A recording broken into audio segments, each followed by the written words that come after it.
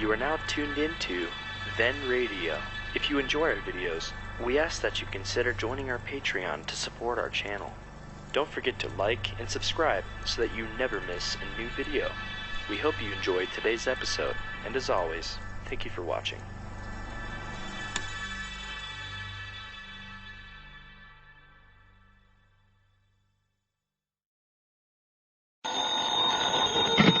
Johnny Dollar. John, this is Harry Branson of Philadelphia Mutual. Harry, what are you doing in town? I'm not.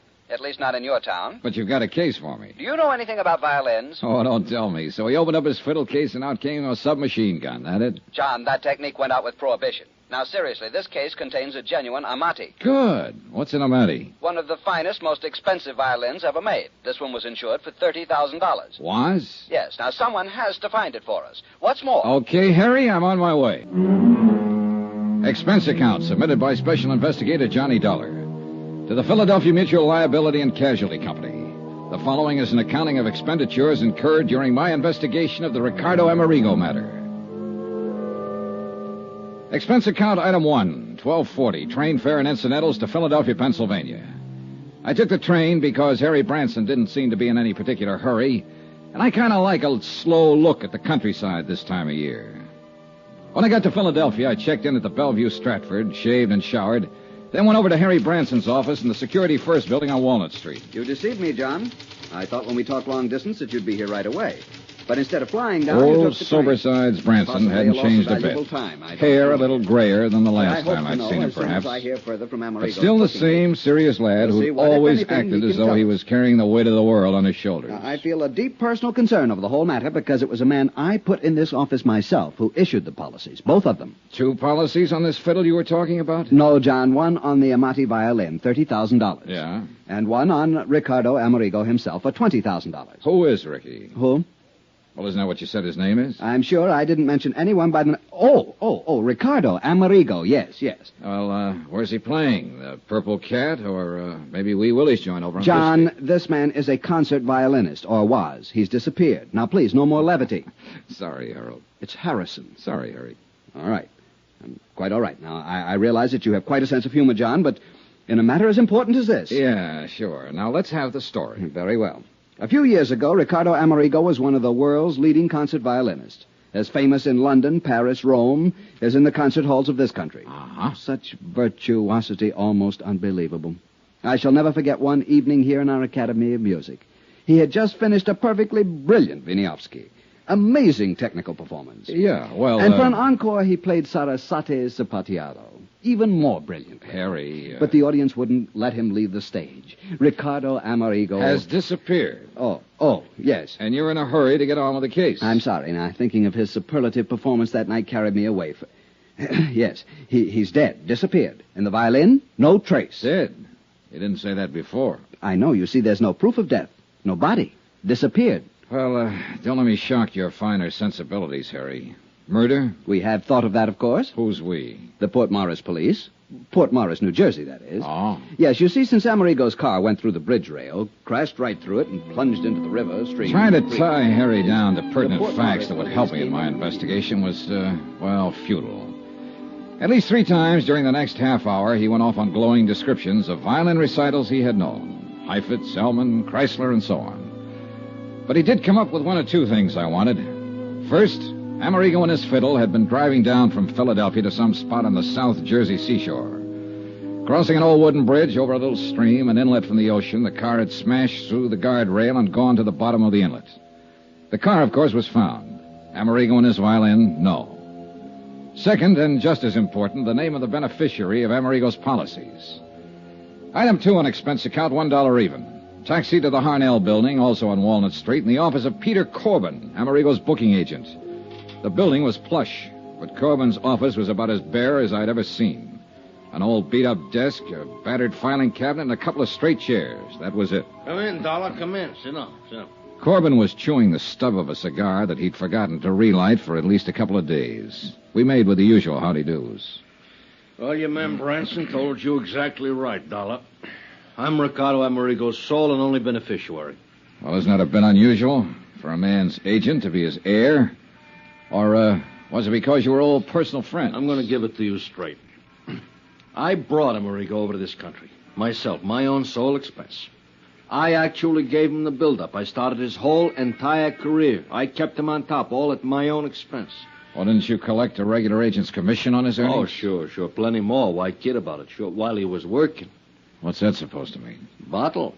What? Yeah, started hitting the bottle. Bad, not good. And believe me, the word gets around fast. Instead of making me money, himself, too, of course, he started costing me money. But you see, he never saved anything, even when he was earning big. You know how these artists are. Yeah, I've heard. Well, it's the same with all of them. He got in debt actually up to his ears. And nobody, no family, no relatives, nobody to pull him out. Nobody but me. Big-hearted Corbin. So you had him take out a lot of insurance and name you as beneficiary? Well, that was his idea, actually. Of course, he always did have the Amati insured. That's his violin. Oh, so I've learned. Oh, you know about violins? No. Oh. Well, but the life insurance, that was his own idea. Double indemnity, all that sort of stuff. Double indemnity? Oh, yeah. But guess who had to dig up the moolah for the last couple premiums? Big-hearted Corbin. You're right. Not a bad investment, though, was it? What? Hey, Couple of wait a thousand minute. in premiums, and you stand to collect plenty. If we can find proof that he's dead, and if we can't recover I don't like the... that dollar. I don't either, Corbin. It doesn't smell good. Oh, you think me, his own agent, actually rigged something like that for one of my best friends? You think that... Listen, wise guy. Even if I did have any of a such idea, it'd be crazy. Anything actually as obvious as that. Well, sometimes the most obvious is the best cover-up. Oh, get out of here, Dollar. Unless you want somebody to start collecting on your insurance. Even if it isn't you, huh? Get out!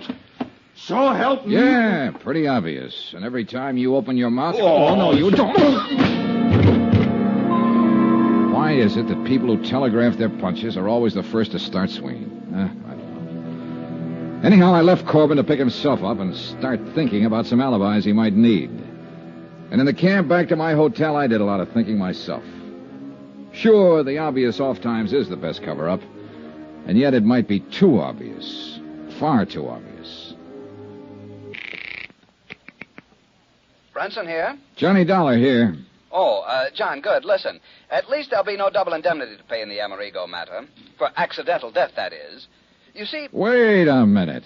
About an hour ago, you weren't even sure he's dead. Did somebody find the body? No, unfortunately, but I've just received a call from the Port Morris police. They completed their examination of Amerigo's car. After they pulled it out of the creek, of course. I hope so. John, they found conclusive evidence of murder.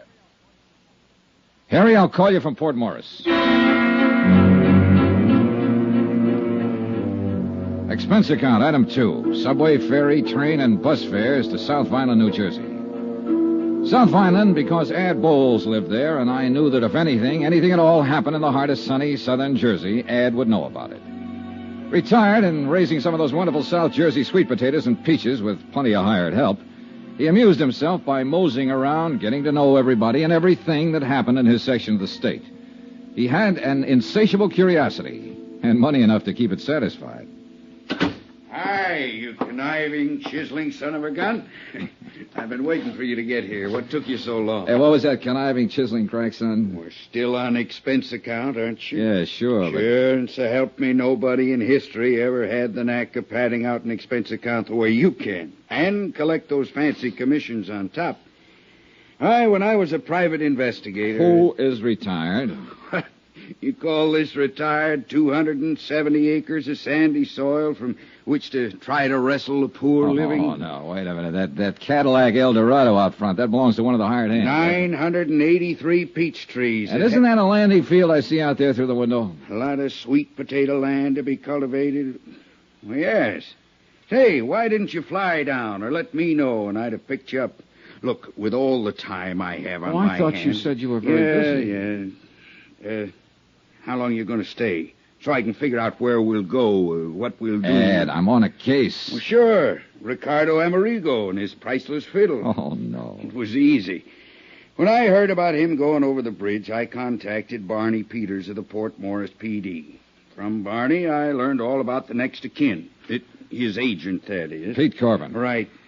And that boy at Philadelphia Mutual, Harry Branson. And I knew Branson wouldn't call anybody but you in on the case. So here you are. Still a private eye, aren't you, Ed?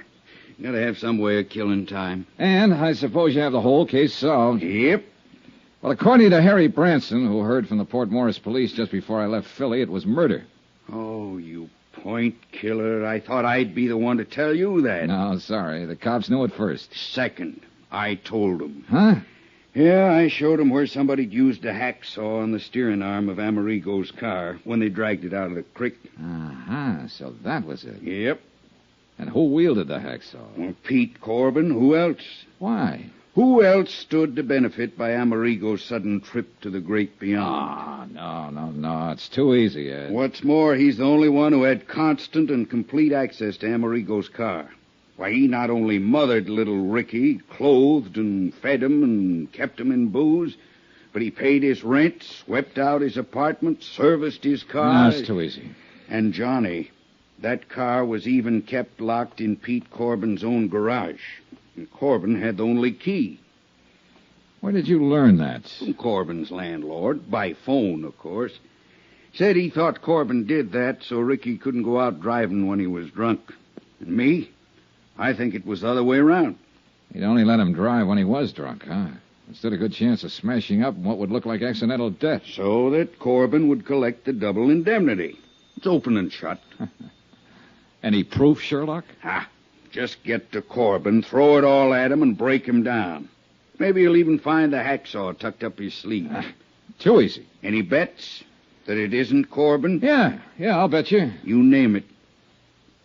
My commission on the case. I'll match it. Oh, and plus your expense account. Look, Ed, I want to see that car and the bridge and the creek, anything else I can find. Sure, I'll fly you down there. Then we can go on over to Atlantic City, hit some of the night spots. Your treat. You know, so we can build up the expense account enough for me to collect plenty.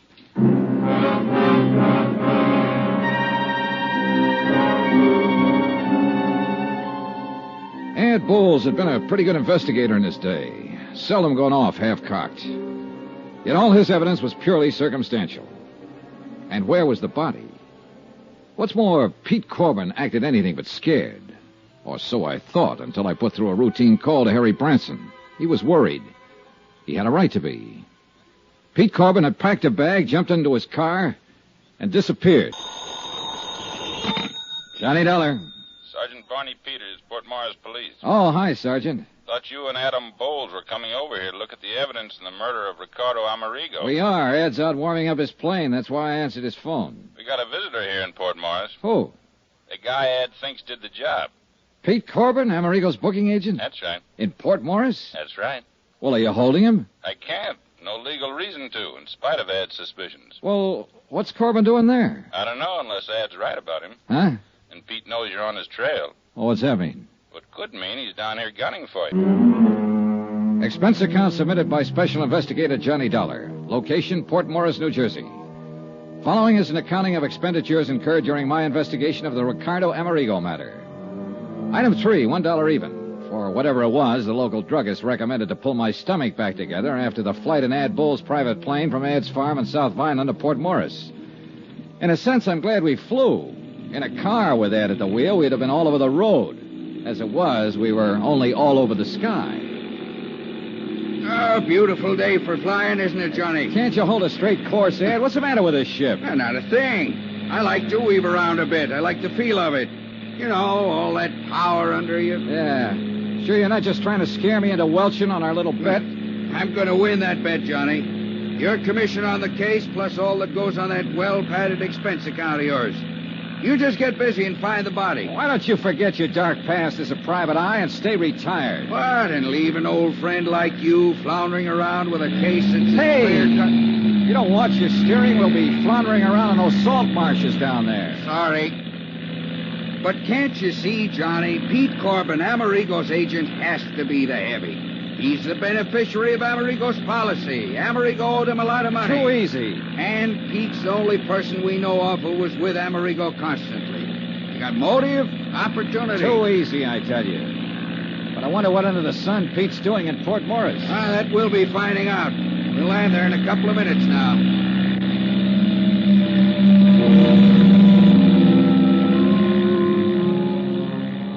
The little town of Port Morris was set on the edge of one of the wide salt marshes that border a lot of the South Jersey shore. Just a vast expanse of salt hay indented with little coves and inlets. Soggy, swampy country. Ideal breeding place for the famous Jersey mosquitoes. And I guess for me, the ideal breeding place for trouble. Sergeant Barney Peters met us at the mucky little landing strip just outside town. And we headed out on a narrow, muddy road across the marshes. Yes, sir, Mr. Dollar. If I were you, I'd try to pin down this Corbin. Where is he now? Back in town. Got Alf McCracken keeping an eye on him. Alf's the boy you saw Amerigo crash through the bridge that night, you know. Barney, I still wish you'd cooked up something to hold him. But what, Ed? Sure, Ed. Every bit of evidence you think you've got on Corbin is purely circumstantial. What else have you got to go on, John boy? Oh, we'll see. We'll see. After I have a look at the bridge Amerigo busted through in his car. It's just up ahead a bit. Crosses the Lucky Hoe Creek. I'd also like to know who could have... Well, I'd like to know what could have happened to his body. To that $30,000 Amati violin. You'll see. Just keep in mind that there's a mighty big flow of water in the creek from the tide coming in and going out. Tell me, Sergeant. Johnny, I checked it. Huh? Tide had just turned, was on its way out to the ocean at the time Amerigo's car went over the bridge. Right, Barney? That's correct, Ed. Right now, though, it's probably about as low as it'll... Whoa! What's the matter? Just pulling over to let this car that's coming past us. Otherwise, one of us might sheer off into the swamp. Yeah, these roads weren't meant for two-way traffic. John Fool's coming pretty fast for a road like this. If he isn't careful... Hey, look, Pennsylvania plates. Huh? He's right. That's Corbin's car. Corbin, huh? Swing across the road. Block him. Wait! Son of a gun. Oh, now, where's Corbin, all right? Well, then swing around. Go after him. On this road, he'd slide off into the swamp so fast. By the time we go on up to the bridge and turn, he'll be halfway back to Philadelphia, blast him. Well, we had the bird in hand and didn't know it. What are you going to do now, Johnny? Just exactly what we started out to do. You're losing valuable time. Now, if I were still in this Ed, racket... why don't you stay retired? We drove slowly on up to the bridge, stopped and got out. And although the tide was almost low now, it was easy to see how that rush of water would easily carry a violin or a body or most anything right out to sea. Or could it? The tide was running this same way when it happened. Out. Yeah. And the current was a lot stronger than it is now, so you can imagine what it would... Huh? Yeah. What's the matter, Johnny? Well, that big bird nest, whatever it is, down there at the side of the creek, 50, 60 feet. Oh, that's just where the reeds and hay got matted up. It does look like... Hey. Yeah. If that isn't a fiddle case propped up on top of it. Sure looks like one. Sure it is. Sure. The tide was higher then. The fiddle stuck in those reeds. Wait here. Well, now, Johnny, don't. You come back here. Dollar! Dollar, it's like quicksand. Stay out of it. You darn fool. It was like quicksand, too. You'll never make it. Black, glowy muck. And I sank into it up to my knees. I almost had to swim through it, hanging onto it, pulling myself along by the reeds and bulrushes. But half of this case hung on that $30,000 Amati violin, and I wasn't going to let it slip out of my hands. A couple of times I dropped into soft holes, almost up to my shoulders, but somehow I kept going. Pulled the fiddle case off the pile of matted weeds and started back. I'd used up most of my strength, with only one hand to pull myself along. Ed! Johnny! Johnny, try and grab this rope. Here! Can't reach! Try it again, Ed. Drag it back. Try it again. Johnny, use the violin case. It'll keep you afloat. I'll try. You all right, Dollar? Dollar! Here, Johnny. The rope again. Johnny! Johnny!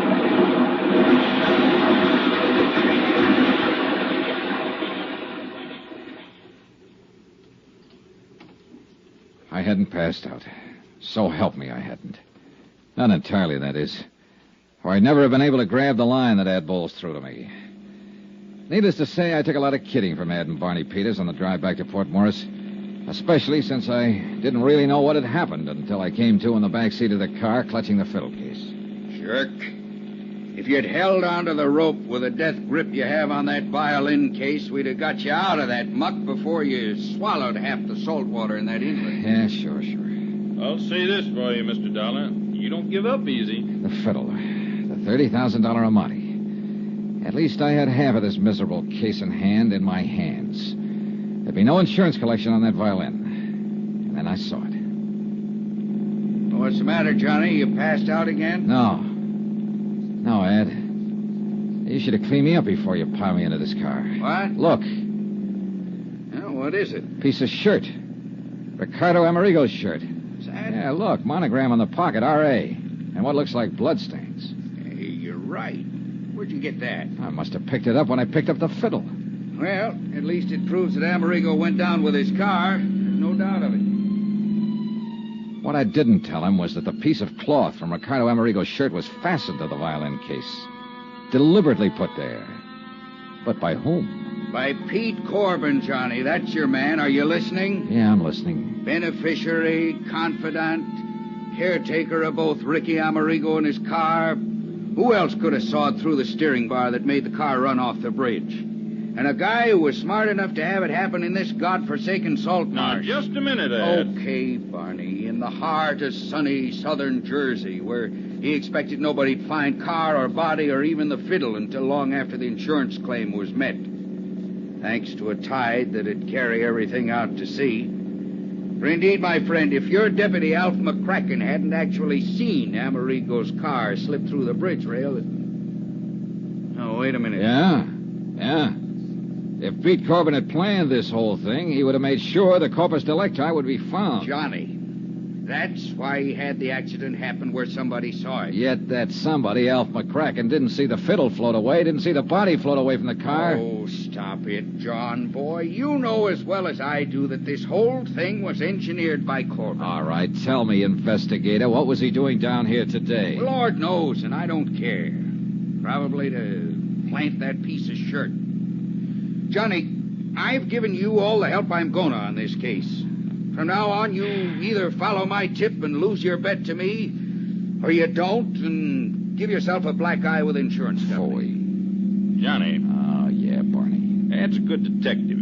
He'd have to be to retire on that nice farm of his over in South Vineland. He even broke a burglary case for me once here in Port Morris a couple of years ago, one I couldn't break myself. Pastime. But you've got guts. I like you for it. Thanks a lot. And to me, the Pete Corbin theory looks, well, too easy. Oh, not you, Barney. That's what I've been trying to preach to that stubborn egghead sitting beside you. I'll lend you a suit of clean clothes, and you can chase this thing down in the way you want to, without the dubious help of somebody who's just trying to win a bet from you. Traitor. And if I were you, I'd hunt up a few other people who knew Ricky Amerigo besides his press agent, Pete Corbin. You are a mind reader. Gentlemen, I have only one thing to say. And, Johnny, it's addressed to you.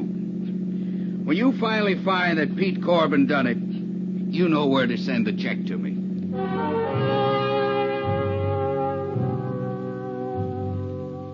At Port Morris, we learned that Alf McCracken had lost track of Corbin when the former dropped in at Osborne's Oyster House for a dozen on the half shell. Hadn't even seen him take off in his car, much less leave in a hurry after spotting us on the road to Lucky Hole Creek. I took advantage of Barney's offer, borrowed a suit of his clothes, and accepted a ride from him to the crossroads of Woodbine where I could get a bus back to Philadelphia. Sure, half my job was done. I'd recovered the $30,000 Amati violin. But I could still hear the oh-so-pleasant voice of Ad Bowles, ex-investigator, not so retired. You know where to send the check to me, Johnny boy. Expense account item 5, $4.95. Bus fare from Woodbine to Philadelphia. And believe me, it's a long bus ride. As soon as I got to my hotel and changed into my own clothes, I called Harry Branson at the insurance company. Mr. Branson here? This is Mr. Dollar, Mr. Branson. Yes, Mr. John. Yeah, I'm back at my hotel, music lover. And I've just won the $30,000 Amati. What? Yeah, I got the fiddle for you. Well, thank heaven you recovered it. What of Ricardo Amerigo? Later. Do you want the Amati? I'll be right over.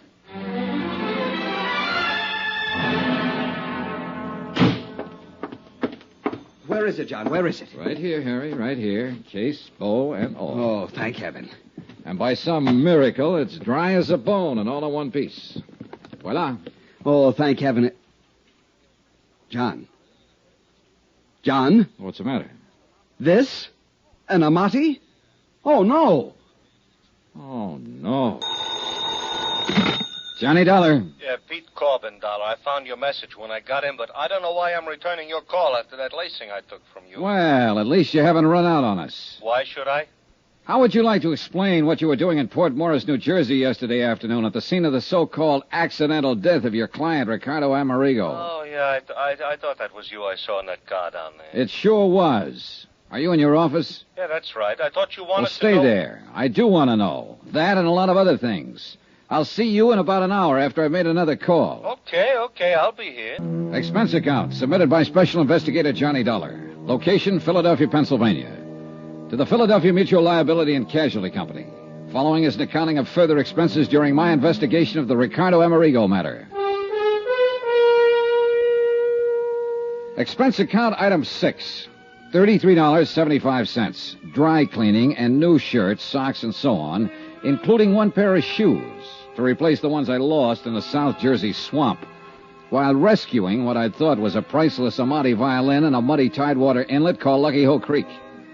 But when I showed it to Harry Branson at Philadelphia Mutual, well, at least he promised to have an expert look it over and pass final judgment. That's the reason for item 7, 85 cents. Taxi to Harry's office in the Security First building.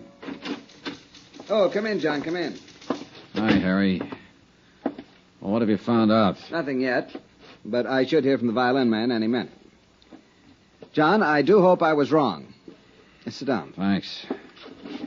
Harry, I could have committed mayhem when you told me that fiddle I picked up in the swamp isn't the Amati. To think you nearly drowned retrieving it. Oh, brother, that's putting it mildly. But I'm sure Foresto will know. Foresto? Foresto Nigliario, however he pronounces it, the violin man. He really an expert?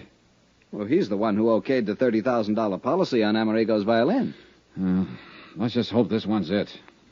Did you learn anything in Port Morris? Only confirm what you'd already learned from Sergeant Peters down there. That someone had sawed through some steering connection on Amerigo's car before it crashed through the bridge. Yeah. Still no sign of the body? Nope. Oh, a man named Adam Bowles called. Oh, he's an old friend. Used to be a private detective and just can't get it out of his system. Oh. Well, he called me, you know. I know. And I must confess, John, that I'm inclined to agree with him.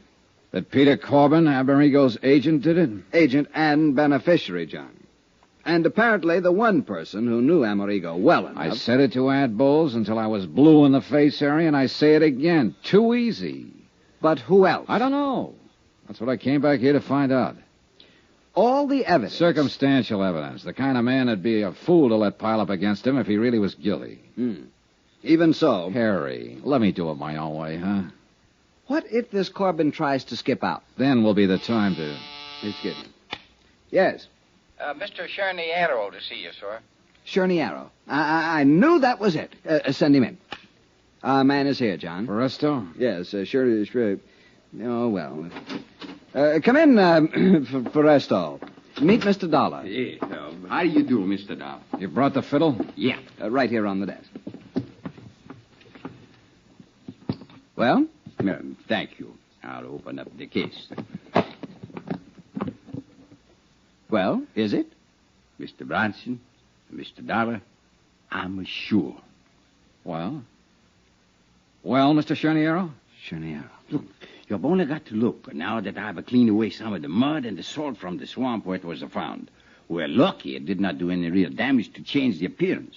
But nobody could tell the way you gave it to me. Well, how about now that you've cleaned it up? Yes. You see here. The shape of the F holes. The curve to the belly. Yeah? The beautiful shape. The signs of age. And above all, here, you see, the label. Label? Through the F hole, you can see it. There. Niccolo Amati. Then it is Amerigo's. See. You're sure, Mr. Cherniero? The label says. And Foresto says. Well, look, I talked with a fiddle player in the orchestra at my hotel last night. He told me there are literally thousands of imitations of every important violin ever made. Shape, size, label, and all. Now listen, Foresto. Yeah. Tell me the truth. Do you really consider yourself an expert? Well, I'm a seller violins in my store. Violins, harmonicas, ocarinas, victrolas. How good are the violins you sell? Oh, so good ones. Some as high as $65. Harry, do you mean to tell me... With all due apologies, Foresto, do you mean to tell me he was your authority for a $30,000 policy on Ricky Amerigo's violin?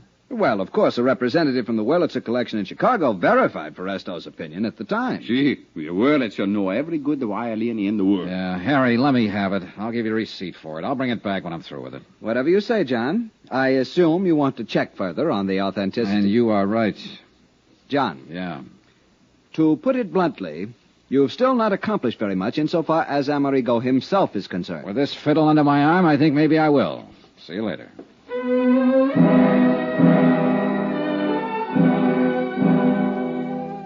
Maybe Harry had been right in the very beginning. Maybe I should have known a little more about music, or more specifically, violins. Or maybe I should have left this aspect of the case to someone else and concentrated on the disappearance death of Ricardo Amerigo. Maybe I... well... Expense account item 8, 80 cents. Taxi to booking agent Peter Corbin's office. All right, Dollar, let's not waste either your time or either mine. You want to know what I was doing... That's right, Corbin. The Amati. I found it right where you planted it. In that swamp near Port Morris. You actually found it. What do you mean where I planted it? What else were you doing down there in the South Jersey swamps? Is that where you found it? Well, you ought to know. But frankly, Corbin, I think you overplayed it a bit when you tucked part of one of Amerigo's monogram shirts there with it. I don't know what you're talking about. Actually, I mean it. Then what were you doing down there? And, brother, you better make it good. The same thing you were. Trying to find out what happened to Ricky Amerigo. I tell you, Dollar, I was his best friend. It's a true fact. If his fiddle was down there, too, I didn't see it. I wish I could believe you. For the way it looks from here, you were willing to have the Amati violin found lying out there in that salt marsh because you couldn't get rid of it without exposing yourself. It didn't put any money in your pocket the way you figure Amerigo's death will. The way it looks from here, Dollar, that's where you're wrong. Yeah? Yeah, actually wrong. If Amerigo's dead, I collect on his insurance as his beneficiary. That's what the policy says, but believe me... All right. But you think I wouldn't collect on the Amati fiddle, whether it was found or if it wasn't found. That's where you're wrong. What are you talking about? Because I'm also a beneficiary to his will. How do you know? Because I'm not only the sole and only heir in his will, I'm also the executive of his estate, too. Oh. Yeah. So if I was the heavy... What would I take a chance leaving a $30,000 fiddle laying around in some swamp? Cover up? $30,000 worth? All right, what did you do with a hacksaw? You mean somebody sawed up the fiddle? Oh, no, let me see. No, easy, will you? Somebody sawed partway through a steering arm on Amerigo's car to make it crash. Murder? That's a pretty fair question. Oh, no, Dollar, no. Oh, no, who would murder a nice, sweet guy like Ricky? Maybe he was a drunk, maybe he hit the skids, but he had no enemies. He couldn't have. Okay. Maybe he was just a drunken bum, worthless. He threw away a concert career, but he was a gentleman. An actual gentleman. And he was a sweet guy. Nobody could have murdered him. Oh, no, Dollar, not Ricky. Pete, would you? Who was it? Tell me, huh? Who was the lousy punk? I'll kill him. Okay, Pete, I believe you. I don't care whether you believe me or not. Will you tell me who done it? Pete. Pete, will you listen to me? I'm listening. Now, look here. Look here and tell me. Is this Ricky's Amati violin? Yeah, that's it. Ah, poor Ricky. Poor drunk. You're sure? I'm sure. All right, Pete, I'm going to give it to you straight. All I ask is you now, tell listen to me, will who... you? We don't know who killed Ricky Amerigo. We haven't even found his body. The Port Morris police are still trying, of course, but it could have been carried by the tide through that inlet, the Lucky Hole Creek, right on out to the sea.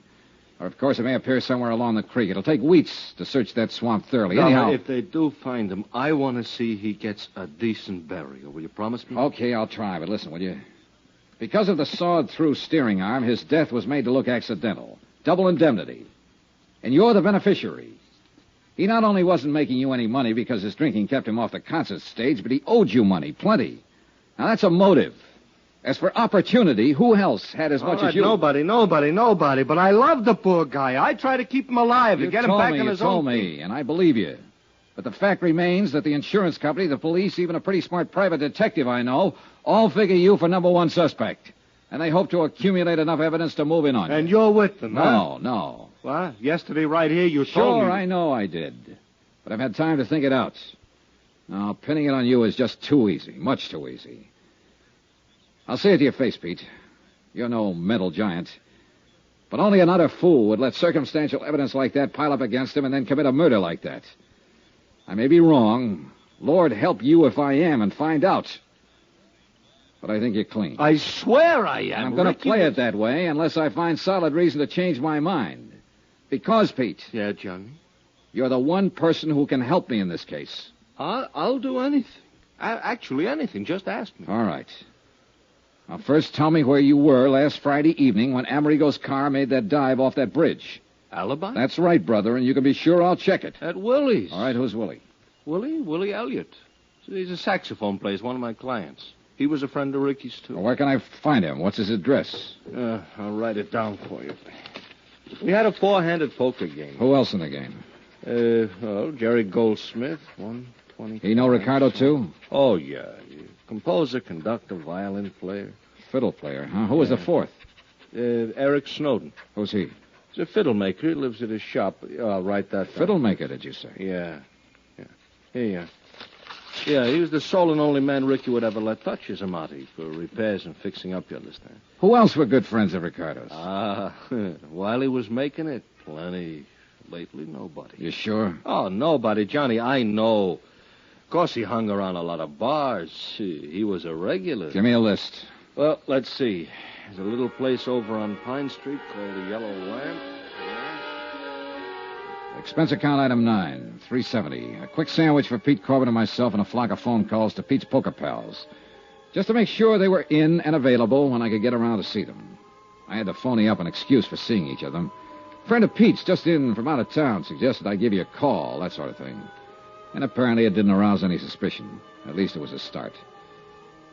And for the first time, call it a hunch or whatever you like, I felt I was going to get somewhere in this case. As it turns out, I was. Believe me. Johnny Dollar. You are investigate? Hello? What'd you say? Who is this? You are investigate Ricardo Amerigo? Yeah, that's right. I'm investigating the Ricardo Amerigo Matter. Who are you? Hello?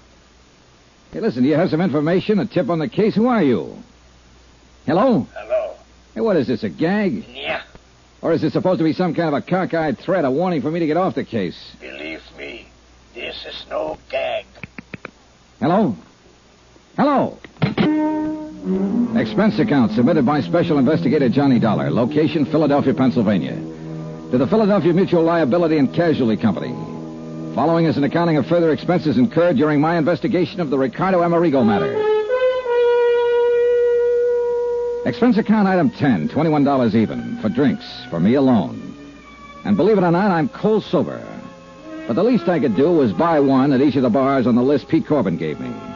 A list of all the places Ricardo Amerigo used to hang out before his disappearance in a South Jersey swamp. In spite of all the circumstantial evidence pointing his way, I still wasn't convinced Corbin had engineered an accident to kill Amerigo. Pete had also given me a list of Amerigo's closest personal friends, 3 of them. I'd told them I'd see them later. Meanwhile, I hoped to learn something helpful from the places where he apparently spent most of his time during his last few months on this earth. But the result can pretty much be summed up by the last bar on the list, the Hangover Club. There you are. Cost you 80 cents. Here, keep the change. Oh, thanks. Yeah, it's just like I tell you, mister. You come in here, buy a few drinks, sit and drink them, leave. Well, didn't he ever talk to anybody? Not even me. Just sit here and get plastered. Till one of his friends would come in and drag him away. Who? Did you know any of them? Oh, sure. Willie Elliott, saxophone player at the Crystal Room. Oh. Who else? Jerry somebody, fiddle player. Jerry Goldsmith. Yeah, they're on my list. Huh? Anybody else? No. Oh, yeah, wait, sure. His agent, Pete Corbin. Yeah, that's it. Hey, if you knew that, why'd you ask me? I've heard the same thing exactly 20 times so far today. Yeah, well, I'll say this for him. They must have loved Amerigo. They might have fought and argued with him when they caught him in here, but it was all for one thing, to try and straighten him out. But, mister, he was too far in. Yeah. Yeah, shame for a talent like him, concert violinist, to hit the skids the way he done, but nobody couldn't seem to help him. The story had been exactly the same in every bar on the list. Apparently, the only friends, the only associates that Ricardo Amerigo had were those Pete Corbin had named. Expense account item 11, 110. Cab fare to the apartment of William Elliott over on Callowell Street. Same story. No new names of friends or even acquaintances. He and Corbin and Goldsmith and the old English violin maker, Eric Snowden, had known Amerigo for years, good times and bad. Had all tried to help him, straighten him out, were deeply grieved over his death.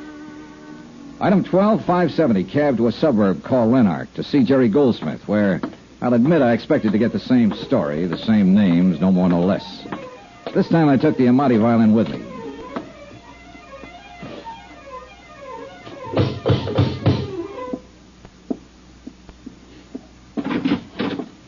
Hi. Who are you? I'm Johnny Dollar. Oh, yes, you called. Come in. Friend of Pete Corbin's, you said. Sit down. Mr. Goldsmith, I'll get right to the point. I'm an insurance investigator, and I came in... That violin case. That looks like Ricardo's. It is. And the Amati? Yes. Oh, thank God. I found it down in the South Jersey swamp where Amerigo's car plunged off the bridge. It had been lying there, hidden by the marshe for several days. Is it all right? May I see it? Well, one reason I brought it along was so you could substantiate identification. I make no bones about it, Mr. Dollar. I coveted this violin like nothing else in the world. I've played many fine instruments, Strads, Guarnieri, even this, my Stainer. I see. But Ricardo's Amati, there was something between that violin and myself that could exist for no one else. Not even Ricardo Amerigo when he was at his greatest.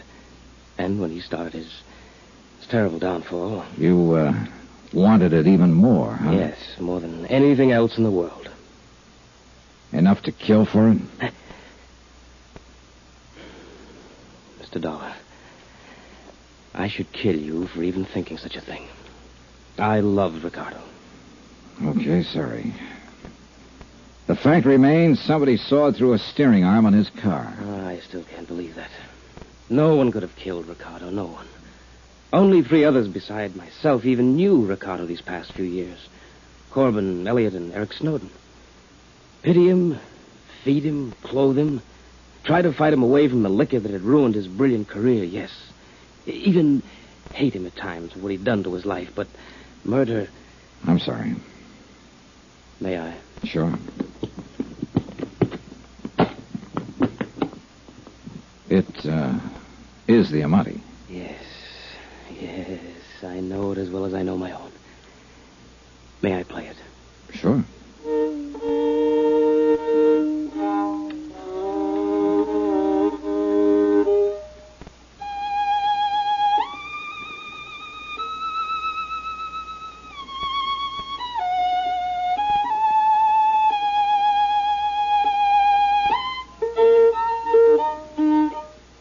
What's the matter?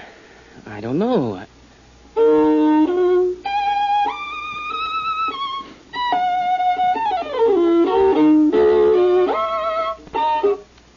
Mr. Dollar, it isn't here. The tone, the brilliance, the response, it isn't here. Something's wrong. You're sure this is the Amati? Oh, of course I'm sure, but something's wrong. Something's happened to it. It isn't the same. Well, you think the dampness of the swamp might have done... No, you can see. It's all right, but it isn't. Well, I don't know anything about violins. There are no cracks, no marks, no damage. Even the sound post. But you're sure it's Ricardo Amerigo's Amati? Yes, I told you so. I couldn't possibly be mistaken. But something is... Mr. Dollar... Well? I don't know. You know something? I don't either. I'm afraid I left Jerry Goldsmith rather abruptly, and in a rather distressed condition. But I had plans, and the sooner I could carry them out, the better. Item 13 on expense account, $420, taxi fare back into town to the shop of Eric Snowden, violin maker. The only man who'd been allowed to touch Ricardo Amerigo's Amati, except, of course, for the music store owner who'd cleaned it up after I found it in the swamp. Yeah, it was possible he had done something to it that would destroy its tone. But for some reason or other, call it a hunch if you like, I hope not. Snowden's shop was located on a colorful little side street. Really not much more than an alley called Eisminger Street. Right in the middle of one of the busiest sections of the city, surrounded by skyscrapers, office stores, and all the traffic that goes with them. This one little alley. Except for Snowden's place, the tiny buildings packed side by side are all residences, left over from years gone by when this was a residential section, and still unspoiled by the bustling activity around them. Thank you, Mr. Romandi. And I'll be sure to hear you at the Academy of Music Saturday night. Sir! Mr. Snowden? Yes, I'm Eric Snowden, but that violin case... I'm Johnny Dollar. I phoned you. Oh, please come in. Mr. Dollar. That's right. It's Ricardo Amerigo. It's been found. Please let me... Mr. Snowden, I'm an insurance investigator. Part of my job has been recovery of this violin. It's possible loss was the most heartbreaking thing I ever contemplated, but you found it. I think so. You think?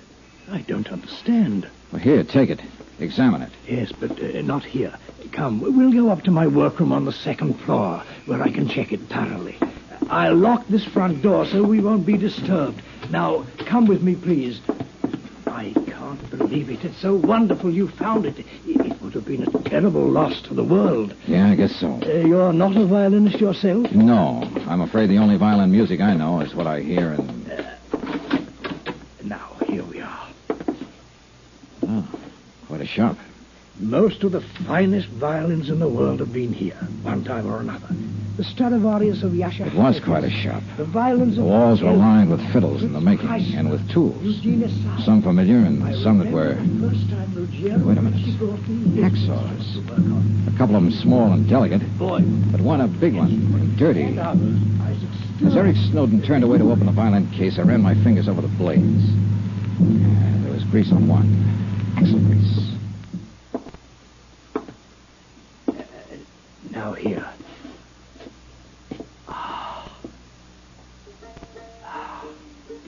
Well, Mr. Snowden? Yes, Mr. Dollar. This is Ricardo Amerigo's violin. You're certain of that? Eh? Do you think that I, of all people, wouldn't know? Mr. Dollar, aside from Ricardo himself, I am the only person who has touched this magnificent instrument for years now. I must confess I resent your least question of my judgment. All right, I'll be honest with you.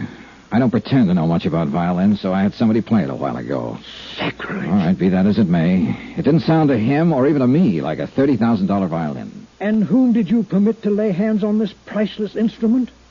A friend. Should be horsewhipped. Only an artist, a great artist, should be permitted to handle a thing like this. But I suppose you understand that, Mr. Dollar. I don't suppose you... Well, go on. Mr. Dollar, someone has tampered with this. Oh? Of course it doesn't sound right. Did this friend of yours presume to be a violin maker, too? What do you mean? The sound post, the placement of the bridge. Of course it doesn't sound right. Now, why does somebody have to... Do you want to answer that? No, let them wait. This is more important. No wonder you or your friend or anyone else question the validity of this instrument. Hey, whoever that is down there, he really wants you. Look here, a simple adjustment here and here. Oh, bother. Go ahead, I'll wait. All right, I shall be right back. It was a quick suspicion when I spotted the hacksaw on the wall, and I couldn't forget the warning over the phone. While Snowden waited on his customer, I poked around the shop some more, looking for goodness knows what. And I found exactly nothing. No doubt Snowden was telling the truth. Until I started to sit down to wait for him, and as I pulled over a stool, I knocked open the door of a cabinet next to his workbench. I started to close it again, and then I saw it. Hanging there on the hook was a violin. I grabbed it out of the cabinet and held it under the light beside the one in Amerigo's case. I held them up together. It was unbelievable. The shape, the color, the markings, nicks on the little pegs you tune them up with, a spot of stain on the scroll, even a tiny, almost indiscernible scratch on the back, an old pencil mark on the inside near the label. It was impossible, but it was true. These two violins were absolutely identical. Johnny Dollar. John, this is... Don't tell me. Harry Branson at Philadelphia Mutual. Yes, it is. Listen, John, I know you found his Amati violin. Are you sure? But Ricardo Amerigo himself, nothing. And after all, there's not only the $20,000 policy on him, but... What do you mean, am I sure? Are you sure it was Amerigo's Amati violin I found? Why, of course... What do you mean? What if it wasn't? What if it was just an imitation? John, stop it. That's What do you mean? That $30,000 well-insured fiddle I picked up in the South Jersey swamps may be a phony. Oh, no. For heaven's sakes, come over here to the office and tell me... Oh, take it easy, Harold boy, until I've had time to find out a few things. John? See ya. Expense account submitted by Special Investigator Johnny Dollar. Location, Philadelphia, Pennsylvania. To the Philadelphia Mutual Liability and Casualty Company. Following is a final accounting of expenditures incurred during my investigation of the Ricardo Amerigo matter.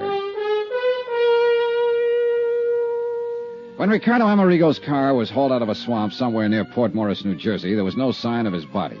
Only a sawed-through steering arm on the car that indicated somebody had done him dirt. However, I did find the fiddle, the $30,000 Amati that had helped him become one of the world's top concert violinists. Anyhow, with the fiddle under my arm, I ended up at the shop of violin maker Eric Snowden for final confirmation that it was the genuine Amati that I'd found. This Eric confirmed.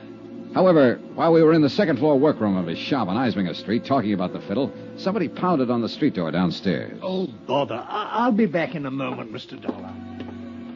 And that's when I accidentally, and so help me it was accidental, I knocked open the door of a cabinet and discovered another violin, identical in every respect with the one I'd found in the swamp at the scene of Amerigo's accidental death. Okay, so I did exactly what you would have done. I put the one in the cabinet into Amerigo's case and the one from the case into the cabinet. One of them was the genuine Amati. But which one? I'm sorry, Mr. Dollar, but he was so insistent. I thought he was one of my, shall we say, better clients. As it turned out, it was just a youngster who wanted to see one of the new G-strings. A youngster? Oh, I see you're joking. But now, let me take this magnificent instrument, readjust the sound post and bridge so that... No, wait, Mr. Snowden. Eh? It's later than I thought. There are some things I must do immediately. Suppose I come back here later. Very well. Meantime, I shall make the adjustments on the Amati to restore its tone. No, I've got to take it with me. But I don't understand. There are a few things in this case I don't understand right this minute, but I hope to before very long. Mr. Dollar, you talk in riddles. Why don't you leave the violin? No, thanks. I'll see you later. But please be careful with it. If anything should happen to that priceless... Don't worry. Nothing will happen to it. I found that I'd almost spoken too soon, for I pounded down the stairs, across the floor of the store, and out of the door without the caution the book says one should exercise when leaving a suspect in a case. I'd no sooner got out on the street... It was a flower pot big enough to have killed a horse in its fall from the upper story window ledge. Oh, no. Good heavens, wait, Mr. Dollar. That was an accident. But I didn't wait.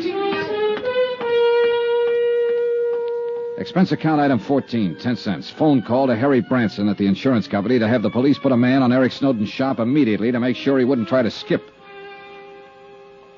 Item 15, $7.50 for a cab to the house of fiddle-playing Jerry Goldsmith out in Lanark. Mr. Dollar. Hello, Goldsmith. I didn't expect it. But you left in rather a hurry earlier. Sorry, I had to keep a date. Hey, look, Jerry, when I was here before... You still have the violin? Yes, when I was here earlier and you played it, you didn't seem to think it was really Ricardo Amerigo's Amati. No, I didn't say that. At least at least it didn't sound like it when you played it. Yes, Mr. Dollar, that's right. Oh, now, think a minute. You were a bit upset, excited, whatever you want to call it, when I brought it to you. Yes, that's true. Nevertheless... And I think you were also afraid I might have suspected you of Amerigo's murder when you admitted his violin was the one thing you wanted more than anything else in life. Except, of course, to have Ricardo straighten out. Become himself again. Become the artist again. Deserve to have this... Oh, I don't know. Whatever I say seems to make it sound like a... I don't know. I know. Look, Jerry, calm down, will you? I'm not trying to pin a murder rap on you. Calm down and do something for me, will you? Why, yes, of course. What? Here. Have you had something done to it to restore the tone it used to have? It hasn't been touched by anyone else since I laid my hands on it. But I want you to play it again. Yes, of course I will. But didn't you say that some old fool with a music store cleaned it up? Jerry, it hasn't been touched by anyone else since I laid my hands on it. Now play it. All right. Go ahead, Jerry.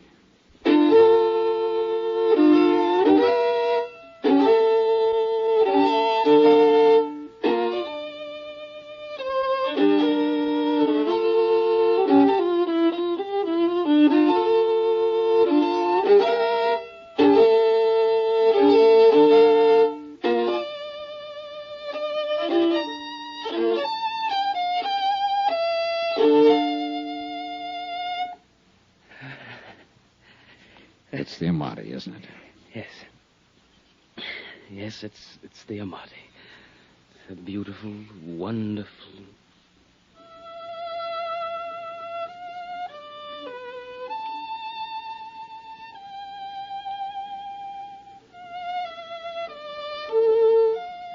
funny.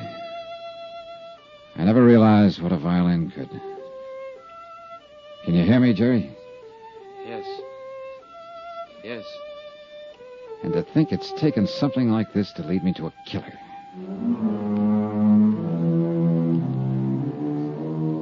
Expense account item 16, 420. Cab to Philadelphia Mutual, the office of Harry Branson. But if you're right, John, you mustn't go out there alone. Don't you understand if he's the man who planned the murder of Ricardo Amerigo, he wouldn't stop... Yes, I had the police put a man out there to cover his shop. But, John, I still think it... Expense account item 17, $1.60. The buck was a tip for going through a couple of red lights. Back to the shop of the violin maker, Eric Snowden. Mr. Dollar. Hi, Mr. Snowden.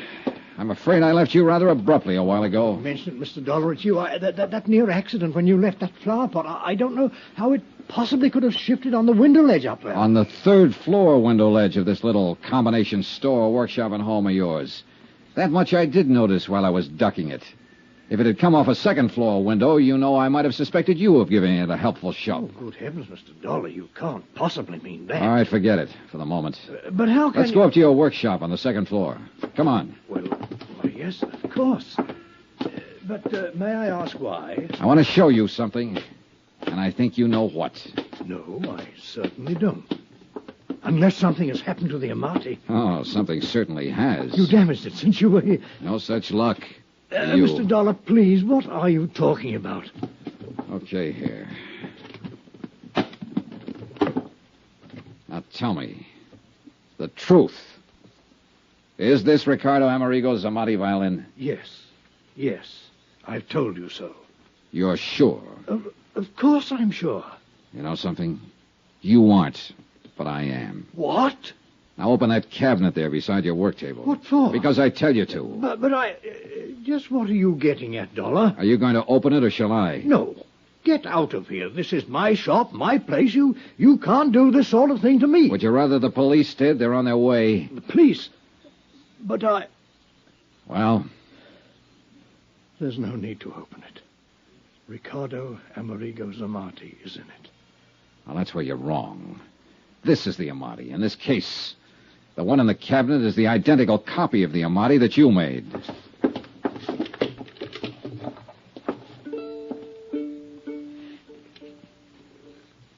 Yes, Mr. Dollar. Why, Snowden? Because the loss of this priceless instrument would have been unthinkable. $30,000 insurance on it. Oh, money doesn't buy a violin like this. It must be played by an artist, by many artists, like the artist Ricardo was. So when Ricardo disappeared... Or was murdered? When Ricardo disappeared, I had to make sure that the Amati would still... I didn't murder him. Isn't this the hacksaw that cut the steering rod on his car? Well, Snowden, isn't it? Yes. No, I mean... And because of it and your crazy plan to keep the real Amati, you and you alone are going to take the rap for Amerigo's murder. No, please. Ricky. No use, Eric. That's right, Mr. Dollar. I'm Ricardo Amerigo. You're what?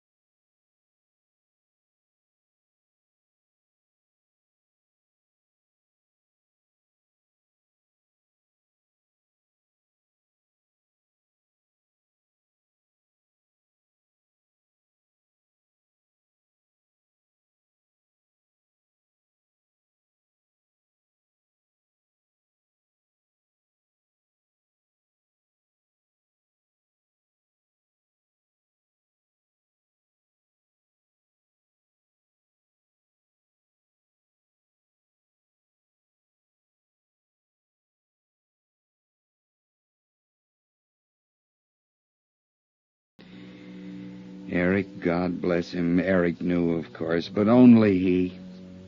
Be kind to him, if you can. Ricky. That's all, Mr. Dollar. Oh, unless... Will you buy me a drink before you call in the police?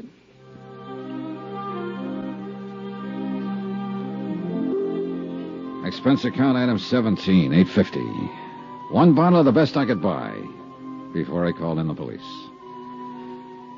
Item 18, hotel in Philadelphia, miscellaneous fare back to Hartford. Total expense account, $182.65. Remarks? No insurance payment necessary on either the Amati or the man. And I guess he really was a man. More than he knew. What the courts will do about him and about Eric Snowden, well, the courts will do. And I'm glad I have to have no part in it. You know, it's funny. Somehow I think I have a little better appreciation for music now than... Oh, well.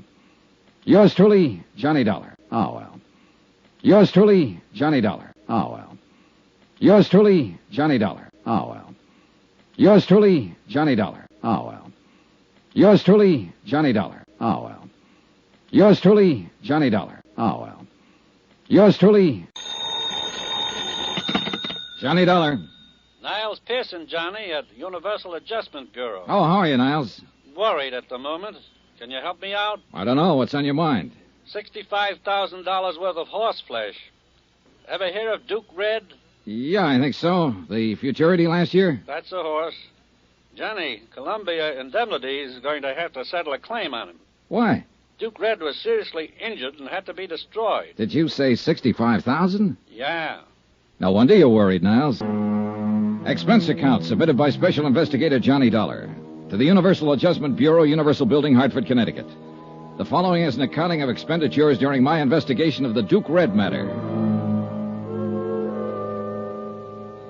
Expense account item 1, $197.80. Airfare and incidentals getting me from Hartford to San Francisco and a town about 40 miles south of there called San Pietro. At the San Pietro Hotel, I learned that the Abbott Ranch was some 5 miles outside of town, but that the Abbott stables maintained offices in San Pietro.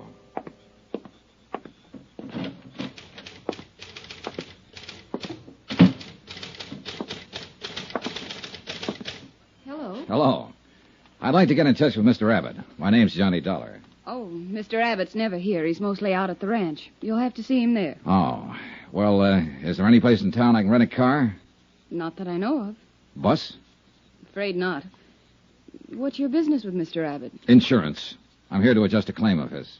Oh, yes, Duke Red. Could I see Mr. Abbott's business manager? Mr. Monroe. Mr. Monroe isn't with Mr. Abbott's office any longer. Oh, now, that's funny. He was with Mr. Abbott's office 3 days ago when he notified us that a claim was being filed in this matter. I got it right here on paper. Oh. Well, you might as well know. Mr. Abbott and Mr. Monroe ended things. Mr. Abbott let him go. I see. Who's in charge now? No one at the moment. Maybe I can put you in touch with Mr. Abbott at the ranch. Good. 9433, please. Smoke? No, thanks. Hello, Cully? This is Judy at the office. Is Mr. Abbott there? When do you expect him? Thanks. Out for the day, Mr. Dollar. I'm not doing very well, am I? I wish I could be more helpful. Well, maybe you can. This man, Monroe, if you could tell me where I can get in touch with him, I'd appreciate it. Didn't you understand? He doesn't work for Mr. Abbott any longer. Yeah, I know, but he did notify us about the claim. Evidently, he's aware of the circumstances in the matter, and that's what I'm here to talk about. I see. Well? Mr. Monroe isn't in San Pietro any longer. He moved out of town on Tuesday. But where? He didn't leave a forwarding address, Mr. Dollar. Where's the laundry going to send their bills? How about the finance company? He just left, and that's it. You want to know something? I don't get it. She dropped her eyes, mumbled something about having work to do, and we left it at that. I put it in the back of my mind and asked someone else about this Mr. Monroe. Then I got busy solving one of my immediate problems.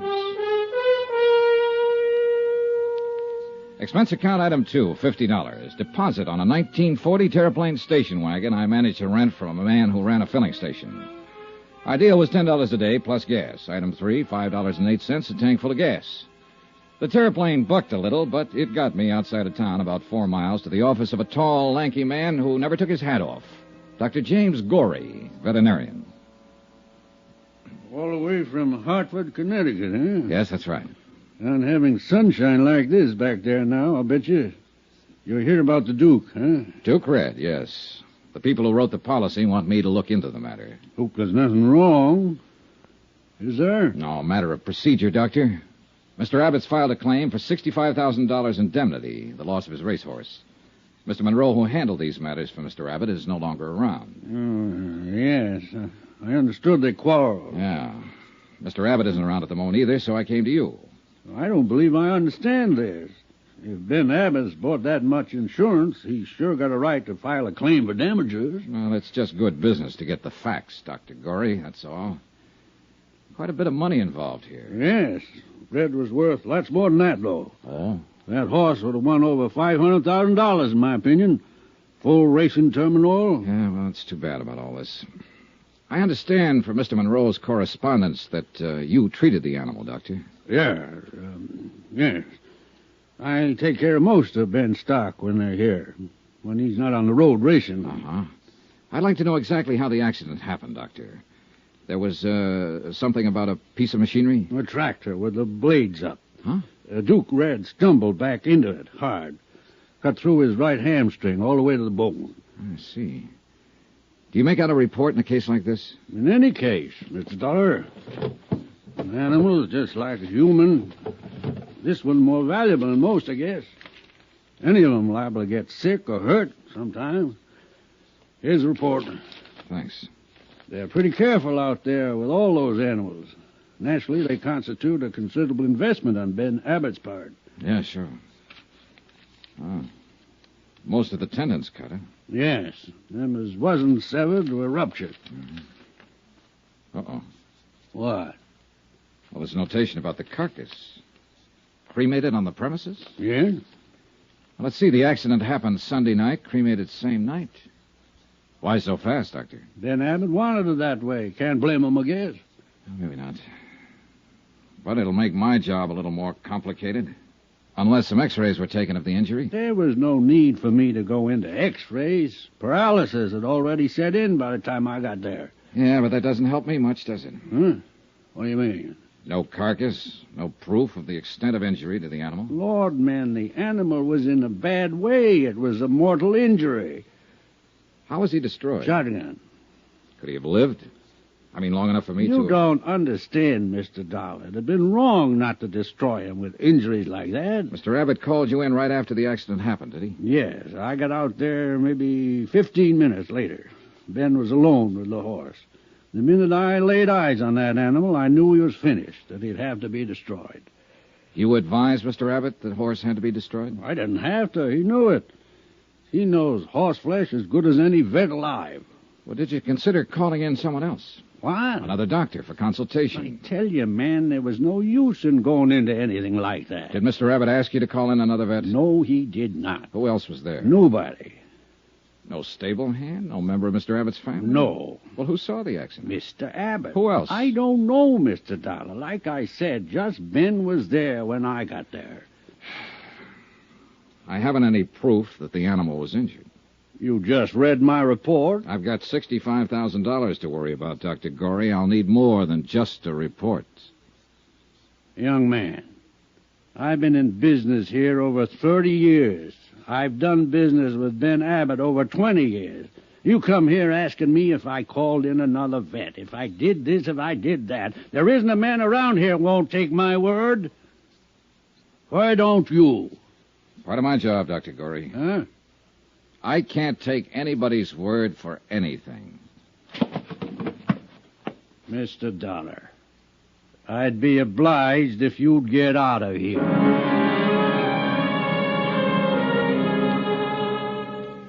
I obliged, Dr. Gorey. I got out of there. Driving back to San Pietro in my Terraplane, it struck me as odd that Gorey, certainly aware of the value of the injured horse, had not taken so much as a photograph to verify the story of the accident. For that reason, I decided to verify Dr. Gorey himself. Well, hello. Hi. How you doing? Oh, I don't know. Maybe you can help me. All right, try me. Well, it's Dr. Gorey. Is he new around here? You're joking. No, I'm not. He's a fixture. He's been in this part of the country 30 or 40 years. They say he's the best vet this side of Lexington, Kentucky. That takes in quite a bit of real estate. Is he loaded? I think he could retire and give advice over the phone. These horse racing people make new parents look like indifferent vegetables. They do? You don't know. A horse sneezes once and they're ready to call the Mayo brothers. Dr. Gorey's practically the whole Mayo Clinic in horsey circles. Say, how did you know about him? The insurance report. Of course. Well, I suppose you'd want to talk to him. Look, I'm driving out that way. I'd be glad to give you a lift. Oh, that's mine out there. That? Yeah, rented it from a filling station man down the street. Oh. Well, you just drive right on past the filling station for about 3 miles, and you'll see Dr. Gorey's place. Oh, thanks, but I've already been there. Huh? Yeah, just left him. Well, then why are you asking me about him? Heavens. Just asking. You're a funny one. Hey, what's your name? Judy Brown. About finished here for the day? As a matter of fact, yes. Well, Judy Brown, let's you and I go get something to eat and drink. How do you know I haven't got a husband? I don't. Have you? No. Well, how about it? Give me 5 minutes.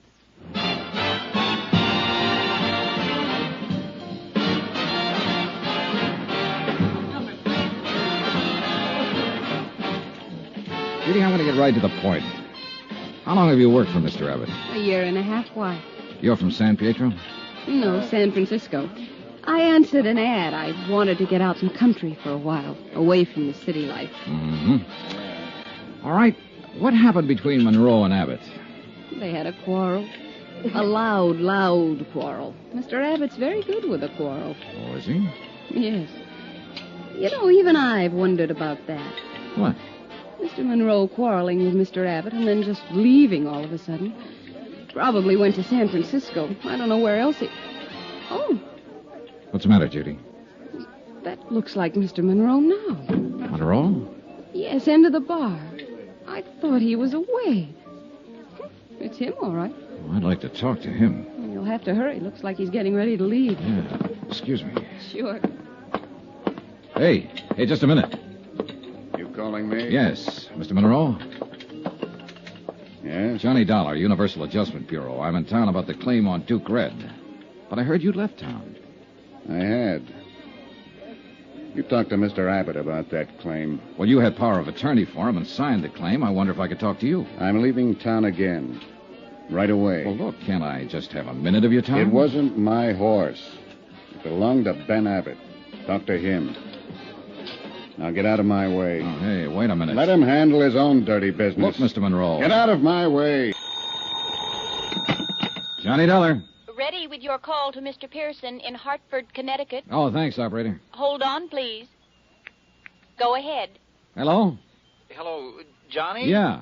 I got your wire. Hold up payment on the Abbott claim? That's right. Anything wrong? I haven't talked to Abbott yet. The people I have talked to are all wrong. The veterinarian who handled a horse, a secretary in Abbott's office, and an office manager he fired. There's something cockeyed around here. Any ideas? Not yet. Okay. We'll hold up the claim on your say-so, and if there was anything wrong about that horse's death, you better find out about it. No. Expense account submitted by Special Investigator Johnny Dollar to the Universal Adjustment Bureau, Universal Building, Hartford, Connecticut.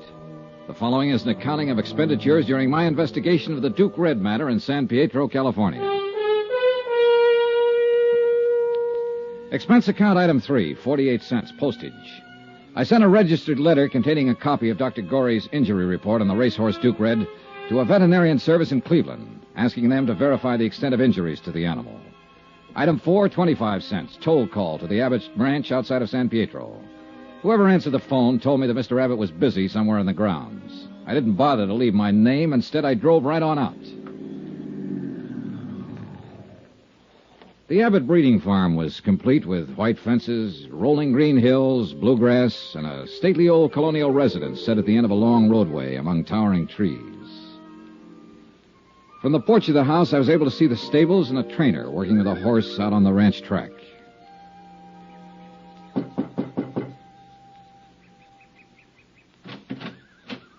Yes, sir. Good morning. Good morning. My name's Johnny Dollar. I'd like to see Mr. Abbott, please. Yes, sir. Come in, please, sir.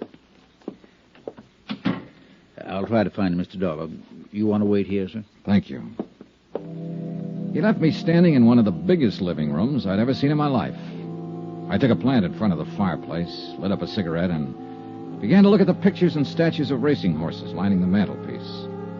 Pretty soon things started. A blonde girl in a yellow suit walked in, having an argument with a gray-haired man in jotters. They didn't see me as they entered, or they just didn't pay any attention to me. You aren't old Pardon? enough, strong enough, or have brains enough to live as you please. I forbid you to... I know what you're going to say. Oh, that stuff about how you forbid it and it can't go on. Well, let me tell you, it can go on just as long as I want it to go on, and I don't care what you do. Now, you listen to me, young lady. As long as you're in this house and under this roof, you will conduct yourself according to the way I dictate. Dictate? Yes. Who are you, Hitler or somebody? Don't, whatever you do, interfere with me again. Ever. Terry. I'm sick of it. Do you hear me? Sick of it. That was as much as I heard. But then it didn't last long. I saw them go out and walk around the garden once, shake fists at each other, finally part. He disappeared up a narrow stairway. And then, about a minute later... Wait a minute. Hello. Hello. How long have you been here? Too long. Oh. Why didn't you speak up? Well, I cleared my throat a couple of times, but no good. Then I tried to look like I didn't hear anything. Nothing seemed to work. If it helps any, I'll keep it all under my hat. I won't tell a soul. He doesn't like the company I keep. What do you think of that? I don't know anything about it. Give me a general viewpoint at least. Well, I've run into a lot of parents who don't approve of the kind of company their sons or daughters keep. In my court of human relations, parents don't always know what kind of company their daughters and sons need. When those daughters and sons reach the age when they need company. Good. You're on my side. I didn't finish. On the other hand, daughters and sons have the same problem. They don't seem to know either. You're a coward. Who are you? Johnny Dollar. I'm here to see Mr. Abbott about insurance. Was that Mr. Abbott? Yes. You're not an insurance salesman. You're here about Duke Red, about what happened to him, aren't you? That's right. I'm Terry Abbott. Glad to know you. How much money did Daddy have Red insured for? $65,000. $65,000. I don't suppose you have a cigarette. Sure.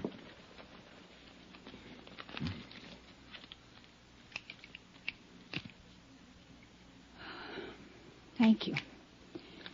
Has the claim been paid yet? No, not yet. If Red had made the tracks this year, he would have doubled that. Tripled it, probably. There's not enough money in the world to replace that horse. He was a great running horse. I've heard that before. Dr. Gorey mentioned it. Look, I'm sorry all this happened. Dad shouldn't have shot Red. We understand he was injured beyond hope. That's a lie. That's a what? Dad shouldn't have shot him. He just shouldn't have done it. Red was the only horse in the whole stable's worth anything. The only thing around here worth anything. Wasn't the horse injured? Injured? Oh, that's what you'll hear. They'll all tell you that. But I can tell you something else. Terry, what are you talking about anyhow? He's an insurance man, Dad, and I can tell him the whole thing, and I will. Go to your room, Terry. It was a terrible thing to do, shooting Red. It was just like murder, and you know it. Be quiet and go to your room. It was murder. Murder. Murder. Stop it! Now go to your room. Thank you for the cigarette, Mr. Dollar.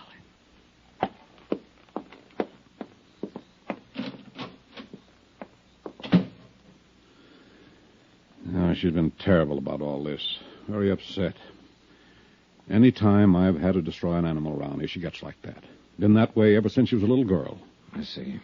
I knew I'd have to put up with her acting like this, but I'm reluctant to apologize to you for her actions or for mine. Jim Gorey told me you were in to see him yesterday afternoon. I wish Dr. Gorey hadn't told you that. I intended to tell you myself, Mr. Abbott. If I've offended you, I'm sorry for it. Makes me look I'm doing something shady. You could have come right to me instead of going to Dr. Gorey. I tried to. You were out. Then you could have waited till I came in. If this is the way that insurance company operates, I might have to find a different one. Look, Mr. Abbott, there's quite a bit of money at stake here. We have to go to everybody during an investigation. Dr. Gorey ordered the horse destroyed. It seemed very reasonable to go to him and ask why he took that action. We want to know all the circumstances. If you talk to Gorey, you know them. Why are you bothering me? What do you want? I want all the information you can give me about the accident. The time, date, people who saw it, exactly what happened, where it happened. Do you always handle a case this way? It's the way I'm handling this one. I don't like it very much, sneaking around behind my back. No matter what you think of me or my methods, Mr. Abbott, I'm the man assigned to handle this claim. My report has to be completed before the matter can be settled. They don't know what they're doing, sending a man like you out here. You filed a claim. What did you expect? A little decency and respect and courtesy. That's what I expected. That fool Monroe filed the claim. I understand he had power of attorney as your office manager to do that. Well, he did it too soon. I would have waited until things calmed down around here a bit. What do you mean? Well, you saw how my daughter acts. Losing a fine racing animal like Red can have a bad moral effect on the entire ranch. That's what I mean. Monroe didn't use his head. So you fired him? Well, that's one of the reasons, yes. Another reason is I don't like him. Never did like him. But what business is that of yours? Are you here to accuse me of something? Mr. Abbott, we'll pay off your claim when we're satisfied the circumstances were proper. We're not satisfied now. Let's discuss those circumstances. I'm not afraid of you, Dollar, or your insurance company. I don't like you snooping around my office in town, talking to my friends about me, talking to my daughter about me. No man would. If I don't get my information from you, Mr. Abbott, I'll get it somewhere else. That'll drag this whole matter out. What I've seen of you so far and what information I do have isn't exactly in your favor. I don't like that kind of talk. You don't seem to like anything about this. Now, how about it? Do we keep this up, or do we get down to business? The trainer was bringing Red back from his afternoon exercise. Outside the stall, Red got scared. A mouse or something. He reared back and jammed into the blade of the tractor we use out on the track. It cut into his Achilles tendon, hamstrung him. When Dr. Gorey got here, he said that Red didn't have a chance, so I shot him. I'd like to talk to the trainer. What's his name? Tom Warner. Where can I find him? He isn't around anymore. I fired him right then and there. Told him to get off my property and stay off. Where'd he go, Mr. Abbott? I don't know. He took his things and cleared out as fast as he could. He knew better than to hang around here. Well, what do you mean by that? What I said. He knew better. That's what I mean. Well, I'll have to find him and talk to him.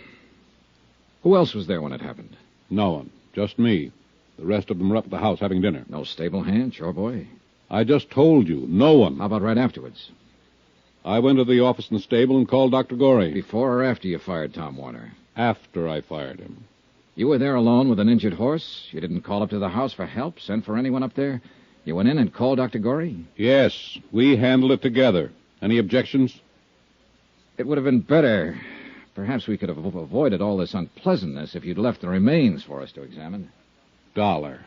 I've got maybe 150 head on this farm. Now and then accidents happen. If one of my stock is dead, I get rid of it as fast as I can with as few people as involved as possible.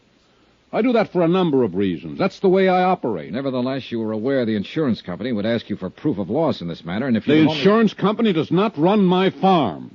I run a Dollar, and I take orders from no one. Look, I'm trying to tell you the problem we face.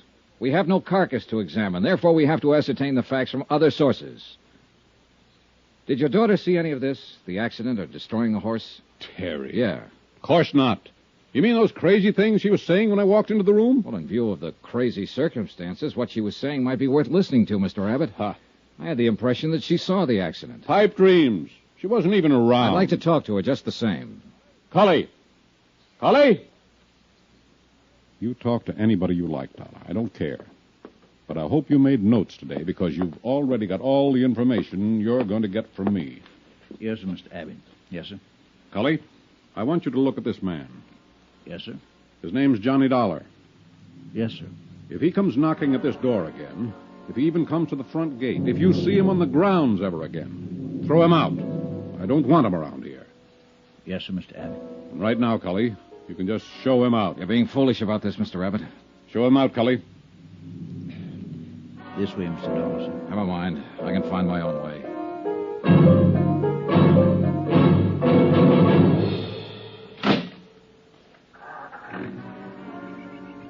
Mr. Dollar, Dollar, sir. Mr. Dollar. Huh? Just a minute, sir, if you please, sir. Sorry about that in there, sir. I don't believe Mr. Abbott really meant it. Sounded that way to me, Cully. I know how it sounds. He's just, well, not himself. You understand, sir. Not quite, no. Losing the horse and all. Sounds to me more like he's losing his mind. Does it, sir? Huh? Do you think Mr. Abbott's losing his mind? Do you? Yes, sir. Yes, sir, sometimes I do. Johnny Dollar. Who? Johnny Dollar, the insurance investigator. This is Miss Abbott, isn't it? Yes. What are you doing in the stable office? Waiting for you to call me. Your father threw me off the farm a few minutes ago. A man named Cully who works for your dad said he really didn't mean it. Said he'd fix it up for me to talk to you. Cully. I guess that's why he asked me to phone the stable office. You told me the horse wasn't injured, shouldn't have been destroyed.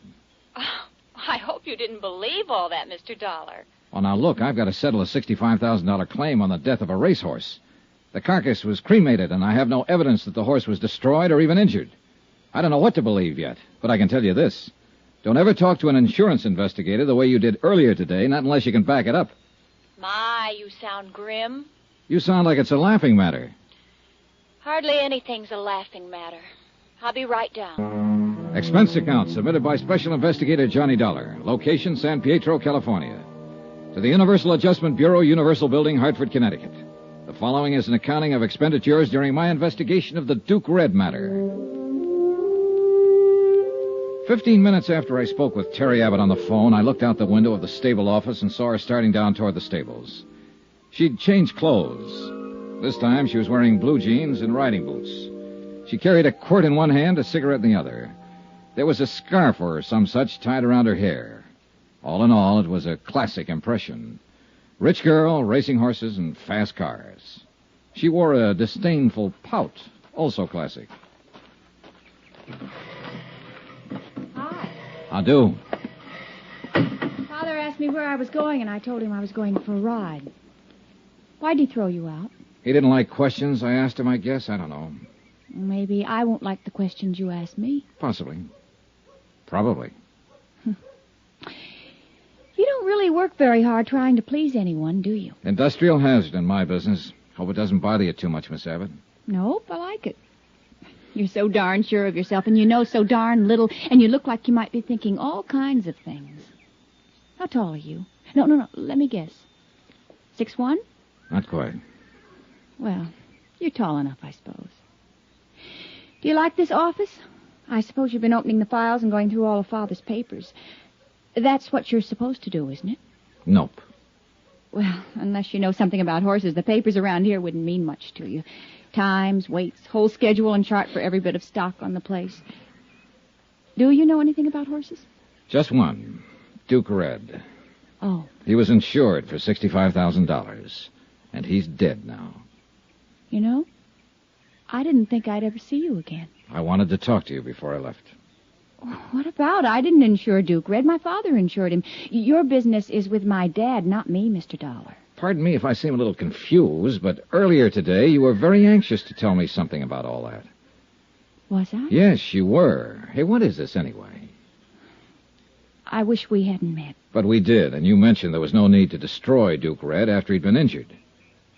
Now, did you say something like that to me because you were angry at your father? Or did you say it because there was some truth to it?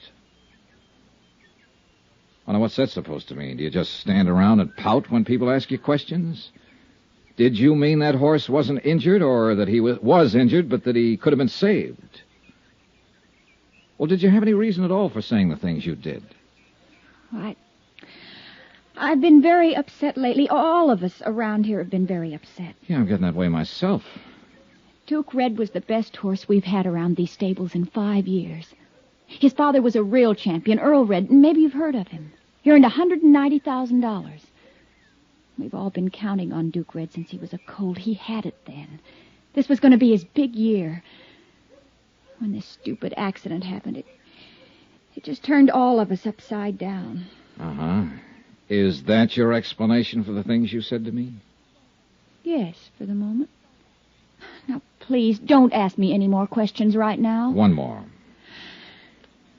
What? Your father fired a couple of people I wanted to talk with. One of them was a Howard Monroe. Dad's office manager. Yes, I met him a couple of nights ago. He wouldn't talk. He was too mad. Said something about letting your father handle his own dirty business. What? Now, I don't know what that meant, and I don't think I care just now. But the other man who was fired was a horse trainer named Warner, Tom Warner. According to your father, it was Warner's neglect that caused the horse to stumble and back into the tractor blades. What? Warner isn't around here now, but he must be somewhere, and I want to talk to him. Now, where can I find out his address? He's from Baltimore, Maryland. Baltimore. What about his address? Well, it'd be in the personnel files. You can get those at the office in town in San Pietro. Okay. Do you think he went there? I don't know. And what's more, I don't care.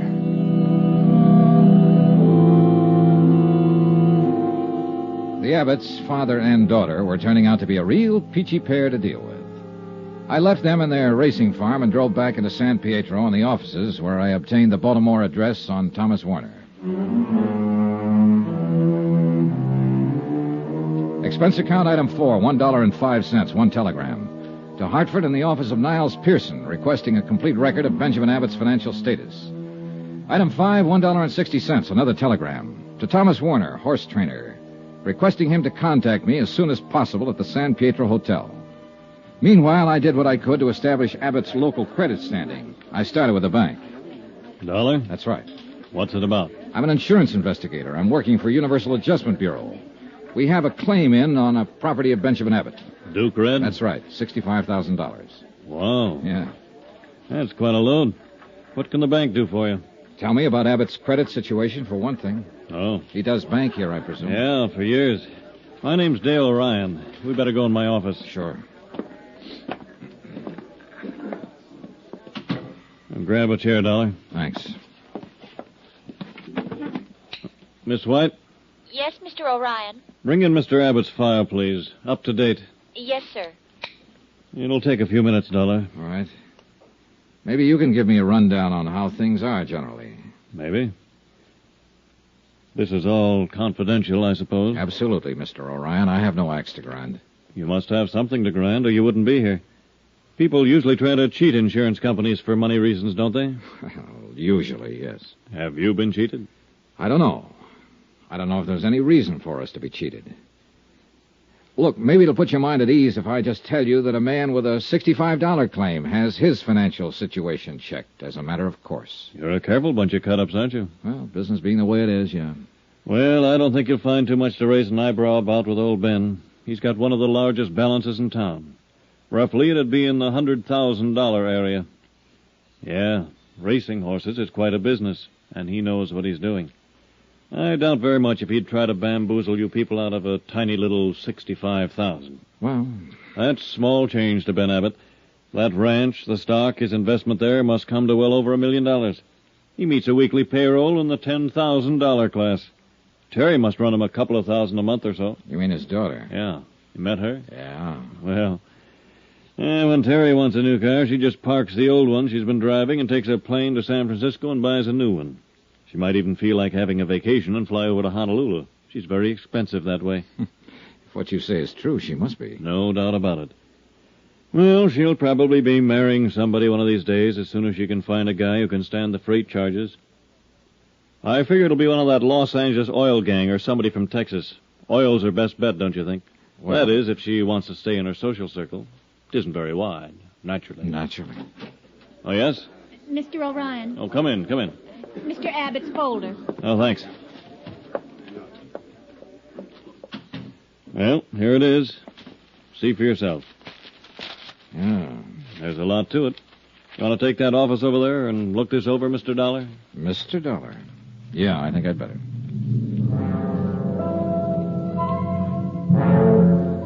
I spent the rest of the afternoon going over Benjamin Abbott's local bank standing. It confirmed in detail what Mr. O'Ryan had said in general. His assets were many, his cash on hand plentiful. Also, and this has a bearing, the activities of his daughter Terry were indicated in some of the expenditures. There was only one item I had to question O'Ryan about when I'd finished looking it all over. Yes, Dollar? I noticed a check was drawn 5 days ago payable to Howard T. Monroe, $5,500. Yes? It's marked bonus. Monroe handled business affairs for Abbott a year or two, and Monroe left a few days ago. Probably severance and things like that. Yeah. Anything wrong? I don't know. For all I can gather, they didn't part company under the best of terms. As a matter of fact, they had kind of a row. Seems strange he'd pay Monroe a balance after he kicked him out. He's a strange guy. Check cleared all right. No question on it. Oh, yeah, I noticed. Something else, then. Monroe was fired last Tuesday. Monday, a man named Thomas Warner was fired, too. Tom Warner, the trainer? Yeah. Abbott told me Warner was responsible for the accident with Duke Red. Funny. What? According to these books, Abbott should still owe Thomas Warner a month's salary, $700. Let me see. Yes. No bonus, no salary, no severance. Seems to me Tom Warner's got a kick coming. Why doesn't he kick, Mr. Orion? I don't know. I would. Most anybody would.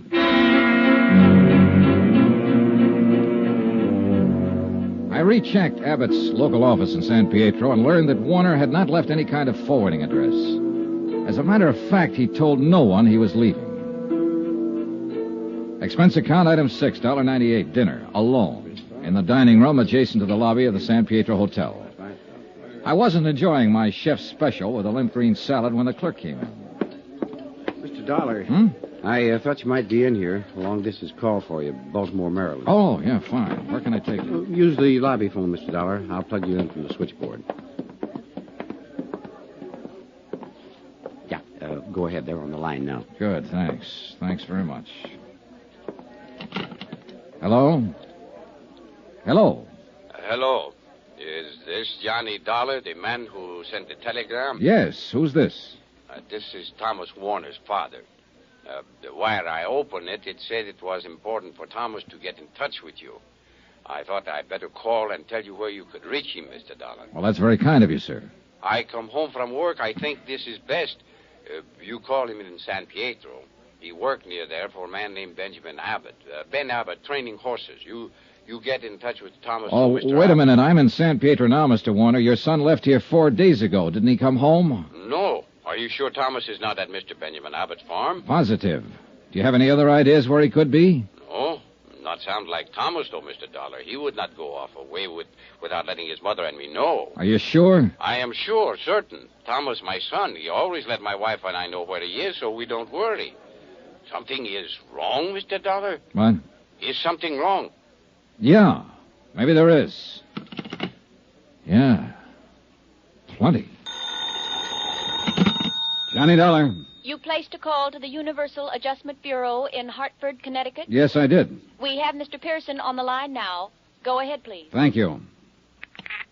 Hello? Johnny? Niles. Ben Abbott's rating with Dun & Bradstreet is very good. He doesn't need any money. I still haven't determined if there was really an accident.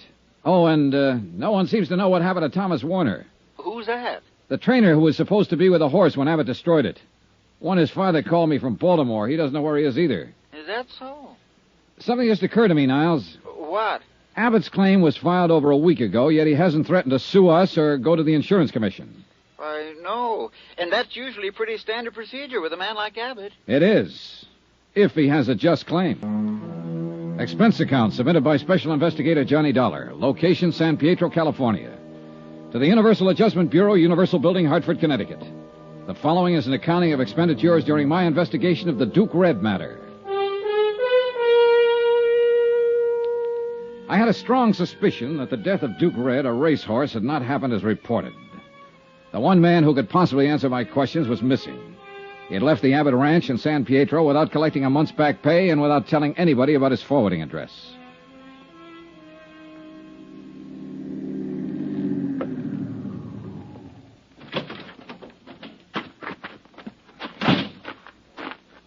Just a minute there, sir. Hi. Mr. Dollar. Hello, Kelly. Mr. Dollar, you can make this pretty hard for me. Mr. Abbott told me I shouldn't let you on the ground. Well, now, you didn't strike me as the kind of fellow who took that order too seriously. What do you want, sir? I want Thomas Warner, wherever he is. Well, he isn't here. I know that, Kelly. I want to find out where he is. Probably went home. I talked to his father in Baltimore. His father hasn't heard from him. Oh. Wouldn't you like to know where he is? Men come and go, Mr. Dollar. You're friends with them for a little while, and you never hear from them again. I reckon that's the way we have to look at it. Now, maybe you better go now, Mr. Dahl. Suppose he didn't want to go without saying goodbye. Suppose he didn't have a choice. What do you mean? I mean, a man doesn't pass up a month's pay just to make a fancy exit. We can't talk here, sir. Where did Thomas Warner stay? He had a room off the stables, his own place. How about there? All right, Mr. Dollar. You wait for me, sir. I walked on down to the stables again and found the little apartment Thomas Warner had used for living quarters. The door was locked, and I waited outside, looking over the workout tracks and the acres of rolling green turf that made Abbott Farms. A little while, Cully appeared. I shouldn't be doing this, Mr. Dollar. Mr. Abbott would skin me alive if he knew I was having any truck with you after that big row you had with him yesterday. Well, I'm not about to tell Mr. Abbott, Cully. I appreciate your help. This is where Mr. Warner stayed all the time he worked for Mr. Abbott. Uh-huh. You can see for yourself. It's all cleaned out, not a stitch left. Yeah. Did you happen to see Warner leave here that night? Right after the accident, he was gone. Mr. Abbott came up to the house about 9 o'clock. He told us all that Duke Red had been hurt, he had to shoot him, and that he had taken care of the rest. You mean destroying the carcass? Yes, sir. That's a pretty big job for one man. Well, I believe Dr. Gorey helped him with it, sir. He was with Mr. Abbott. Oh. Then Mr. Abbott told us that Mr. Warner was to blame for the accident and that Mr. Warner wasn't with us anymore. I wonder if any of the others saw him actually leave the premises. Well, now, we talked about that amongst ourselves. Nobody saw him go, Mr. Dollar. We thought it was kind of funny. Tom was a friendly, quiet sort of man, but he had a lot of friends here. Mm-hmm. It kind of disappointed us all, I guess. Did he have many things in this room? Clothes, mostly. He was a light traveler, Mr. Dollar. Horse training was just one thing. He worked on ships and in mining camps and lumber mills, I know that much, and he read a lot. Always seemed to be studying, finding himself. Did he have a temper? No, sir. No, sir. That's one thing Mr. Tom didn't have. Good horse trainer can't afford to have a temper. Even Mr. Abbott he could handle. All except that night, I guess. Mr. Abbott got powerful mad, I'm sure. Mr. Abbott is not an easy man to work for. How long have you been with him, Cully? 23 years, sir. We were together in Maryland before he moved the stables to California. His bad temper hasn't bothered you? Mr. Abbott was different than he is now. I mean, when Miss Abbott was alive. But then when she died and raising Miss Terry, he hasn't had it so easy. I mean, easy with himself. You know what I'm trying to say. Yeah, I think so. I worry about Mr. Abbott, Mr. Dollar. He don't seem to run himself well sometimes. You know what I mean. Yeah. Maybe Duke Red being gone now will help. Mr. Abbott counted on that animal a lot. Counting on a racehorse is not just being anxious overnight or for a week, but being anxious for years, from the time they're colts to when they first step out. Now, he don't have that worry at all. Maybe it'll do him some good. What about his other horses? Them? Well, none of them like Duke Red. Not the same at all. They'll race and make money, but nothing like Duke Red. Yeah. Mr. Warner said he was a fine horse. Tell me, what kind of a car did Mr. Warner drive? But he didn't have a car, Mr. Dollar. Well, how do you suppose he left here? He must have been carrying luggage. I reckon so. He could have lugged him out the highway and flagged himself a ride or waited for the bus. They come by all the time. Think he might have called a cab in town? Didn't use a house phone. Maybe the one down in the stable office. Maybe someone drove him in, Cully. Miss Terry might have, sir. Huh? Miss Terry drove Mr. Warner around now and then. Did Mr. Abbott approve of that? No, sir. He did not. After my talk with Cully, I took a chance and hung around the stables trying to get a line on Thomas Warner. Ben Abbott's belligerent attitude seemed to permeate the whole farm. The horse handlers I talked with were grumbling and complaining. I was able to learn nothing from them. I decided to tackle Abbott himself again. He wasn't in, but his daughter was. Well, you came around just the right time, Mr. Dollar. We haven't had too much excitement around here all day long. I think they're supposed to toss you out on your ear when you show up. That should be interesting. Would you like a drink? No, not right now, thanks. Not right now, thanks. Now, isn't that the end, the bitter end?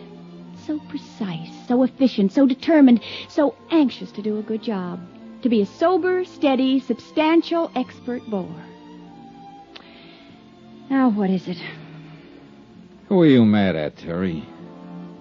Tom Warner? Why should I be mad at him? Horse trainer. Because he left and didn't say goodbye? Maybe. You know, when I first came in this house 2 days ago, you were arguing with your father. I couldn't help overhearing it. Was that about Tom Warner? Yes. Dad said he wasn't good enough for me.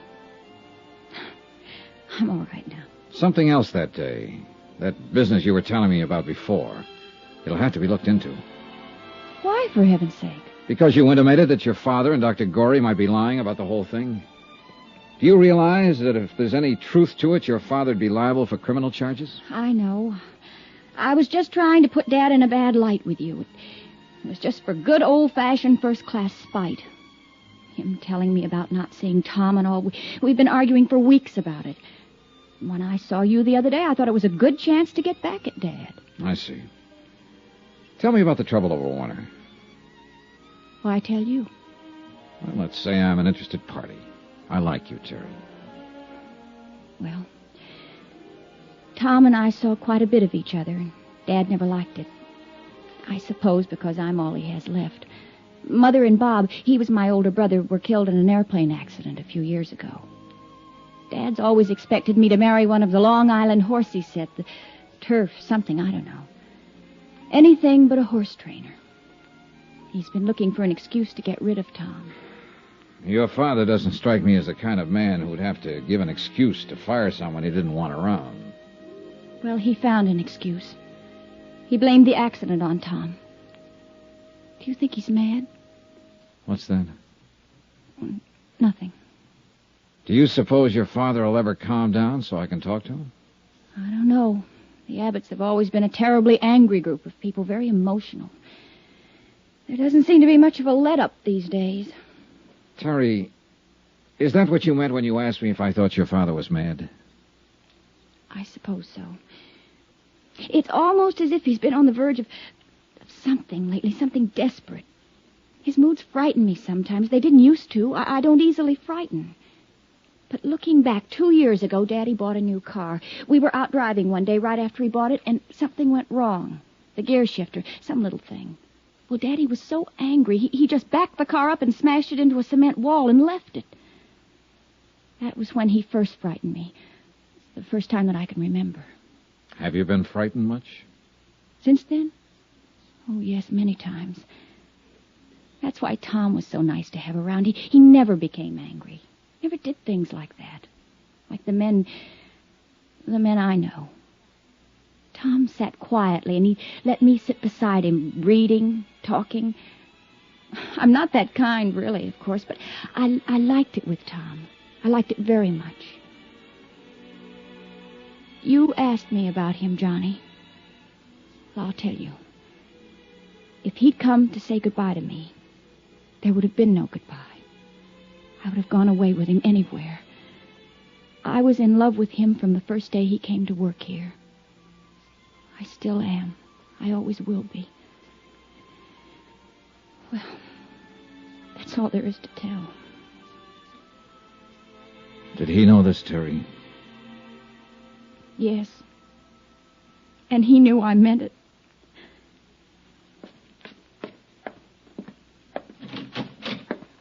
I do. Hi. What can I do for you? Constable in? I'm in. I'm the constable, Tad Polk. My name's Johnny Dollar. I'm from Hartford. Mm-hmm. What's your trouble, Mr. Dollar? Well, I'm worried, I guess, Mr. Polk. I walked around for a long time before I came in here. Yeah, sit down. Yeah, hardly anybody drops in this time of night, unless they're drunk. How about you? Nope. No, didn't think so. Mr. Polk, I'm an insurance investigator. I've been in San Pietro 3 days now trying to get the facts about a claim filed by Benjamin Abbott. Mm-hmm. I suppose about his horse, Duke Red. That's right, Mr. Polk. I can't seem to locate a man named Warner, Thomas Warner. Worked as a trainer for Abbott up until the day of the accident. Go ahead, sir. Warner and Abbott had an argument over the accident. Warner left. He was fired. His folks in Baltimore haven't heard from him, and they're worried. I can't seem to get a line on him myself, and I need to talk to him. Yes, well, what exactly do you want me to do for you, son? Help me find him. You sure he's missing? He isn't around. You want to make out a missing persons complaint. That it? I suppose so, yes. Yes, all right. Now, you just sign here. All right. There. You guarantee results? I might surprise you, mister. I'll let you know what happens. Johnny Dollar. This is Dr. Gorey. You left word for me to call? Yes. Wonder if I could see you sometime today, Doctor. What about? About the Abbott matter. No. I'm kind of busy today. I talked to you once, Mr. Dollar. What else can I say to you? That's up to you, Doctor. Entirely up to you. I can tell you this. I have reason not to believe what you said before. Now, look here, young man. I have reason to believe that Duke Red wasn't destroyed exactly the way it was reported. I'm not going to listen to any tall tales about a horse. Then maybe you'll listen to one about a man. What? Thomas Warner, Duke Red's trainer, is missing. I've turned the matter over to the police. Oh.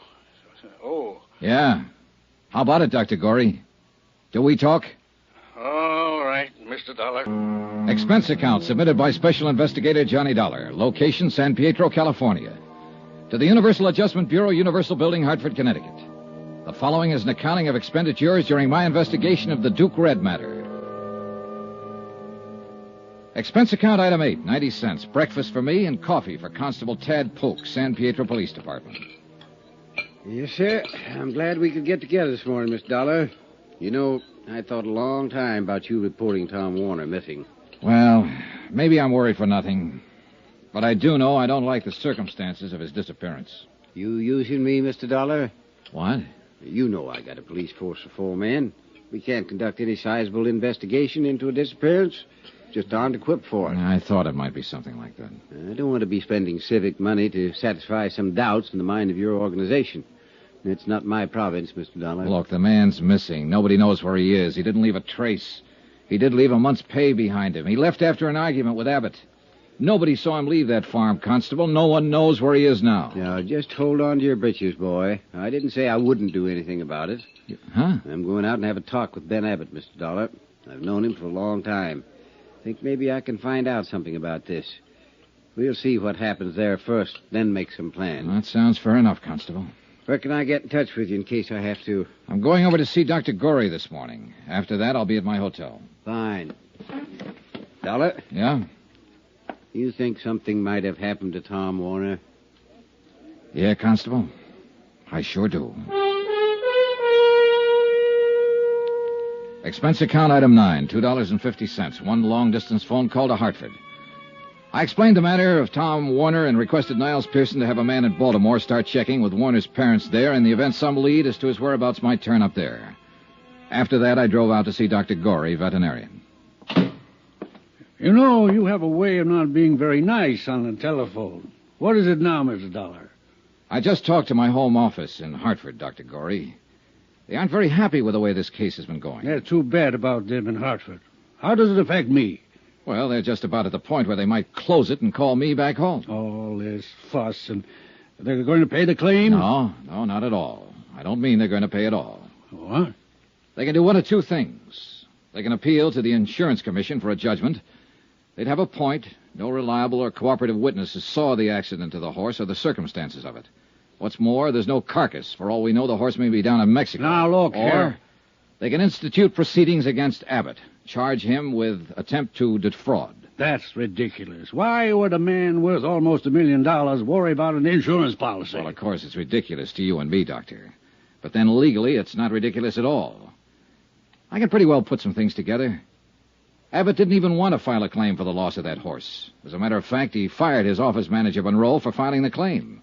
Fired him and paid him a bonus to get out and stay out so Monroe wouldn't have to answer any questions. True? Possibly. Abbott blamed the accident on Thomas Warner and fired him, too. Warner hasn't been seen or heard of since. Now, you said on the phone... I didn't say it, but I'll say it now.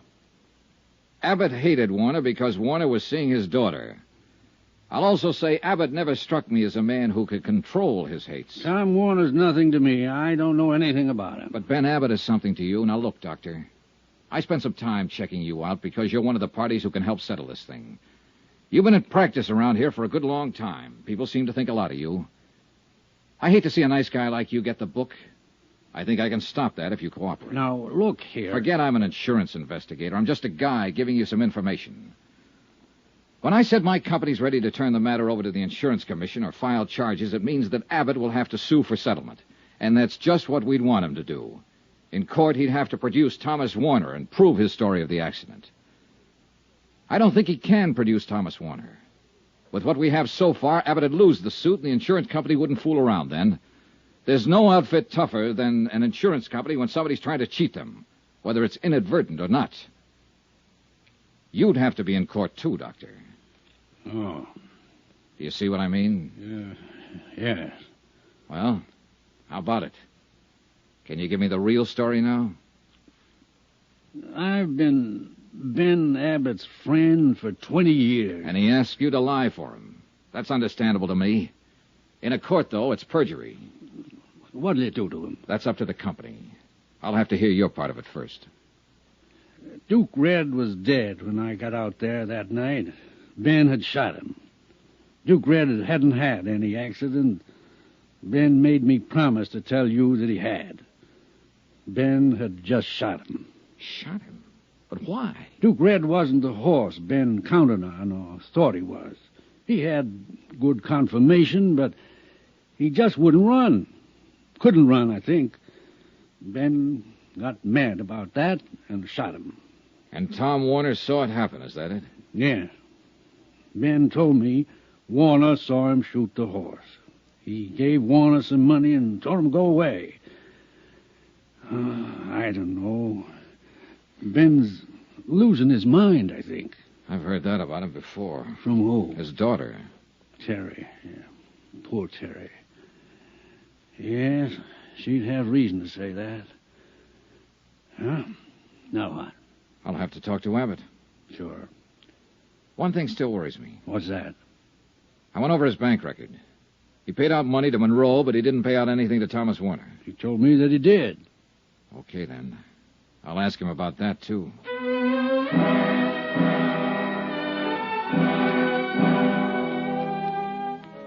Expense account item 10, 35 cents. I lost it in a payphone trying to get in touch with Ben Abbott. No one answered, so I drove on out to the farm. The short winter day was over when I got there. Darkness had already come over the fields. Darkness and loneliness. Hey! Hey in there, open up! Open up! Open up, somebody! Open up!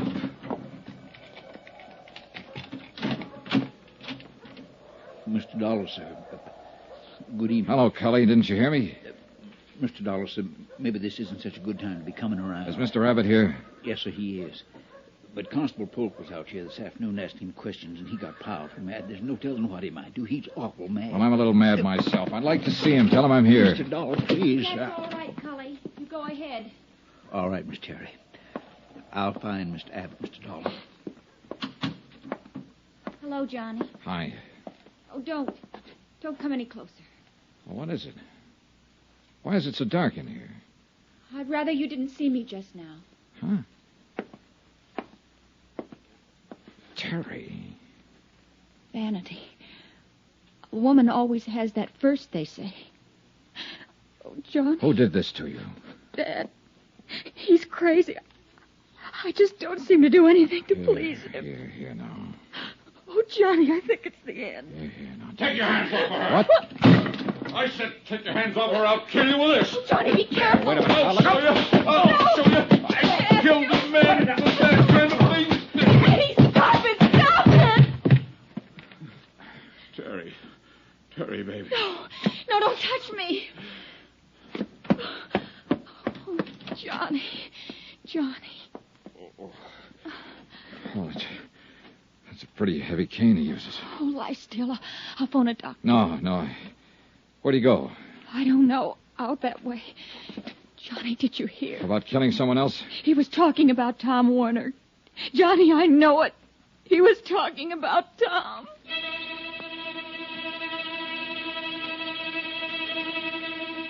I placed a call to Constable Polk's office, told him what happened. He said he'd start right away. After that, I took a look around the grounds. All the cars were still in the garages. Then I heard some sort of disturbance down by the stables.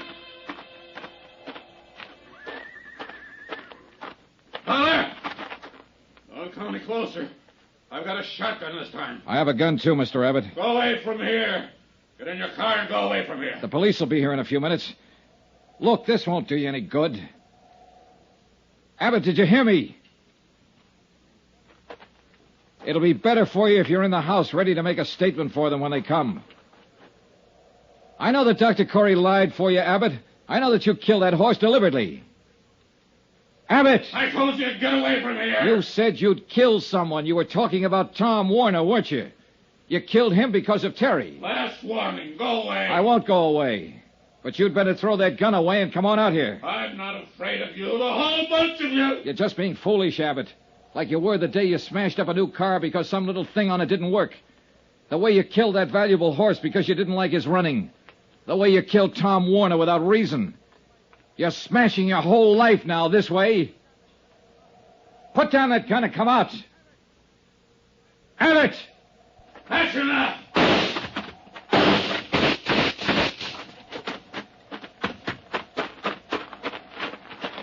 Abbott. Abbott. Oh, you didn't have to do it this way, Abbott. Lie still. Warner's body. Under this floor. All his things with it. You know about Duke Red. I know. Don't try to talk. Warner tried to stop me from killing him. He said I was crazy, Dollar. Easy. I'm not crazy. Am I, Dollar? Don't move. Am I?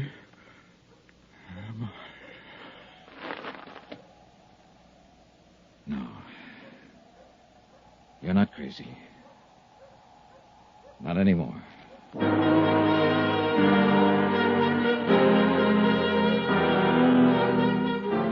They found the body of Thomas Warner where Abbott had said it was. He'd been shot to death. Terry was still in the hospital when I packed up and left San Pietro. Expense account item 11, $65.30. Hotel and board at the San Pietro Hotel. Item 12, $175, airfare and incidentals back to Hartford. Item 13, $43 even, miscellaneous. Expense account total, $802.65. No remarks. Yours truly, Johnny Dollar. Yours truly, Johnny Dollar. Yours truly, Johnny Dollar. Yours truly, Johnny Dollar. Yours truly, Johnny Dollar. Yours truly, Johnny Dollar. Yours truly,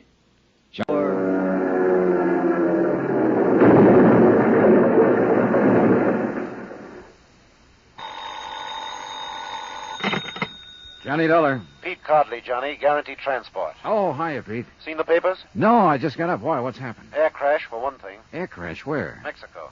Flight 6, Aztec Caribbean line, Mexico City to Havana. Crashed in the mountains 10 minutes after takeoff. 7 passengers and a crew of 3. Survivors? The way it sounds, none. Oh, tough. How do you come into it, Pete? We underwrite a company that handles flight insurance down there. 3 of the passengers bought policies at the airport. We're stuck for $75,000. This is a nice time of the year in Mexico, Johnny. What do you want me to do? Find out why it crashed? No, I know why it crashed. Somebody meant for it to. What do you mean? That plane blew up in midair. I'll get you a reservation. Expense account submitted by Special Investigator Johnny Dollar to the Home Office Guaranteed Transport Insurance Company, Hartford, Connecticut. The following is an accounting of expenditures during my investigation of the Flight 6 matter. Item 1, $173.20, airline fare and incidentals, Hartford, Connecticut to Mexico City.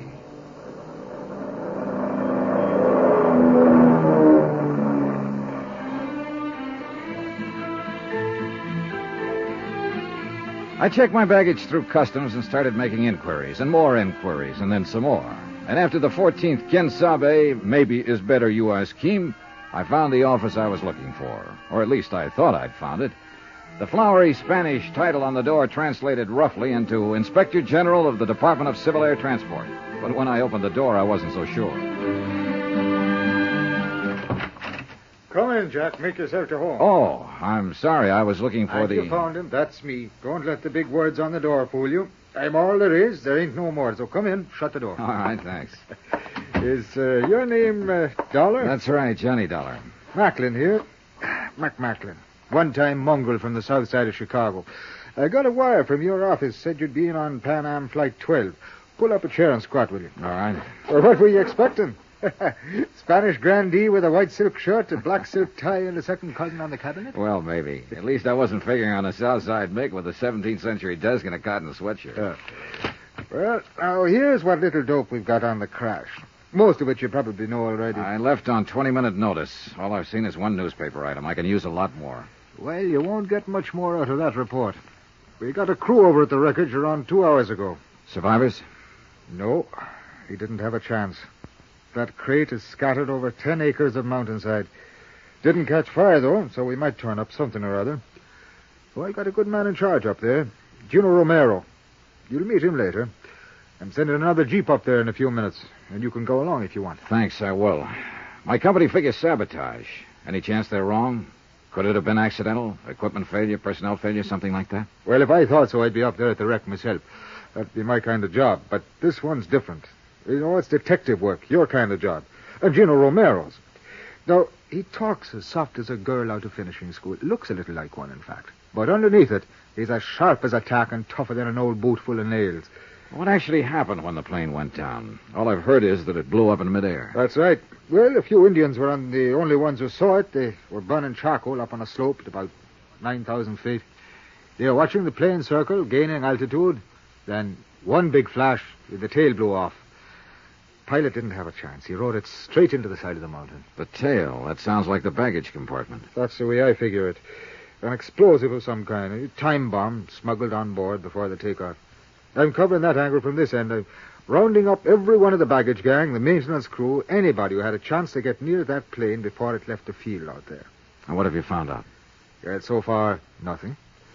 We're trying to check back, too, on the individual passengers, the plane crew, trying to find out who might benefit by having any one of them dead.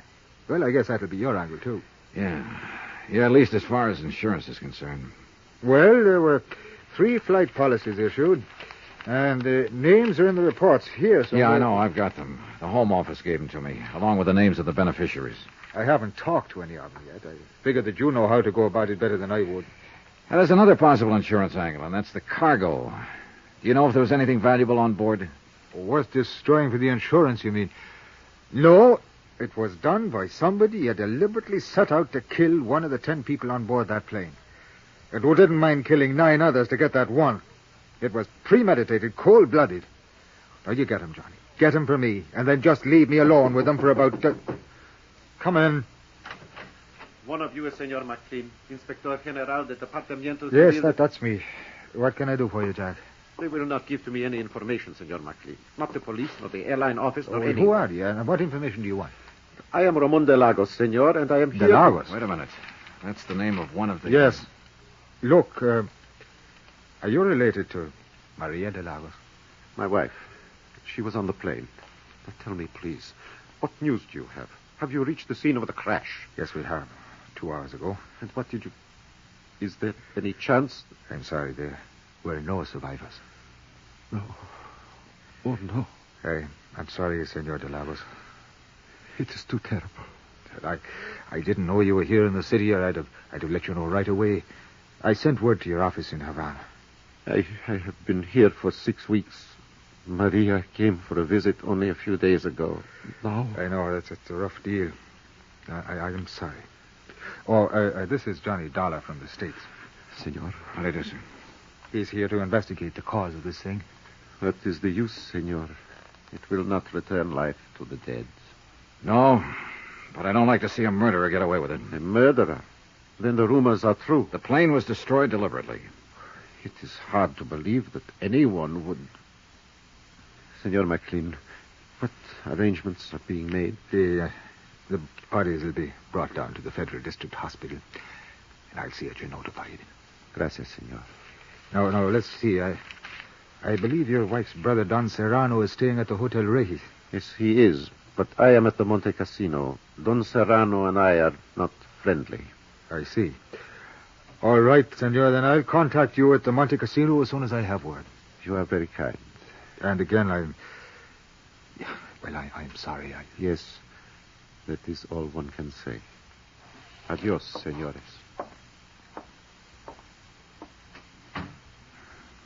Know anything about him, Mac?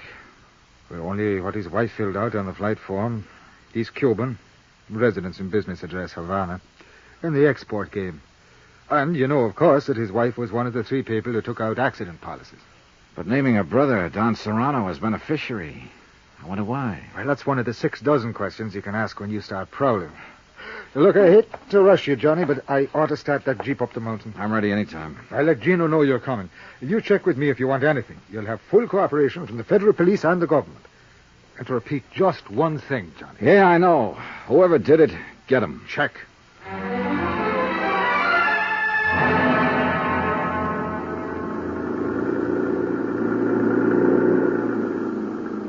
The jeep driver was a young Mexican boy who'd been brought up in the best and wildest chauffeuring traditions of the capital. He knew only one way to drive, with both accelerator and horn wide open. Since most of the other drivers were playing the same game, it was a sheer miracle that we ever got through the narrow streets of the city and finally reached the open valley. Maybe the colored postcard pasted on the dashboard, a picture of the Virgin of Guadalupe, had something to do with it. We finally left the last cart road and bumped along a narrow woodcutter's trail, cleared and widened enough now so that we could drive into the crash area and miss the 1.5-mile walk the first rescue party had been forced to take. For some reason, only a small part of the wreckage had caught fire and burned, and the rest was strewn piecemeal along a great raw gash through the trees and brush. Men in uniforms of the Mexican army searched through the tragic debris, lifting, sorting, and collecting. And nearby, a silent group of Indians were watching, with the age-old sadness in their eyes. You are Senor Dollar, no? Yes. Gino Romero, senor. Oh, glad to know you, Gino. It's a terrible thing, no? Yeah. Any ideas yet? Not of importance, but it's certain now this. It was caused by one explosion which has occurred in the baggage compartimento. Véngase. Come on. We have found many pieces which can be identified, can be known which part of the plane they are in before the crash. I see. Toward the front, these pieces are more large, but in the back, near the tail, they are very little. Here. You look. These are pieces of the baggage. Muy pequeño. Very tiny. Oh, yeah. The crash itself wouldn't have done this. It had to be an explosion. Seguro. And look. Is burnt a little, each one of these pieces, but these more big ones from the seats of the plane, they are not burnt. Here, you smell these ones. Yeah, I see what you mean. Either dynamite or nitroglycerin. Was dynamite. We have found little tiny pieces of red paper from the wrappings on the sticks. Was dynamite. Any idea how much? How big a charge? One of the soldados, Pascual, who have used much explosive, is think maybe 30 or 40 pounds. Light enough to be put on board in a piece of luggage. It's going to be tough, Gino. Plenty tough to. They're bringing out the bodies. The Indians set up a low, wailing dirge. And one of them tapped softly on a native drum. A wordless terror before the ancient mystery, death. One by one, the bodies passed us, borne by the silent soldiers. Madre de Dios, may they find peace. Then, for the first time, I noticed the girl, standing alone some distance away, watching without expression as the stretchers passed her.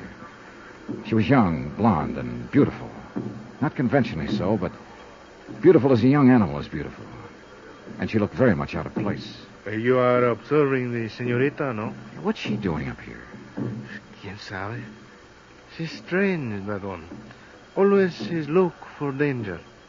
She's what you say, the daredevil. But it's like she always have the charm. Death has never found her.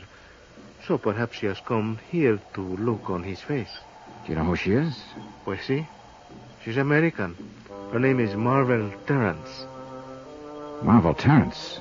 You have heard of her, senor? I'd heard of her, all right. And I'd wondered what kind of a girl would have a first name like Marvel. And now I knew. Partly, at least. And I planned to find out a whole lot more. 3 of the people who died on that plane had taken out flight policies. Maria de Lagos was one of them.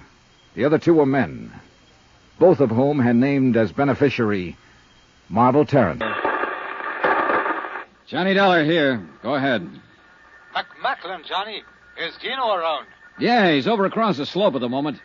They're getting the bodies out of what's left of the plane. Well, how does it look? Anything new? Nothing we hadn't already guessed. It was an explosion, all right. Dynamite in the baggage compartment. Probably put on board in a piece of luggage. Well, that figures. I've run into something down here in the city along those same lines. What do you mean? The ground crew remembers one of the baggage handlers acting strange before Flight 6 took off last night. A man named Ramirez. What do you mean strange? They say he had one suitcase that he wouldn't let any of the other handlers touch. Put it on the plane himself just before takeoff. Hey, you know anything about tigers, Mac? Tigers? I'm about to tangle with one. From Special Investigator Johnny Dollar, location Mexico City, to the Home Office Guaranteed Transport Insurance Company, Hartford, Connecticut. Assignment, the Flight 6 matter. Expense account continued. I was taking Gino Romero's word for it that the girl was a tiger. His word and my own instincts. At first glance, she seemed soft, shy, and lovely. Then you sensed a wildness about her, a kind of suppressed violence that brought you up short and made you stop and reappraise her. She leaned against a tree, watching the bodies of the plane crash victims being carried down the slope and placed in the Army Jeep, with no sign of emotion on her face. Cool, detached. She had no reason to be here, and I wondered why she was. The only way I knew of finding out was to ask her. Yes, what is it? You're Marvel Terrence, I believe. That's right, and I've not met you somewhere before. No, but you're about to. My name is Johnny Dollar. I'm an investigator for an insurance company up in the States. I'm sure it must be very interesting work. Sometimes, on some jobs. Other times, it's only dirty and disgusting. Like this time, for instance. Well, we all have our problems. Maybe I can help you with yours, Miss Terrence. Run along, will you? I'm not in the mood. Oh, you amaze me. I think that seeing 10 bodies picked up and hauled away ought to put anyone in a gay, carefree mood. Look, beat it. You came out here sightseeing, didn't you, 20 miles from town? So you must like this kind of thing. I had friends on that plane, Mr. Dollar. So did a lot of other people. But maybe not as good friends as you had. I don't know what you're talking about, and I don't care. E.H. Palmer and Jim Rourke? Were those your friends, Miss Terrence? Now, let's get this straight. I'm not interested in playing footsies or any other game you have in mind. You're wasting your time, Buster. Now get going. Oh, well, wait a minute. Maybe you've got the wrong idea. This isn't just a social chat. No, you want to help me with my problem. Just one problem. I'm wondering how you're going to spend that $50,000. What? Yeah, that's a fair-sized chunk of money to drop right out of the sky. What are you talking about? What $50,000? The money you'll get from the deaths of your two friends, Palmer and Rourke. What do you mean? Say, tell me, were you with them at the airport last night when Flight 6 took off? Yes, I was. Then you must have known that they both took out flight policies, and that both of them named you as beneficiary. No. No, I didn't know. I wasn't with them exactly. At least not up until takeoff. Then you claim this is all just a big surprise. Of course, I didn't know a thing about it. But it's just like them. It's what they do. Why did you come out here to the wreck, Miss Terrence? I don't know. Ed and Jim were my friends, and I don't know why I came, Mr. Dollar. She came because I brought her, mister. No, Bill. But I didn't bring her here to be pushed around by some morbid curiosity hound. No, please. This is Johnny Dollar, Bill. He's an insurance investigator.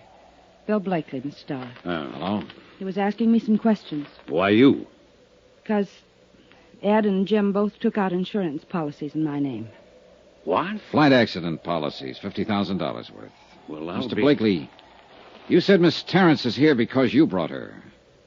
I wonder if you'd tell me why you're here. I don't know that it's any of your business. Sometimes I make things my business. And sometime you may get your teeth knocked out. They're in pretty solid, Blakely. Yeah? Well, maybe... Bill, stop it. Sorry, Marvel. Ed Palmer and Jim Rourke were Bill's business partners. What business, Mr. Blakely? Engineering. We're building some roads around Mexico City. How many partners? Just the three of you? Yes, just... That's right, Dollar. The business belongs to me now. What about it? Nothing about it. Congratulations. One more crack Bill, like that. I said stop it. Let's go, Marvel. I've got to get back to town. Wait for me at the truck. I'll be there in a few minutes. All right. Suit yourself. Dollar, just one thing. Don't push me. Blakely, 10 people died over there on that hillside last night. They were murdered. I intend to find out who did it. And if it takes pushing to find out, then I'll push. See you around. Yeah. You probably will. This thing hit Bill pretty hard, Mr. Dollar. You have to make allowances. How long have you known him? A couple of months. And Palmer and Rourke? The same. It's nothing serious, nothing romantic, if that's what you're thinking. It was all just for fun. Was that all it was on their side? Oh, men always claim to be serious. But that's only part of the game. What else do you do, Miss Terrence, beside play the game? That's all. I'm a wealthy orphan, Mr. Dollar, and my only career is drifting around the world playing the game. I'm ornamental, irresponsible, and rather useless. Maybe not entirely useless. Just being ornamental has some importance in this world. So you play too, huh? No, I meant it. I guess I was pretty obnoxious when you spoke to me a while ago. Well, I suppose I asked for it. I'm staying at the Hotel Monte Cassino. Are you? I'd like to see you again. I could teach you the game, Johnny. Well, that's a very attractive offer. Outside of business hours. But you think I'm mixed up in this? No, I'm not sure. Well, think about it, Johnny. You can call me at my hotel. The Monte Cassino. That's where DeLagos is staying. Happen to know him? Ramon? Well, yes, of course. Why? Well, one of the passengers killed on that plane was his wife. Didn't you know? I saw the name DeLagos, but I didn't even know he had a wife. Another just for fun? I think you've got some wrong ideas about me, Johnny. Come see me and I'll straighten them out for you. All right.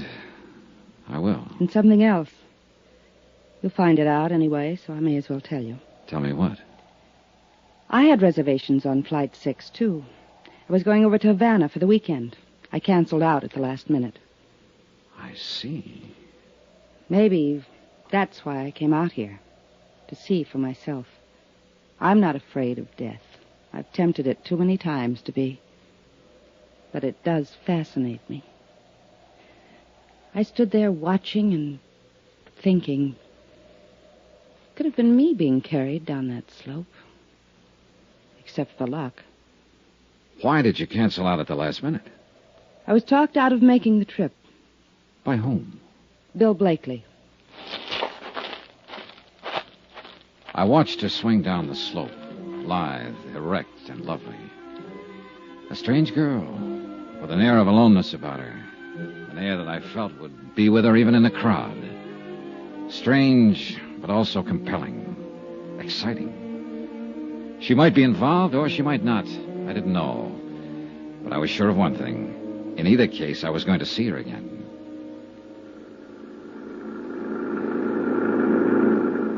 An hour later, Chino Romero and I were heading back toward the city in the government jeep, leaving behind us the wrecked plane, the crushed trees, and the lonely slope on the mountain. You have found a young lady of interest, senor? Yeah, I found her of interest. Always she's doing the crazy things. Daredevil, flirting with the eyes, looking for danger. Playing the game, she calls it. Si, senor. Playing the game. Que lástima. It is too sad that 10 persons are not be playing the game now anymore. Oh, it's all right, Chino. I'm not that much under her spell. Que dice? If she's guilty in any way, I'll pin it on her just as quick as the next one. Oh, but I did It's not all right, mean forget it. No, I do not think she's guilty. It is not a thing she would do, and she does not need the money. She's very rich. Do you know that? Everybody says so. Well, that's what I mean. It's worth checking into. Es posible, but I still do not think she would do such a thing. It is too terrible. And she's too beautiful. Maybe I ought to give you the advice, Chino. Before the beauty of a woman, senor, we are all as brothers, like Senor Blakely. I see he was look very disturbed. Yeah, he did get a little hot under the collar. What do you know about him, Chino? Almost nothing. He's come here for 3 months now, making the road. And his partners, Palmer and Rourke, who were killed in the plane crash. What do you know about them? The same. Nothing. They all arrive together. Always they work together, play together. Then along came Marvel Terrence. True. They were all rivals for the senorita. And there is one thing. What's that? They have the building for the machinery outside the city, the warehouse, you call it. What about it? In this warehouse, they keep much dynamite.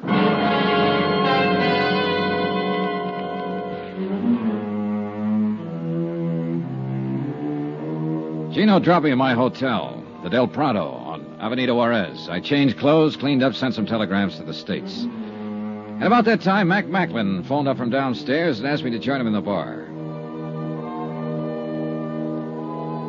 Expense account item 3, $16.40. Drinks and dinner with the Chief Inspector of the Federal Department of Civil Air Transport. And then some more drinks. I've been here 7 years, Johnny. I like it. I feel at home here. I like the people and their way of life. But it'd still be good to see old Shy again. The snow piling up along the loop, and the wind ripping in off the lake. The crazy little joints along Baker Street. When were you there last, Mac? 1932. Oh, then you're about due. Well, why don't you take a couple of weeks and fly up there? No. Too much water under the bridge, Johnny. Too many little wars here and there in the world since 32. And too often McMacklin was flying in them, on one side or the other. Oh, what of it? Well, Uncle Sam frowns on that kind of thing, Johnny, so we've got a sort of an understanding. I stay the heck away, and he forgets about me. I see. I've got no complaints, actually. I'm doing all right here, but sometimes I sure do get homesick for the old town. Of course, it's probably changed so much that Oh, yeah, yes. Con permiso de telephone, Senor McLean. Oh, thanks. I plug it in. Hello, yeah? What? All right. Well, have you told the federal police? Yeah, I'll be here for a while. Adios. Well, we just lost our best angle, Johnny. What do you mean? That baggage handler, the one I figured slipped the dynamite on board the plane. The boys just now located him. His throat has been cut. Johnny Dollar. This is Don Serrano de Almeida y Pico. Oh? We have not met, Senor Dollar. No, all right. I've been sure to remember the name. Don Serrano. Oh, wait a minute. You're Maria Delago's brother. That is correct. I was planning to call on you this morning, Don Serrano. That will not be necessary, Senor, since I am taking the liberty of calling on you. I am downstairs in your hotel at this moment. Oh, I see. I believe I may be able to cast some light on the unfortunate tragedy which overtook my poor sister and the other passengers of that ill-fated airplane. Do you know something that hasn't come out? Rather a great deal, Senor. I know the crash which resulted in the deaths of 10 innocent people was the evil work of a diabolical maniac. Yes, well... A product of the warped mind of a scheming, worthless, unspeakable dog, a sneaking, money-hungry snake, a scurrilous, unprincipled... Don Serrano. Si, Senor. Come on up. From Special Investigator Johnny Dollar, location Mexico City, to the Home Office Guarantee Transport Insurance Company, Hartford, Connecticut. Assignment, the Flight 6 matter. Expense account continued. Item 5, $3.90, room service. Breakfast for myself and a pot of coffee for my visitor, Don Serrano de Almeida y Pico, I think. He was a thin, straight man with a small goatee and the face of a hawk. Stiff, formal, unbending.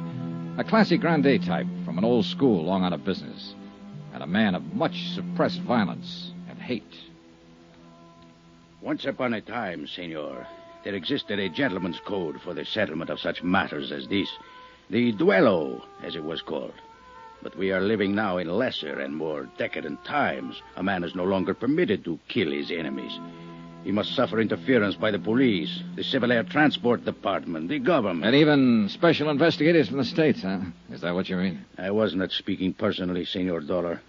You are as much a victim of the times as I am. Well, it doesn't seem to be irritating me as much. More coffee, Don Serrano? Gracias, no. Perhaps it is because you have not lost your dearly beloved sister, Senor. Oh, maybe. In that, at least, you have my sympathy. But let's get to the point. You've done quite a lot of talking about wanting to kill somebody, but I'm still not too sure who or why or what. It is very simple, Senor. Not to me. Suppose we start at the beginning. As you like. But who can ever say what is the beginning of anything? All right, then let's be arbitrary about it. Let's start 3 weeks ago when your sister Maria came here from Havana to join her husband, Ramon de Lagos. I believe you said Ramon had been here for a month at that time on some kind of a business deal. A business deal? Do I look like a fool, Senor? Oh, now, let's stick to the point. Women. That is his business, Senor. Women with money. Then a week ago, Maria wired you, said she was terribly unhappy, and asked you to come at once.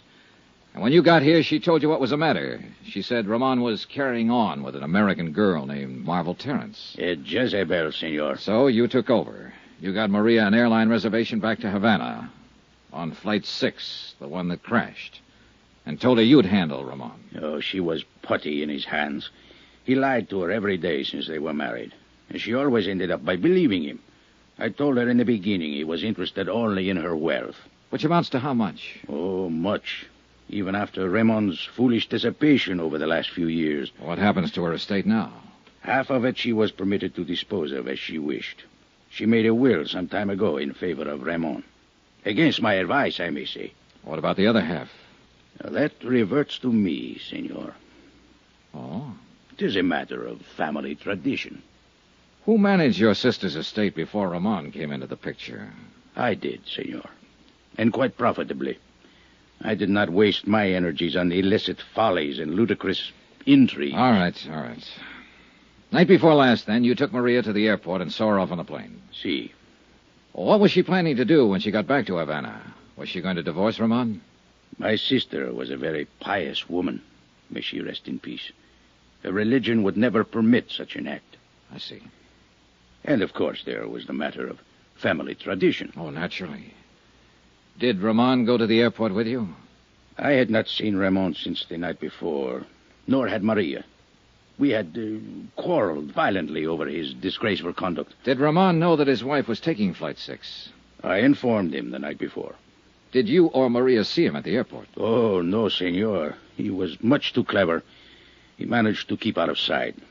Then how can you be sure he was there?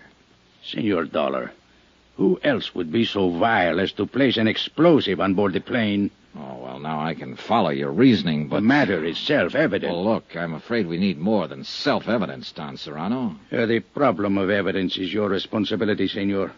I have told you who committed the deed. No, you've told me who you suspect. Do you doubt my word? Not as far as it goes. Sure you won't have some more coffee? No, gracias. Do you happen to know this girl, Marvel Terrence? By sight, I mean. She has been pointed out to me. Mm-hmm. Did you see her at the airport? Si, I did. I was under the impression she was going to leave on the plane, but after it departed, she was still in the terminal. Did you notice her talking to anyone before the takeoff? Yes, to some American, I believe. Red hair, stocky build, about 35? Si, he would fit that description. Blakely. Did you see her talking to anyone else? Any of the baggage handlers or the ground crew?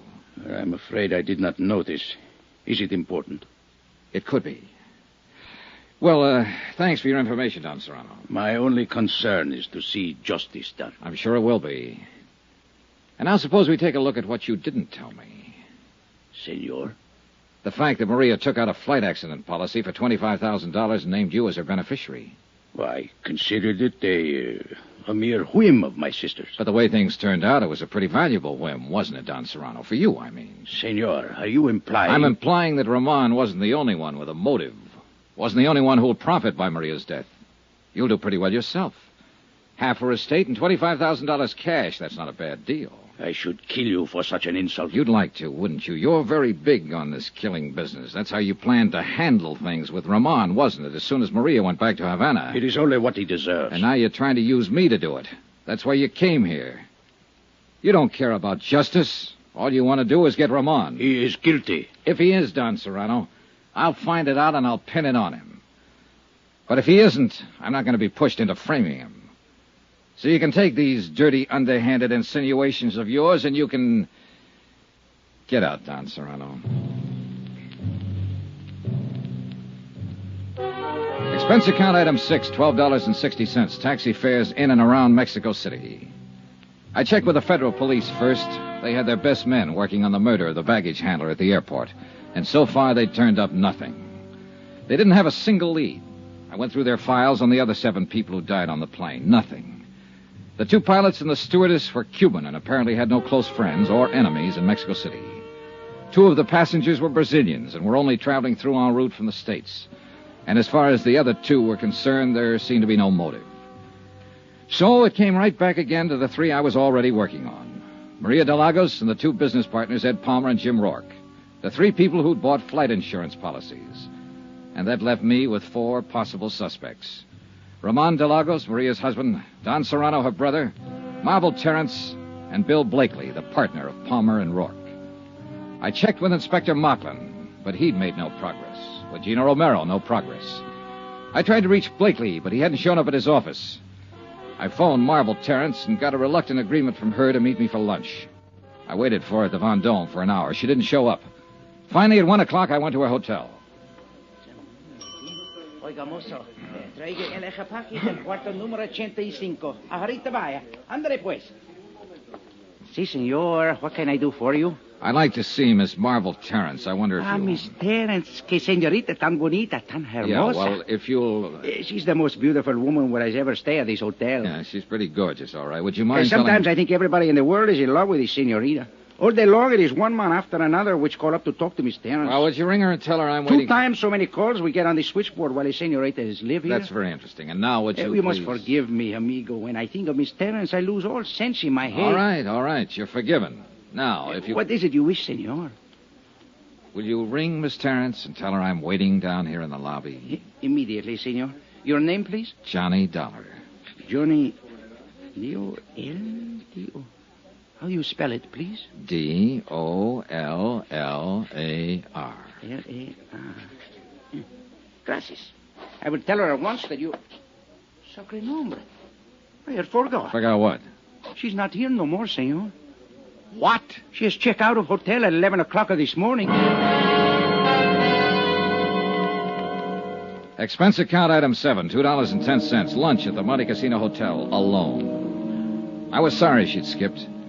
I guess I was secretly hoping Marvel would turn out to be in the clear. But if she were, then why run out? It didn't add up. I paid my check and started to leave the dining room. And at the entrance, I ran square into a man I was planning to see later in the day. He didn't seem very happy about it. Senor Dollar. How are you, Ramon? It is a pleasure to see you again, senor. And I'd now, like to talk to you a excuse couple of minutes. Come on, let's step into the bar. But I have a most important engagement, senor. Oh, this is important, too. I understand you're a friend of Marvel Terrence's. Si, it is my honor and pleasure. Well, she's checked out of the hotel here. Do you know where she went? Oh, senor, I do not discuss the private affairs of my friends. Oh, knock it off, Ramon. This isn't a tea party. 10 people have been murdered by an explosion aboard a plane. One of them was your wife, remember? I cannot help you.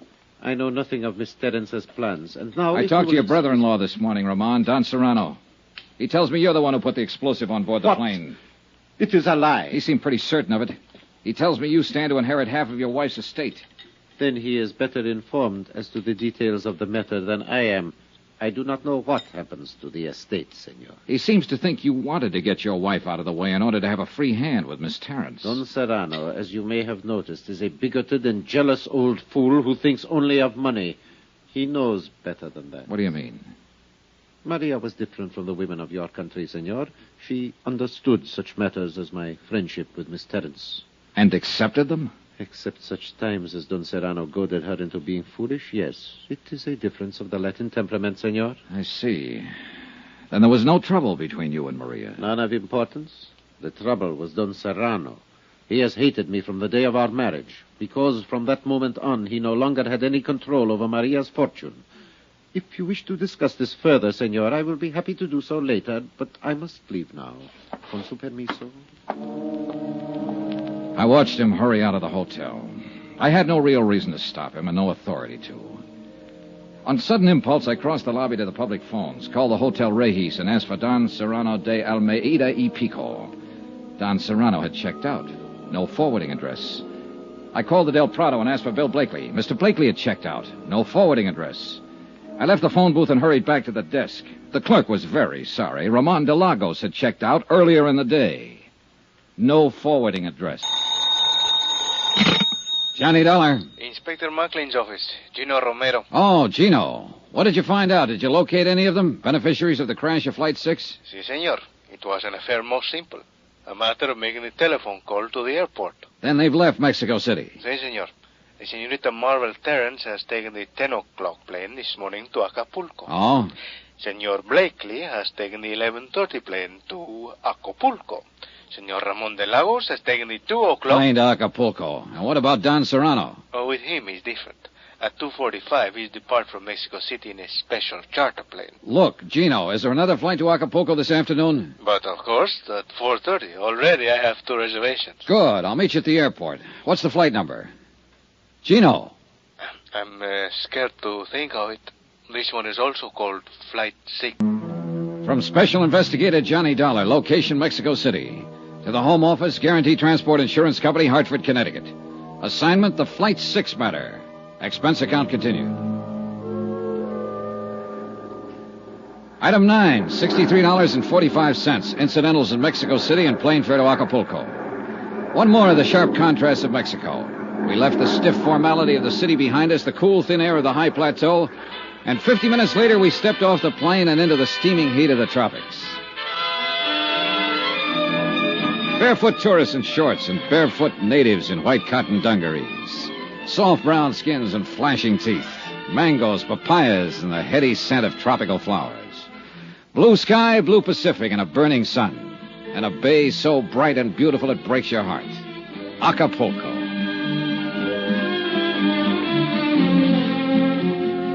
Gino Romero of the Department of Civil Air Transport knew his way around. So I waited for him while he checked his contacts, airport police, custom agents, limousine drivers.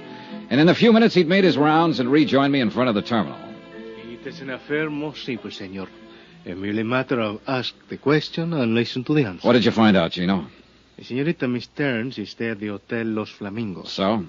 Senor Blakely is also stay there. Ramon de Lagos is go to the Hotel Caleta. And Don Serrano is stay at the Club de Pesca. So you see? Yeah, I see. All right, Gino, let's get going. And where we are going is to the... We'll put up at the Los Flamingos. That is what I expect. Oh, she's very beautiful, senor. True, but there are even better reasons for staying there. ¿Qué dice? Well, in some way, I'm not yet sure how. I think this whole thing centers right around Marble Terrace. You think it's possible she's guilty of the crash of the Flight 6 to collect the insurance? Maybe. Or she might have been used. Or maybe... Oh, I don't know, Gino. But it's about time we found out.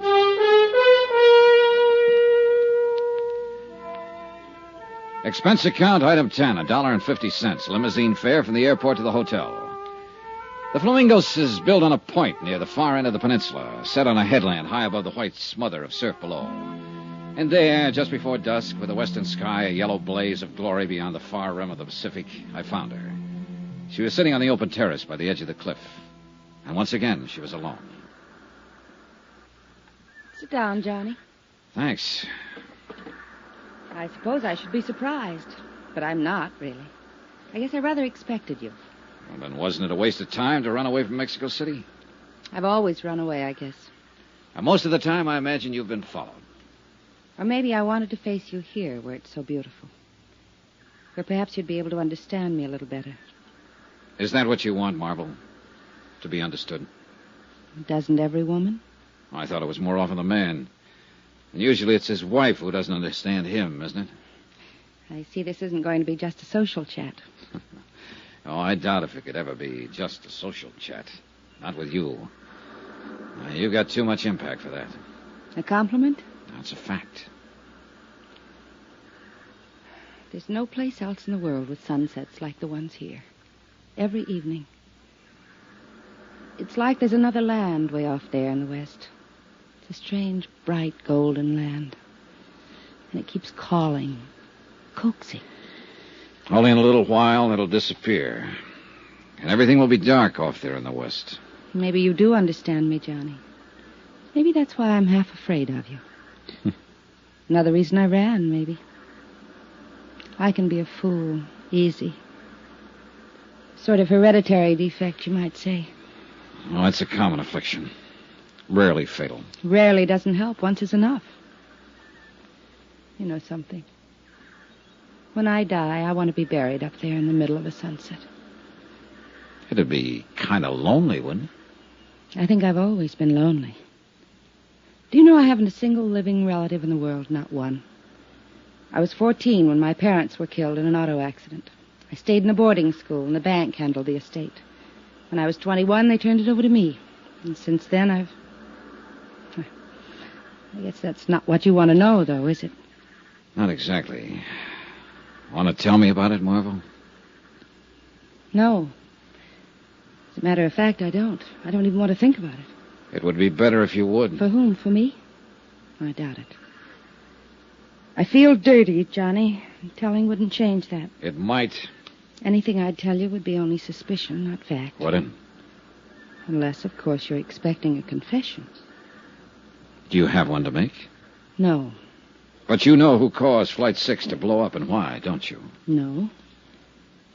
I can make a guess, that's all. Like to tell me that guess? You'll find out soon enough, Johnny, and I'd rather it didn't come from me. 11 people have died, Marvel. I know. 10 on the plane that crashed, and the baggage handler who was murdered later, and You whoever... don't have to remind me of it. I couldn't forget it if I wanted to. I told you how I felt, and I'll drop it, Johnny. All right. I didn't know. That's all I can claim. I just didn't know. What do you mean? Nothing. Look. It's dark out there now. And sunset's gone. There's always another one. I wonder. Have you ever met Don Serrano, brother-in-law of Ramon de Lagos? No, but he was pointed out to me. Did you see him at the airport the night Flight 6 was blown up? I don't remember. I don't think so. Did you see Ramon? No. Did he know you'd canceled your reservation that night? He didn't even know I had one. Have Ramon and Bill Blakely ever met? Yes, they met. And detested each other on sight. Well, that's understandable in view of the circumstances. Oh, I guess, but why are people like they are? Did you arrange for Blakely to follow you here? I didn't tell anybody I was coming. Well, he was a good guesser. So was Ramon and Don Serrano. I know. They're all here. Why? They don't even know me.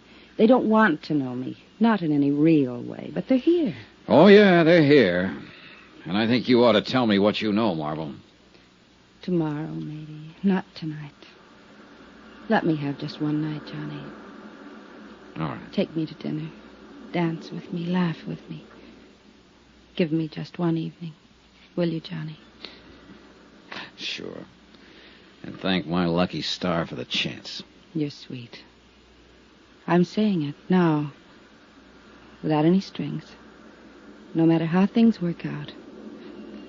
I'll still mean it. You're a sweet guy, Johnny. Give me time to change.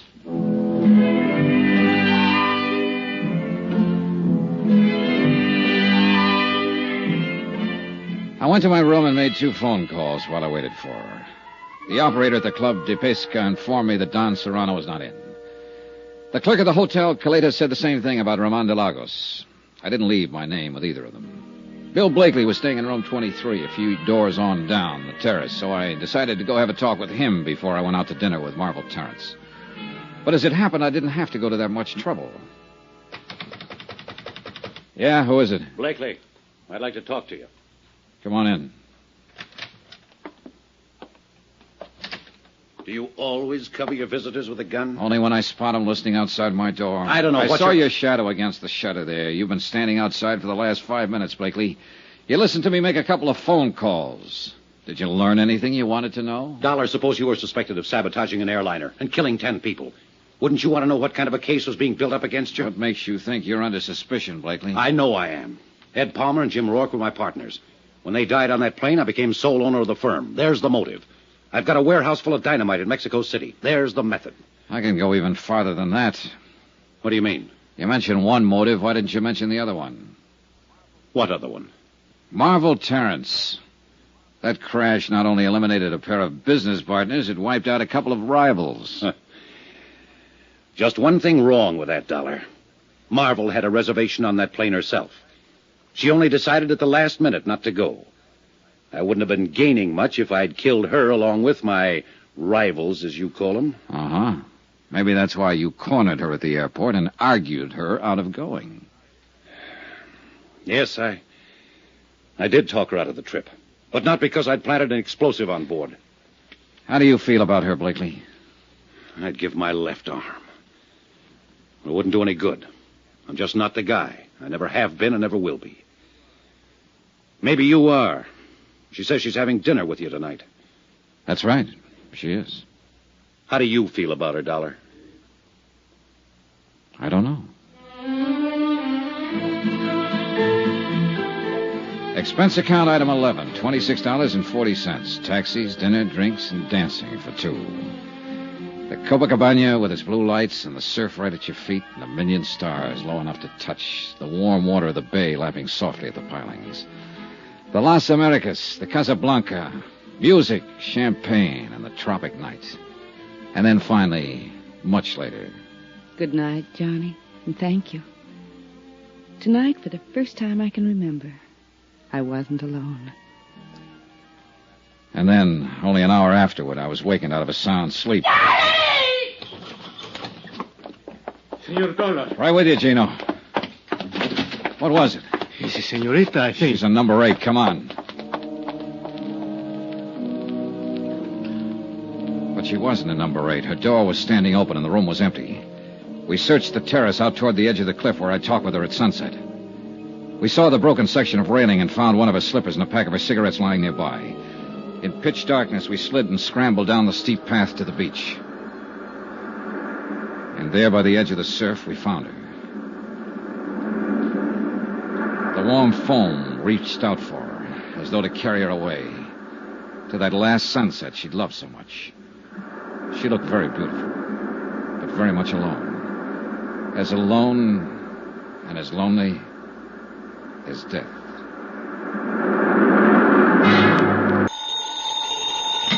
Johnny Dollar. Here is your call to Mexico City, senor. Oh, thanks. Hello?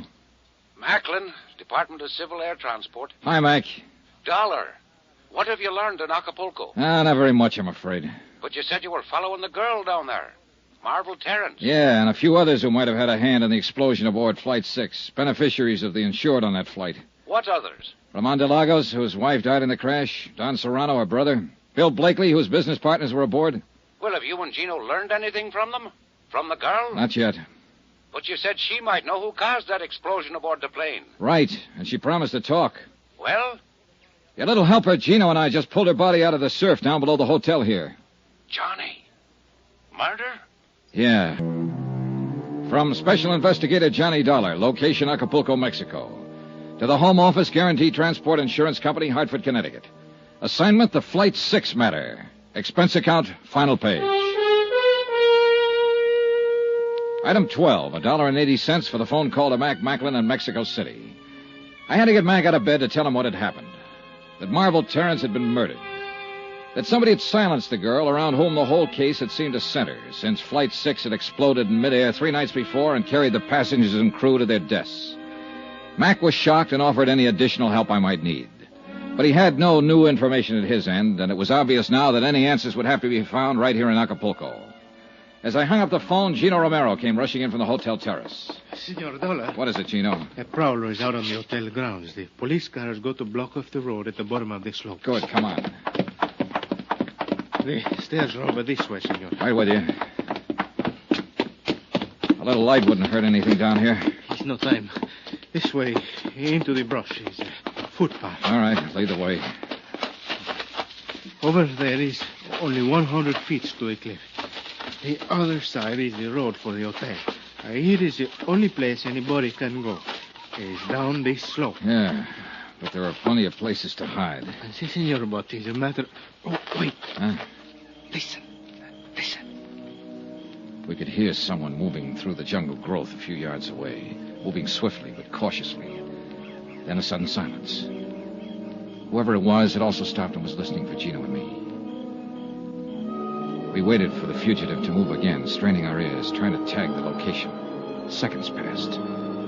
Then a slight rustle ahead of us. Gino nudged me, and we slipped quietly toward the sound.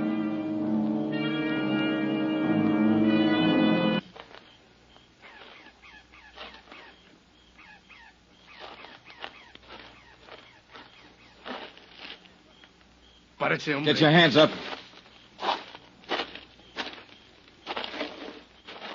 Well.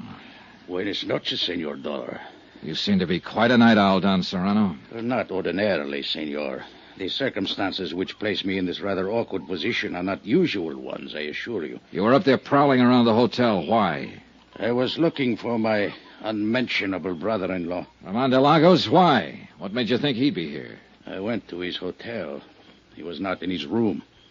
I knew he had not been able to see Miss Terrence since she had spent the evening with you. So I assumed he might be waiting for her here, at her hotel. And my assumption has, of course, been proven correct. Did you see him? No, but I heard the police discussing the murder of Miss Terrence. It was obviously Ramon's handiwork. Still after him, huh? My feeling about Ramon is not a secret, senor. Nor his about you. So why did you go to his hotel? To kill him. Why else? Time was running out, so we took Don Serrano back to the hotel to the police. One very important person hadn't put in an appearance. Gino went down to Bill Blakely's room, knocked on the door, then opened it with a passkey and went in. Blakely wasn't there. We searched the room. The bed has been sleeping, senor. Yeah, I notice. But for how long, that's the question. It's possible he was wake up when the senorita screams before she is killed. He might have been. He must have dressed. His pajamas are there on the floor. I wonder. Quien sabe if it was a quarrel of lovers, the jealousy. He did not like it when the senorita was go with you tonight. I don't think it's that simple, Gino. Let's get this bag open, have a look inside. Maybe we can... It's not even locked. He seems to have been traveling light. There on the top, senor. Yeah, I see. What is it? Box of 38 caliber cartridges spilled open. And that piece of oilcloth. He had a gun packed in here. No, it's gone. He got up, loaded a gun, and left. Took the gun with him. If it was before the scream, that's one thing. But if it was afterward, then... What are you thinking, senor? I think we'd better take the police with us, get over to the Hotel Caleta, and check up on our third suspect. Ramon? But Don Serrano said he is not there. Don Serrano could say anything. I think we'd better get over there, Gino, and do it fast.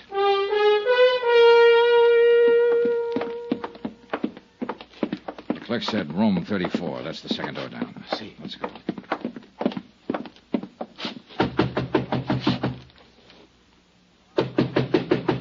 Roman. Roman. Who is it? Johnny Dollar, open up. Watch yourself, Gino. See. Come on in, Dollar. You're Blakely. Yeah. Better hand over the gun, Blakely. You won't get a chance to use it now. The police are out in the lobby. Okay. All right, thanks. Roman didn't show up, huh? I wish he had. That's all I was asking, just one clear shot at him. Are you sure he's the one who killed her? Sure enough. Did you see him? No, but he's the one.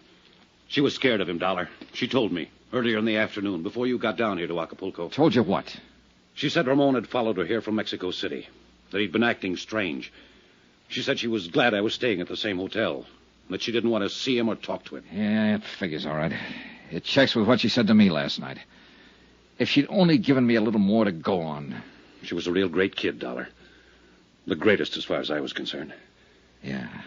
As soon as I realized what had happened, I loaded my gun and came here to wait for him. I figured he'd try to get back to his room. But he didn't show. It's too bad. She was a real great kid. And I'd have died for her if she asked me to. I loved her. She was the... Mira, ahí está. There he is. Come on, Gino. Si, senor. Ramon had been spotted. He started and entered the hotel, saw the police, turned and ran. He was armed with a pistol. He'd fired a shot at one of the police officers and then jumped over the balustrade and disappeared into the dark curve of Caleta Beach. The police cars quickly threw a cordon along the bayfront street and blocked off both ends of the stretch of shoreline.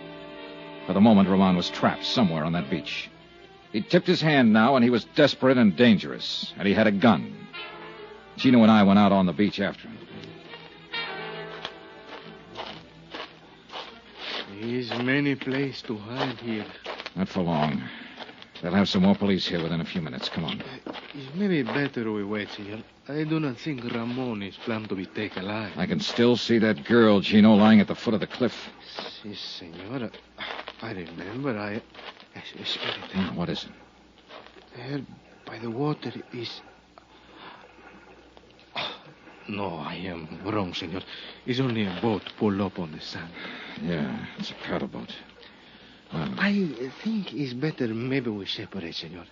I look in the pavilion, the cabañas. You stay close by the water. In this way, we'll have him between us. Good idea, Gino. But you've got the rough end of it. Take care of yourself. Si, senor. Well.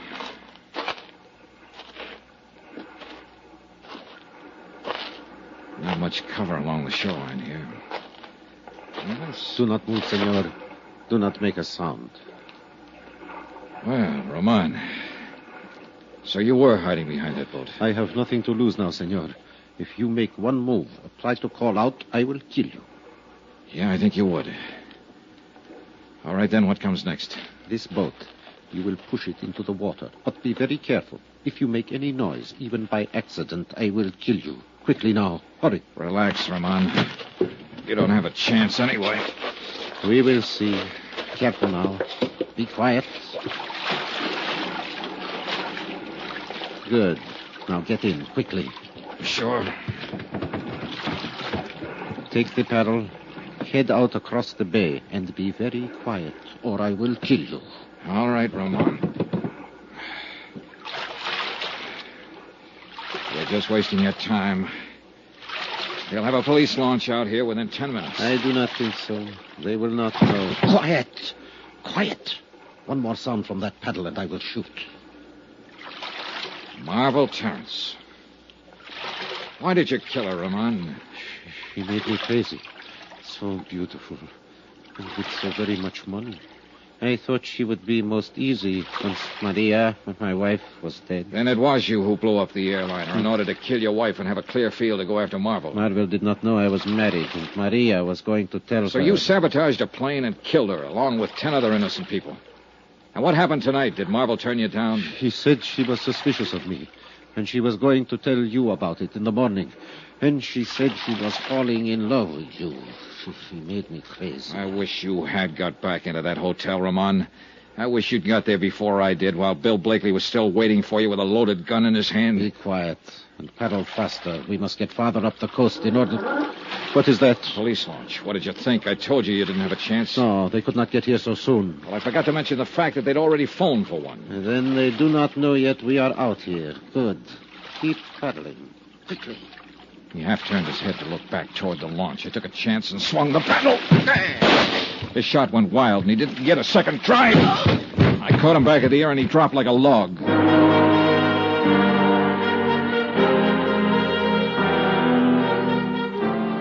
The police located our boat a few minutes later and hauled him over the gunwale and into the launch. And that should have been the end of it. But none of us realized Ramon's insane desperation. He'd only been pretending unconsciousness. On board the launch, he snatched a gun from one of the officers and tried to take over the boat. He didn't have a chance. He took a full volley of shots from 3 police pistols square in the chest.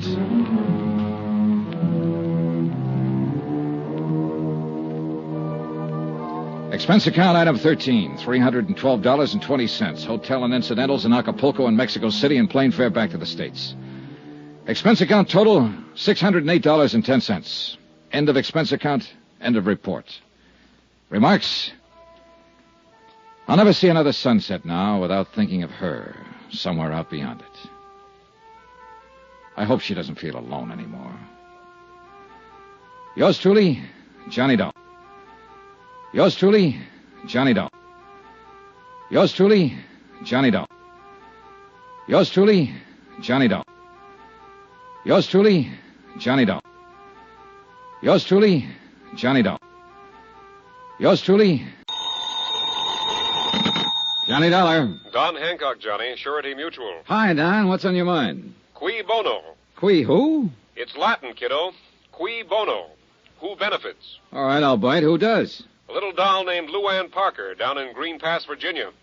$100,000 worth, Johnny. Double indemnity. Wow, what did she do? Answer the question? She sure did, with a .38. 2 bullseyes right in her foster papa's heart. Well, then if it's an open and shut case, you don't need... Oh, it's that all right. She's the gal what done it. She admits it. But the coroner is about to call it an unavoidable accident. Seems little old Magnolia Blossom thought Papa was a prowler. And what do you think? Just what I said. Qui bono. So? I think you'd better put yourself on the payroll. Expense account submitted by Special Investigator Johnny Dollar. To the Home Office, Surety Mutual Insurance Limited, Hartford, Connecticut. The following is an accounting of expenditures during my investigation of the Qui Bono matter. Item 1, $78.45. Transportation and incidentals, Hartford to Green Pass, which was a village of some 12,000 people, hidden among quiet wooded hills. and located, as I discovered on arrival, some 3 miles from the railroad station.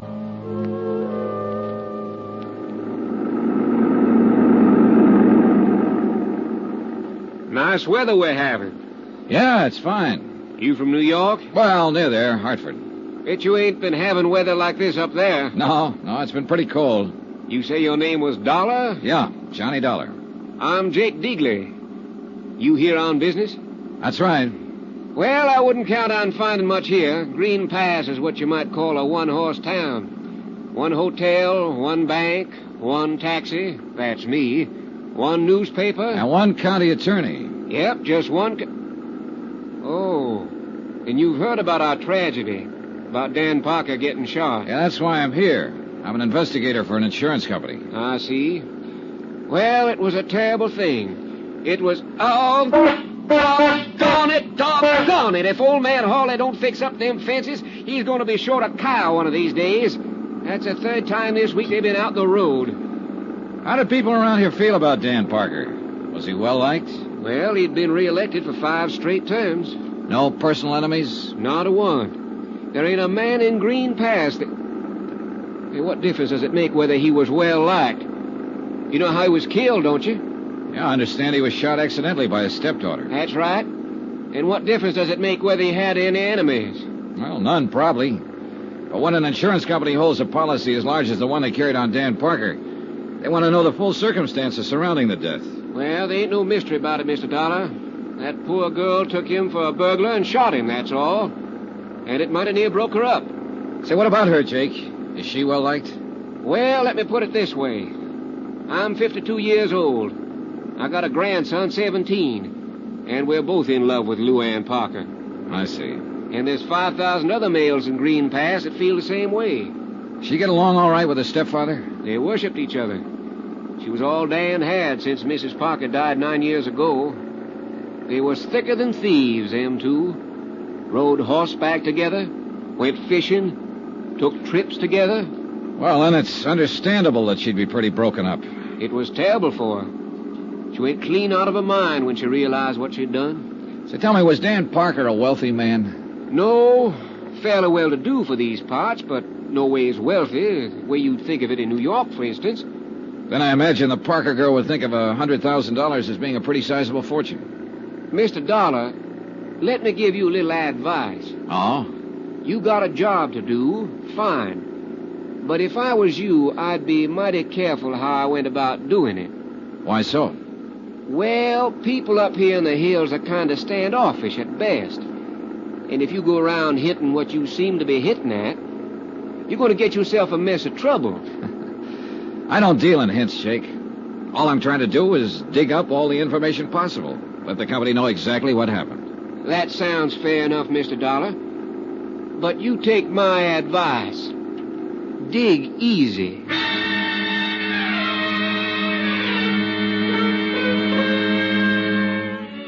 Jake Digley's one-man taxi service dropped me off at the town's one-man hotel.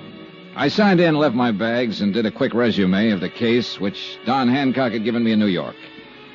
I tried pumping the hotel proprietor, but when he found out who I was, he frosted up like a mid-julep on a sultry day. But he did tell me I could find the sheriff across the square at the town's one pool room. It turned out to be a one-man place, too. And at the moment, Sheriff Jim Peterson was the one man.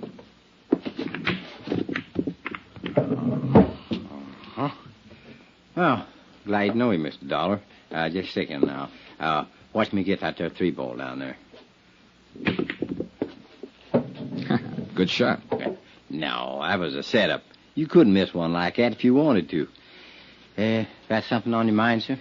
Yes, I'm an insurance investigator. I'm here in connection with the Parker case. I'll see. Doggone it. Well, I don't think I'd call it a case exactly. It was an accident. Ain't no mystery about it, far as I can see. I didn't mean to imply that there was, Sheriff. As it stands now, this is a routine investigation, nothing more. I just like to get the facts, find out exactly what happened, in order to furnish my company with the report they need to pay the claim. I'd appreciate your cooperation if you've got the time. Ooh, I got the time, all right, sir.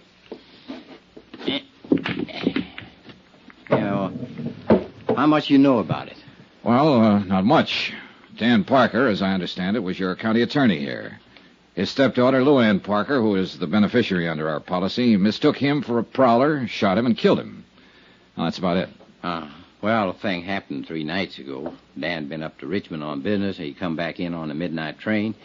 He walked down from the station. Walked 3 miles at that time of night? Well, it's a little over 2 to his place. It's outside of town a ways. Well, that's still quite a walk. Why didn't he call this taxi driver, Jake Deagley? Yeah, well, he probably did try to, but Jake wasn't expecting any business, so he took a night off. He was out at Happy Hollow. See, that's a kind of a roadhouse about 5 miles up the highway. Does Dan's daughter have a car? Yeah, she does. But I figure he didn't want to bother her at that time of night. See, he wasn't due in till the next afternoon.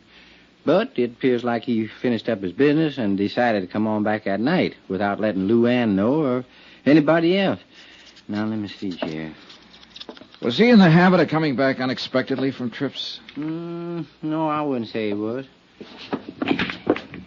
Well, go on. Huh?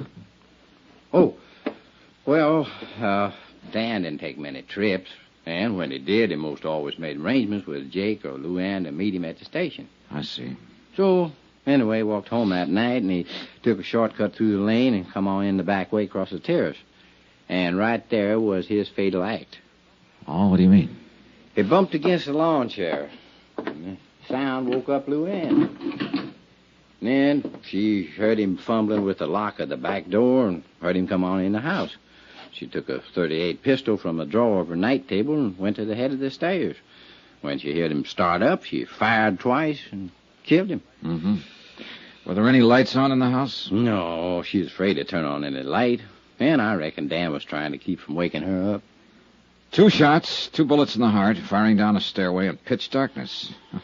That's pretty good shooting, Sheriff. Oh, well, she can outshoot me, Mr. Dollar. And I'm known as one of the best in these here parts. Who taught her? Well, Dan taught her himself. He figured a girl ought to be able to protect herself. So tell me something, Sheriff. Did she have any reason to think it might be a prowler? Have you had any trouble of that kind around town? Oh, 3 weeks ago, there was a house broke into over on the south side, and twice since then, Dan called me in the night to come out and take a look around his place. Oh, why? Well, seems Luann thought she heard somebody trying to break in. And did you find anybody? Nope. Was Luann alone in the house the night of the shooting? Well, Mary Jackson was there. Who, Well, she'd been housekeeper for the Parkers for the last 15 years. What's her version? Same as I told you. She heard the shots, saw the lights in the hall come on, and heard Luann scream, "Father." How did the girl and her father get along? Well, couldn't have been any closer. She pretty broke up about it. You talked to her yet, Miss Dollar? No, not yet. No, I didn't think so. Well, what's that supposed to mean? Well, I mean, if you had, you wouldn't be asking a lot of these questions. Or at least you wouldn't be asking them in the way that you are. What way, Sheriff? Well, like you figured the Parker girl was actually guilty of something. Well, she did pull the trigger, didn't she? And with sufficient reason. She was nervous. She'd heard prowlers around before, or at least thought she did, which adds up the same thing. She thought she heard somebody break in. She knew she couldn't count on Mary for any help. She had a gun, knew how to use it, so she got up her courage and done a natural and normal thing. She used it. And she'll regret her mistake the rest of her life. Yeah, that's the way the picture seems to work out. At the moment, at least. You got any reason to doubt it? I get paid to doubt things, Sheriff, until I satisfy myself that there's no reason to doubt them. And that's all I'm trying to do. It's all the insurance company expects me to do. I'm not out to pin anything on this girl or to get out of paying her claim, provided it's legitimate. It is. Well, then she's got nothing to worry about. If the thing happened as you just told me it did, then I have as much sympathy for her as you do. It'll be a pretty rough memory to live with.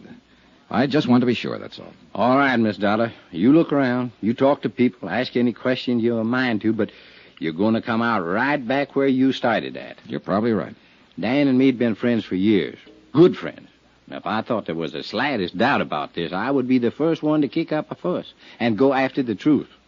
Even if the evidence pointed toward Luann Parker? No matter where it pointed to. Well, now, look, I want to talk to the housekeeper and to Miss Parker herself, and I'd like to attend the coroner's inquest if you don't mind. No, I don't mind, but you're a little late. Huh? It was held this morning. What was the verdict? Death by misadventure, unavoidable accident, with no recommendation for prosecution. I see. Would it be possible for me to see a copy of the transcript? It would. I'll ring the coroner and tell him to expect you. But let me give you a little piece of advice, Mr. Dollar. All right. Folks in these here parts love that girl. So when you start walking around asking questions, walk easy.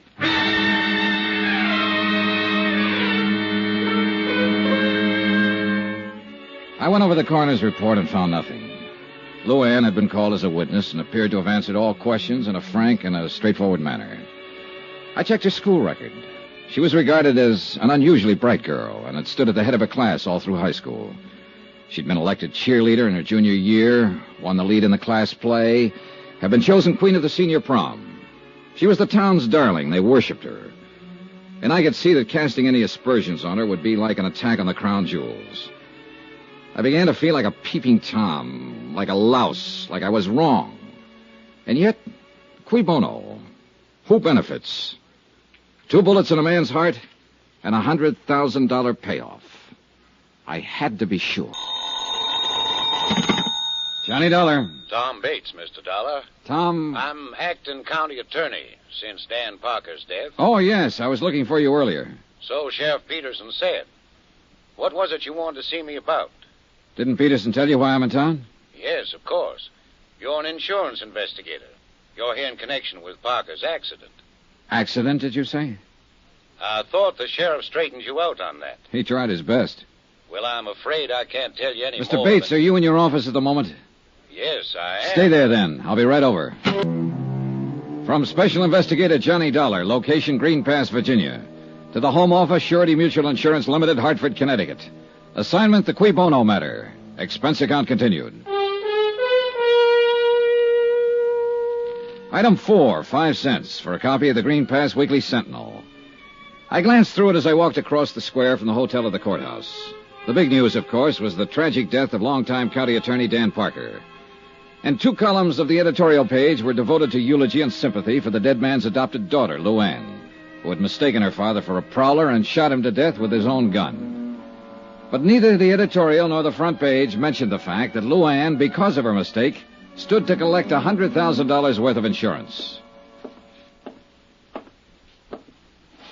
Come in.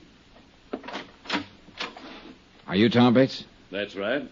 My name is Dollar. I just talked to you on the phone. And I told you I had nothing to say. Mind if I sit down? Now, look here. You look, Mr. Bates. I've been in the business of insurance investigation for quite a while. And I probably know the legal rules and responsibilities of your office about as well as you do. Get out, Dollar. Well, for 2 cents, that's exactly what I'd do. And if I did, you'd find yourself in a real tight spot. What are you talking about? The company would have a battery of high-powered legal eagles in town by 8 o'clock tomorrow morning. And they'd have a subpoena, a restraining order, an order to show cause so quick it'd make your eyes bug out. And that's where it would start to get embarrassing, Mr. Bates. When you tried to explain to the court why you were withholding evidence and refusing to cooperate. What do you mean, refusing to cooperate? I haven't refused a thing. It sounded that way to me. I don't care how it sounded. Look, I know what you're up to. Peterson told me why you're here. Oh? You're out to muddy this thing up. You're trying to pin something on Miss Parker so you can get out of paying the insurance claim. And subpoena or no subpoena, you'll get no help from my office on a crooked deal like that. Any reason for you to think something could be pinned on her, Mr. Bates? Of course there's no reason. You saw the transcript of the coroner's inquiry, didn't you? I did. Well, did you find one single hint of suspicion anywhere in it? No. Not much of anything else, for that matter. Are you always as gentle with your witnesses as you were with Miss Parker? The girl was half out of her mind with grief, on the verge of a breakdown. We got the facts. What more do you want? Maybe we should have thrown her in jail, beat her up with a rubber hose, starved her till she thought of something to confess. Is that the way you'd have done it? Oh, relax, Mr. Bates. You're not in a courtroom. No, and by heaven, I'm not going to be. Not on this case. Because there's no reason. How long have you been in love with the Parker girl? Ever since I... What difference that make? It might help to account for your attitude about this. What is it you're thinking? That I'm helping her get away with something? Covering something up for her? Or that all of us are, maybe? Everybody at the inquest? Well, it wouldn't surprise me too much, the way this whole town gets up on its high horse the minute you ask a simple question about the girl. Well, what do you expect? When you go around insinuating Insinuating nothing, Mr. Bates. I haven't accused Miss Parker of a thing. I have no reason to. And regardless of what you think or Sheriff Peterson thinks, I didn't come here to frame her, to pin something on her. I want just one thing. The complete detailed story of Dan Parker's death, and I'm going to get it one way or another. Well, nobody's trying to prevent you. I'm glad to hear it. Then how about some cooperation? What do you want to know? How long have you been Mr. Parker's assistant? Almost 3 years. And now you automatically become county attorney, is that it? Yes, until the next general election. Do you intend to run for the office at that time? Possibly. I don't see... How did you and Parker get along? Fine. Why? Well, did he approve of your interest in his daughter? Well, he certainly preferred me to... well, anybody else in the running. Who else is in the running? Nobody, actually. Are you engaged to her? Not officially. She doesn't think she's quite ready to settle down. Uh-huh. But if she had been ready, you think Mr. Parker would have welcomed you as a son-in-law, huh? I think so. I didn't kill him, Mr. Dollar. Ever have any arguments with him? No. None of any importance. Who were his enemies, Mr. Bates? He didn't have any. A county attorney without a single enemy? That's a little remarkable, don't you think? That was the type of man he was. He'd usually let sleeping dogs lie. Easy going. Too much so, maybe. That was half the... Half the reason the two of you argued? Is that what you started to say? There were times when he should have gotten tough, or at least let me do it. Well, you'll have your chance now. And I'm going to take advantage of it. In one case, at least. Oh, what case is that? The Happy Hollow Roadhouse. That place should have been closed 2 years ago. But Mr. Parker wouldn't hear of it. And the sheriff wouldn't touch it without Parker's okay. Who runs it? A dirty little... His name's Sammy Drake. A cheap 30-cent crook. Why should the place be closed, Mr. Bates? Because it's a menace to the community. Drake's got everything going out there, wide open. He ought to be run out of town. And before the month's up, he will be. Was Drake a friend of Mr. Parker's? Hardly. Is Miss Parker acquainted with him? She knows him, of course. In a town this small, everybody knows everybody else. Doesn't mean anything. I see. You see what? What are you driving at, anyway? The complete, detailed story, that's all. Fine. But what bearing does this stuff have on the story? Oh, none, probably. The sheriff tells me Miss Parker is a dead shot with a pistol. Do you know if that's true? Absolutely. She can outshoot me any day of the week, along with most of the other men in the county. That's one of the ironies of the thing. It was her own father who taught her to shoot. Was she given a paraffin test the night of the accident to determine whether she'd fired a gun? Of course not. In the first place, we're not set up for it. And in the second place, there was no doubt but what she had. The housekeeper heard the shots and ran out in the hall and saw her standing there with a gun in her hand. And she admits she fired them. What more do you want? I guess that ought to satisfy any reasonable person. Well, thanks a lot for your cooperation, Mr. Bates. You're welcome. I'll frankly admit I don't have the slightest idea what line of thought it is you're trying to follow. It's the same one I've been following ever since I left Hartford. Do you know the Latin phrase, Qui Bono? Sure. Means who benefits. It was an old principle of Roman law. And it's still a good one. Who benefits here? Well, Luann Parker, of course, to the tune of $100,000. But maybe she's not the only one. There are different ways of benefiting, you know. It still comes back to the same thing. She's the one who mistook her father for a prowler that night. She's the one who pulled the trigger and fired the shots that killed him. Apparently so. But it's possible that somebody might have used her, Mr. Bates.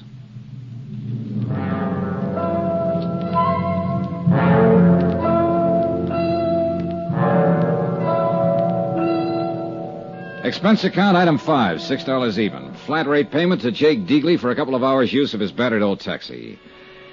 I stopped at the telephone office and I talked with the supervisor. I talked with the editor of the local paper and with a waitress who'd gone to school with Luann Parker. With a boy in a service station who'd dated her in high school. And all of their remarks fit the same picture. A sweet, fresh, all-American girl with an adored father who'd showered her with gifts and attention. And now her own personal tragedy was the town's public one, and they all wept for her. Not a fact out of line. So finally I decided I'd filled in the background enough for the moment, and it was high time I met the little princess face to face.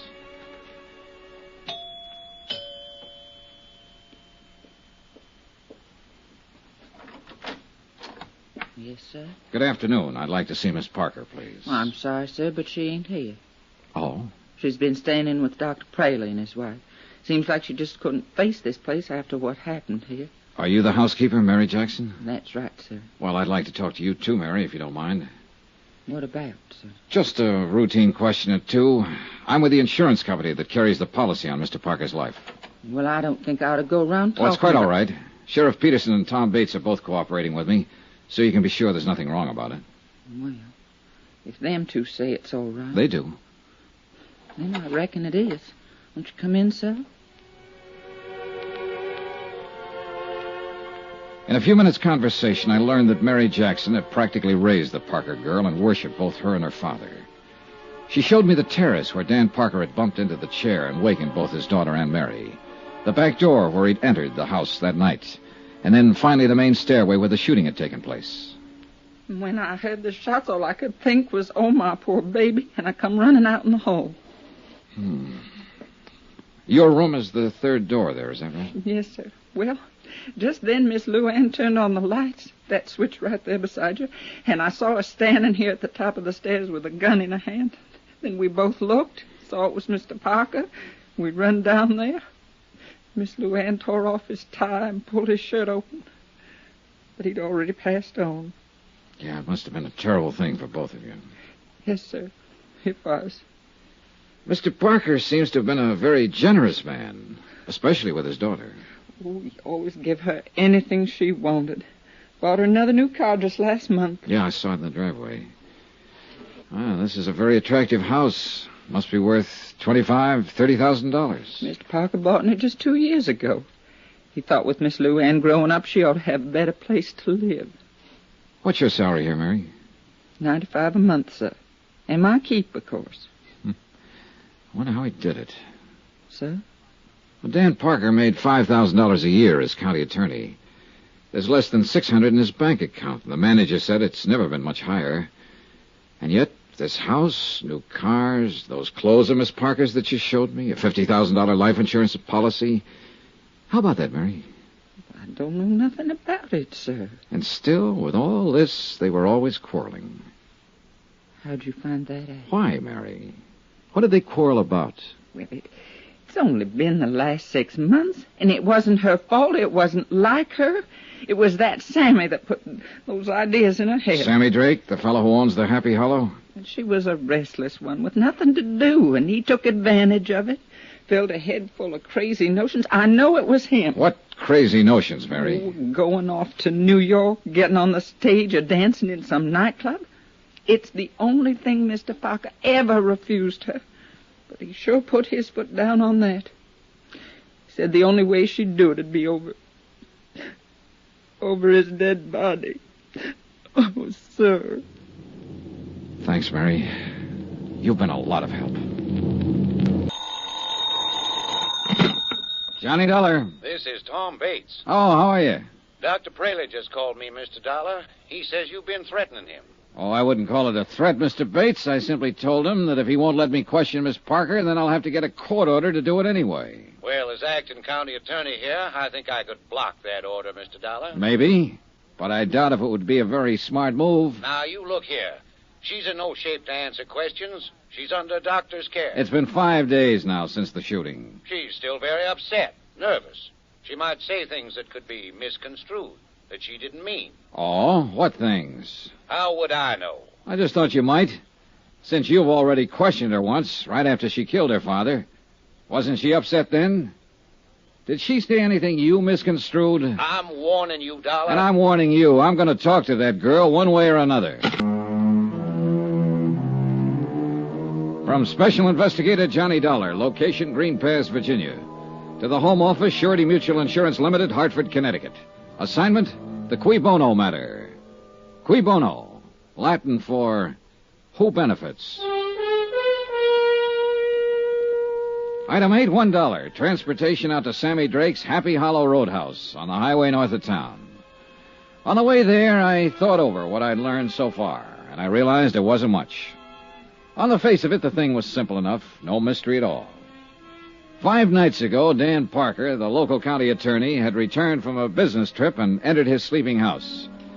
His adopted daughter, Luann, mistaking him for a prowler, had shot him to death in the darkness. There it was, an accident, pure and simple. The coroner said so, the sheriff agreed, and the whole town was determined to keep it that way. But I still couldn't buy it quite that easily. Not when there was a $100,000 life insurance policy payable to Luann Parker, the girl who'd pulled the trigger. Maybe I'd find some answers at the roadhouse.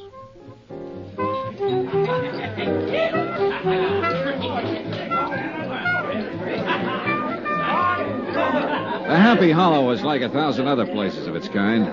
A neon-lighted barn set 50 yards off the road. Inside, a jukebox, a raucous bar, and a scattering of tables around a splintery dance floor. Saturday nights, a 4-piece band, probably a game or two going on in the back room, and whatever else the local sports might demand. It was early yet, and the joint hadn't started to jump. What's the word, Mac? Save your money and buy booze. Yeah, man. Out of towner, huh? Depends on which town. Any town but this one, man. Here it's for the birds. Oh, I don't know. Looks to me like you got a good setup here. I'm eating. But it ain't easy, man. It's rough. Oh, it'll be rougher, Sammy, with a new county attorney. What's the pitch, Mitch? That's your name, isn't it? Sammy Drake?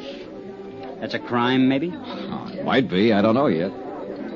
You with the feds? No. Syndicate man? No, I'm an insurance investigator. Insurance? You mean protection? Not the kind you're talking about, Sammy. I'm here in connection with Dan Parker's death. You mean you're legit? That's right. Well, tie me up and nail me off. I thought you were somebody putting a bite on me. I am. Yeah? Yeah. I got some questions, Sammy, and I want some answers. About that Parker rub-out? Right. Well, you're out of luck, Chuck. I don't know nothing from nothing about nothing. See what I mean? I got reason to think different. How so? Somebody been passing the word? Maybe. 2 get you 5. It was that Bates character. Am I in? I couldn't say. Sure it was. The new county attorney. He's got a big deal now. And he'd give his left eyeball to put the finger on me. Why so? Why's he got it in for you, Sammy? Because he thinks his doll has been... You mean the Parker girl? I forget. You want to do it the hard way, Sammy? No speak English. I can get Tom Bates to issue a warrant, you know. He'd love to have that chance. So you can either talk to me here and now, or you can talk to him and the sheriff in the basement of the courthouse. Rough and tough, huh? If that's what it takes, yes. Come on back to the office. All right. What'd you say your name was, Buzz? I didn't. It's Dollar, Johnny Dollar. Dollar, huh? Yeah, it rhymes with collar. I always like to be wise to who's putting the slug on me. Come on in. Thanks. How about a drink? No, no, thanks. Well, I guess I'll have a short one for my health. You hungry? Like a steak? Later, maybe. They're the most. This is a crummy joint, strictly for the sticks, but the food's good. Well, here's a go. Yeah. Maybe you think I'm trying to stall. I know you are, Sammy. No, not really. Not now, anyway. Because when I stop and think about it, I can't see where I got anything to worry about. You see what I mean? You haven't, unless you had something to do with Dan Parker's death. Now, let's relax, Max. The way I get the word, nobody had anything to do with it except that doll. Could be. Could be nothing. Did she blast him or didn't she? Apparently she did. Thought he was a burglar. That's a rich one. And she's halfway right at that. Meaning? Look, Dollar, I'm on a level with you. If you got any idea that I wanted Dan Parker knocked off, you're way out there. You want to know why? I can probably guess. I'll tell you why. He was my fix in this town. 3 years I've had this place open, and I've never been touched. So why would I want to put myself out of business? Oh. How much was the payoff? $1.50 a month. Maybe you figured you could make a better deal with somebody else. Yeah? Who? Not with that stuffed shirt Bates. He's just been itching to get at me. But Parker kept a lid on him. How about the sheriff? Who knows? I'm going to give him a pitch, of course. It's my only chance now to stay in business. But I don't know if he'll play. See what I mean? All right, Sammy. Let's go back to the question I asked you outside there. Why does Bates have it in for you? Because he's got the drooling goose for that Parker kid. And he didn't like it much when she kept hanging around me. How'd you feel about it? You want the truth? I didn't like it much either. Why not? She was too wired up and spoiled. Used to get in her own way. Oh, this town's treated her like a queen or something. She figured she could do as she pleased. Well, that don't go in a joint like this. What do you mean? Well, these lads come in here, get a few shots under their belt. Dame like that starts to mean trouble. I didn't want her hanging around. I had a good thing going here, and I wasn't about to get it lost up. But it was no use. I couldn't keep her out. What did her father think about it? He didn't like the idea, but he couldn't do much about it. She got her own way with him, the same as with everybody else. Except when she wanted to go to New York. Well, nobody can win them all. I understand you put that idea in her head, Sammy. Then you better take a different understanding. Yeah? Yeah. She was bugged up on that idea before I ever met her. That's why she started coming in here. She wanted me to put her hep on how it was in the big, wild city. She wanted to know how to get in. What was the names of all the spots, including the rough ones? How the rackets worked. How would I know how the rackets worked? I didn't say a word, Sammy. You know something? In some ways, that kid's as smart as a mink. But underneath, she's a regular hick, just like the rest of them around here.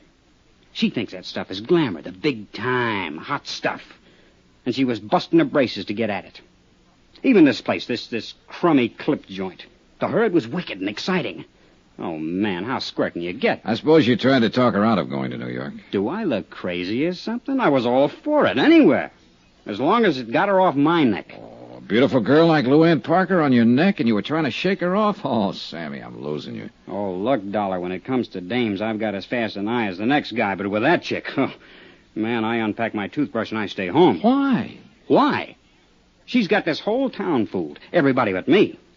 A sweet little thing in ruffled rompers, bucking for a halo. Well, I got news for you, brother. She ain't. And you're the only one who really knows her. Is that what you're claiming, Sammy? Sure. It's a big laugh. But that kid's smart.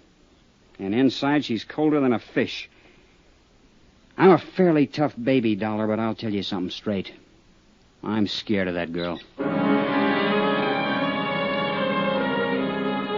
Expense account item 9, $6.90. Steak and incidentals at the Happy Hollow Roadhouse. And Sammy Drake was right. The steak was good. Item 10, $1.75. Transportation out to the Green Pass Railroad Depot, 3 miles east of town. I tried to see that night station agent earlier in the day, but he was sleeping then. But it was nearly midnight now, and I figured he'd be on duty. He was. Good evening, sir. Hold it, son. Got a message coming here. Yes, sirree. Old number 8's going to be right on time. I'm glad to hear it. I want to... Hold it, son. Got to answer it, you know.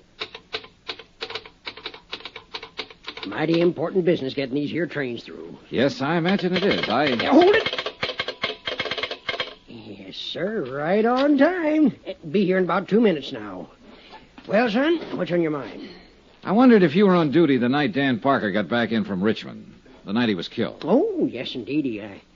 You must be that fella Sheriff Jim Peterson was telling me about. That fella from the insurance company. Yes, that's right. Well, then I guess it's all right to talk to you. Leastwise, that's what Jim said. Nice of him.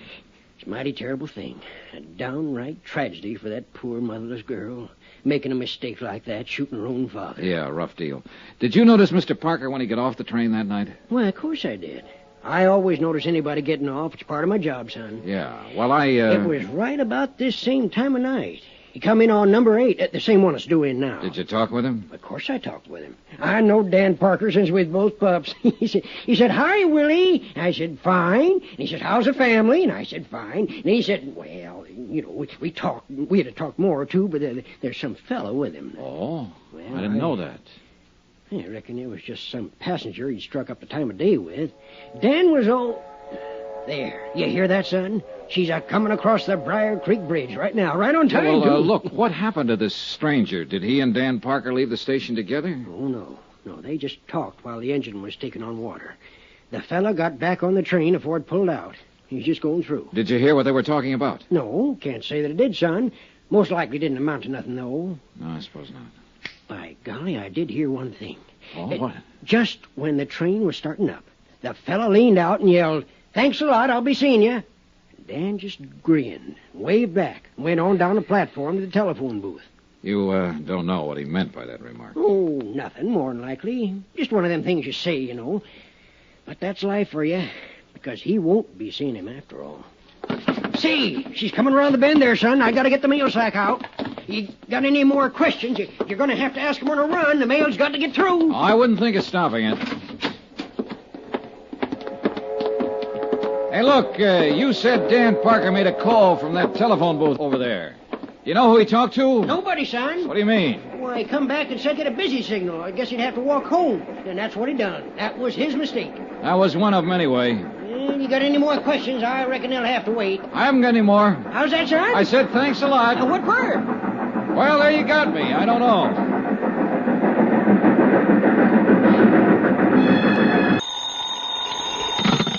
Johnny Dollar. Tom Bates, Mr. Dollar. Oh, good morning, Mr. Bates. There's nothing like starting the day with a good fight. That is not my intention at all. Good. I was beginning to think you went around in a permanent state of belligerency. Only when I see a so-called insurance investigator out to frame an innocent girl. Anybody I know?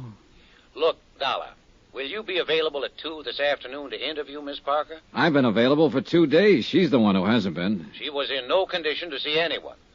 However, Dr. Praley is releasing her in an hour, and she's going on home. All right. Tell her I'll see her at 2. It won't be necessary to tell her. You'll go out there with me, and you'll talk to her in my presence. Like that, huh? You can take it or leave it. Oh, I'll take it, Mr. Bates. And you know something? I think I'll still be able to tag her. From Special Investigator Johnny Dollar, location Green Pass, Virginia, to the Home Office, Surety Mutual Insurance Limited, Hartford, Connecticut. Assignment, the Qui Bono Matter. Expense account continued. Item 12, $1.80 for a late and leisurely breakfast in the hotel coffee shop. Leisurely because I had nothing to do but kill time. I covered every possible lead I could think of, and the result, 0. The simple facts of the case were that Dan Parker, the local county attorney, had returned unexpectedly from a business trip late at night, entered his darkened home, and had been shot to death as a prowler by his daughter, Luann. Coroner's verdict, accidental death. Amount of insurance, $100,000. Beneficiary, Luann Parker. Why don't you give up, Dollar? Admit you're wrong. Wrong about what? About thinking you've got a chance of beating Miss Parker out of her insurance money? Oh, so that's what I'm trying to do, huh? That's what your company pays you for, isn't it? To find some angle, some technicality that they can use to break the claim? No, they pay me for the unpleasantness of having to put up with bull-headed acting county attorneys, Mr. Bates. Sure. You'd a lot rather question that girl without me being around. Bates, I'd rather do anything without you being around. Well, the feeling is mutual. I just can't quite figure you. Usually I get complete cooperation from the local prosecutor's office. But you've tried to block every move I've made here. I'm protecting Miss Parker's rights, that's all. Her rights haven't been challenged. I'm not out to get her. If I'm convinced that she's innocent and that her claim is legitimate, I'll report it that way. All the company wants is the facts. Look, I'm not hired as a claim breaker. And of course you know that. You've dealt with insurance cases before. So I wonder what the real reason is for your attitude. Suppose you tell me. Well, you're in love with her, of course, and that itself could be the explanation. Or maybe it's only part of it. Meaning what? Maybe you know more about it than you've admitted. Maybe you know she's guilty and are trying to cover up for her. I know she's innocent, sir. Or, it's possible your motives are a little more selfish. Maybe she's covering up for you. What do you mean by that? It's that old Latin phrase, Qui Bono, who benefits? Who gains through Parker's death? His daughter does. Of course, she gets the insurance. But so do you, Bates. In what way? Well, you got Parker's job, didn't you? And along with it, the chance to run Sammy Drake out of town without Parker stopping you. And in the long run, if Luann marries you, you'll get a good part of the insurance. Are you accusing me of murder? No, just speculating. But it's an interesting possibility. Don't you think so?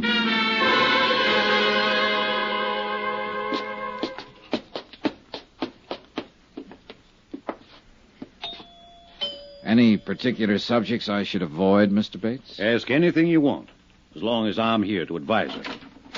Oh, hello, Tom. Luann, this is Mr. Dollar from the insurance company. How do you do, Miss Parker? Mr. Dollar, won't you come in? Thank you. I guess we better go in the study. Mary's cleaning the living room. In here. Just sit down anywhere. How do you feel, Luann? Oh, I'm all right now. For a few days after it happened, I couldn't feel anything but horror, self-loathing. I wanted to kill myself. But the last 2 days, I've done a lot of thinking about what Daddy'd say if he was still here. He was a wonderful man, Mr. Dollar. Yes, the whole town seems to agree on that. I'd give my life gladly to change what happened. But it can't be changed. Daddy used to say, Luann, remorse is only self-pity in disguise. The future is a question mark. All you have is the present, so live it. He believed in those ideas, Mr. Dollar, and I'm going to try to live my life by those beliefs, because I loved him very much. Miss Parker, I have a few things I'd like to ask you in order to complete my report. Do you feel up to answering some questions? Yes, of course. Whatever you wish. I insisted, Luann, that I be present during this interview. Why, Tom? His job is to save money for the insurance company. He'll try to trip you up, lead you into saying things you don't mean, things that could be misinterpreted. Tom, that's ridiculous. I've nothing to hide. Of course, hon. But he'll make it seem as if you do. I'd say you're making it seem that way, and for no more reason than just a silly kind of suspicion. Luann. Mr. Dollar, would you rather talk to me alone? I think it will work out a little better that way. Tom, it's been nice to see you. I'm not leaving. Yes, you are leaving. Right now. Honey, you don't... I said now. All right, Dollar. I guess you will. Phone me later, Tom. Sure, Luann. He's nice. He means well, but sometimes he can be an awful idiot. Oh, his actions are fairly normal for a man in love. Or one who thinks he's in love. It usually adds up to the same thing. Cigarette, Miss Parker? Oh, thank you. Well, what is it you'd like to know, Mr. Dollar? First, let me tell you a few things. I've talked to quite a number of people during the last 2 days. They all worship you. In fact, only one person in the whole town said anything against you. And he's a man whose word on anything would be a little questionable. Sammy Drake, I suppose. Yes.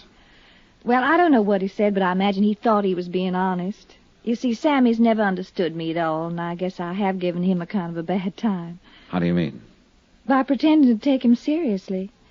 Most people seem to think of me as a child, Mr. Dollar, but actually in my attitudes and awareness, I'm quite a lot older than my age. Of course. And I saw right through Sammy the first time I met him.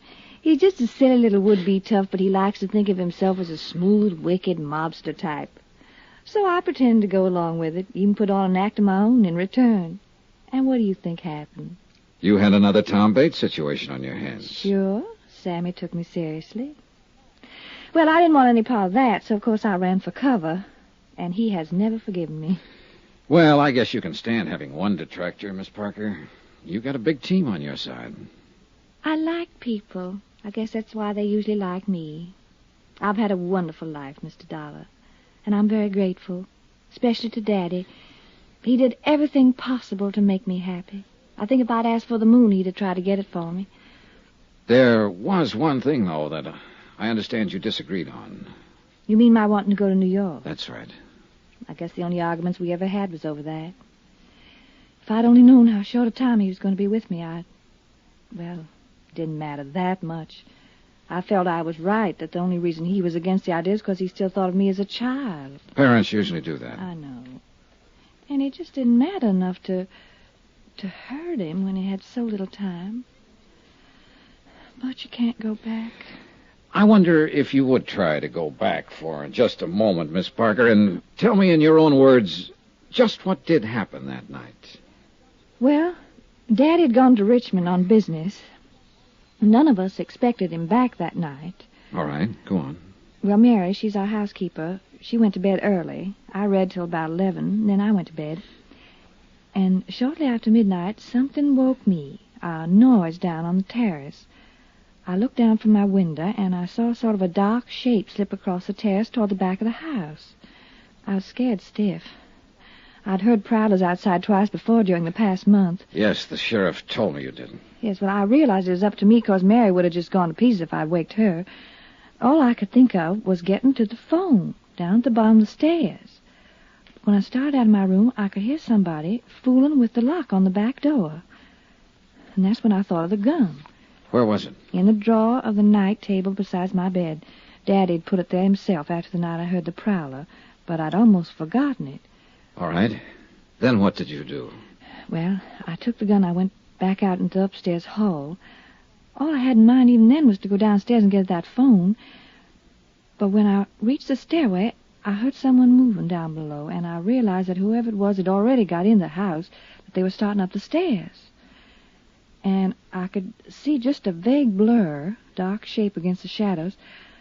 I was petrified. I remember thinking he's probably got a gun. And without even stopping to consider, I fired twice down the stairway. Yes, Miss Parker? I heard him fall. I knew I'd hit him. Mary screamed and came running out of her room. I found the switch and I turned on the lights. And then I saw what I'd done. It was Daddy. I'm sorry, Miss Parker. And I'm sorry it's necessary for you to go back over this. I'll be all right. There was one thing that wasn't brought up at the inquest. Your father apparently tried to make a phone call from the railroad station that night, and he told the agent all he was getting was a busy signal. Could he have been trying to call here? I don't know. I didn't know about it. Would he be likely to call you, coming in unexpectedly that way? Oh, he'd be more likely to call Jake Digley. Jake runs a taxi service here. Yes, I met him. Well, he might have tried that. But Jake was out at Sammy's place that night. Well, the reason I say that is because Daddy would have known that our phone is usually off the hook at night. Was it off that night? Well, I don't remember. Maybe Mary knows. One or the other of us was always taking it off because we had to go clear downstairs to answer it. Yes, Miss Luann? Oh, Mary, the night Daddy was killed, do you remember whether the phone was off the hook or not? Yes, Miss Luann, it was. I remember when I picked it up to phone the doctor. I ain't sure if you left it off that night or I did, but it was off all right. Thank you, Mary. Yes, sir. Well, Mr. Dollar, what other questions do you have? None, as a matter of fact. I did have several more, but you've already answered them indirectly. Thanks for cooperating. You're quite a girl, Miss Parker. Oh, yes, I'm quite a girl. A girl who killed her own father. Goodbye, Mr. Dollar. I meant exactly what I said to her. One way or another, she was quite a girl. Either she was one of the sweetest, bravest, and most honest kids I'd ever met, or she was one of the smartest, coolest little murderesses who ever walked the face of the earth. And I was very much afraid that I'd never be quite sure which. Johnny Dollar. Jim Peterson, Mr. Dollar. Oh, hiya, Sheriff. I understand you talked with Miss Parker this afternoon. That's right, I did. Well, what do you think now? I think I'm going back to Hartford the first thing in the morning. So, you finally decided the girl is innocent? I don't know, Sheriff. And I probably never will know. I'm just finishing up my report now. I'll send you a copy of it. Well, I'll be mighty interested in seeing it. On the basis of my investigation, I'm sure the company will pay her claim without question whenever she's ready to file. I'm beat, hands down, and there's no use denying it. Well, you can't win every time, Mr. Dollar. It's not that, Sheriff. But this is the first time I've ever had to end a report with a question mark. From Special Investigator Johnny Dollar, location Green Pass, Virginia, to the Home Office, Surety Mutual Insurance Limited, Hartford, Connecticut. Assignment, the Qui Bono Matter. Expense account, final page. Item 14, 50 cents. Notary fee on a 20-page report. A report that covered everything and told nothing. But it was the best I could do. I had no more leads, no new ideas. The bare facts of the case still stood. Dan Parker had returned unexpectedly from a trip, entered his darkened home late at night, and had been shot to death as a prowler by his daughter Luann. Amount of insurance, $100,000. Beneficiary, Luann. I checked through a half a dozen theories and been forced to throw out every one of them. And the whole case finally came down to just one simple question. When Luann pulled that trigger and fired down the dark stairway, did she or did she not know that she was shooting at her father? I couldn't answer it, and I didn't believe anyone else would ever be able to. Except, of course, Luann herself. Item 15, $1 even. Transportation out to the Happy Hollow Roadhouse, where the steaks were good, the drinks were good, and a beaten-down guy could kill an evening. Well, wrap me up and nail me south. Here's that dollar man again. How's it going, Sammy? Business gets any worse, I'll open an artery. You here for kicks tonight, or are you going to put the arm on me again? Let joy reign unsuppressed. That's the word, man. That's the word.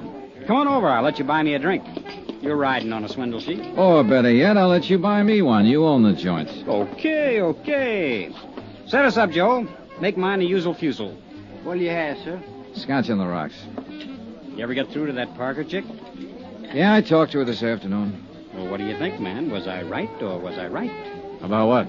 Is she a cool fool or not? I don't know, Sammy. She's a tough one to figure. She's just a tough one, period. Well, here's to the housekeeper's daughter. Yep. Whew. This stuff is murder. I don't know why the customers stand for it. So what comes next, Tex? I'm going back to Hartford in the morning. And little Cookie gets her payoff. 100 G's. Man, it's really going for broke. If she is on the level, it's not enough to pay for the way she'll probably feel for the rest of her life. Feel? That one? I'm telling you, man, I know that little fluff. She's got a heart about as big and warm as the olive in a martini. You could be right. I know I'm right. She's took you, man. She's took you good. Bang, bang, and the little lady wins a prize. Maybe so. A big, fat 100 G's. And bad old Papa in the cold, cold ground. Man, she was really shooting for new shoes that night. Well, if she was, she's got 'em, Sammy. There's nothing more I can do about it. So that's life. What is it? You win a little, lose a little, and taxes take the rest. Why, Parker's got it made, man. Safe and cozy in his little box. No more worries. Oh, sure. But we can't all be lucky. Sometimes Well. Brace yourself, Sammy. It looks like you're raided. What? Oh, it's the sheriff. Right on time.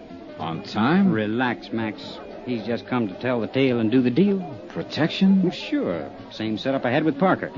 And the sheriff says he'll keep Bully Boy Bates in line. How about that, huh? Well, life goes on, I guess. Well, I wasn't expecting to run into you out here, Miss Dollar. I don't imagine. Finish your report? Yep. Right down to the last comma, Sheriff. And the last question mark. Oh, now, I don't reckon there's any question mark. You got to the truth, all right. Just wasn't what you'd expected, that's all. Maybe so. You got a minute, Sammy? Sure thing, pal. Let's go back to the office. Stick around, Dollar. The joint will be jumping. I can hardly wait. Let's have another one here, bartender. Coming up. Sir, would you do me the honor of having a little drink with me? Well, thanks. I'm having one with you. I've already got it. Well, so you have. Well, another little one never hurts, though. Later, maybe. Thanks anyway. Any time, friend. What line you in? Insurance record. Well, that's all right, I guess. Oh, thank you, bartender. Thank you very much. I'm in ladies' ready-to-wear myself. Must be fascinating. A wholesale. I work out of Baltimore. Cover 3 whole states. Oh, I got a great little line of merchandise. I really don't need any. Oh, the heck with business. Let's live a little, shall we? Mr. What? Dollar. Johnny Dollar. Oh, yes. Well, here's looking at you, Dollar. You know, I always believe in living while I can. Because you never know. Now, that's a very profound thought. No, sir, you just never do. Because it can happen to anybody. Just like it did to a fellow I met last week. Man right here in this town, too. A fellow named Parker. Parker? That's right. He was a fine chap. I met him on the train coming out from Richmond. And I was on my way to Roanoke. Oh, we were laughing and we were joking and everything. And that very night he got killed. And I read about it in the paper. So you just don't never know. Hey, look, tell me something. Are you the man who got off the train with him, talked with him on the platform while the train was standing in the station? That's right. He wanted me to meet his daughter. And that's all he talked about. It was his daughter. Oh, he was crazy about that kid. Well, did he expect her to be there at the station? Yes, but she wasn't. I guess he got the wires crossed. He tried to phone her, but he didn't have any luck. So I get back on the train. He walks off down the road, and a half hour later, he's dead.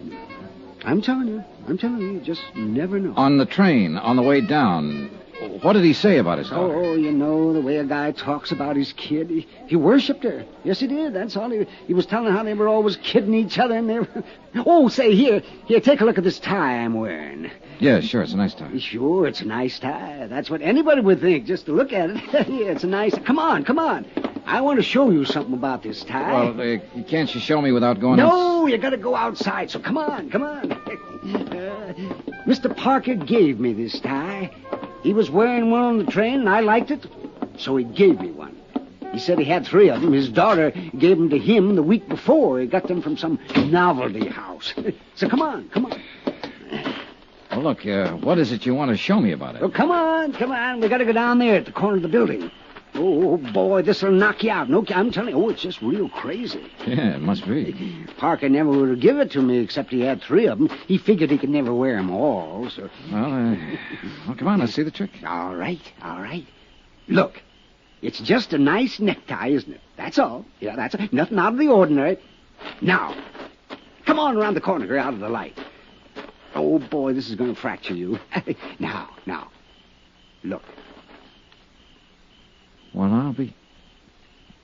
Good Lord. How about that, eh? Is it crazy? That daughter of Parker's really must be something, huh?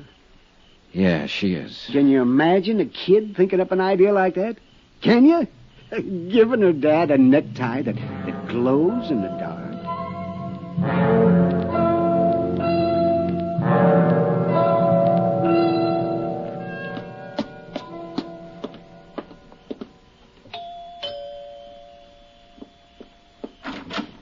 Good evening, Miss Parker. Well, Mr. Dollar, what are you doing out here this time of night? Mind if I come in? Please do. Thanks. Oh, I brought your gun back. The sheriff was finished with it. I never want to see it again. And how you feel? I'll put it here on the table. You'd better not leave it there, though. It's loaded. I wish Sheriff Peterson had kept it. Oh, it may come in handy sometime. Again. Mr. Dollar. I was planning to leave town in the morning, Miss Parker. I'd already made out my report and given you a clean bill of health. Well, I didn't even realize I was under suspicion. What was I supposed to have done, Mr. Dollar? Deliberately murdered your father in order to collect $100,000 in life insurance? You've got a pretty horrible mind, haven't you? Maybe, but I wouldn't trade it for yours. Haven't you noticed my necktie, Miss Parker? I thought you'd tag it the first thing. Why should I? Because it belonged to your father. A special gift from his loving daughter. He gave it to a man he met on the train, and I bought it for $10 this evening. So now you know what happened to the third tie. That's probably been bothering you. Because I imagine you carefully destroyed the other 2. I think you're a little more than slightly insane. Oh, it was a neat plan. Simple and sweet. You got the idea a month ago when the sheriff caught a prowler over on the south side of town. And suddenly you began to hear prowlers at night. You bought your father a set of ties that glow in the dark. And then you waited. And when he came back from that trip, you got your chance. You've got quite an imagination. Oh, it was a great setup. A dark house and him wearing a tie that glowed in the dark, just like this one, Miss Parker. It was a perfect target. You couldn't miss. It's almost a shame that you were beaten by one unforeseen accident. Your father talked to a stranger and gave him a tie. And that tie is going to hang you. No, I don't think so, Mr. Dollar. Turn on those lights. You were right, you know. It is a perfect target. You were very clever, Mr. Dollar, but not quite clever enough, or you'd have known. Sheriff. Yeah, I've been standing out there on the terrace. You... No, Luann. You better give me the gun. No use pointing it, honey. It's loaded with blanks. You all right, Miss Dollar? Yeah, I'm all right, Sheriff. A little sick, that's all. That anybody so beautiful could be so rotten. You faked it. You tricked up the whole thing just to frame me, you filth. You dirty evil. That's enough, Luann. No. That's enough. Nobody tricked you except yourself. That's hard for me to believe. Dan and me used to take you fishing with us when you wasn't no higher than that. You was the prettiest little thing I think I'd ever seen. Oh, shut up, you old fool. Now I got to take you someplace again. Wish I hadn't ever lived to see this day. And I'm mighty glad that Dan ain't here to see it. Come on, honey. We better get started.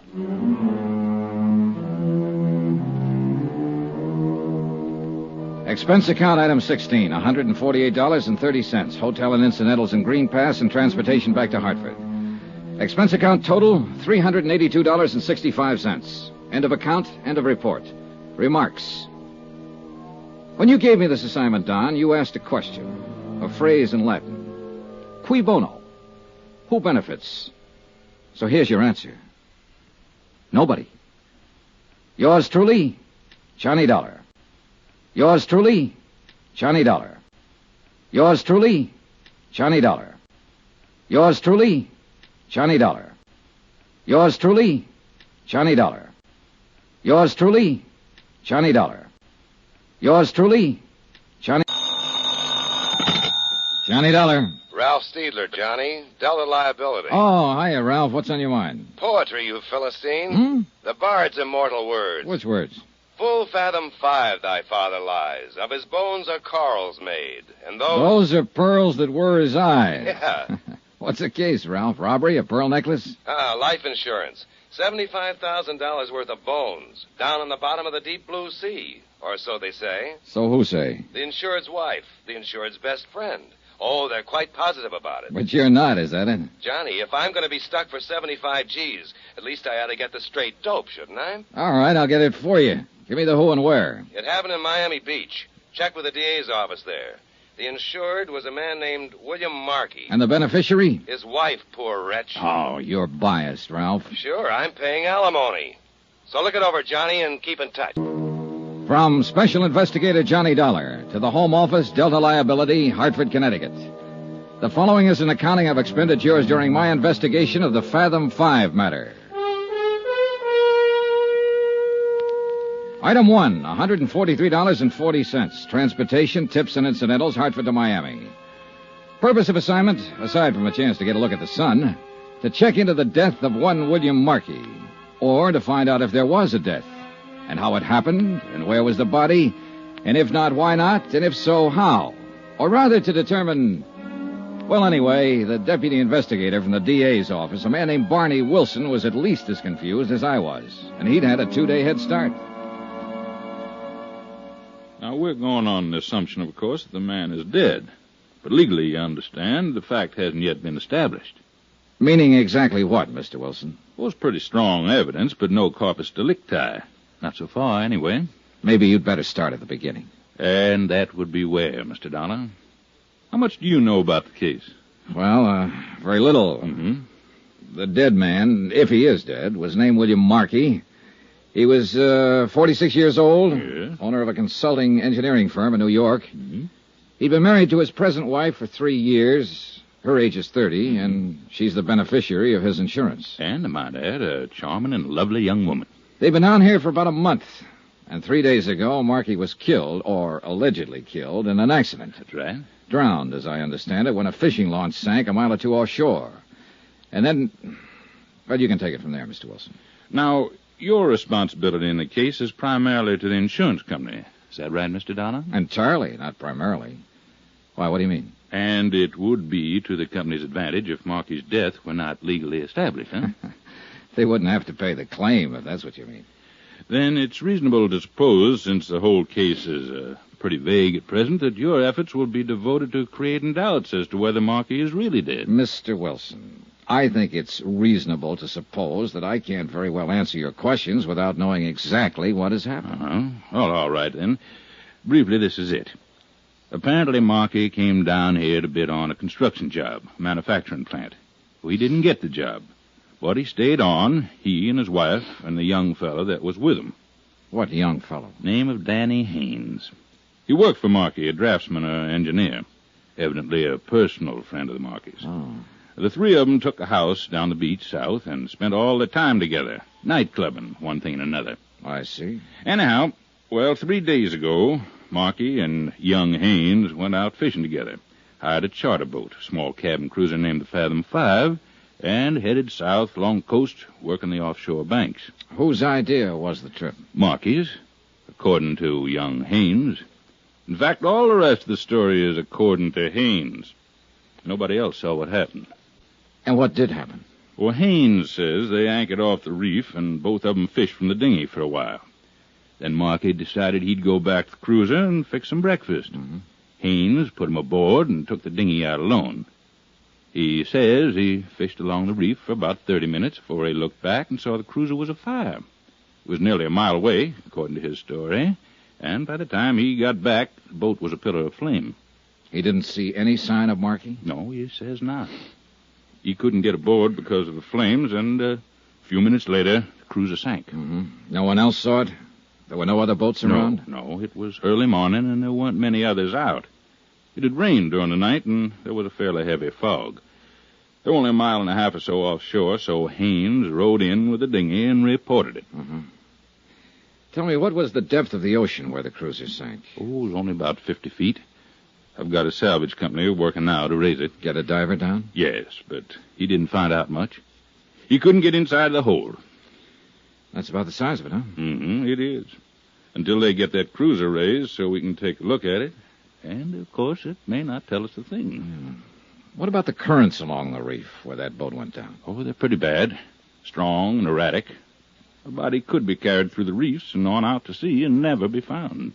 Well, I was thinking more of the possibility of a good swimmer getting into shore. You said they were anchored only a mile and a half out. Yes, well, it's possible, but not very probable. He'd have been seen by Haynes or somebody else. There was a heavy fog, wasn't there? Mm-hmm, fairly heavy. And, of course, Haynes could be lying. Maybe he did see him. I said it was possible. But that's not the line I'm planning to take, Mr. Dollar. So I gather. They'll bring that hull to the surface sometime tomorrow. Now, maybe we'll have some evidence then. Or maybe Marky's body will turn up in the next 48 hours. And if not? Then, Mr. Dollar, I will petition the probate court to declare him legally dead. I suppose you've got some reason for all this, Rush. Yes.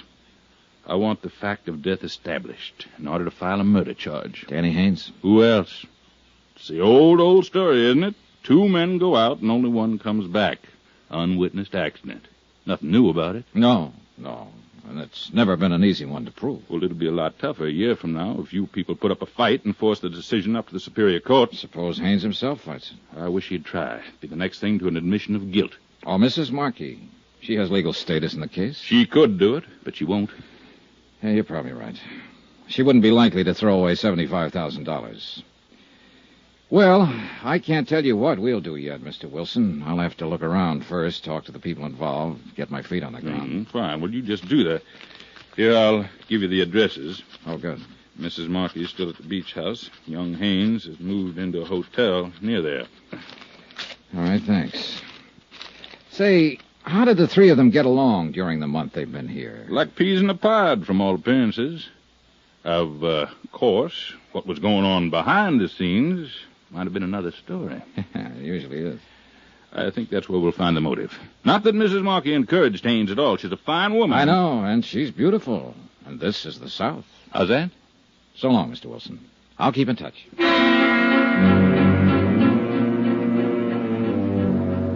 Expense account item 2, $3.35. Telegram to Hartford requesting an investigation of the Markey firm's financial status, both currently and over the past 3 years. And a similar check of Markey's personal financial status. Item 3, $4.10. Taxi to the Pompano Beach Hotel to talk with the DA's prime suspect, Danny Haynes. Look, Mr. Dollar, I've been over the whole thing with the police a half a dozen times. I'd still like to ask you a few questions, if you don't mind. They've got the whole story, all I know about it. They had a stenographer to take it down. Why don't you go to them with your questions? Maybe I got different questions. I told them everything I know about it. Look, Danny, you don't have to talk to me, but if you're smart, you will. Why so? Because the police already have their minds made up. Or at least Barney Wilson has. Sure. He's out to prove I killed Mr. Markey. Well, look, my mind isn't made up yet, so you can't lose anything by talking to me. Unless, of course, you did kill him. It happened exactly the way I told them. All right, what do you want to know? How long did you work for Markey? 2 years. Did you get along with him all right? Sure. It was a good job, no complaints. You got to be pretty close personal friends, I understand. Well, I used to go to their apartment in New York once or twice a week for dinner, drinks. And then the 3 of you came down here together on a vacation. It wasn't a vacation. Mr. Markey came down to bid on a job. Did he need you along for that? Well, he thought there might be some sketches or plans to draw up. And were there? Well, no. As it turned out, they weren't necessary. Funny, Markey wouldn't know that ahead of time, being an engineer. Well, actually, it was sort of Edna's suggestion of Mrs. Markey, I mean. I see. Yeah, no, I see. Now, look, don't get the idea there's been anything between us. She's been swell to me. Well, she's just wonderful, that's all. All right. So the three of you came down on business, and within a few days, the job contract was awarded to another firm, but you still stayed on for 3 more weeks. That was Marky's idea. I don't know why exactly. I know he'd counted a lot on getting that job. But I was getting a free vacation. Why should I argue? So all of you just relaxed and lived it up, huh? Yeah, that's about it. Mr. Markey, too? No apparent worries on his mind? Well, he was moody sometimes. Went off by himself. But that wasn't too unusual. He was like that quite a lot.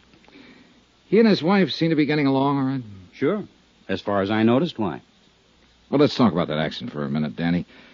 Whose idea was it to go on the fishing trip? Mr. Markey's. He woke me up at 5 a.m, said he'd already phoned and hired the boat. The Fathom Five? Yeah, the same one we'd had a couple of times before. Mm-hmm. Well, I wasn't much for it. It was misting out with a heavy fog, but he was real hot on the idea, and I couldn't very well argue he was the boss. Was Mrs. Markey up when you left? No, but she knew we were going. She'd packed a lunch. I guess they'd talked about it the night before. All right, you took the boat out then and followed the reef south, and what happened? Well, we anchored as close as we could get to the reef and went out in the dinghy for about an hour. No luck at all. Then Mr. Markey decided he'd go back on board and fix something to eat. Mm-hmm. I let him off and then rowed back along the reef. I figured as long as I'd had to come, I might as well try for a strike or two at least. And a while after that, I looked back and saw the cruiser was on fire. Was it still foggy then? Yeah, about the same. I could just see the glow. I couldn't even be sure what it was until I got close. I tried to get on board, but the flames were too high. I kept yelling, but there was nobody around. And you didn't see or hear any sign of Markey? No, I guess he was already dead. Then, not more than 5 minutes later, the cruiser sank. Yeah. Danny, do you have any theory as to what caused the fire? Well, there was a hot plate on board. A gasoline pressure rig. It was an old one in pretty bad shape. We'd talked about it before. I think it may have leaked into the bulkheads in the bilge. And when Mr. Markey went to light it to fix breakfast, the whole boat just went up in flames. I see. Tell me something, Danny. Do you think Markey could have committed suicide? Suicide? Why? For what reason? Oh, maybe losing that contract. You said it was pretty important to him. Or maybe he thought he was losing his wife. What do you mean? Well, maybe he misinterpreted your friendship with her, Danny. You're crazy. You're in love with her, aren't you? That's my business. I told you there was nothing between us. All right. But did Markey know that? Look, you're the same age she is, and he was 15 years older. A man like that might get to wondering... Knock it off, Dollar. Nobody's private life is going to be dragged into this. You better stop and think, Danny, while you've still got time. A defendant in a murder trial doesn't have any private life. Johnny Dollar.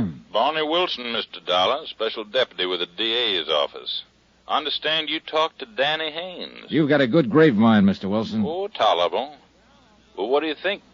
Well, I'll go about 6 to 5. He hasn't murdered anybody. Well, that's close to even money. So you're not too sure, huh? No, I'm not too sure. But then I'm not even sure yet that Markey is dead, remember? Well, maybe we can settle that question this evening. What do you mean?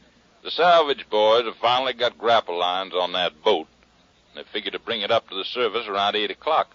I'm going out in one of the harbor launches. You'd like to come along? My company's got a $75,000 stake in this. Sure, I'd like to come along. All right. You meet me at Harbor Police Headquarters at 7:30. I'll be there. Good.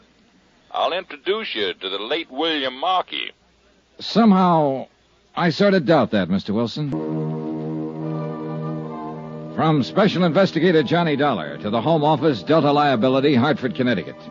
Assignment, the Fathom Five Matter. Location, Miami, Florida. Expense account continued. Item 6, $3.85. Taxi fare to the Markey Beach House, occupied for the past 3 days now by his wife since William Markey's accidental death. According to all reports, a very beautiful woman. The reports were correct. Won't you come in, Mr. Dollar? Thank you. Come this way. I've been practically living in here in the study since... I just haven't had the heart to even look at the rest of the house. Yes, I imagine it's been quite a shock for you, Mrs. Markey.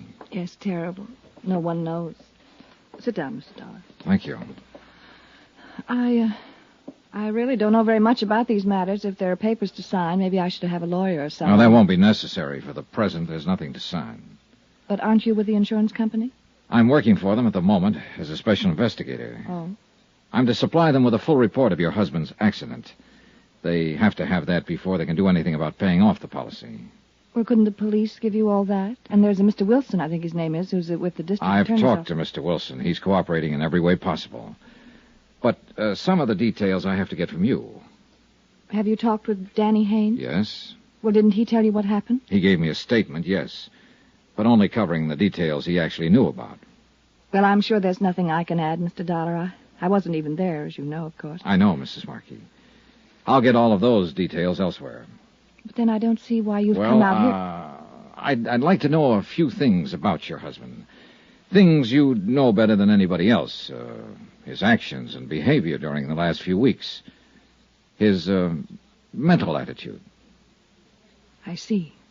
You think maybe he committed suicide, is that it? I don't think anything. I'm just trying to find out. But that's what you're driving at. Suicide. It's a possibility, of course. And of course your company isn't liable, I suppose, if it's suicide. Oh, they'd still be liable, but only to the extent of $25,000 under the particular terms of the policy, not $75,000. I see. Is that all, Mr. Dollar? I don't think you do see. Look, I'm not claiming it was suicide. I have no reason to think it was. But these questions are going to be raised by the claims board when they meet to consider settlement.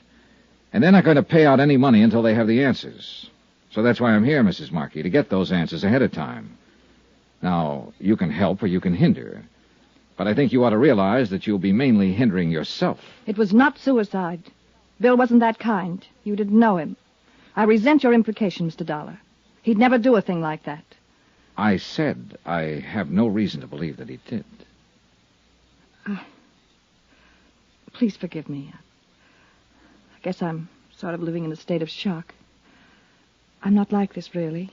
Suspicious, belligerent. Well, sure, I understand, and I'm sorry to have to bother you this way, but there are certain questions... I know. These things have to be done. It's all right. Would you like a drink, Mr. Dollar? Not unless you're having one. Yes, I think I would like something. In that case, I'll have a scotch on the rocks, please. Oh, here, let me fix it. Thank you. Make mine the same. I guess it was the mention of suicide that set me off. Bill and I were married for 3 years. We were completely happy every minute of it. Nobody in the world had less reason than Bill to do a thing like that. What about financial problems? None that I knew about. Did you work before your marriage, Mrs. Markey? I was an entertainer. Chorus? Yes. I suppose that gives you the usual impression. Well, do I seem like a visiting fireman? No. But... I just thought you might have been a dancer because you carry yourself so well. Lithe and graceful. Well, I've been away from it for quite some time. It doesn't show. Here's your drink. Thank you. Maybe it'll help me relax a little. I think it might. Tell me, Mrs. Markey, how did your husband and young Haynes get along? Well, that should be obvious. We brought him down here with us. Had him living here in the house for a month. But I understood that was primarily your idea. Who said that? Did you suggest bringing Haynes along, or was it your husband? Well, I might have. I don't remember how it came up now, but Bill was all for it. Otherwise, he'd have put his foot down. Any possibility that he resented Haynes' presence but kept it to himself? Of course not. Why should he? I don't know. Well, if you're trying to imply something... I'm not. I'm just asking. I understood your husband had spells of brooding during the last few weeks, and I was trying to find out the reason for it. If he did, I'm sure I didn't notice it. What are Danny Haynes' feelings towards you? I think you're pretty insulting. I wasn't intending to be. Well, what would you call it? Just another routine question. I wasn't meaning to imply that you encouraged him in any way. I certainly didn't. But he's young, impetuous. You're very attractive. Maybe he cooked up crazy notions without any encouragement. He thought of me as a friend, that's all. No attitudes on his part that your husband might have misinterpreted. I don't believe I care to answer any more questions like these, Mr. Dollar. Look, I'm not just asking them for my own pleasure, Mrs. Markey. I'd a lot rather not ask them, but I've got a job to do. Well, I fail to see why it's necessary to probe into our private lives. All right, I'll tell you why. Your husband supposedly died out there beyond the surf when a cruiser burned and sank. What do you mean, supposedly? His body hasn't been recovered, so at present the evidence of his death is purely circumstantial. In fact, there isn't much evidence one way or another. But who could possibly doubt him? The insurance company will doubt it, Mrs. Markey. And they'll hold up processing any claim for payment until one of two things happens. Until I turn up sufficient proof of death to convince them, or until a court declares your husband legally dead. I didn't realize... Barney Wilson from the DA's office, for reasons of his own, is going to file for an immediate court decision. I'm pretty sure of that. But as things stand now, my company will fight it. And with no more evidence than Wilson has, they'll be able to find it successfully. But all those questions, what was the point? What were you driving at? Your husband's death had to result from one of three possible causes. 1, an accident. 2, suicide. 3, murder. Murder? But there was no one with him except... Do you mean Danny? That's one possibility. 1 out of 3. Oh, no. I've no reason at the moment to give it any more weight than the other 2. But there is one thing certain, Mrs. Markey. In view of the circumstances, not 1 cent of insurance is going to be paid until one of those causes is proved. But what can I do? I don't know anything about it. Maybe you don't. Or maybe there's something you've forgotten, don't think is important. Or something you haven't wanted to talk about. I don't know, of course. But it might be worth thinking about. It was nearly dark when I left the house, and I wouldn't have noticed the man standing under a palm tree by the driveway if he hadn't made a sudden move to get out of sight. Then when I walked toward him, he scurried out of the drive and slipped into a car parked at the street. I could see it was an old model, but I couldn't identify the make. I caught the last 3 numbers on the license plate before it disappeared around a bend. I couldn't quite figure it. It might have been Haynes, or some ghoulish swindler who was scared off when he saw the widow wasn't alone. The numbers were 642.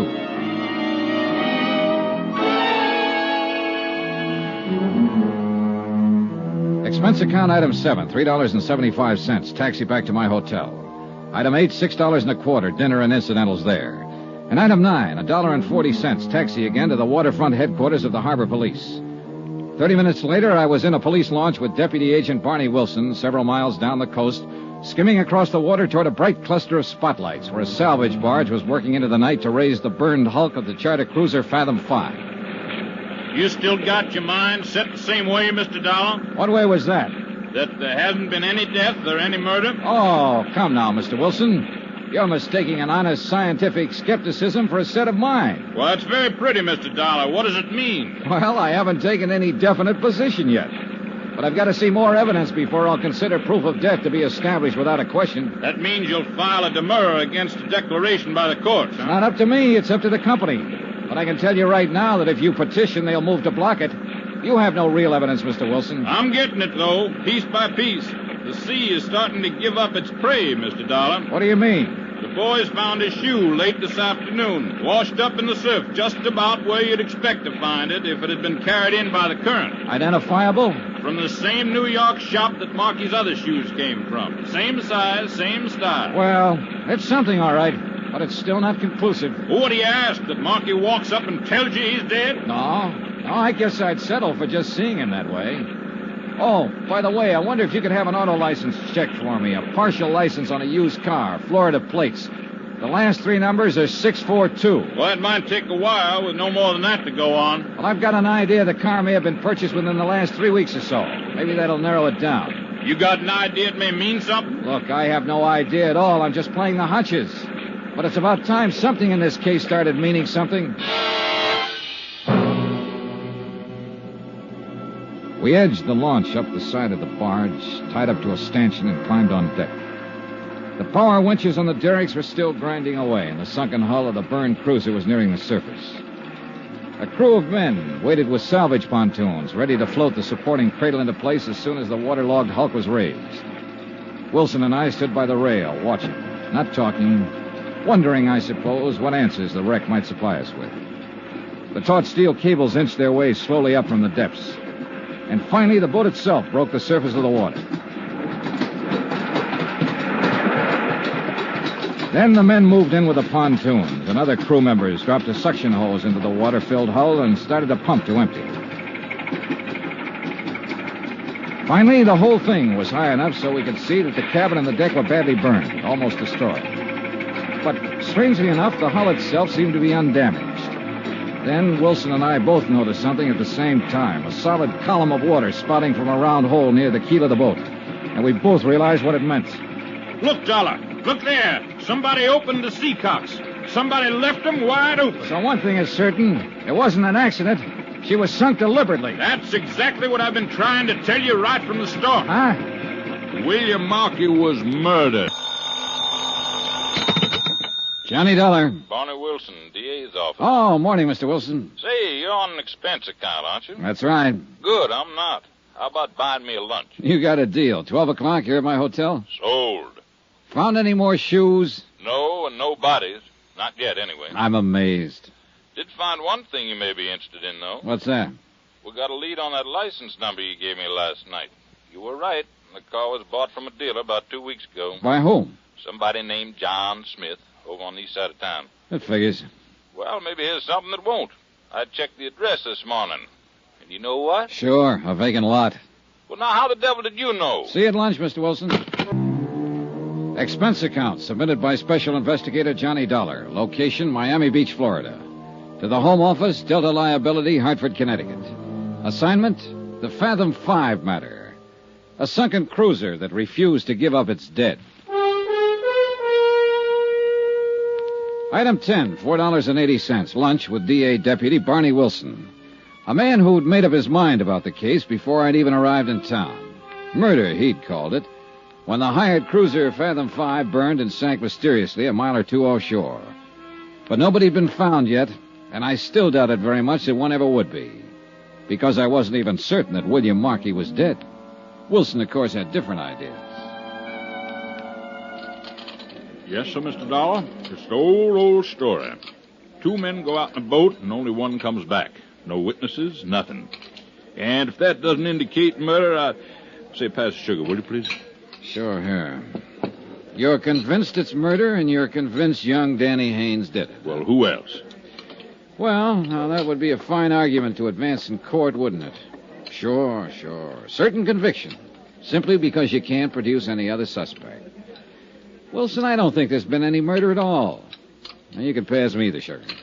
All right.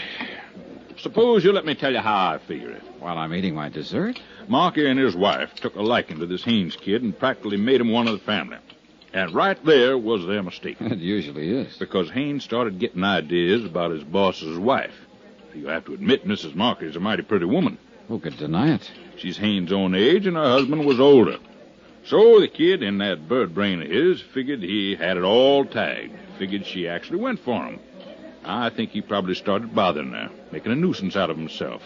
And I'll lay you odds she'll admit he did, once she's convinced he's guilty. Well, I got a sneaking hunch you may be right on that. Oh, thank you. So what happened? Markey finally noticed the kid was getting a little out of line. Probably didn't even take it seriously at first, but eventually he must have decided he'd better get Haynes straightened out. So, he took him out on that fishing boat in order to talk to him alone, is that it? Mm-hmm. Now you're with a dollar. But the thing backfired. Haynes probably got mad, maybe started a fight, knocked Markey out, and that gave him his big idea. Spur of the moment, huh? Yes, sir. Now, with the boss out of the way, he'd have a clear field with the widow. So he threw Markey overboard, set fire to the cruiser, opened the seacock so to be sure and sink, and then rowed away in the dinghy. And how could he be sure the body wouldn't be found, washed ashore by the currents? Oh, he couldn't be sure. But what if it was? There was a heavy fog. Nobody saw what happened. He knew it'd be mighty tough to prove anything on him. Oh, brother, that's an understatement. As a matter of fact, it'll be impossible to prove that story. Yeah, well, once he's arrested and interrogated, I figure he'll break down and tell us the whole thing. Not unless he's completely simple-minded. No, you haven't even got the shadow of a case, Mr. Wilson. All you've got is a wild theory that doesn't even fit the facts. You got a better theory, I suppose. I think so. And would it be the kind that would take your company off the hook on that $75,000 life insurance policy? Now, by coincidence, it just so happens that it would. In fact, that insurance policy is the key to the whole thing. Uh-huh. I sort of thought you might say that. I didn't have any pet theory at first, but I do now. I'm pretty sure this thing is an out-and-out insurance fraud, and Danny Haynes is being used as the fall guy. Oh, do tell. And what are you finding for evidence, Mr. Dollar? Oh, a lot of little things that are sort of starting to add up. For one thing, I got a long telegram this morning from a firm of confidential investigators in New York. I forwarded a request through Hartford yesterday. Yeah, they turned up quite a lot on Markey. Such as? His financial status for the main thing. Oh, well, go on.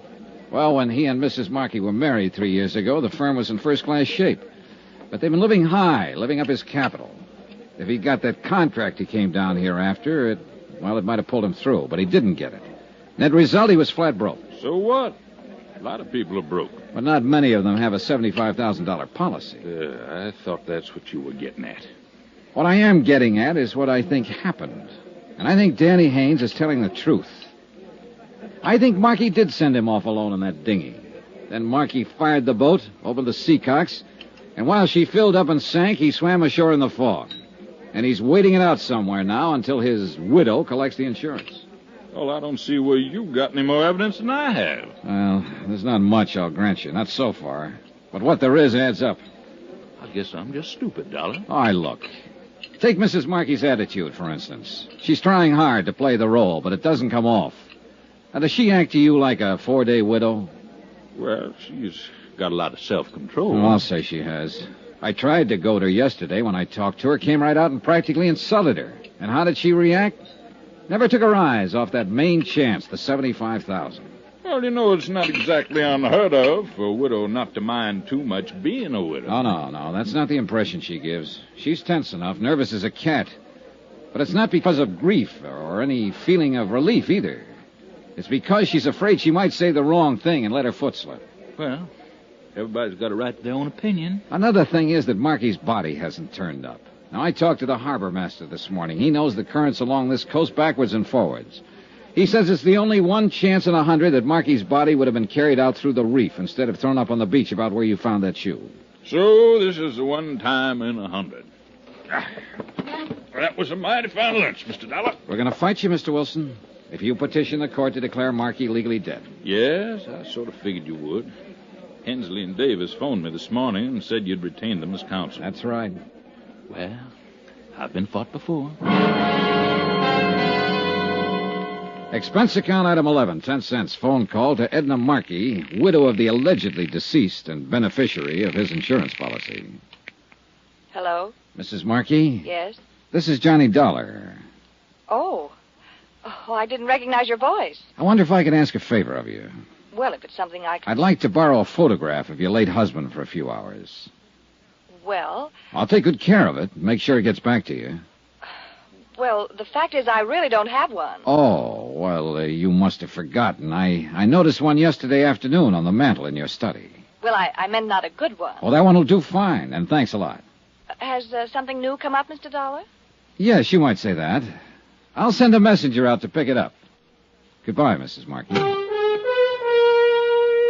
Item 12, $3.80, messenger service. Item 13, $1.90, taxi fare to the used car lot of one Truthful Tom, the dealer who'd sold a car to a man named John Smith. A car that had departed suddenly from the vicinity of the Markey Beach House when its driver saw me come out of the house. I wasn't too sure whether Tom was truthful or not, but one thing was certain. He was typical.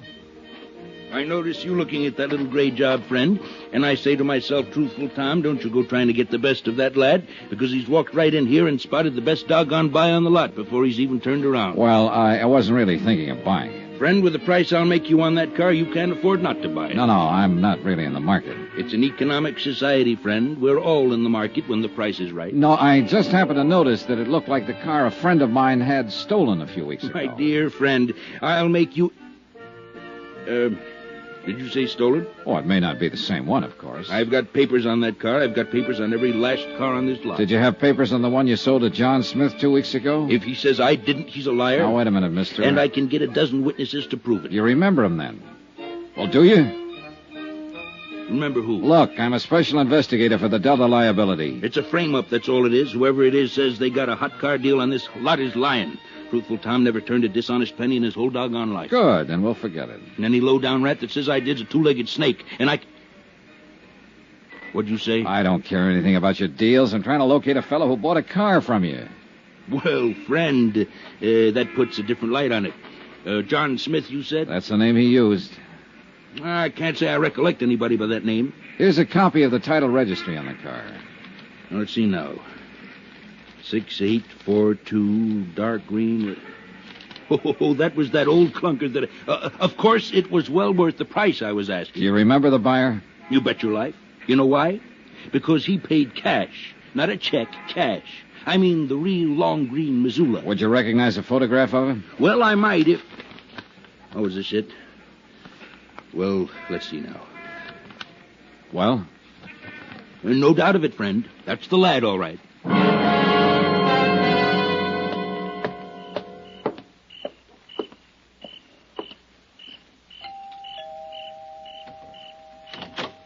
Good evening, Mrs. Markey. Mr. Dollar. I brought back the photograph of your husband. Oh, there wasn't that much hurry about it. Did it help any? Quite a bit. Do you mind if I come in? Well, all right, of course. Thank you. You know, I've been trying to think all day long what you could possibly want with that picture. I still can't imagine. You can't, huh? Sit down, Mr. Dollar. Thanks. It's a terrible picture, of course. That's why I hesitated about giving it to you. Doesn't look a thing like him. It looked enough like him, Mrs. Markey. Enough like him? I don't think I know what you mean. Did you know your husband bought a second-hand car the week before his so-called death? You must be mistaken. He'd have told me about it. The car dealer positively identifies his photograph. He used the name John Smith, paid for it in cash. What did you mean, so-called death? William Markey isn't dead. I think we're both aware of that. Well, Mrs. Markey, aren't we? Do you mind telling me what you're talking about? It wasn't even a very smart scheme to start with. Your husband must have been really up against the wall, or he'd have known better than to try it. But I suppose he thought he had to in order to hang on to you. I imagine you're pretty expensive to support. I think you'd better leave right now. Actually, it would serve you both right if I did. But I decided to give you a chance. I came here to let you know exactly where you stand. And where is that, if I may ask? 1 step away from prison. Take that step, and you're in up to your necks, you and your husband both. What step? So far, we have no case against you for attempted fraud because you haven't filed a claim yet. But take my advice, Mrs. Markey, don't file one, because the minute you do, we're going to hit you with both barrels. You've got some pretty crazy ideas, haven't you? You've had fair warning. I've had one of the biggest bluffs I've ever heard about. Why, you people would do anything, wouldn't you, to keep from paying off on a policy? Better talk it over with your husband before you do anything foolish. My husband is dead, Mr. Dollar. No one but you even doubts it. I'm a cynic. How much proof does it take to bring you to your senses? Mrs. Markey, as this case stands right now, there's only one way you could convince me that William Markey is not alive. Show me his dead body. Johnny Dollar? Yes, just a moment. It's for you, Mr. Dollar. Thanks. Johnny Dollar. Barney Wilson here. Your hotel told me where to locate you. I'd rather you located that car. All the police agencies in the state have the license number and description. It'll turn up. Well, the sooner the better. It'll take more than a car to prove William Markey is still alive. The dealer who sold it to him identified his photograph. All right, but he bought the car 2 weeks ago. We know he was alive at that time. In case you've forgotten, Mr. Dollar, the Fathom Five sank only 4 days ago. That's when Markey was murdered. Okay. We're not going to settle it by arguing. That's why I phoned. It's going to be settled tomorrow morning. You've petitioned for a hearing? 10 o'clock in Judge Campbell's chambers. You're making a mistake. See you in court, Mr. Dollar. From Special Investigator Johnny Dollar, location Miami Beach, to the Home Office, Delta Liability, Hartford, Connecticut. Assignment, the Fathom Five Matter. The case of a cruiser mysteriously sunk off the Florida coast. I phoned the insurance company's legal counsel and told him that Wilson had petitioned a hearing to have William Markey declared legally dead. Then I rejoined Mrs. Markey in the study. She was tense and on edge, pacing the floor and smoking nervously. I watched her a moment without saying anything, fully aware of her beauty and appeal. And fully convinced also that she and her missing husband were trying to swindle my company out of $75,000 in life insurance. I felt a little sorry for Markey. She must have been a pretty expensive luxury for a man who was going broke. But then I stopped feeling sorry. I remembered that they'd tried to set up young Danny Haynes as the fall guy for murder. Well, why don't you go ahead and say it? Say what? Whatever it is you're thinking. I thought I'd already said it, and pretty bluntly, too. You made some wild accusations. Not so wild. I've got some fairly solid facts to back them up. Apparently the DA's office doesn't agree with you. Wasn't that Mr. Wilson on the phone? That's right. And didn't he say he would ask the court to declare my husband legally dead? He's going to try to, but we'll stop him cold. He hasn't got a leg to stand on. Well, that's what you're hired for, isn't it? To find some technicalities so they can get out of paying off on a policy? Attempted fraud isn't exactly a technicality, Mrs. Markey. Now I'll repeat that advice I just gave you. Get in touch with your husband. Tell him the scheme is off. It won't work. And don't file a claim for that life insurance. You'd like that, wouldn't you? You'd just love to bluff me out of $75,000. No. I just kind of hate to see you go to prison, that's all. And that's exactly what is going to happen if you file that claim. You keep talking about some scheme. What scheme, Mr. Dollar? You want it laid right on the line, huh? I'd just like to know what you're talking about. And just how much I've figured out. All right. All right, I'll paint it for you in black and white. Your husband was broke, flat broke. I'm not guessing there. I got a report on him from a financial investigator in New York. I knew nothing about his business affairs. That I wouldn't know. Anyway, he thought he saw a chance to pull off a swindle on the basis of the only thing he had left, that $75,000 life insurance policy. So the two of you worked it out together. Did your financial investigator tell you that? Or would you be guessing? Your husband bought a car under an assumed name and probably rented living quarters somewhere in the area under another assumed name. So it was all set. It was just a matter of waiting for a morning when a heavy fog was down. You have a fantastic imagination. Meantime, just in case the accident theory didn't go over, you kept playing young Haynes along so it would seem as though he had a motive for murder. And that part was a cinch. He was already halfway in love with you. You also have a rather nasty imagination. So finally, 4 days ago, conditions were just right. Your husband took Haynes out on that fishing trip in the Fathom Five. He anchored the cruiser and sent Haynes off along the reef in the dinghy. Then he set fire to the boat, opened the seacock so it would be sure to sink. He swam ashore and drove off in the car that he'd bought for exactly that purpose. As I understand it, Mr. Dollar, that cruiser was anchored a mile or two offshore. Are you actually suggesting my husband swam that distance? You mean that's something else you supposedly didn't know about? What? Oh, that report from New York was more complete than you seem to realize. William Markey has been a member of the Greenpoint Athletic Club for years. He won silver cups in the Long Island Sound Marathon swim 3 different times. I knew he belonged to the club, of course, but I assumed it was more social. Of course he could swim that far. That particular talent was probably what gave him the idea for the whole thing. There's no proof, you know.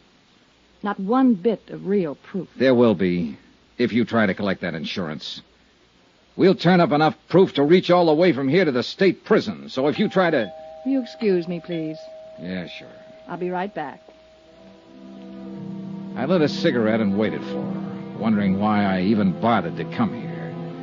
I was fed up with it, sick of the whole thing. Fraud cases are like that, messy and dirty. You see people with the masks down and you get a look inside. And you get to wondering if everybody's like that. Wondering if you'd be like that yourself, maybe, if the price were right. And if you are, you hope you never find it out. All I wanted at the moment was to leave the house, wind the thing up, and get out of town. I'm sorry, Mr. Dollar. It was somebody looking for an address. I mean, they had a wrong address. I see. Well, I think we at least understand each other now. Yeah, I'm sure we do. And I can say only one thing. You're wrong. You're completely and absolutely wrong. Maybe. I wish you weren't. I wish my husband were still alive, even under the circumstances you believe. Maybe I wouldn't be on the verge of a nervous breakdown, trying to hold on to my sanity. Maybe I wouldn't be crying alone at night. You have my deepest sympathy, Mrs. Markey, for everything you're going through. There's no use at all in trying to talk to you, is there? Not unless you care to tell me where to find your husband. Good night, Mr. Dollar.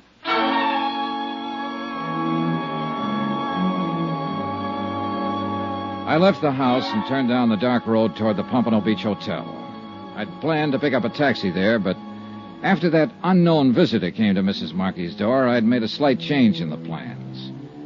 Whoever it was hadn't been a stranger, that I was sure of. She'd been too nervous when she came back into the room.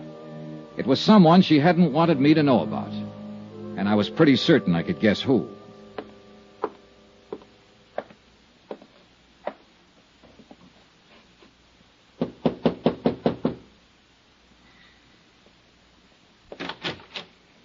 Evening, Mr. Haynes. What?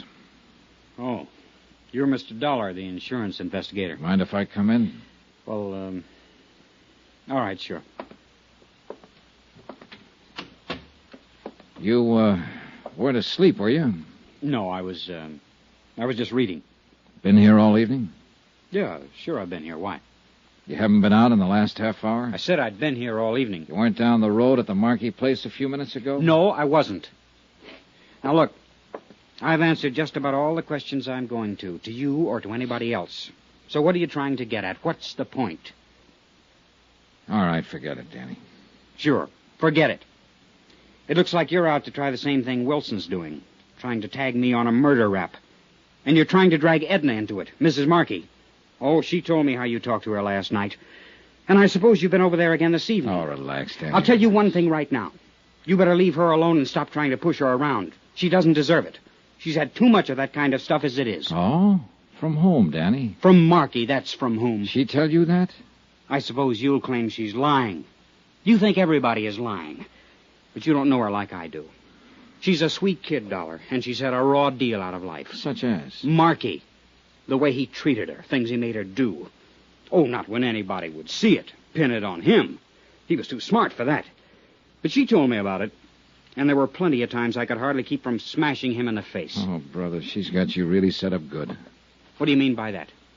If you talk this way to Wilson at the DA's office for 2 minutes, he'd slap a murder indictment on you so fast it'd make your head swim. I didn't kill Markey.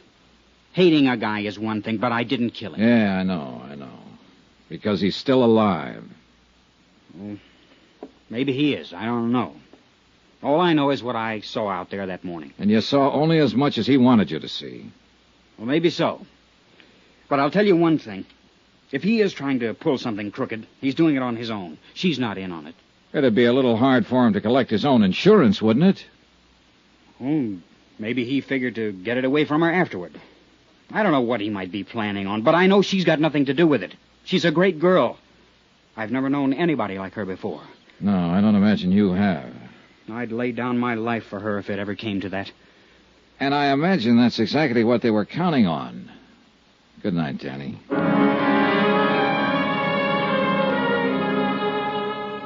Expense account item 16, $1.90. Taxi fare the following morning from my hotel to the courthouse. I got there at 9:30 and went over the case with Jim Davis, local counsel for the insurance company. And at 10 o'clock, the hearing on Wilson's petition was opened in chamber session, Judge A.G. Campbell presiding. Judge Campbell kept the proceedings informal, and the whole thing moved pretty fast. Both sides presented briefs, and additional evidence was introduced through verbal interrogation.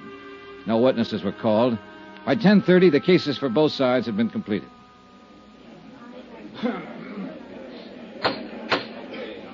Very well.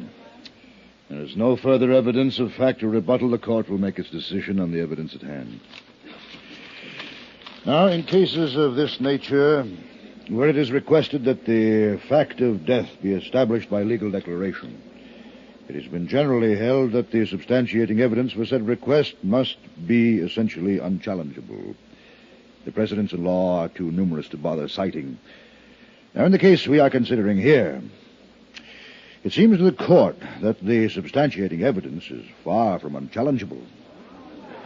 In point of fact, it would seem that the bulk of the evidence indicates that William Markey may indeed be still alive. Now, the court would be powerless to act even in the face of a reasonable doubt. And the contrary evidence here is a good deal stronger than a reasonable doubt. Therefore, in the matter of the request made herein that William Markey be declared legally dead, it is the court's decision that the petition not be granted. If new evidence becomes available at some future time, the petition may be resubmitted. The court is adjourned.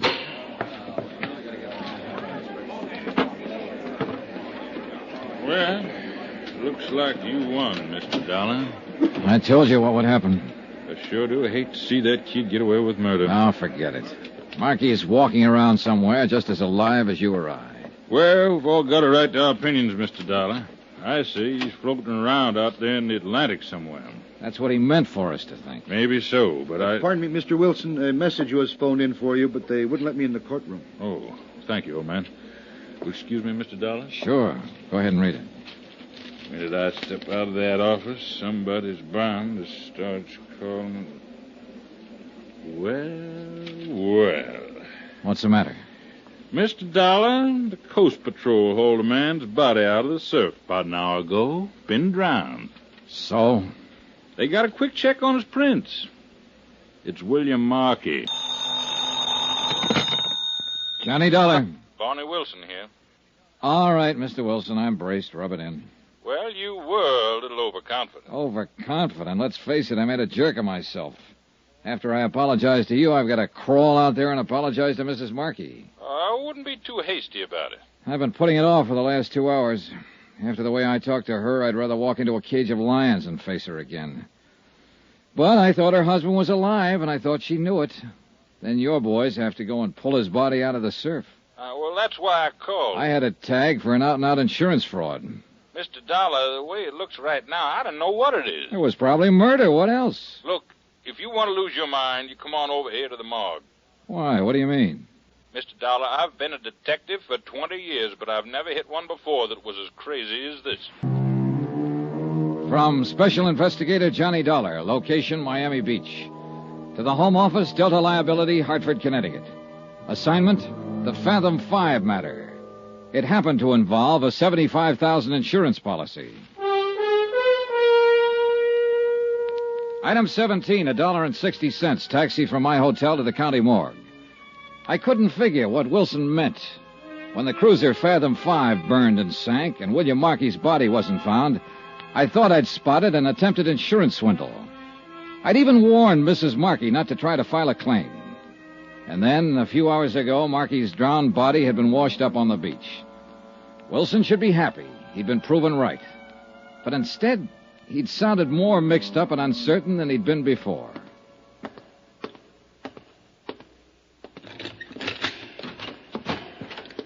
Good morning, Mr. Dollar.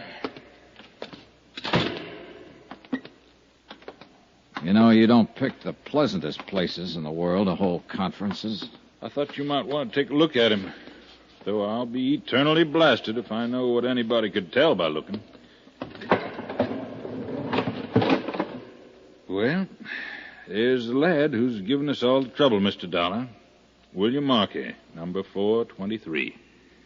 I never thought I'd see him here. I told Mrs. Markey that the only thing that would convince me he wasn't alive would be to see his body. All right, I'm convinced. And I'll never try to outguess an ocean current again. Everything seemed to add up to... Oh, now, wait a minute. I wondered how long it'd be before you noticed. Doesn't make sense. Like I said on the phone, this one is crazy. This was pulled out of the surf this morning? Right. And the cruiser sank 5 days ago. That's when Markey supposedly drowned. You're on the beam, Mr. Dollar. This body hasn't been in the ocean for 5 days. You win the 4-day trip to Bermuda and a complete new wardrobe. Have you had an autopsy? Doc Morgan just finished it 20 minutes ago. That's why I called you. Doc wouldn't stick around himself. No, I think he went out to get drunk. How long does he think Markey has been dead? Not over 18 hours, since sometime last night. Looks like we were both right, for whatever good it is. He was alive after the sinking, just like you claimed, and now he's dead, just like I claimed. What was the cause of death? Drowning. Only you haven't heard the real crazy part yet. Why? What do you mean? You remember we found one of his shoes washed in a couple of days ago? Yeah? The body was wearing 2 shoes when they pulled it out.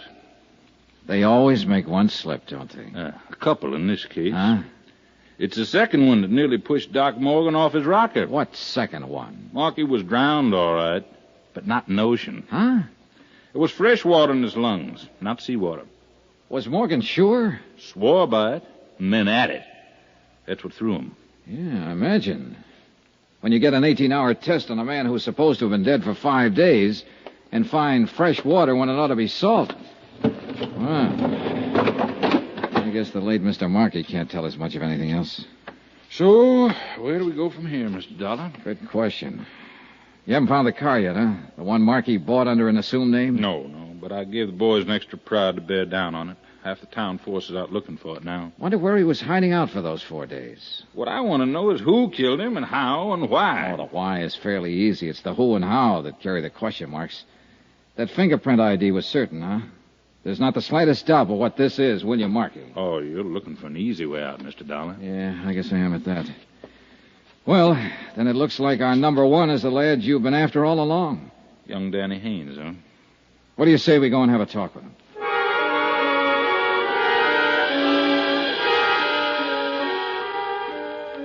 Only one thing was wrong with the idea. It didn't work. Haynes wasn't in, and the clerk at his hotel said he hadn't seen him all day. The night clerk admitted that he'd slept through most of his shift and wasn't sure of anything. We searched Haynes' room and found nothing. So for the moment, we left it at that. Wilson put a stake out in the hotel and went back to his office. I went to my hotel and waited.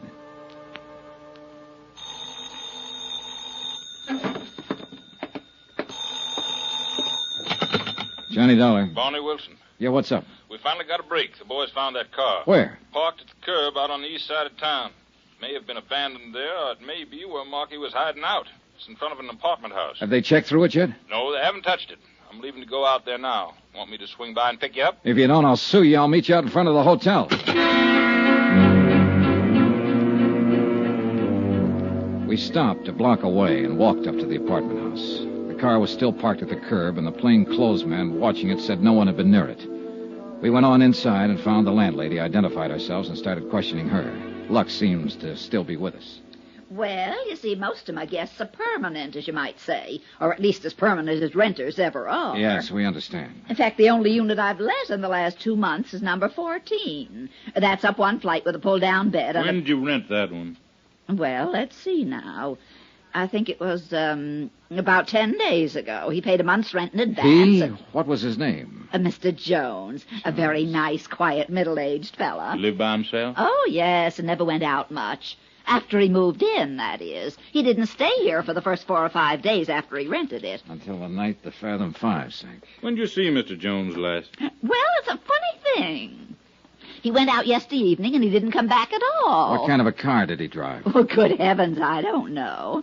But you can look for yourself. It's parked out there at the curb. A friend of his brought it by a while ago. What? What's the friend's name? Why, I didn't ask him. He's an awful nice young fella. He said Mr. Jones was going on a trip and sent him to pick up his belongings. And he had Mr. Jones's key, so I decided it was all right. He's up there packing now.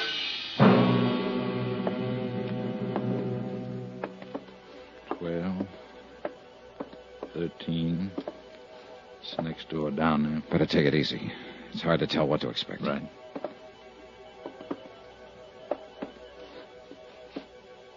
He's in there, all right. Try the knob. Easy. It's locked. And there isn't much choice. Who is it? Open up, Haynes. We want to talk to you. I said open up. Get away from that door. Watch it, Wilson. I'm warning you. Don't try to come in. Well, we know now what to expect. I'll cover the door here, Dollar. You go down and tell Dave to cover the outside windows and call in for a couple of squad cars. Right. Hey, he's going out that window. There must be a fire escape. Come on. Let's hit the door.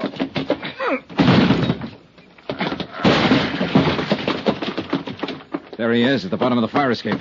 Hold it, Haynes. Stay back. All right, Haynes. It's up to you. Throw down that gun or I'll drop you. I'm sorry, kid. He's down. Yeah. That second shot was dead center. I know. I tried to hold low on him, but it jumped up on me. Well, he said he'd die for her if it came to that. It came to that.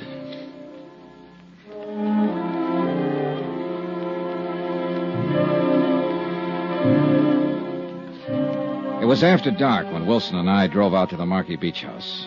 There were no lights on and nobody answered the doorbell.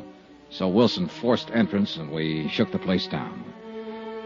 We found evidence of a struggle in the study and in the bathroom. Water from the bathtub had overflowed behind the tile and was still seeping out along the baseboard. We found a dressing gown of Mrs. Markey stuffed in the back of a closet, soaking wet. Piece by piece, Wilson collected his evidence, and the picture became more and more clear. He phoned in for a fingerprint crew and went on working. I left him there and went back into town to my hotel and took the elevator up to my room.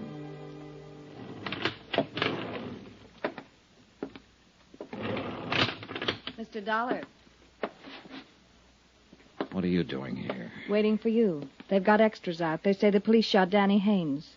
I thought maybe you could tell me what it's all about. Sure. And what you mostly want to know is how much he talked before he died. Isn't that it, Mrs. Markey? I don't know what you mean. Then go on out to your house and ask Wilson. He's out there with a fingerprint crew. And I imagine he can tell you anything you want to know by now. I slipped up last night. I thought it was Haynes who came to your door. But it wasn't. It was your husband. And you told him to come back later. Then when I left, you called Haynes and had him come over. If he said that, he lied. I even gave you the idea for it myself. when I said the only thing that could convince me your husband wasn't alive would be to see his dead body. So you talked Haynes into helping you provide the evidence I said I'd have to have. My husband's body was found in the ocean. They told me that this evening. Yeah, but he didn't die there. He was drowned in the bathtub at your house, and you and Haynes did it. You're out of your mind. Danny Haynes was lying. Then go tell Wilson. It's his job now, not mine. Maybe you'll be able to convince him, but I doubt it. And I'm pretty sure you won't be able to convince a jury. You think not. I'll get the best lawyer money can buy. Yeah, you do that, Mrs. Markey, but don't plan on using any of that insurance money for it. Why not? Because there won't be any. That policy was already void when you and Haynes killed your husband last night. What? An attempted fraud cancels the policy the minute it's committed. In other words, Mrs. Markey, 5 days ago when your husband sank the Fathom Five and tried to play dead. I don't believe it. You've lost out all the way around, Mrs. Markey. Your husband, your boyfriend, your insurance claim. And now you stand a pretty good chance of losing your life. A 4-time loser. That's really a record.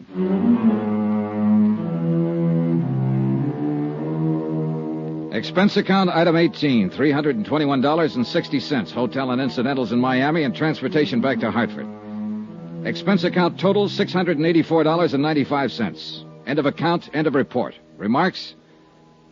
You quoted a line of Shakespeare at the start of this case, Ralph. Full fathom five, thy father lies. Well, you're wrong. It turns out to be the widow who lies, and lies, and lies. Yours truly, Johnny Dollar. Yours truly, Johnny Dollar. Yours truly, Johnny Dollar. Yours truly, Johnny Dollar. Yours truly, Johnny Dollar. Yours truly, Johnny Dollar. Yours truly, Johnny Dollar. This is Mr. Costello at the Plantagent Hotel in Vicksburg, Virginia. You left word? Oh, yes, Mr. Costello. I'm acting for Eastern Seaboard Casualty Insurance. You know, investigation. Oh? I understand you had a burglary down there. We sure did, Mr. Dollar. Well, the main reason I wanted to talk to you, Mr. Costello, was to let you know I'm getting the first plane out of Hartford as soon as the weather clears. You're coming here to Vicksburg? Yes, that's right. Eastern Seaboard Casualties asked me to investigate the burglary for them. Good. Then I'll expect you when I see you. And I'll be there. Expense account submitted by Special Investigator Johnny Dollar to the Chief Accountant, Eastern Seaboard Casualty Insurance Company, Providence, Rhode Island. The following is an accounting of expenditures during my investigation of the Plantagent Matter. Expense account item 1, $2 cab fare, my apartment to the Hartford Airport. Item 2, $173. One airline ticket from Hartford to Vicksburg, Virginia, and back again. We took off in 10 below zero weather about 1:30 in the afternoon. By 5 o'clock, we circled into Vicksburg for a landing. Item 3, $5 cab fare to the Plantagent Hotel, 3 miles outside of town. A pleasant, spacious, gentle old building set back among the wintry trees. 15 minutes after checking in, Mr. Costello appeared, wrung my hand, and reported that the Vicksburg police had apprehended the burglar who had rifled the hotel safe the night before. All of the loot had been recovered. As a matter of form, I spent 2 hours with the police itemizing the stolen property, which was all intact. Then I returned to the hotel, assured Mr. Costello that everything would be all right, and got busy trying to make return reservations for Hartford. Now, the rest of this report is by way of apology for my tardiness in submitting the expense account. In between phone calls to the airport, I went downstairs to the bar for a drink, and then stepped outside for a walk and a breath of fresh air. In the back of the parking lot behind the hotel, a blonde woman about 30 in a green suit was talking to a tall, typically dark man who had his back to me. They were arguing about something. As I walked past them, I couldn't help hearing too well. Please help me. Are you talking to me? Yes, please. On your way, mister. This is private. You hear me? Here, just keep your hands to yourself, bud. Well, keep rolling, then. We're having a little argument, private. Please, I don't know who you are, but I'm... Shut up. She's had a little too much to drink, mister, that's all. Oh, that's so? Well, it doesn't look that way to me. Now, what's this all about? I just told you, Nosy, she's had a little too much to drink. Now, go on, bud. Get on your way. Wait a minute. I told you to keep your hands to yourself. Yeah. Honey, you want to keep it up? You hear me? Yes. I hear you. And I'll let it go this time, mister. Just this once. Do you want to have him hauled in, miss? Oh, no. No, that's all right. It's all right. Okay, then, okay. Come on, beat it, you. Now, listen, Beat Buster. it, I said. She's tired of you, and so am I. Go on, beat it. Okay. Just remember, Amy, I was only trying to talk some sense into you. So long, hero.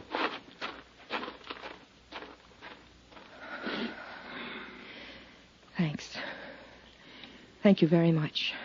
That was awfully kind of you. Okay, did he hurt you? Yes. Where it hurts the most, I guess. I'll never get accustomed to being disappointed in people. Oh, well, he didn't look like your type anyhow. So why don't you just... Oh, I'm sorry. Hey, look now. This is just the end of everything. Everything. Yeah, I know. Well, maybe it looks that way, but maybe it isn't. I'm sorry. I'm very sorry to have caused you all this trouble. That's okay. It must look rather cheap and dingy. I mean, I don't know what I mean. Well, look, let me ask you something. Did you really have too much to drink tonight? No. No, I only had one drink with him. All right, then maybe you'll let me buy you one. How about it? You're very kind. You look like you should be with someone for a little while right now. So what do you say? How about it? You're a very kind man.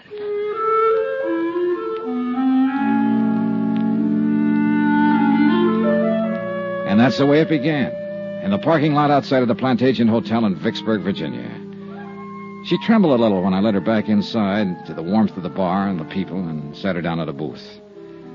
Looking back on it now, I guess we had a rather strained, one-sided conversation. She did all the listening and seemed preoccupied with her problems, whatever they were. Even though I'm not the greatest wit in the world, I did manage to get a faint smile out of her. It was a nice smile from a warm, frank mouth. Item 4, 2 drinks for us.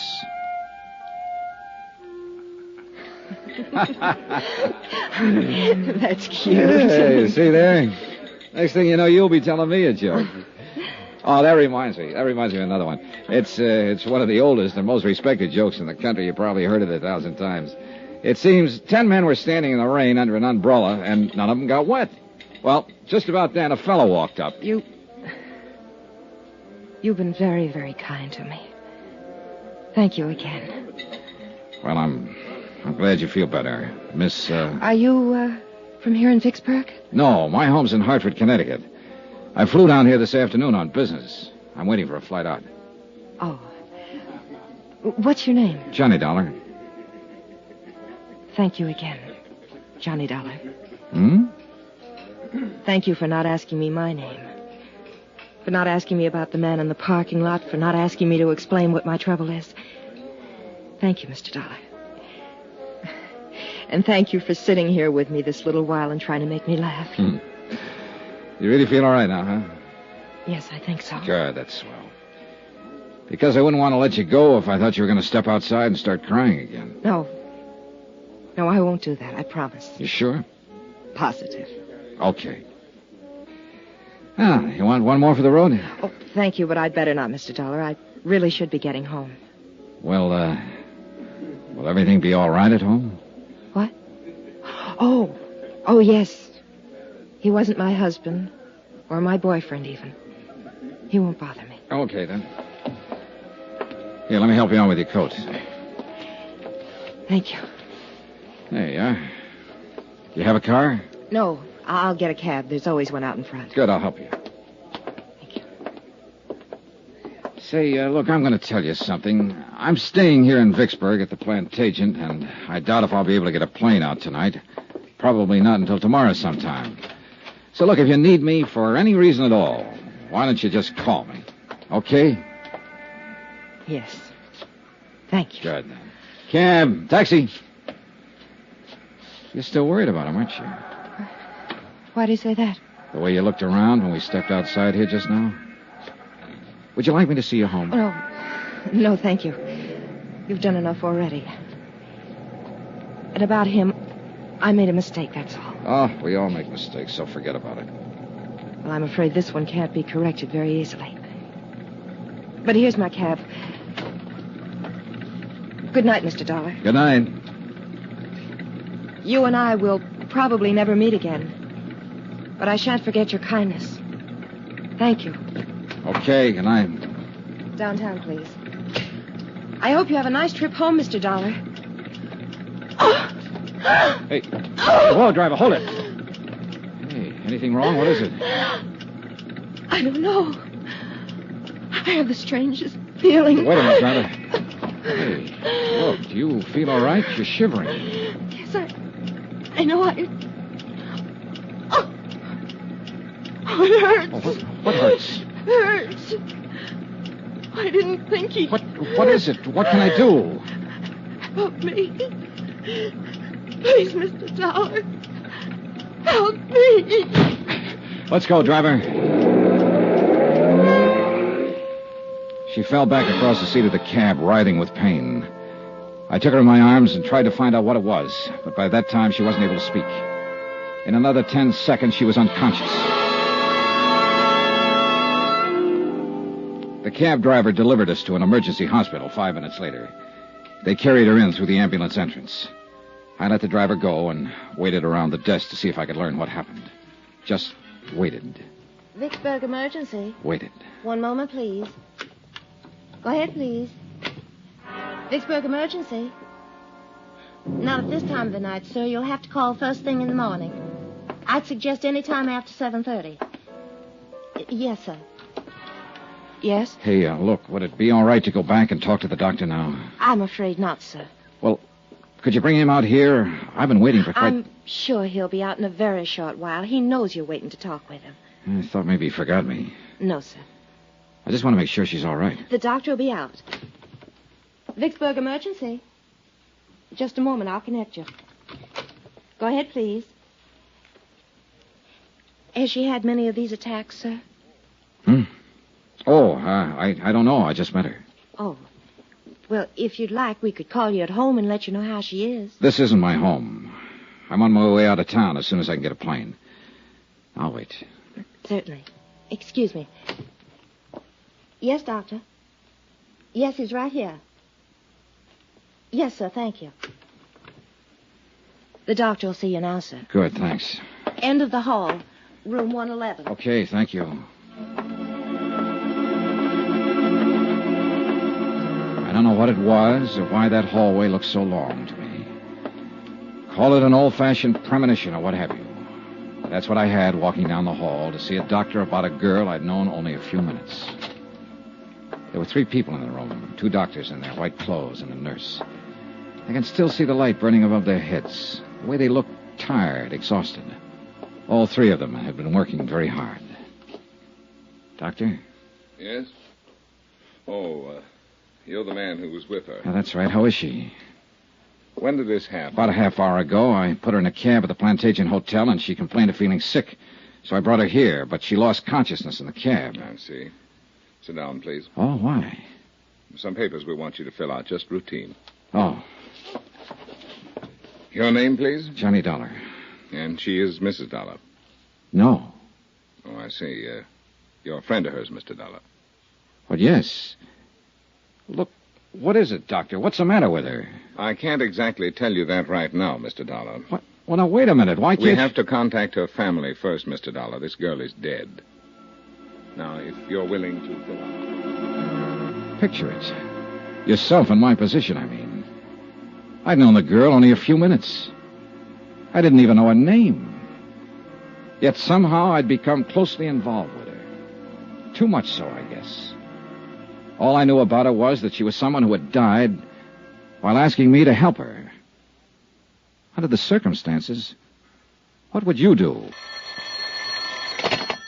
Johnny Dollar. Are you the Mr. Dollar from Hartford? That's right. Who's this? Jim Akins, Vicksburg Police Department. I'm sending a car over to pick you up, Mr. Dollar. Some questions I want to ask you about that young lady you were with last night. I hope you weren't planning on leaving town. Of course I wasn't. I canceled my plane reservations last night. If you tell me where you're located, I'll come down by myself. No sense getting head up. You aren't in your own backyard now, you know, Dollar. I know where I am, the town where a girl died in my arms. If you can stop getting lazy with me for a minute, maybe you can tell me who she was. Why?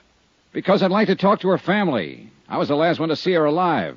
Who is she? We haven't identified her yet. To us, she's still Jane Doe.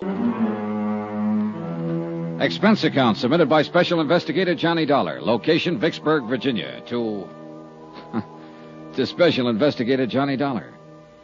The following is an accounting of expenditures during my investigation of the Plantagent Matter. A real mystery about a very mysterious girl who happened to be dead. Expense account item 5, 10 cents. One morning newspaper, which carried a 2-inch story and a half-inch space about an unidentified girl who had died at Vicksburg Emergency Hospital the previous evening. I was reading it over in the lobby of the Plantagent Hotel when one of the Vicksburg police force stepped up to the desk and asked for my room number. He was a swarthy man in a black suit, plain clothes type. Well? I beg pardon? I'm Johnny Dollar. Oh. Jim Akins. We talked on the phone a little while ago.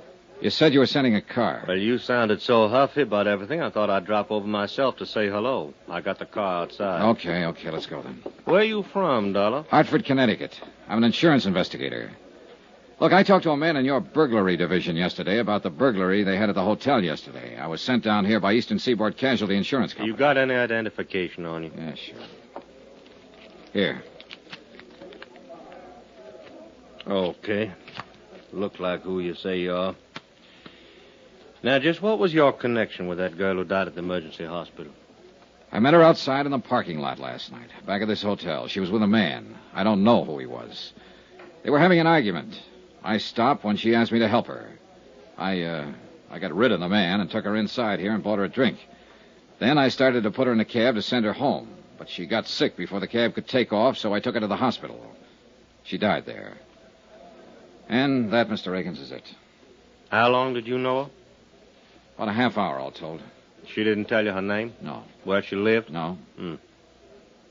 Name of this man she was with in the parking lot, who was he? I haven't the slightest idea. Well, what kind of trouble was she having with him? She didn't tell me that either. I didn't ask her. But you sat in the cocktail lounge over there and you had a drink or two. One. No name, no address, no nothing.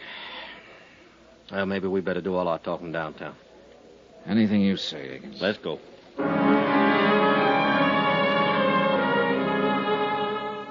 Akins turned out to be a lieutenant. And it took him the whole ride downtown to thaw out and make up his mind that I was just as concerned about what had happened to the unidentified girl as he was. He rephrased, but asked me the same questions in front of a stenographer when we got down to his office. He was still asking me questions when he led me and the police stenographer to the basement of the building, the morgue. And she didn't say anything to you about herself before she collapsed, huh? No. All I know is what I've told you. You're sure? Positive. Hey, look, let me ask you one. I've put up with yours for over an hour now. Well, sure. What killed her? Yeah. Well, do you know? No, we're still trying to find out. What'd you talk about while you were having that drink with her? She asked me for help, that's all. It seems she needed somebody else to do the talking at the time, so I did it. I made jokes and tried to get her to laugh. I was a great big cut-up. Get sawed me if you want it. It won't do much good. Still got some things to find out.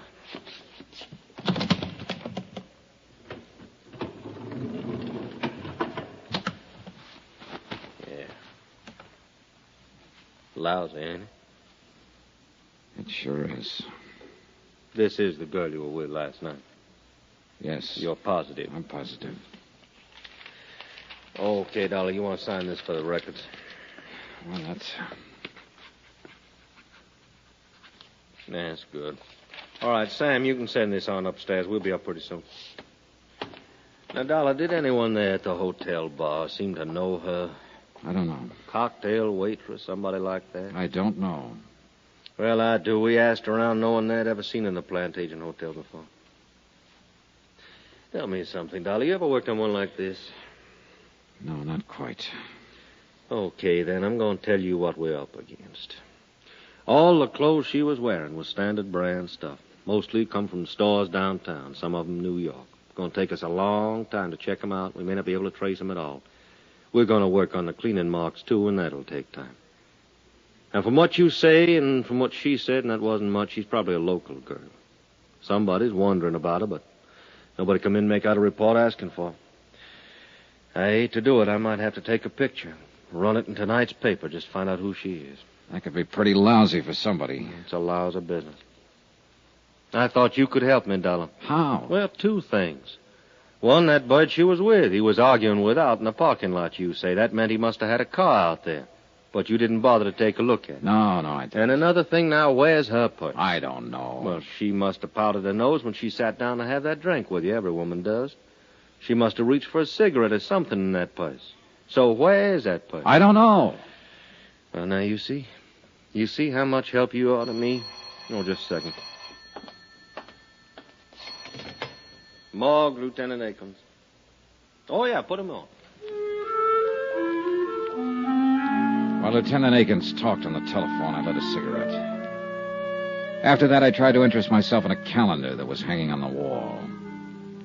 After that, I tried tying both shoelaces. But wherever my eyes roved around that white-tiled room, somehow, they always came back to rest on the quiet, still form of the girl who'd asked me for help. By any standard, she was attractive. Fine golden hair spun out of smooth white skin. I remember her eyes had been very big and very brown. Now they were closed.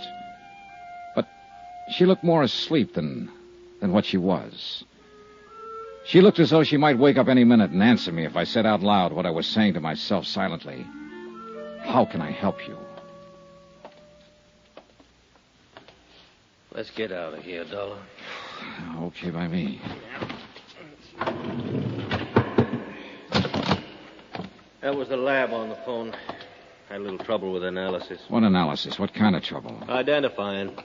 They called in a toxicologist from the university. A drug called perimethol killed her. Perimethol? That's a new one on me. Yeah, me too. Petrol-based stuff. Now, they figured it had been in her stomach an hour or so before she collapsed. Could be a suicide, judging from the way she acted and talked to you. What about the boyfriend? Well, that seems to fit in okay. Told you she was disappointed in him, didn't she? Well, sometimes women want to end it all in front of a guy they're having trouble with.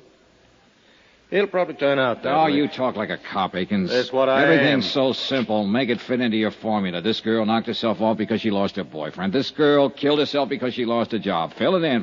Get it off the books. Whoa, Dollar, whoa. What's the matter with you? What are you getting at? Oh, I don't know. Forget it, will you, Lieutenant? No, now, wait a minute. Wait just a minute. I'm not all cop, Dollar.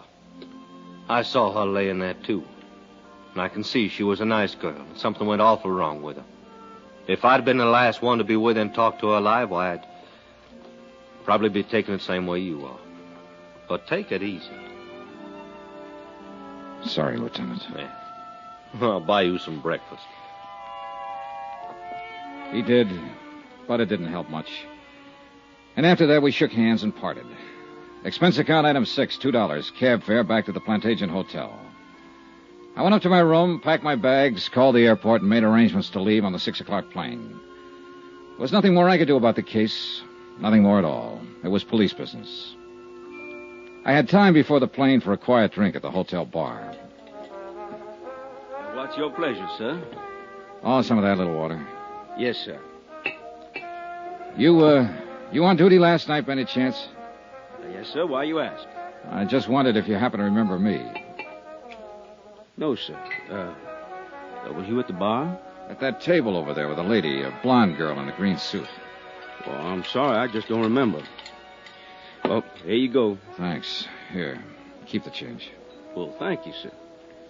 Now, I probably waited on you, but, well, so many people, you know. Yeah, sure.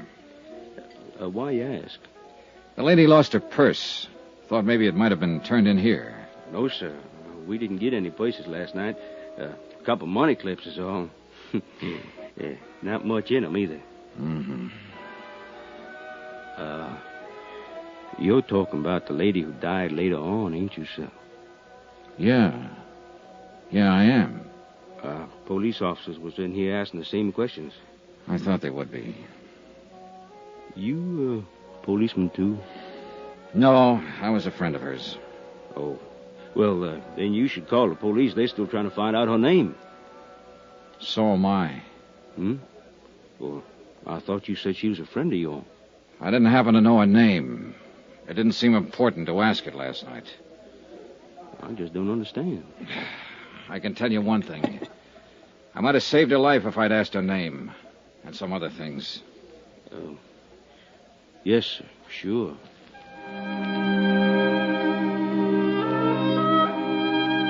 Expense account item 7, $3, 3 drinks. I sat there for almost an hour talking to the bartender. Once, when he stepped out to the kitchen, I went over to the booth where I'd sat the night before with the unidentified dead girl. I searched down on the cushions, behind the table, under the chairs, hoping the missing purse might still be around. I found nothing. Then I had another idea. I left, went out to the parking lot where I'd first seen her. Got your car, mister? No, I don't have one. Oh, well? Hey, look, last night I was out here with a lady. I met her and a man here in the parking lot, about over there where that Chevy is. Uh-huh. So what? Well, the lady lost her purse last night. I just wondered if it might have been lost out here someplace. Well, it might have been. Nobody turned anything into me. Want to take a look? Sure, good. All right. About what time last night? Oh, around 10, maybe a few minutes after. Uh-huh. A lot of cars in and around that time of night. Did you look last night? I didn't know it was missing until this morning. Oh. About here, you say, huh? Here's the Chevy. Yeah. Well, let's take a look. Yeah, make it a good look. Yeah. Well, hey! I think you're in luck. Huh? Yeah, here's a purse. Hey, you're in real luck. Is that hers? It was hers, all right. A green suede purse, the same color as the green suit she'd been wearing. It still carried the faint, sweet odor of her perfume as I remembered it. I looked inside, but there was nothing to tell me her name. Lipstick, comb, a $10 bill, and some small change. And one other item. A .32 automatic, recently fired. Johnny Dollar. This is the hotel operator. Ready with your call, Mr. Dollar. Oh, good. Police Department, Sergeant Peters. I want to talk to somebody in the personnel division. Sorry, I haven't got one. What can I do for you? I want to get some information about a gun, find out who it was licensed to and so on.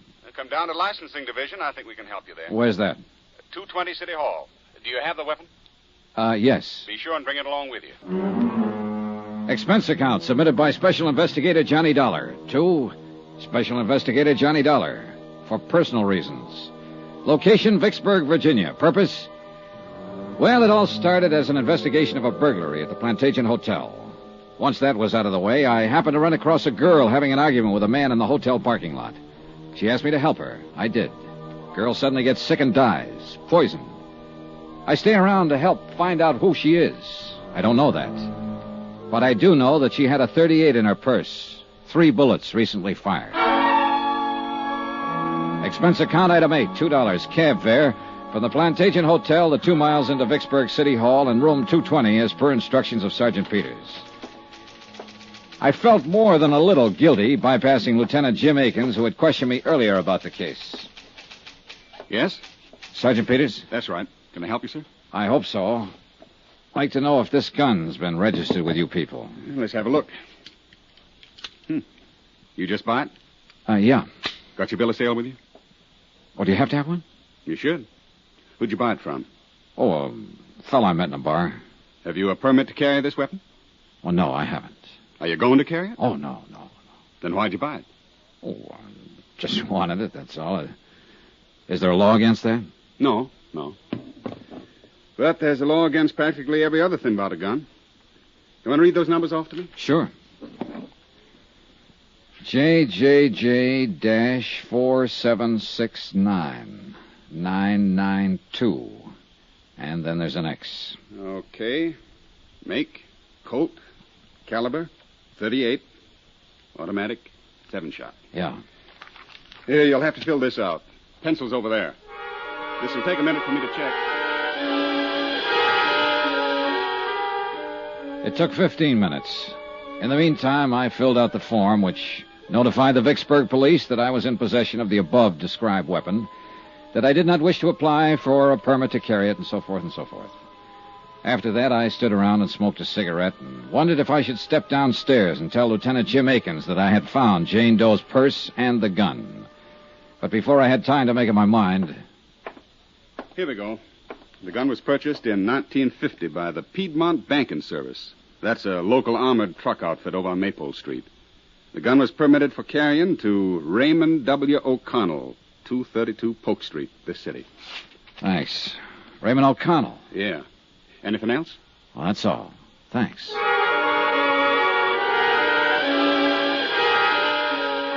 That was when I could have, but didn't, walk downstairs to Lieutenant Aiken's office. Instead, I walked outside with a gun in my pocket and the slip of paper containing the name and address of the man who had carried it, Raymond O'Connell. Expense account item 9, $25. Deposit on a rented car to get me to 232 Polk Street.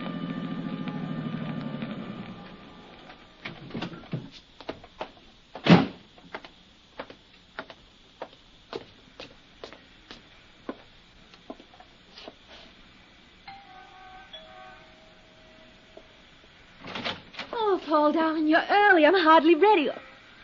Hello. Oh, I was expecting someone else. I'm so sorry. You're not Paul, are you? No, I'm afraid not. My name's Johnny Dollar. Oh. Mr. Dollar? That's right. Well, what can I do for you, Mr. Dollar? I'm looking for Raymond O'Connell. Ray? Yes. Come inside, Mr. Dollar. Thank you. I really didn't mean to throw myself at you at the door. I thought you were someone else I'm expecting. I'm Terry. Terry? Teresa. Terry O'Connell, Mr. Dollar. Oh, his wife? I'm Ray's widow. What? Ray's dead, Mr. Dollar. He passed away over a year ago. It was pneumonia. Oh, I'm sorry, Mrs. O'Connell. Please call me Terry. You had no way of knowing about him, I'm sure. And please don't be uncomfortable. A great many of Ray's friends from the service come by who have no idea that he's dead. Were you in his company, too? Oh, just a minute, Mrs. O'Connell. I He think had you're... so many friends and met so many people while he was in the service, and really there was no way for you to know. You don't understand, Mrs. O'Connell. I never I'll knew. get you a drink and we'll talk. Where did you serve with Ray? You know he finally became a pilot. What do you like to drink? She was young and dark and very pretty. And as the widow of a man who died rather suddenly, she was doing her best to put me at my ease. I would have told her I was there checking out the registration on a 38 that had been used by her dead husband. I would have told her I found the gun in the purse of an unidentified dead girl I'd met the night before. But she was trying to be polite, mistaking me for a friend of her dead husband. And then I saw the picture in the frame on the mantel, a broad, smiling face that belonged to a man I'd met in the parking lot of the Plantagent Hotel. An unidentified man who had been arguing with the dead girl. The words on the picture said, "To Terry, all my love."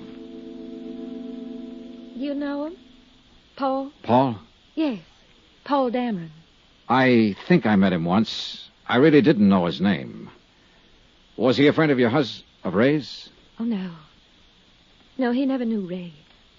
He's a darling, Mr. Dollar. Paul is. A real darling. After Ray died, I tried something very foolish. I tried to end my life. And then Paul came into it. He's been very lovely to me.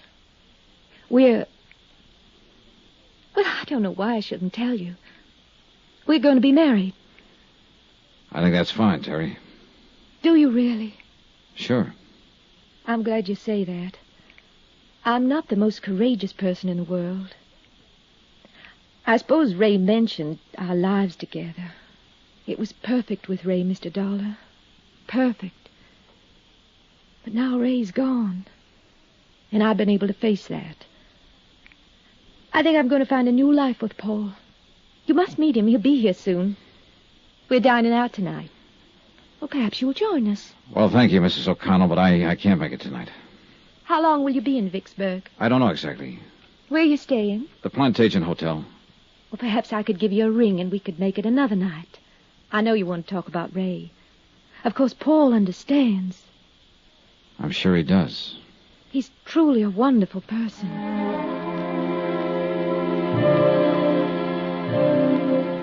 He hadn't looked very wonderful the night before, standing in the parking lot arguing with a girl who had died. But then there was my side of the picture, and it wasn't complete. And somebody still had to explain the 38 with the 3 bullets missing. I left Terry O'Connell, went outside and bought an evening paper, and then sat in my rented car reading it. The photographer at the morgue had done a good job. The unidentified girl's picture was on page 1. I was reading the story over a second time when a dark business coupe pulled up behind me, and Paul Dameron got out, heading for Terry O'Connell's doorway. Just a minute. What? Just a minute. Hello, Paul. What? You? Yeah, me. Now, look, Dameron. What are you doing here? How'd you know my name? Or are you some professional gunsel coming around to sock me again? I still don't... Stop it, will you, Dameron? My name's Johnny Dollar. I want you to tell me who that girl was last night in the parking lot. The one you had the big argument with. Huh? Oh. Well, you were the big hero there, butting in where it was none of your business. I didn't like it then, and All right, simmer down, will you? Who was she? Come on, what's her name? What's it to you? Look, Dameron. Okay. It's Amy. Amy Duran. Amy Duran. Yeah. We work at the same office. Now, look, Buster, I'm not afraid of you, but I don't want any trouble, see? So if you'll just go somewhere else and... Wait a minute, will you? How does Amy Duran tie in with Teresa O'Connell? Look, I don't know who you are or what you're after, but you've certainly got your nerve about... Answer me, Paul. Okay. Terry is Amy's sister. Satisfied? I don't know. Who are you, anyhow? A policeman or something? My name is Johnny Dollar. I'm here because if you aren't, I want to know what right you have to ask me all these questions. Cool off, will you? I've been trying to find out who she is, because last night after you went off, we had a drink together. Then she got sick, and I took her to a hospital. She died there.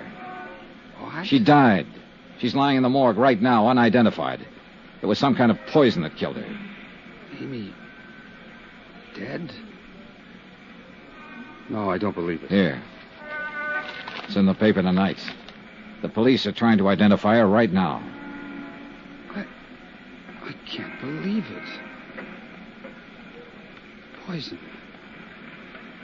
Oh, Dollar, I didn't think Amy was that desperate. There was a way out. She could have solved it without this. Way out of what? There was no need for her to do this. I told her I'd help her. I had no idea she... Poison. Does Terry know? Not yet. I've got to tell her before she sees it like this in the newspaper. It'll be awful for her, Dollar, awful. Look, I apologize for the way I've acted, the way I was last night. I was upset. I can see now you're trying to help. Now, let me go in and break this to Terry. Call me later. Here, my card. Call me.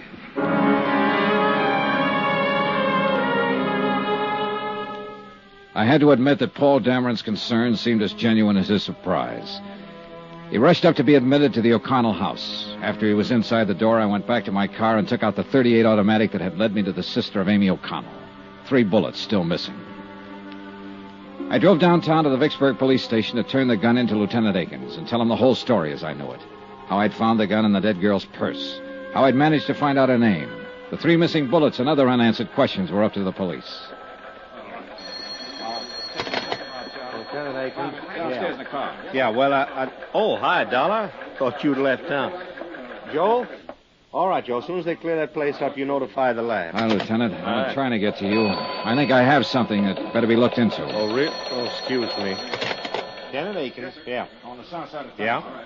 Reach him. Yeah, well, in about 15 minutes. Right. I'm sorry, Dollar. What was it you were saying? Why all the hustle? Something big? Oh, homicide. Happened yesterday sometime. Yeah? Who got it? Guy named Belden. Somebody shot him 3 times with a .38. Johnny Dollar. This is Mr. Oldfield calling, sir. You left word at my office, Mr. Dollar? That's right, Mr. Oldfield. I think I'm going to need an attorney. Divorce, civil suit, what, Mr. Dollar? Withholding evidence. Murder. Let's take the murder first. Who did it? I don't know, but I'm pretty sure I have the murder weapon in my possession right now. Who was killed? A man named Belden, I think. What do you want me to do, sir? Take my statement, notarize it, give me some legal advice. Where are you? Police station in the pay booth down the hall from homicide. I'll meet you there in 5 minutes. Expense account submitted by Special Investigator Johnny Dollar. Location, Vicksburg, Virginia. To Special Investigator Johnny Dollar for personal reasons. Attention, Chief Accountant, Eastern Seaboard Casualty Insurance Corporation, Providence, Rhode Island. Dear Jim, I'm attaching my own expense sheet to your bill for clarification purposes. Expense account item 10, 10 cents. 1 cup of coffee at the counter in the lobby of the Vicksburg police station while I waited for Samuel W. Oldfield, attorney at law, to appear. He was there in exactly 5 minutes. Mr. Dollar? That's right. Sam Oldfield, sir. You're the only one here in the lobby, so I figured you were the right man. Yeah. Cup of coffee, Mr. Oldfield? No thanks. Gives me heartburn. But now sit down, will you? That was a pretty interesting phone call. Tell me, who are you, sir? Johnny Dollar. I'm a private insurance investigator. Mm-hmm. How'd you get my name? I looked it up in the yellow pages of the telephone directory. You don't live here in Vicksburg? No, I'm from Hartford, Connecticut. All right, sir. Now, tell me about the murder and the withholding of information. Maybe I better start from the top. Go right ahead any way you like. Well, 2 days ago, I flew down here to investigate a small burglary at the Plantagent Hotel. It was already solved by the time my plane got in. Police? Yeah. I had nothing better to do, so I waited around the hotel bar for my return reservation back to Hartford. Then I happened to walk outside to the parking lot for a breath of fresh air. I saw a woman and a man standing there arguing. When I got close to them, the woman asked me to help her. I did. How do you mean? Well, the man she was with started to act like a kid. He got rough. So I shoved him away. Go on. Well, the woman was upset. So I took her inside the hotel and bought her a drink. After that, I put her in a cab and started to send her on her way. She started to act sick about that. Wait. Is this the woman whose picture was in the paper tonight? The one who died of poisoning and the police don't know who she is? Yeah. I don't know who she is, Mr. Oldfield. Except that her name's Amy Duran. I found out her name because I found her purse and there was a gun in it. A .38 Colt registered to a man named O'Connell. I checked on the gun here at headquarters, went out to the address and found out O'Connell was a bank guard and had died about a year ago. I talked to his wife, Teresa O'Connell. While I was there, the man I'd seen the night before showed up. His name's Paul Dameron. Now, I didn't tell him or Mrs. O'Connell about the gun. I came down here to give it to the police and tell them. But when I got here, Lieutenant Akins was pretty busy trying to solve the murder of a man named Belden, who'd been shot with a .38 3 times. There are 3 slugs missing from the gun I found. You got a light, sir? Yeah. Here you go. When you found Amy Duran's purse, why didn't you turn it over to the police? Oh, I thought Well, somehow I thought maybe I could help the girl. I mean, her last words before she died were, help me.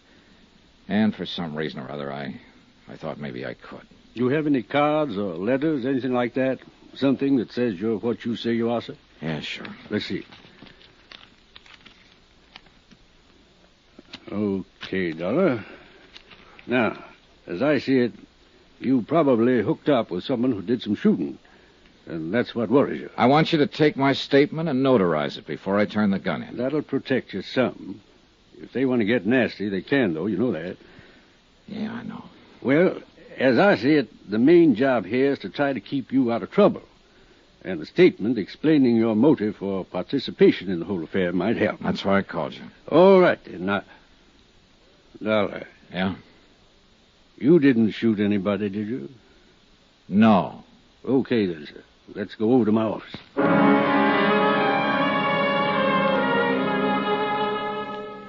We did, and I made the necessary statement, and Mr. Oldfield notarized it. After that, I went back to the Vicksburg police station to talk to Lieutenant Akins. The .38 I'd found in Amy Duran's purse was still in my pocket, and her words were still in my mind. Help me. Please help me.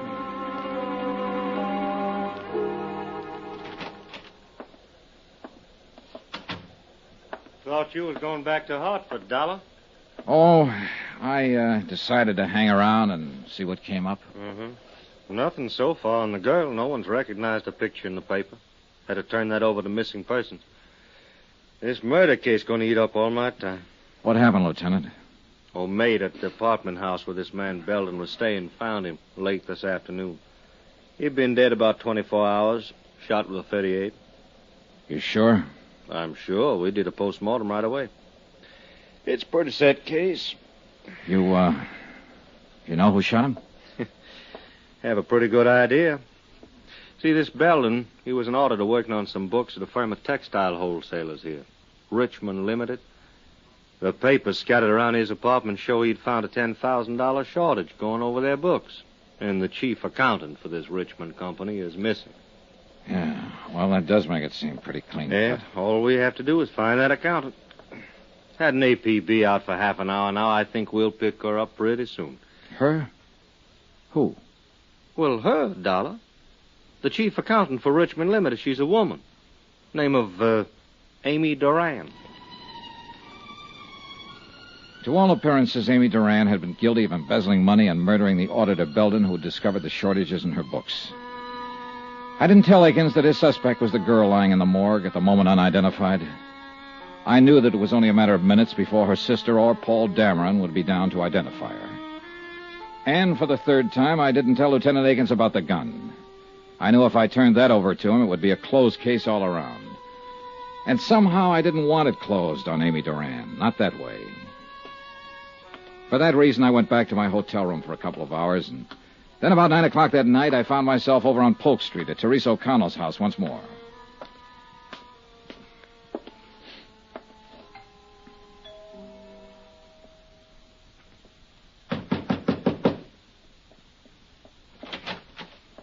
Oh. Hello, Mrs. O'Connell.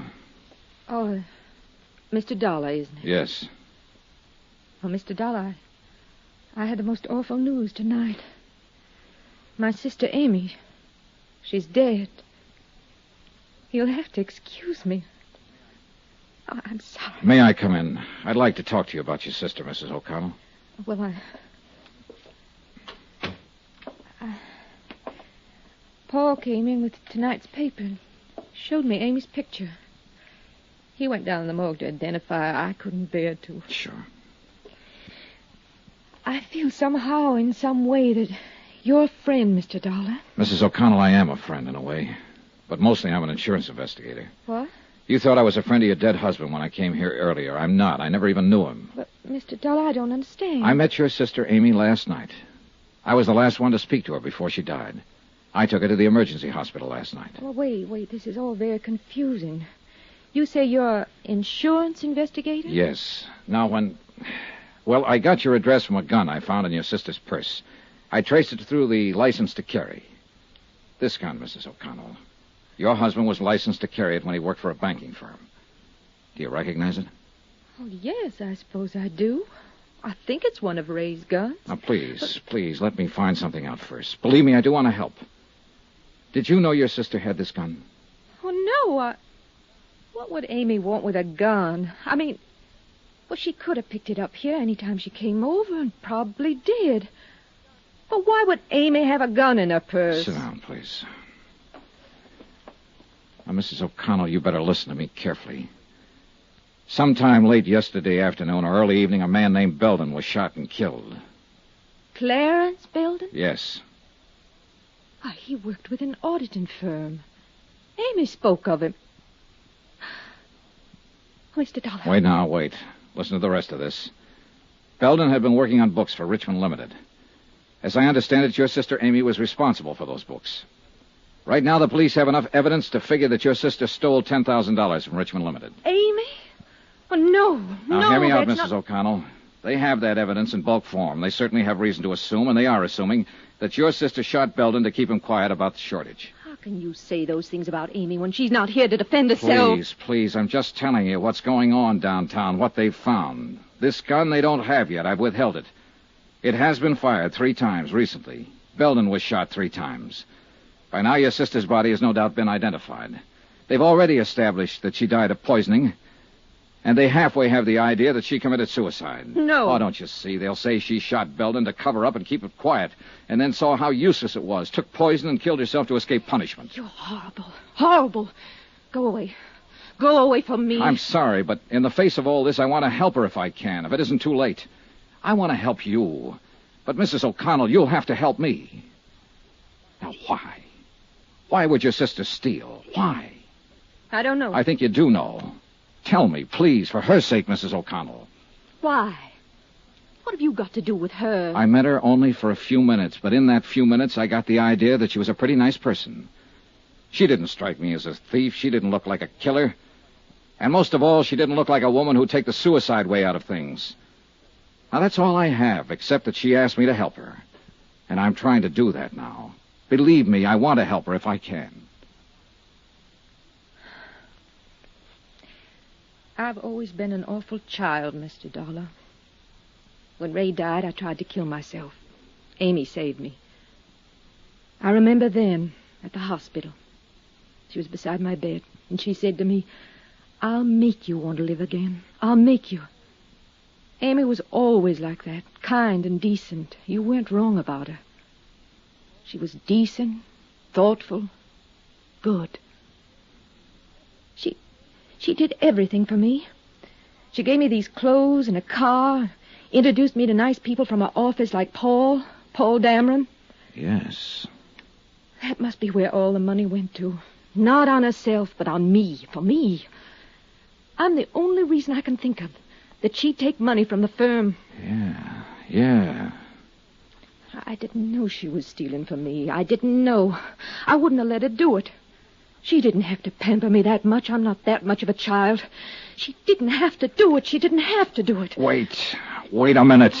She didn't kill herself. She didn't steal. She didn't murder that man. I did all those things because it was all for me. Johnny Dollar. This is Paul Dameron, Mr. Dollar. I was afraid you left town, and I wanted to talk to you. Mm-hmm. I wanted to thank you for your kindness about Amy and the way you handled Terry. It was darn decent of you. And of course, I want to apologize for my attitude again. How's Mrs. O'Connell? Terrible. I mean, the papers this morning connected her sister Amy with murdering Belden and committing suicide. I'm curious. How did you get to her? I found Amy's purse, and there was a gun in it. I looked up the registration. Oh, the murder gun. I don't know. I haven't turned it over to the police yet. Why? Because I still can't believe Amy Duran was the kind of girl who'd shoot a man and then take poison. Expense account submitted by Special Investigator Johnny Dollar. Location, Vicksburg, Virginia. To Special Investigator Johnny Dollar for personal reasons in connection with the Plantagent Matter. Expense account item 11, $15, legal fees for services rendered by lawyer Sam Oldfield. Now, sign here, Dollar. And here, sir. Okay, I guess that's it. What now, Mr. Oldfield? This statement you've made to me clearly states your intentions in this matter, your motives. You attempted to help a girl who died in your company. You had no idea she might have committed a murder or embezzled $10,000. You withheld evidence, the gun you found in her purse, in the hope of identifying her and saving her family some grief. I hope you don't have to use this stuff. We'll see. I'm going to turn the gun in now, and you're coming with me. It's about time. Nothing personal, son. I think you did a lot of dumb things for her. From what they're saying in the papers about her, I don't think she deserved it. But then we all make wrong guesses sometimes, I suppose. Let's get this over with.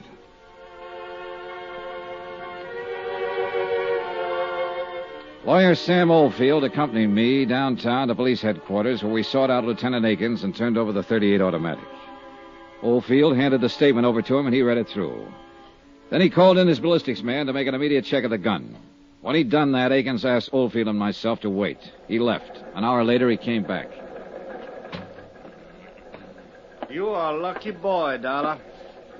First off, I'm going to tell you, that gun you've been withholding, that's the same weapon that killed the auditor, Clarence Belden.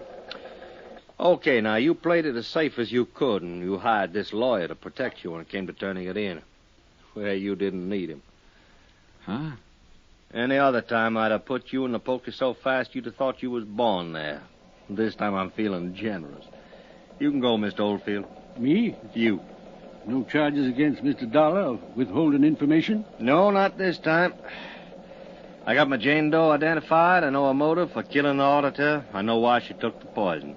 You generally don't get everything in a neat package like that, so I feel generous. Then let's get out here, Dollar. You get out. I want to talk to Dollar. Then I'll stay and listen. It's okay, Mr. Oldfield. I'm going to get a lecture is all. Are you sure? Yeah. Call me later, then. Goodbye, Lieutenant. Yeah.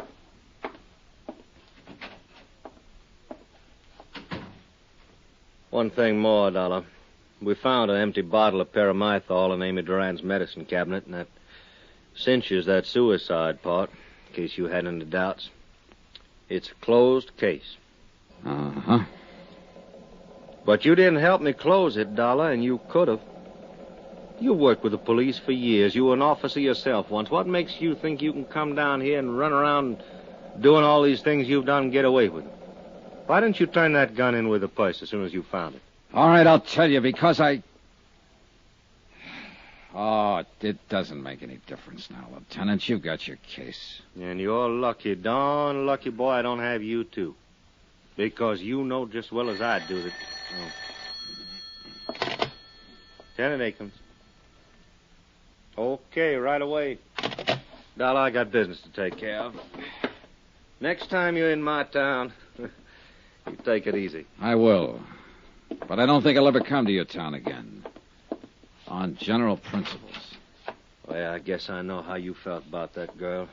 I'm not going to make any fuss about what you did. But I don't think I'd let it pass a second time. She sure didn't look the part, did she? No, she didn't. Well, happens that way sometimes. What you told me about that kid sister of hers trying suicide and so forth after she lost her husband. Well, Amy Duran had a good motive for stealing that money. If motive can ever be good. Dollar, Lieutenant? Huh? I was just on my way to see you, Lieutenant. I'll be back in my office in a couple of minutes. You can go on in and wait, Mr. Dameron. I'm glad I saw you, Mr. Dollar. I think there's something I should explain to you. You'd be interested in this, too, Lieutenant. Mr. Dollar saw me arguing with Amy Duran in a parking lot at the Plantagent Hotel last night. She just told me about the shortage in accounts. She hadn't told me about killing the auditor. I want you to know that I was racking my brain trying to find a way to get hold of some money to make up the shortage. I was always very fond of Amy. I wonder, Mr. Dollar, if I could give you a check. Huh? Something for your kindness. Nothing, thanks. Well, I'd like to. You did something very decent. No. Oh. Well, I suppose you'll be leaving soon. Goodbye, and thanks again. I'll be in your office, Lieutenant. Right. Got to him, too, if it's any comfort. What was that business in the parking lot? Oh, well, I hit him. He was arguing with her, that's all. No. You weren't the only one trying to help her, Dollar. Him. And then there was somebody else. Huh? A bank. We found a certified check for $10,000 in Amy Duran's apartment. What? National Trust in New York, issued 3 days ago. I wired the head cashier in New York. He said Amy Duran phoned him long distance, requested the loan. Seems her folks, when they were alive, had a good pull at that Wait a minute, bank. hold it. Then this isn't right. She could have covered that shortage. Well, I figure she intended to do that, but the auditor found out too quick. He called her on it, and she shot him. With a $10,000 check in her hand? Well... There isn't an auditor or a bonding company going that wouldn't prefer to turn up the cash and the person who took it. They'd listen to any reasonable story. You know that. Well, the auditor must have scared her, Dollar. She shot him, didn't she? She committed suicide, didn't she? You make a lot of noise, Akins, but you aren't any happier about this than I am, are you? No. Why let the papers have it the way it is? Well, so that whoever knows answer will get careless. Sure, it burns me. Somebody thinking the police are as dumb as this. Burns me. Well, what are you going to do? Wait. Just wait. I found that pretty hard to do. And the more I waited and the more I thought about the matter, the more restless I felt. So I didn't wait. I got out and started interviewing people who had known the murdered auditor. The consensus was that he knew his business, that if he'd found a shortage and someone offered to reimburse the company, he had been the kind of old hand who would have listened to them. Why, I asked myself, if Amy Duran had a $10,000 check to cover her shortages, why did she shoot the auditor and then commit suicide? Why? It didn't make sense.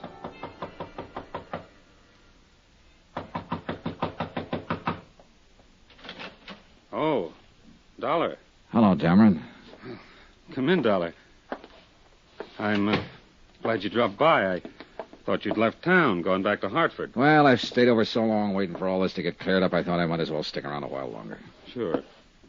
Can I get you a drink? No, thanks. It is finished, isn't it? Not yet. I don't understand.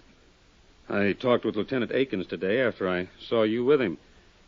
He said it was all over as far as he was concerned. You're talking to me now, Dameron. I'm the guy who went out on the limb. And I appreciate that a great deal. A question I want to ask you. You knew Amy Duran, worked with her at Richmond Limited. You're engaged to marry her sister. Did you know Amy had a $10,000 check in her hand the day she died? Really? That was enough money to cover the shortages in her accounts. Well, I'll be darned. Why do you suppose she shot him? Did what she did then? I've been thinking about that, Dameron. There's only one reason I can think of. Because Amy Duran didn't steal any money, because she didn't shoot any auditor, she didn't commit suicide. I think she borrowed that $10,000 from New York to cover up for somebody else. Somebody else? Who? You.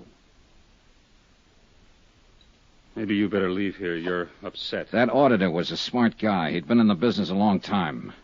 He found out who'd been taking the money. He called you over to ask you about it, ask you if you could repay it. You lost your head and you shot him with a .38 you picked up over at Teresa O'Connell's one day. Now, look. Then you fixed up all the reports to make it look like Amy Duran did the job. You're crazy. That's fantastic. If you think I'm Amy going Duran borrowed money to cover for you. She did it not because you were worth it, but because you meant something to her kid sister. You meant something to Teresa O'Connell, who'd lost one husband and tried suicide because of it. A Teresa O'Connell who couldn't afford another major tragedy. A Teresa O'Connell who might try suicide again if the man she was going to marry turned out to be a thief. You counted on that, Dameron. I don't know what you're talking about. Now, One thing you hadn't counted on was the auditor picking it up so fast. And when he called you, you had to kill him to keep him quiet. Then you made a date with Amy out at the Plantagent Hotel. You slipped poison in her drink and planted the gun in her purse. This is all talk. Just talk. You have nothing to prove She had one drink with you before you argued with her out in the parking lot. She told me. And the bartender later verified it. Then I came along. Now, look. You're a big guy, Dameron. You could have hit me back in that parking lot, but you didn't have time. You still had to get over to Amy's apartment and plant an empty poison box. You're crazy. You have no proof of this. No proof at all. No, I haven't. But I've been thinking about it all day, and there'll be proof. You had to buy that poison someplace. Lieutenant Akins is a pretty good police officer. He and his men will cover every drugstore in this town and ask questions everywhere. Now, listen, I'm going to tell him what I think, and he'll dust off that box of poison. Maybe your prints will turn up on it. Sooner or later, guys like you make mistakes, and Akins finds them. Get out of here, Dollar. Get out of here. Now, listen, you. A girl, a fine, decent girl, asked me for help. This is the quickest way I know to give her the help. I'll kill you, Dollar. I'll kill you. No, you won't. You're not going to kill me.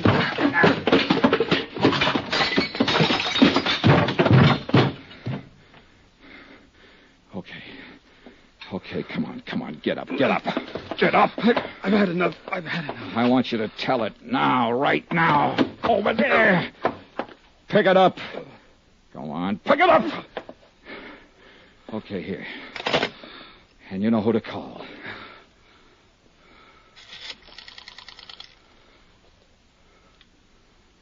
Hello.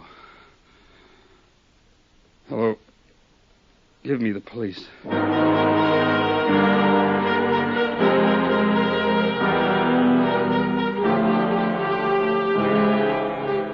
Expense account item 12, $55, room and board. Item 13, $55 airfare and miscellaneous getting me back to Hartford. Total expense account, $702.13. Yours truly, Johnny Dollar. Cents. Yours truly, Johnny Dollar. Cents. Yours truly, Johnny Dollar. Cents. Yours truly, Johnny Dollar. Cents. Yours truly, Johnny Dollar. Cents. Yours truly, Johnny Dollar. Cents. Yours truly, Johnny Dollar. Mr. John Dollar? Yes? Western Union, I have a message for you from New York. Oh? Please proceed Northern Hotel, Clinton, Colorado, as soon as possible. Yeah? Building irregularities suspected affecting several insurance companies. Will advise. Regards. Signed, Albert Davies, Chief Investigator, United Adjustment Bureau, New York, New York. Uh-huh. Would you like that mailed to you, Mr. Dollar? No, don't bother. Can you take an answer? Go ahead. To Albert Davies, Chief Investigator, United Adjustment Bureau. You have the address. Confirming. Exact time of arrival to follow. Sign that, Johnny Dollar. Expense account submitted by Special Investigator Johnny Dollar to the United Adjustment Bureau, New York City, New York. The following is an accounting of expenditures during my investigation of the Clinton matter. Or maybe racket is a better word. Expense account, first item, $105.63. Transportation by air, Hartford to Denver. Item 2, $28.50, Denver to Grand Junction. A place busy and bustling with uranium hopefuls. Third expenditure, $100. Deposit and rental on a car, which I used to drive the 105 miles through the rugged mountains due north of Grand Junction to Clinton, Colorado. A place that the rental agents had described as a sleepy little mountain town. When I got there, everybody was running in the direction of what was very shortly not going to be the new school building. Like everybody else in Clinton, Colorado, I spent the next 3 hours or so helping to try and get the fire under control. Then finally, I left the scene and located the Northern Hotel, where the clerk was standing by waiting for me. Mr. Dollar? Yeah. Operator 18 New York City has been calling you for the last 4 hours. Mr. Davies, I believe. Oh, yeah. Could you put the call in for me? Certainly, I'd be glad to. I'll take it up to my room. I want to change my clothes. Certainly. Boy, take Mr. Dollar's bags up to 310. I shaved and showered, changed clothes, and unpacked. From my window, I could see the still glowing embers of the fire, red against the winter night. The school building was completely destroyed. Beyond, the snow-covered Rockies rose all about the town of Clinton, which I had yet to see. Johnny Dollar. I have your call now, Mr. Dollar. Oh, good, thanks. Johnny? Hi, Al. Say, I've been trying to get to you all day. I thought you were going to let me know the minute you got into town. Well, there was a fire here, Al. I had to pitch in and help along with everybody else. Oh, I see. Well, has Osborne contacted you yet about this case? Osborne? Who's that? Julian Osborne. Look, I talked to him in Clinton last night. He said he'd wait around the hotel until you showed up. He lives there, Johnny. He drove into Denver 2 days ago and told the insurance broker he thought a building that Great Eastern Fidelity covered was in real bad shape. Now, what building? Well, a new school that they just put up there, Johnny. Al, it was in bad shape. Worse shape now. It fell down about 4 hours ago. That was the fire, Al. Oh. Well, Great Eastern's in for $200,000. Look, Johnny, contact Julian Osborne and see what he has to say. Right. And call me back when you find out what's what. So long.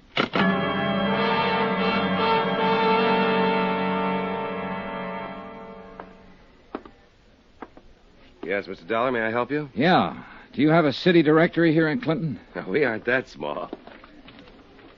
Here it is, right here. Good. After all, we have 14,263 people. Okay, thanks. I know most of them, Mr. Dollar. Who do you want to get in touch with? A man named Julian Osborne. Julian Osborne? Yeah. Know him? I didn't know him, but it came over the radio a little while ago. They found his body in the fire. He burned to death.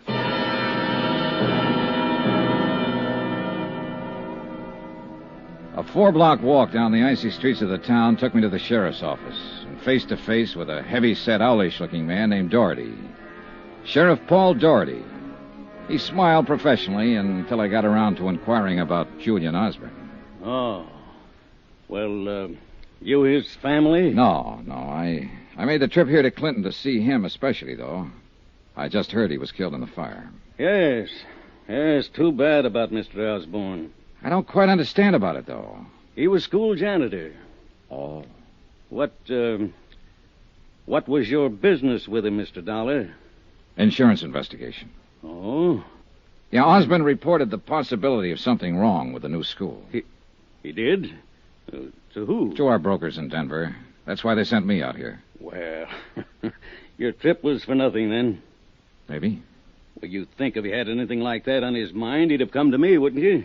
Yes. Did he? No, used to pass him on the street. Never said a word. Uh-huh.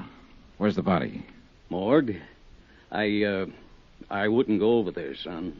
I want to contact some of his family, his friends. Well, that might be hard to do. No family here, no close friends.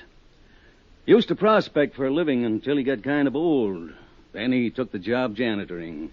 Lived right there in the basement of the school. City'll bury him. I see. How long had he worked at the school? 6 months since the place was built. Mm-hmm. Who hired him? The principal, Florrie Hawkins. Florrie Hawkins. Where can I find her? Lives on Pearson Street. That's 1 block over and 2 blocks to your left. Number 326. 326 Pearson, huh? That's right. And son. Hmm? Bad night to go calling on her.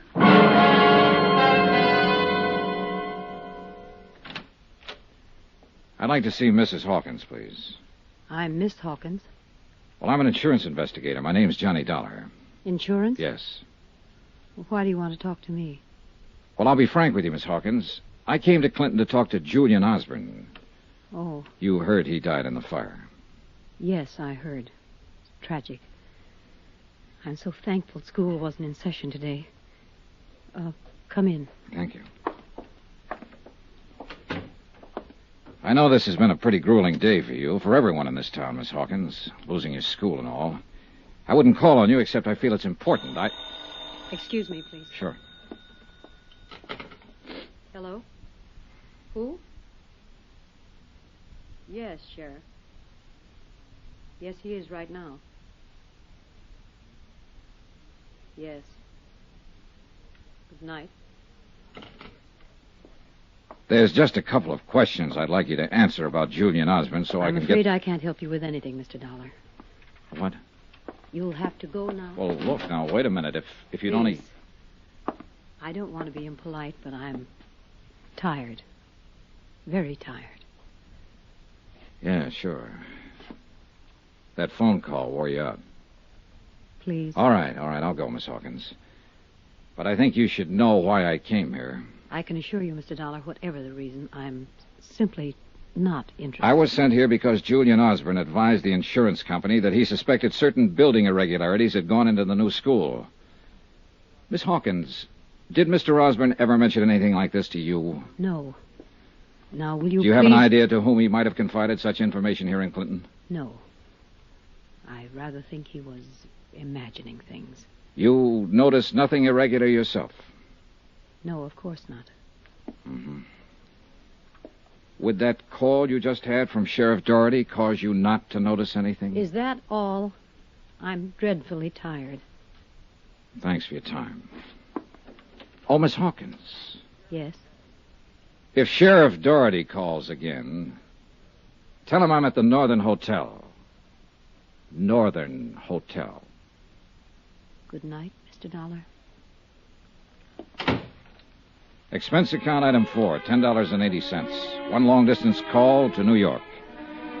I got Al Davies out of bed and told him the fate of Julian Osborne. Davies requested me to stay on in Clinton to see the matter through. About 11 o'clock that night, I walked over to the site where the new school had once stood. A few firemen and policemen were still around, searching the ashes by the light of lanterns and spotlights. One of them told me the cause of the fire had not yet been determined. I started back to my hotel. Turning a corner by an alley, 2 men in dark clothes were holding a third man in a sheepskin. A fourth man was giving him the works.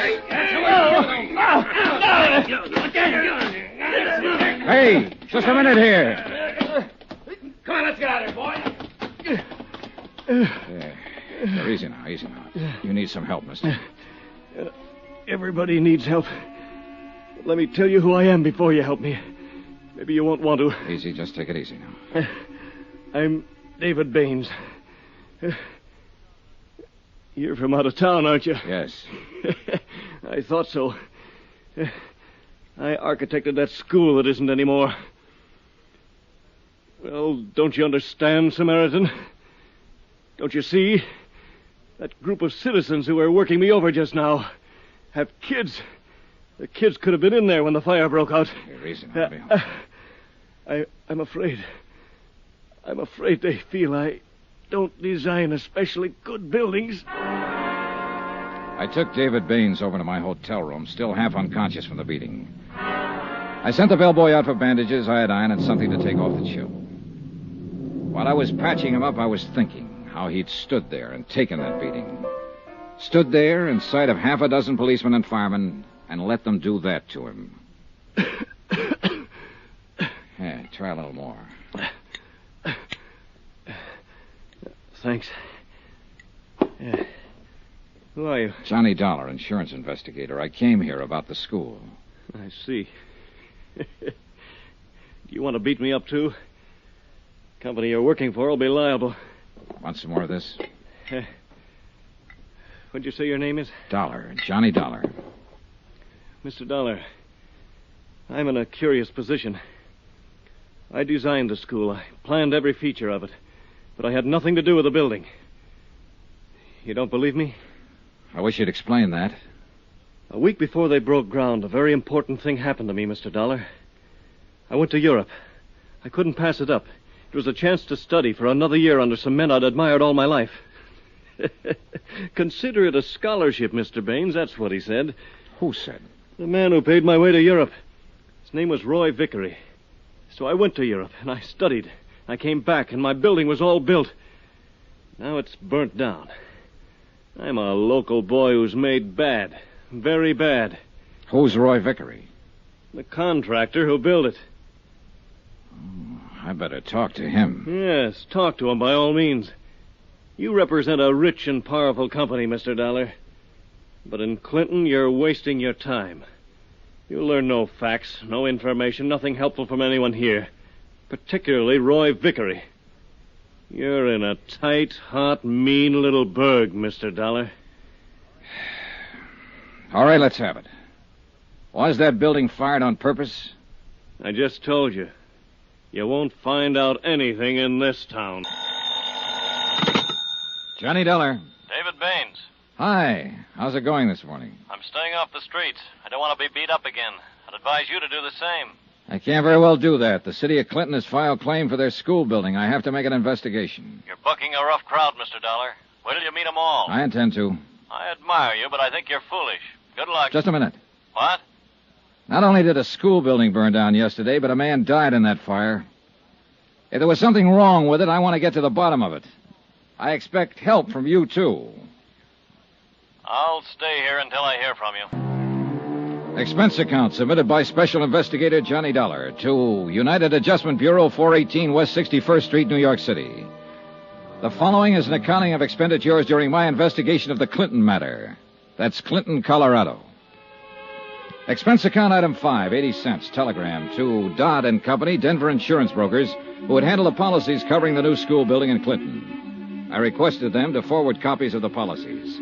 Item 6, 10 cents, one copy of the Clinton Times and the full story on the fire.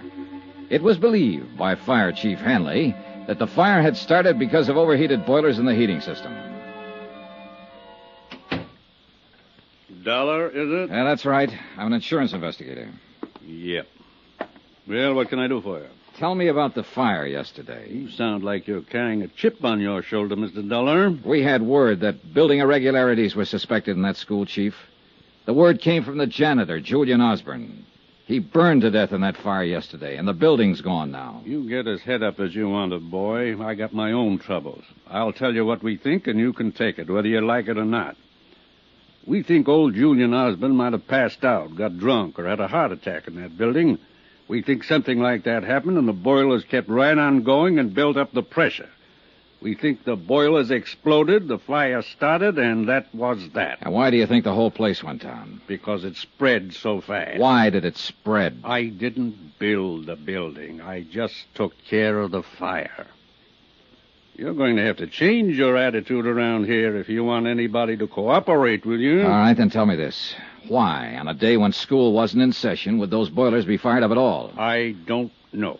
Chief, last night I talked to Sheriff Doherty, trying to get information about Julian Osborne. He didn't know anything either.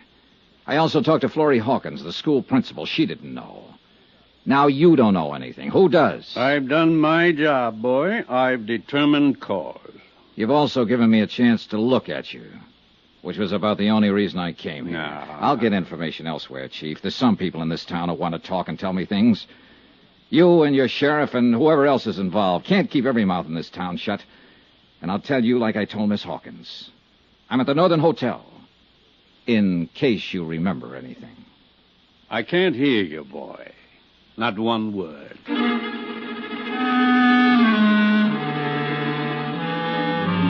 Expense account item 7, $1.80, breakfast in the coffee shop of my hotel for myself and David Baines, who still looked badly battered from the beating he'd taken the night before. You're taking a chance sitting here with me. Hope you realize that. Am I? I'm public enemy number 1 in this town. I'm the man who built the school that didn't stay up. Look, Baines, I want you to tell me all about it. If you have any information or knowledge that would be helpful in this investigation, then you better give out with it right now. What specifically do you want to know? First, the town. You know what this place is? It's a backyard. And only the rich kids can play here. Vickery, Hanley, Doherty, those are the rich kids, Mr. Dollar. The rest of us are, well, We live across the tracks. Let's start with Vickery. He's a builder. Not only here, all over these mountains. Grand Junction, Rifle Mesa, all over. He's got $1 million and 1,000,000 angles. He's the one who sent me to Europe to study for a year after I completed my plans for the new building. Got me out of the way. Okay. Fire Chief Hanley. A friend of Vickery's. And any friend of Vickery's is going to get rich, one way or another. Sheriff Doherty. He keeps the law orderly for Vickery. Very necessary. Okay, then. The fire itself. Chief Hanley says the school boilers blew up and caused the fire. There was no reason for those boilers to be fired up. No reason. If they were fired to blow up. They had automatic shut-off equipment. What about Julian Osborne? You say he notified the broker in Denver that something was wrong with the building, and that's how you got here. I don't know. They might have fired it for money, too. I told you I was in Europe until they constructed it. I got back in Clinton 4 days ago. I went over to see my building. They used my outside drawing, Dollar. Wooden beams where I indicated steel girders. Only half the plumbing and heating system, other things. It looked like they'd made it up as they went along. Did you talk to anybody about it? Oh, sure. The contractor. Vickery. He told me to keep my mouth shut and be a good boy. Do you think he got you out of town during the construction so you wouldn't interfere? I think so. I'm not important, but it was the easiest way. I understand Mr. Vickery is a little unpopular today. What? A delegation went out to his house to hang him or something. Baines was partially right. A delegation had gone out to see Roy Vickery and his polished pine domain at the end of town. They were still there when I drove up in my rented car. 20 or 30 irate citizens demanding an explanation for the lost school. 10 uniformed men from Sheriff Doherty's office formed a half-moon circle in front of the main entrance, their holsters unbuckled. The sheriff himself was directing the operation. All right, just a minute there. Hello, Sheriff. Huh? Johnny Dollar. I talked to you last night. Oh, yeah. Chief Hanley called me about you. The chief called you, and last night you called Florrie Hawkins. That was nice. Keep the wires burning. The chief said you came over to see him. Used abusive language. Tried to cause trouble. The chief was mistaken. I wasn't trying to cause trouble, Sheriff. There's enough of that in this town. I was just trying to find out how the fire started yesterday. The chief told you how it started. I didn't believe him. Now, what do you think of that? You better watch your step around here, Mr. Dollar. You seem to be looking for arguments all the time. Not at all, Sheriff. I'm misunderstood. We understand you all right. How's Mr. Vickery? He's all right, and he's going to stay all right. I'm sure he will. But these people don't like their school burning down. It's expensive. Also, their kids could have been in it. I want to see Mr. Vickery about that. He isn't seeing anyone, Mr. Dollar. And we aren't letting anybody in to see him. Really? Did any of you people hear that? Now, look here. Hey, listen, folks. Listen to me, will you? Look. Now, listen. I'm an insurance investigator. I'm worried about what happened to your school yesterday. Keep quiet. They tell me Mr. Vickery built that school. The architect who designed it said it wasn't built to his specifications. Now, I want to go in and ask Mr. Vickery about that. The sheriff here doesn't want me to do that. I'll get you for this, Dollar. Wait a minute. The sheriff just said I'll get you for this. All right, hold it. Hold it, please. Please, now listen to me. Listen. I'll put it to the sheriff again so you can all hear. Sheriff, I want to go in and see Mr. Vickery on business. Well? Go ahead. Thank you.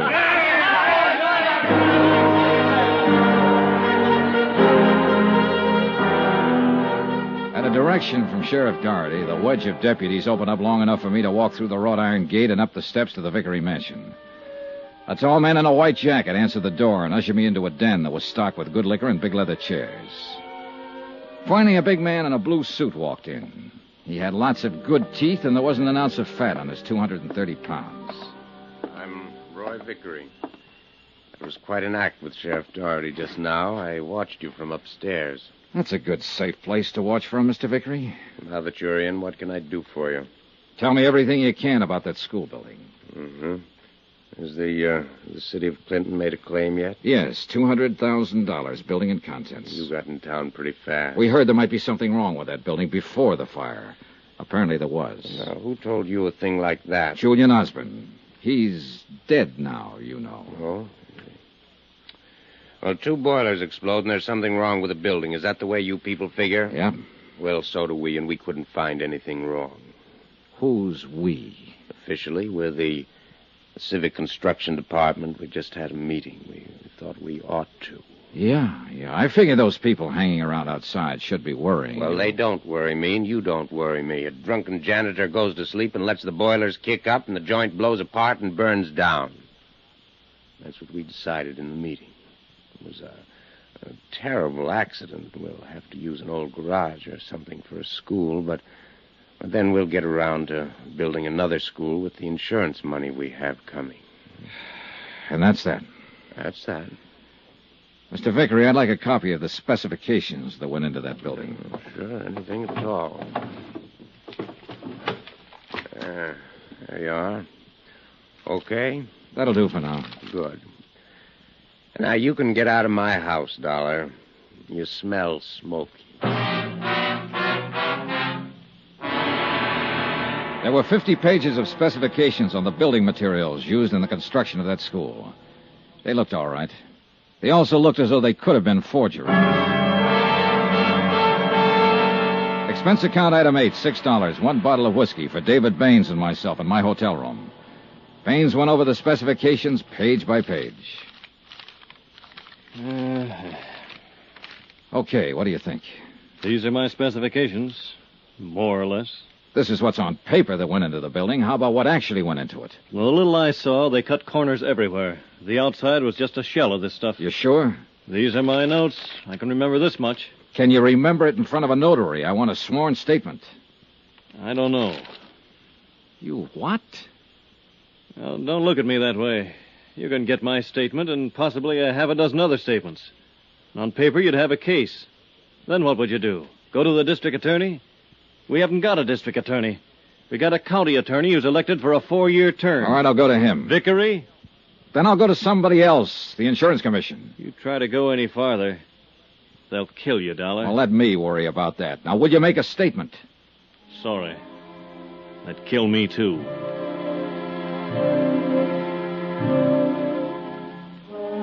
And that's the way matters stood in Clinton, Colorado, 24 hours after their new school building had burned down and a man had died in the flames.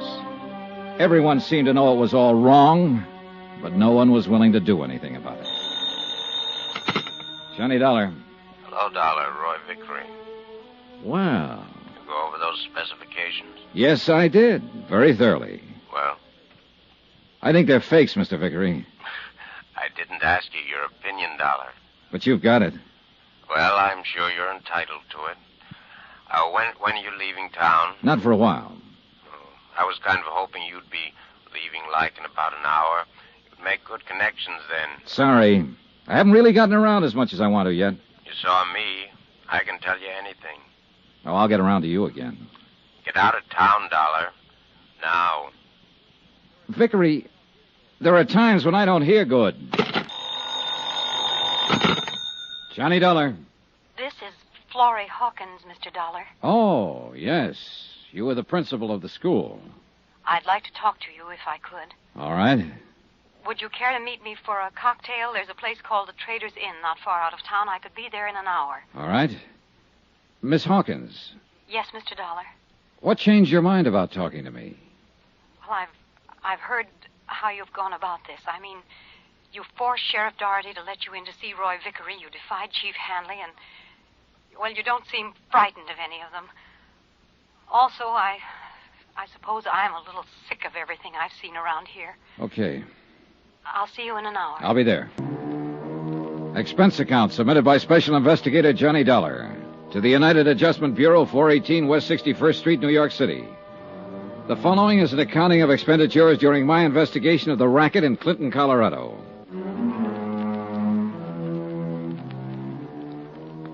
Expense account item 9, $10, 1 dinner and 4 drinks for myself at the Trader's Inn, 5 miles outside of Clinton, where I waited for Florrie Hawkins to appear.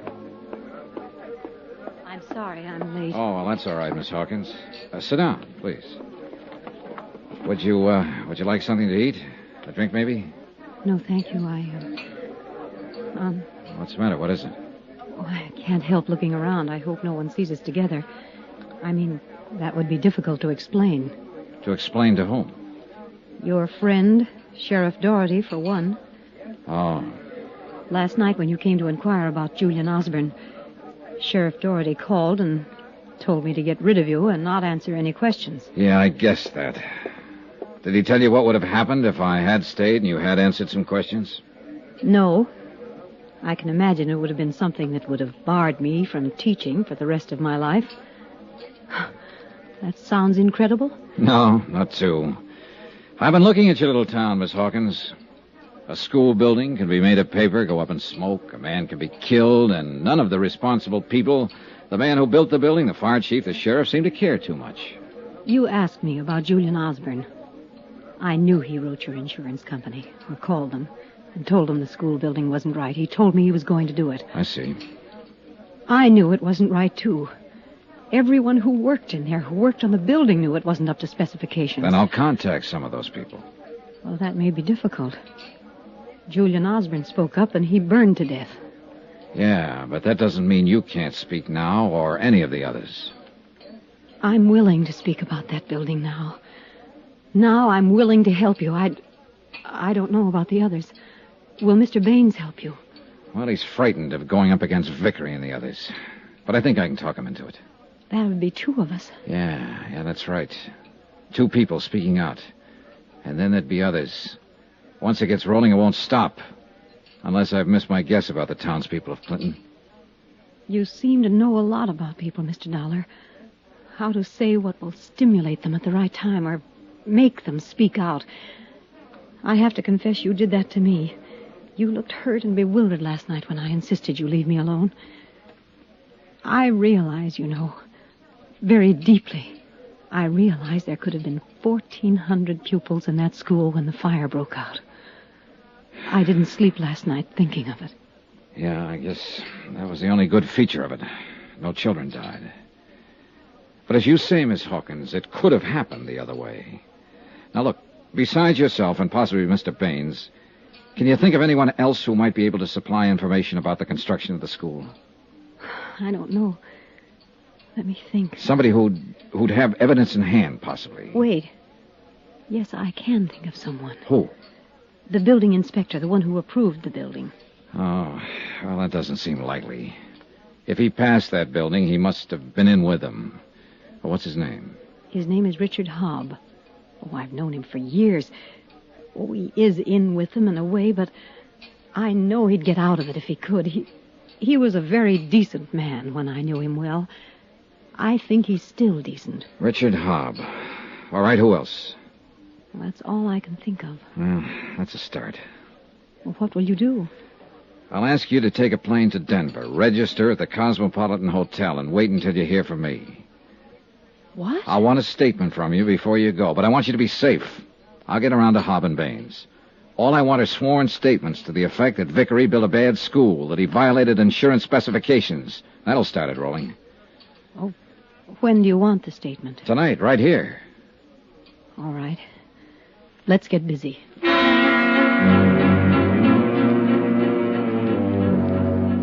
It took an hour to get the statement. After that, I drove her to Grand Junction to catch a plane. Expense account item 10, $1.50, telegram to a friend of mine in the private detective business in Denver. I asked him to meet Florrie Hawkins' plane, see that she was safe and comfortable, and keep an eye on her during her stay in Denver. Then I drove back to Clinton. Item 11, 10 cents, another phone call. This one to David Baines. Yeah, Dollar? Baines, Florrie Hawkins made a statement about the school building and the fire. She's tired of being scared and shoved around. Now, how about you? You want a statement from me? Yes, comparing your specifications with what you saw that actually went into the building. Will you make it out and take it before a notary? All right. If she can, I can. Then what? Then go down to Denver and wait to hear from me. I'll make the statement, but I won't leave town. You'll help me a lot if you do. Sorry. You'll be in danger here. I feel brave. If you're going to play it so broad, I'll do it too. I took his statement directly to the post office and mailed it to myself at the Northern Hotel. Expense account item 12, 40 cents phone calls. I telephoned Sheriff Doherty, Fire Chief Handley, and County Attorney Contractor Roy Vickery and told them that I had a sworn statement regarding building irregularities. Sheriff Doherty snorted and hung up. Chief Handley yawned and told me not to bother him. And Roy Vickery just laughed. About 8 o'clock that night, I was at the home of Building Inspector Richard Hobb, a nice home in a nice part of town. The woman standing in the doorway was tall and blonde, holding a drink and smoking a cigarette. Yes? I'd like to see Mr. Richard Hobb. I'm Johnny Dollar. I'm Lucille Hobb. He isn't home right now. But you can come in and wait for him and talk to me. I'm not bad company. Would a drink help? Help what? Whatever's wrong with you. You look tired, Mr. Dollar. It might, but I'd rather not. I just came by to talk to your husband. You said that. What do you want to talk to him about? Business? This time of night? Let's stop talking about him. What do you say?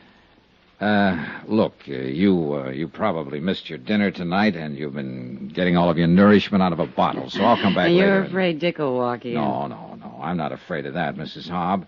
He's already walked out, and you're feeling sorry for yourself. What? Well, a man, if he lives in a place, has an ashtray or a picture or yesterday's sports section lying around the front room. I don't see anything like that in this room. If I walked over to that closet 10 to 1, I wouldn't find any of his clothes. And if I tried the drawers, I'll lay odds there wouldn't be a shirt around either. When did he leave? You're crazy. When did he leave? Yesterday. After the fire? During the fire. Where did he go? I don't know. Did he go alone? I don't know. Did Vickery tell him to get out of town? No. I'll ask that again. Did Vickery tell your husband to get out of town? I don't know. You said no the first time I asked. Vickery a pal of your husband's? Well, they know each other, naturally. Look, Mrs. Hobb, I don't know how much you've had to drink, but if I'm reading your eyes right, you're scared. You're scared about what's happened here and what could happen here. And you know your husband's involved. Mrs. Hobb, I want your husband to help me. If he helps me, I can help this town get rid of people like Vickery and Doherty and Hanley. If you see him, if he contacts you, tell him that. Tell him I won't let anything happen to him. Tell him I have statements from 2 people already, and they're being protected. I'll protect your husband. You got all that? I don't know what you're talking about. Good night, Mrs. Hobb. I left her standing in the middle of the living room, drink in hand, staring vacantly at I don't know what. Outside in the crisp mountain air, I took stock of the situation.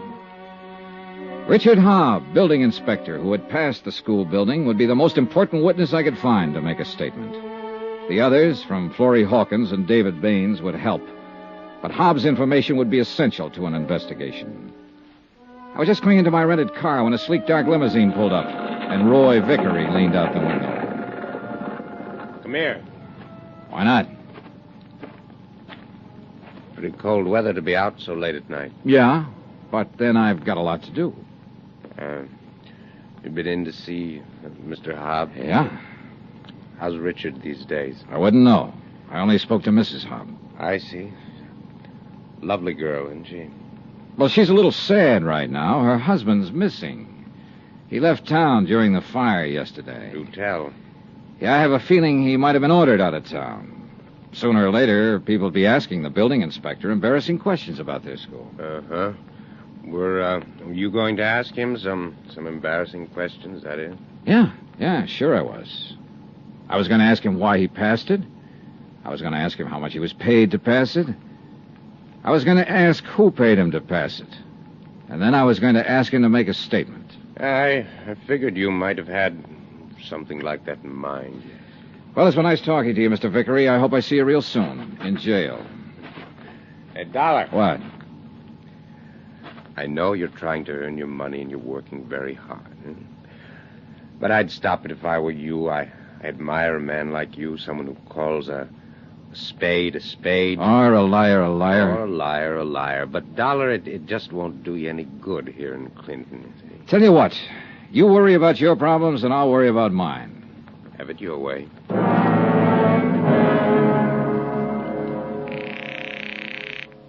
Ready with your call to New York, Mr. Dollar? Right. Go ahead, please. Hi, Johnny. Hello, Al. Hey, look, Al, it's a mess here. I've made a little headway. I mean, I'll have a couple of statements coming in, but no concrete evidence yet. Well, what do you think? The school building was a fix or something or other. Money somewhere. I haven't been able to find out. The town's sewed up tight, civically and politically. I can't expect any help from the law or the fire department here. They're in it, too. Oh, that kind of thing, huh? Afraid so. I need help. We'll be there in 24 hours. they want to play it that way, we'll play it that way. 20 minutes after I hung up the phone and was in bed, I found out how much of a mess it really was. That's when my hotel door opened and a man lurched across the room toward me. Dollar, I've got to tell you, I wanted to get to you yesterday. He stood in front of me, swaying back and forth, his hands clutching the front of his coat. He fell before I could get to him. 3 bullet holes formed a neat trio across where his tie pin should have been. I ran my fingers through his coat, pulled out his wallet. The license read, Richard Hobb, age 39, occupation, building inspector. Johnny Dollar. Al Davis, Johnny. We're on our way. What? Yeah, we're in Grand Junction now. We ought to be in Clinton in 3 hours. Renting a couple of cars. I brought help. I can use it, Al. There's been a murder here. What? Last night, a building inspector named Richard Hobb staggered into my room, tried to tell me something, but died before he could get it out. He'd been shot 3 times. Now, look, you be careful. Don't do anything until we get there. That's an order. Yes, sir. Expense account submitted by Special Investigator Johnny Dollar to the United Adjustment Bureau, 418 West 61st Street, New York City. The following is an accounting of expenditures during my investigation of the Clinton matter. Expense account item 13, 60 cents breakfast. I had it sent up to my room. Right behind the bellhop appeared the tall figure of Sheriff Doherty. How about inviting me for a cup of coffee? Sure. Sit down. Help yourself, Sheriff. Thank you. You know, you're a mighty lucky man. In what way? I was almost holding you for murder, boy. That Hobb fella. Oh, that, yeah. You're looking into it, I suppose. Yep, we're looking into it. I hesitate to ask, but are you getting anywhere? We figure he was shot sometime last night. Found his car downstairs all smeared up. Might have driven in from someplace. Where? We don't know. Well, do you know he blew town when the school fire broke out? We talked to Mrs. Hobb. I talked to her myself. Yeah. Naturally, we want to find out everything we can about this matter. Now, Hobb came up here last night and died in this room of gunshots. Why do you suppose he came here? I never knew the man, Sheriff. I talked to someone who did know him once. She said he'd been a pretty decent man at one time. If you and Chief Hanley and Vickery didn't tell him to leave town when that fire broke out, he might have told me himself. His conscience might have hurt him about passing a building that never could have stood an inspection. Go on. He might have heard that I was in town investigating it. He might have gotten sick and tired of the cheap, rotten little schemes here in Clinton and come back to help me straighten it out. You don't think much of our town, do you? Not the way it is, Sheriff. And I don't think much of you. In that case, I'll just try to keep out of your way. Do that. You do the same, Dollar. Here.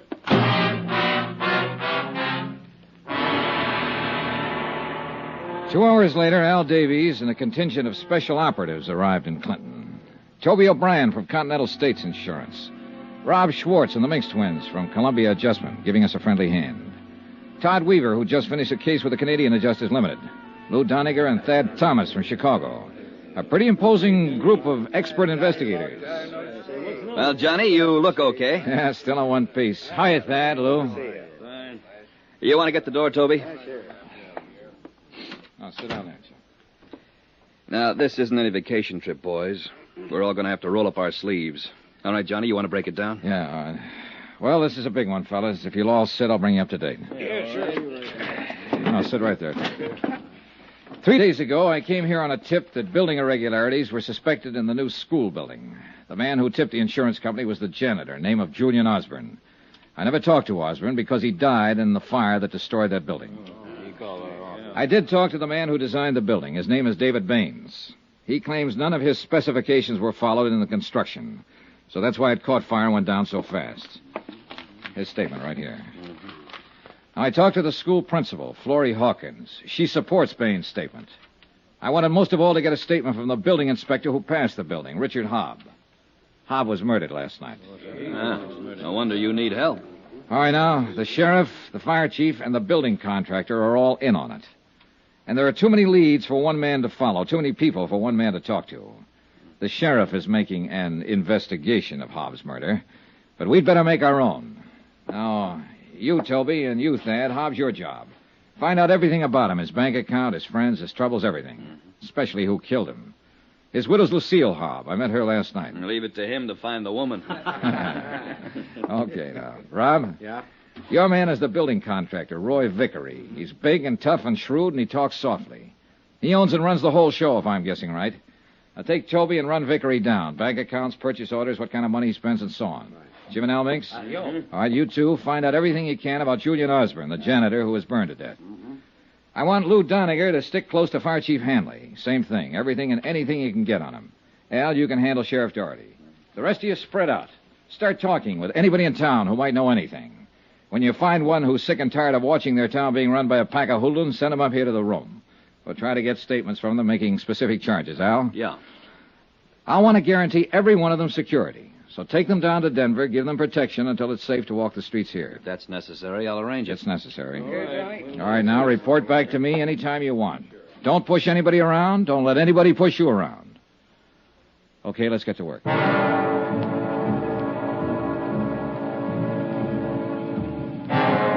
8 strange men moving through Clinton, Colorado, asking questions were as conspicuous as I wanted them to be. I knew everybody in the little town would be hearing about them and watching them. And sooner or later, I hoped that would pay off. An hour went by before I got any action. Johnny Dollar. You the fellow with the insurance company? Yeah, that's right. Who's this? Never mind. You're taking a lot of chances around here. We're going to take lots more. Do you have anything to say? Yeah. My name's Earl Kennedy. I'd like to talk to you. Name the place. You go down and stand in front of your hotel. I'll drive by and pick you up. I went down and stood in front of the Northern Hotel. 5 minutes passed. 10 minutes. And then a car drove up. 2 men in the front seat, 3 in the back. One of them leaned out. Dollar? Yeah. Come on, get in.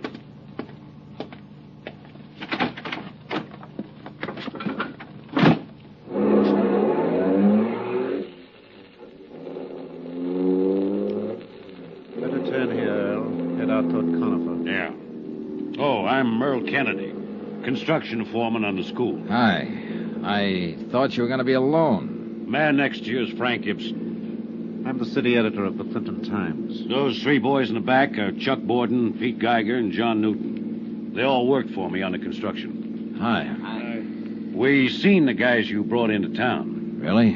Some pretty heavy boys. You know, the town's a little edgy with all that's happened. The fire, the janitor getting burned, murder of Dick Hobb. None of which were caused by any of my investigators. How long are they going to be in town? As long as they have to be. We're going to get to the bottom of all this. How many did you bring in? 8. I'll bring in 80 if I have to. Aren't you talking kind of big? This is a big job. Yeah. This far enough? Turn in here.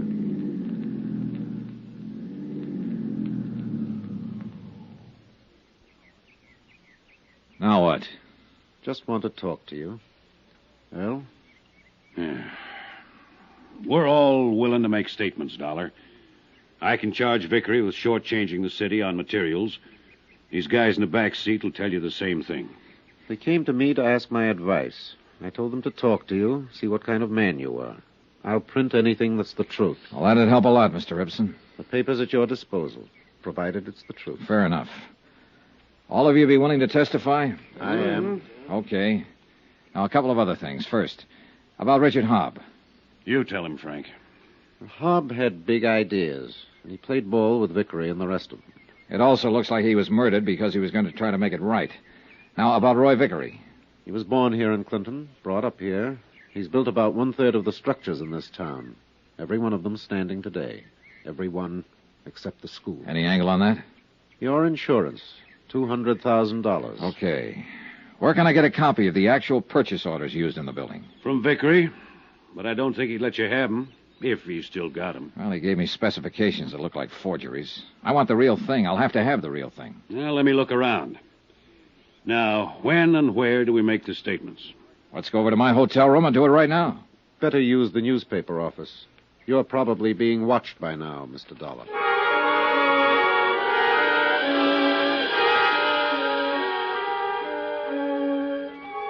Expense account item 14, $10, legal fees. 2 hours later, I hired a notary to attest the sworn statements of Earl Kennedy, Frank Gibson, Charles Borden, Peter Geiger, and John Newton. They were damaging statements that would bear considerable weight in a courtroom, but they were not enough to bring the matter before a court. Al Davies was waiting for me when I got back to my hotel room. Hi. Hi. Come here. What is it? We've got friends. Yeah. 1, 2, 3, 7. Mm-hmm. They've been gathering around the hotel now for the last hour or two. Any of the boys run into trouble yet? No, none they couldn't handle. This could be ticklish, though, Johnny. Huh? Well, if those down there provoked an open showdown. Yeah, that might be the idea. We aren't ready for anything like that yet. We're getting there. Come in. Well, hello, Sheriff. This is Mr. Davies, our chief inspector. Davies, are you the man who brought these troublemakers into town? I brought 8 assistants with me, Sheriff. They're troublemakers. They've been going around asking questions, upsetting folks, getting in the way. I'd hate to see any of them get hurt.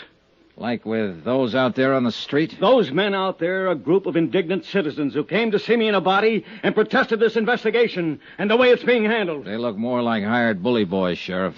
I'm asking you and Mr. Davies to withdraw these men you have working in Clinton. I'm asking you to do that by sundown. Suppose we don't, Sheriff. Then you'll take the consequences. Now, wait a minute. What? I don't want to keep you in a state of suspense, Sheriff. We're willing to take the consequences. What? If that crew out there shoot as well as they look, they're pretty rough people to go up against. Let me tell you, every man in this investigation is armed. We won't be intimidated, shoved around, or bullied by you, those bums out there, or anyone in this town. Now, you tell that to Mr. Vickery and Chief Hanley. And then you go home and stand in front of a mirror, Sheriff, and tell it to yourself. You gave us till sundown to get out. I'm giving you until sundown to resign as sheriff. Now, if you don't do that, I'll see that you're forced out of office. Now, what do you think of that? You must feel mighty strong to talk like that. See this, and this, and this. These are all sworn statements from people in this town who aren't afraid of you and Vickery and the others. You'd be surprised how many other people around here are on the verge of making statements, on the verge of not being scared of you anymore. So where are we, Sheriff? I'm going to kill you. Not now, you aren't. Come on, get out of here.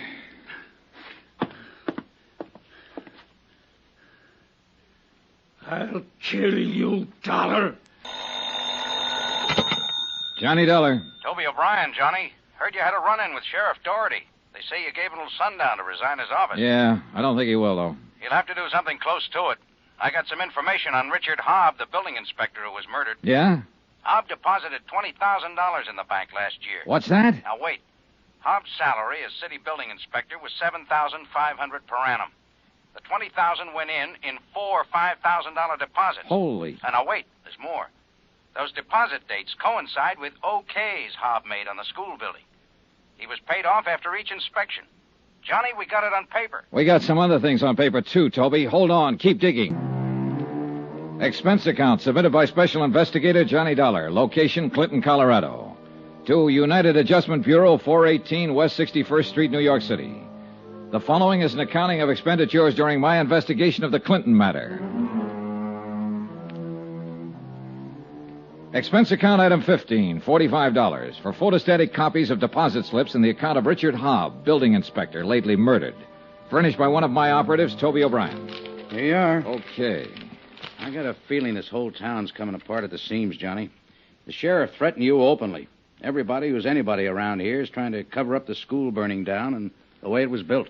I think I can hurry up the process. You be careful. These people seem to play for keeps. They've got to realize we do, too. These photostats are the first real bit of presentable evidence that the building was constructed under fraudulent circumstances. Hey, take it easy. Now, you keep the originals. Mail them out to the office. The post office is still pretty honest. Yeah. Also, let it out that we have the information wherever you go. I want them to get worried and steamed up and start acting dumber than they already have been. Okay. Might scare Doherty and Hanley a little bit. That Vickery seems like a different proposition. I don't think he scares. I drove my rented car over to the home of his grieving widow. She answered the door with tears in both eyes and bourbon over the rocks in one hand. She wore a black dress, black and satin and tight, low cut. Not exactly Emily Post for mourning. But as I say, it was black. A black lace handkerchief waved in the air. Oh, Mr. Dollar, I'm glad you came by. I'm so unhappy and lost. Yeah, I can see that. May I come in? Why not? The sheriff hasn't done anything about Richard's murder. I wouldn't rely too heavily on Sheriff Doherty, Mrs. Hobb. I don't think he will do anything. No?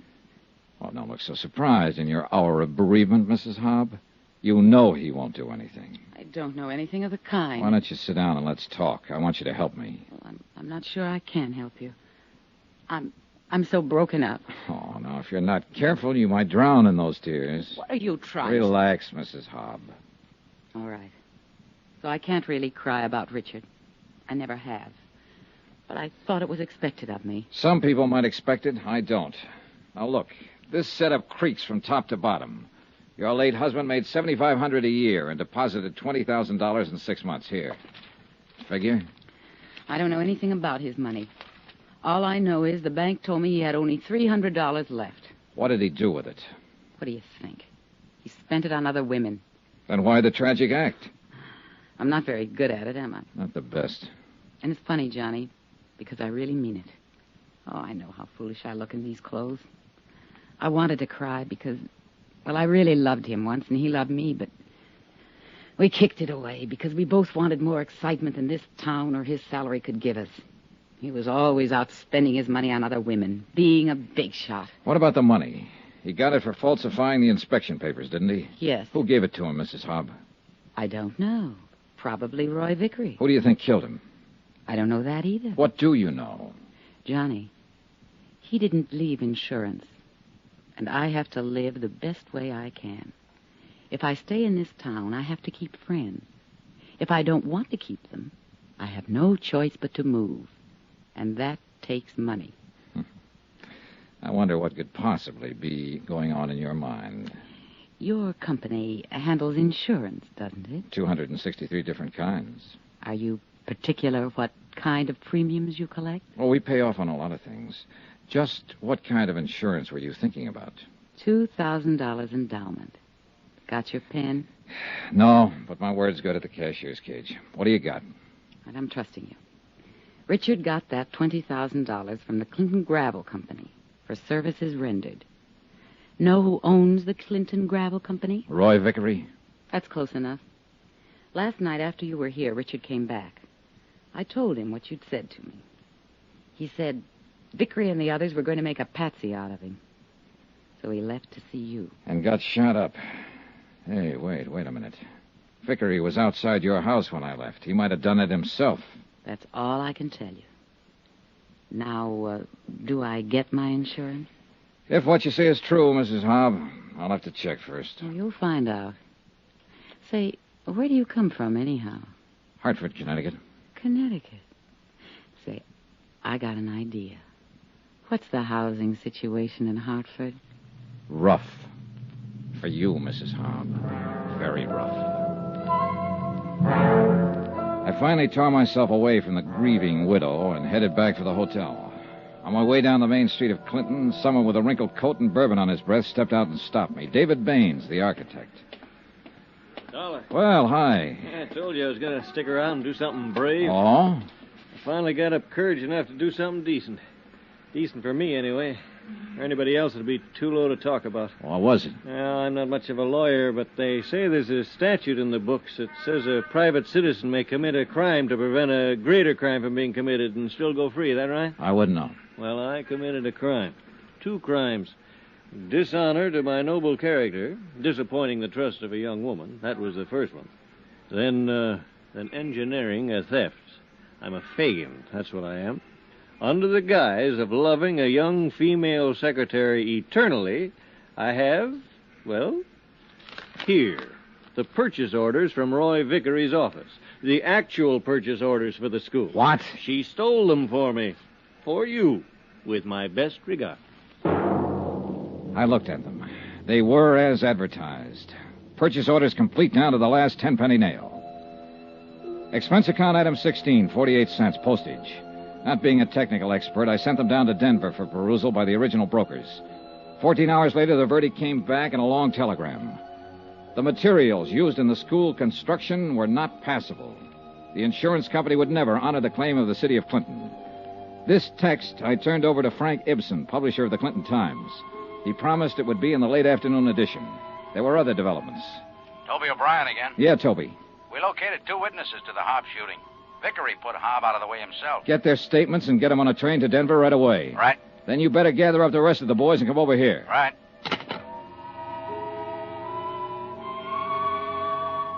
Expense account item 17, 10 cents, one newspaper. The afternoon edition of the Times, which carried a complete story of the insurance investigation up to date, naming Vickery as the perpetrator of the school fire and involving Sheriff Doherty and Chief Hanley. I phoned Frank Ibsen and explained his next edition could carry the story of Hobbs' murder by Vickery. Ibsen said he'd make up an extra for that. I'd no sooner hung up the phone than I had visitors. Want to come with us, Dollar? Not particularly. Who are you? Deputy Egan. Sheriff Doherty wants to talk to you. I've already said all I want to say to him. Get out. Guys? Oh, no. Take him out of here. There was strictly no contest. I walked out of the room with a deputy on each side of me and Egan behind me. We were in front of the hotel when I saw Toby O'Brien, Al Davis, and John Newton coming toward the entrance. I kicked out at the nearest man and yelled for help. A few of the local citizens joined in the fight, and Sheriff Doherty's 3 deputies got the worst of it. We took them all back up to my room. Now, sit down. All right, Egan. You're going to be arrested for this, Dollar. Where were you going to take me? Where? Place on the edge of town. Clinton Gravel Works. Why? Doherty said to bring you back. He wanted to see you. Who's there with him? I don't know.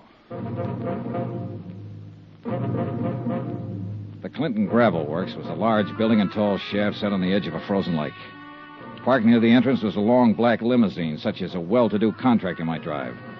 A white supercharged sedan, such as a fancy Western sheriff might use, and a red sedan, unmistakably belonging to the fire chief.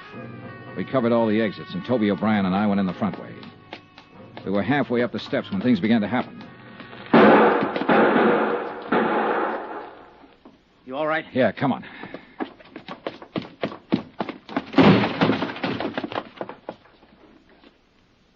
Wow. Hello, Dollar. All right, lie still, Vickery. I stayed still for you too long. I should have put you out of the way. The same as you put Hobb out of the way. Better. This one's gone. Who is he? Fire Chief Hanley. Vickery, where's Doherty? He's out shooting his gun some more, Dollar. I hope he gets you, too. I hope. He's backstairs, Johnny. Yeah. Stay away from me, Dollar. The place is surrounded. Throw down the gun and walk out with your hands behind your head. Toby. I'll go down the front way. Get the guys to step around through the shaft. Right. You coming out? Doherty, you coming out? No. Doherty. You ought to go over a place good before you think you got a man trapped, Dollar. You're trapped, Sheriff. The men are waiting I'm for up you. here with you, and you're the one I want.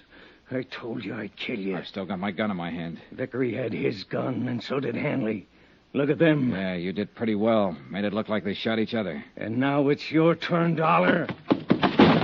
No! Get back!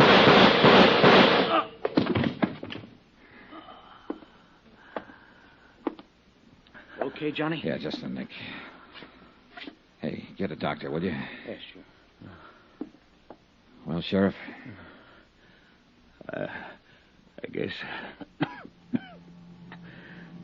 I kind of forgot some. Yeah, what's that?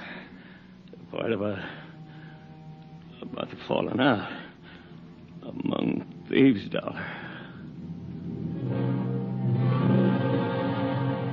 That was Sheriff Doherty's last statement. He died on his way to the hospital. Roy Vickery recovered and was arraigned on charges of murder, conspiracy, 28 counts all told. Chief Hanley was dead. Expense account item 18, $62, board and room. Item 19, $58, miscellaneous. Item 20, $164, transportation back to Hartford. Total expense account, $2,385.03. Yours truly, Johnny Dollar. Yours truly, Johnny Dollar. Yours truly, Johnny Dollar. Yours truly, Johnny Dollar. Yours truly, Johnny Dollar. Yours truly, Johnny Dollar. That's yours truly, Johnny Dollar. Hi, Johnny. Pat McCracken at Universal Adjustment. Hello, Pat. Listen, I have something here I think maybe... Whoa, hold it, boy. I've already packed. Huh? You are? Yep, taking off in about an hour. First plane out I can get. Well, how'd you know? I've been planning it for months. How could you? It only happened last Thursday. Pat, Yeah? I'm going on a vacation far, far away to sunny Southern California. Little town of La Jolla. And to help me keep out of sight from such as you, I'm taking along all my skin diving outfit. Bye. Well, wait, Johnny. That's right next door. To what? The case I want you to handle for us in San Diego. Just changed my plans, Pat. I'm going to Florida. No, listen, Johnny. There's enough commission on this case to pay for 2 vacations.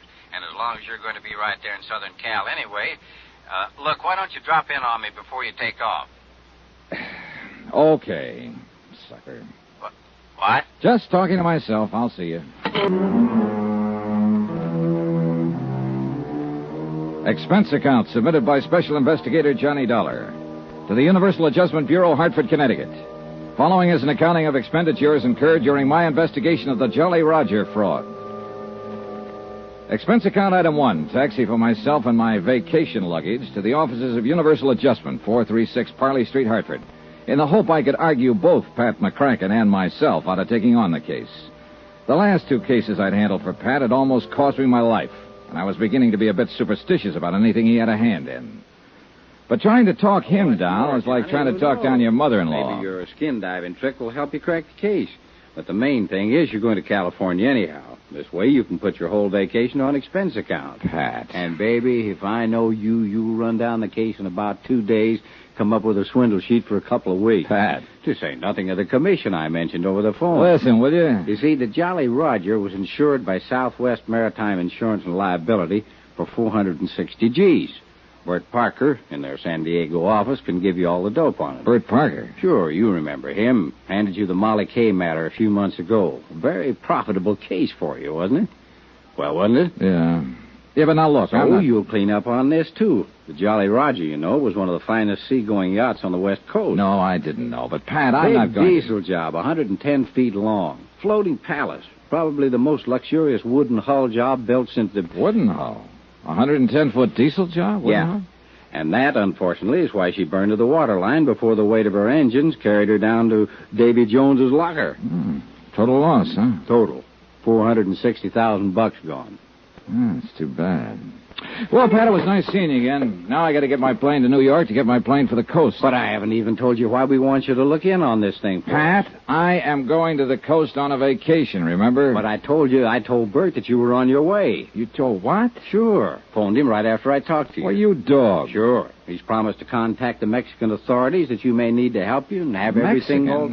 How are they involved? Oh, now, look, Pat, enough of this. I got to get along. Sure. My car's right downstairs, and I can tell you the rest I know. No. Tell it to somebody else. I'm going out there on a vacation. Baby, you can't let me down on this one. Look, we haven't got any regular man out there, only a couple of part-timers like Bert Parker.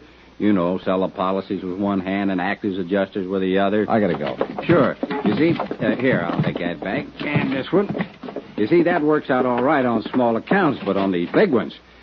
Wow, what do you got in here? A case of scotch? Pat, will you shut up a minute and let me Not tell on you... your life. That'd give you a chance to change your mind about taking on the...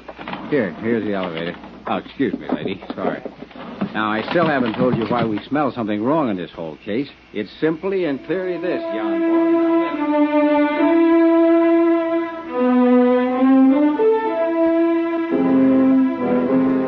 Yeah, it's simply and clearly this. The diesel yacht Jolly Roger was owned by one Paula Zaganian, ex-rum runner, ex-gun runner, ex-shipping magnate, suspected spy through 2 world wars, and generally undesirable character despite the millions he'd made. During the last war, he cleaned up by scaring some of the smaller countries into buying a lot of obsolete military equipment that was hardly fit for the scrap pile. And in more than one place around the world, there was anything but a welcome mat waiting for him. And in a lot of places, a lot of countries, the minute he landed his seagoing palace, the gendarmes would stick to him like flies to a molasses barrel just to make sure he behaved himself. Anyhow, trying to argue with Pat was useless, so I agreed to take on the case. Expense account, items 2, 3, and 4. $190, 4 cents. Plane fares and incidentals, Hartford to New York, New York to Los Angeles, L.A. to San Diego. where I hoped to grab a cab to La Jolla before Bert Parker could find out I'd arrived. But I was met at the airport, but not by Bert Parker. Mr. Dollar. Yeah? I thought you were by the description. Well, don't tell me they've got me on those wanted posters out here, too. Oh, silly. I'm Jan Penny from Mr. Parker's office.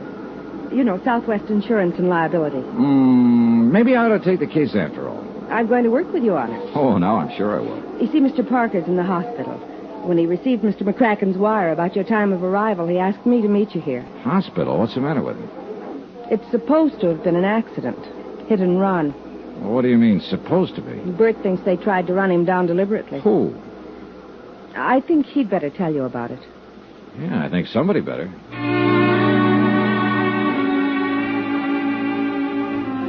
We picked up my luggage, dropped it off at a hotel. I phoned the place I'd made a reservation in La Jolla and told them I might be a day late. And Jan Penny and I went on over to the Queen of Mercy Hospital to talk with Bert Parker. On doctor's orders, I went into his room alone. Bert looked terrible.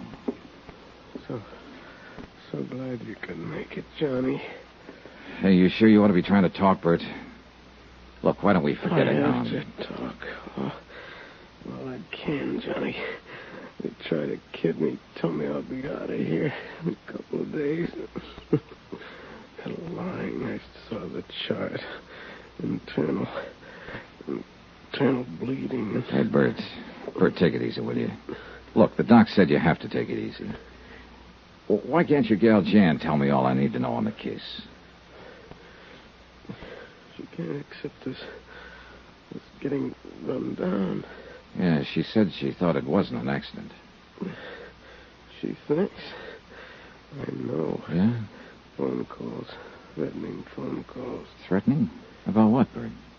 Because of holding up on this claim. Somehow somebody found out. I called Hartford.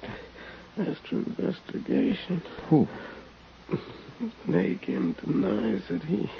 The owner of the Jolly Roger? Yeah. Denies knowing anything about the calls, but they weren't kidding, Johnny. That's why I'm here. And they probably know I was asked to come out here. Johnny. Yeah? Johnny, better go back. Drop this one. Oh, Bert. If they know you're here, they may try to... Johnny. Yeah? Hurt, Johnny. Nurse. 3 hours later, while Jan Penny and I paced the corridor, Bert Parker died. The only thing I'd learned from him was that I'd better be careful. Mighty careful. I took Jan Penny to the roughest, toughest dive I could find, Ray Kemper's Cat Club, in the hope we could both drown a sorrow or two. Why, Johnny? Why did it have to be Bert? You liked him, didn't you? I loved him. I loved Bert. Now he's... Let's have another drink. Hey, Jan, don't you think maybe... Waiter. Waiter, 2 more, please. I know this is no way to face it, Johnny. It's all right, Jan. I came out here like everybody does. Every young female kid who's been told she's prettier than the rest. You know, you got the movies, Hollywood glamour, all that stuff. Yeah, I know. But it was rough. It was too rough. And I couldn't play the game they seemed to want to play out here. And I was all set to go back to the farm country and settle down to the same dull... But then I met Bert. And instead of giving me just a lot of fast talk, he said he wanted to help me. And he did, Johnny. He really did. Took me into his office here in San Diego. And we made this office, Johnny. We did. And he still didn't try to make any advances because he knew I wouldn't want that.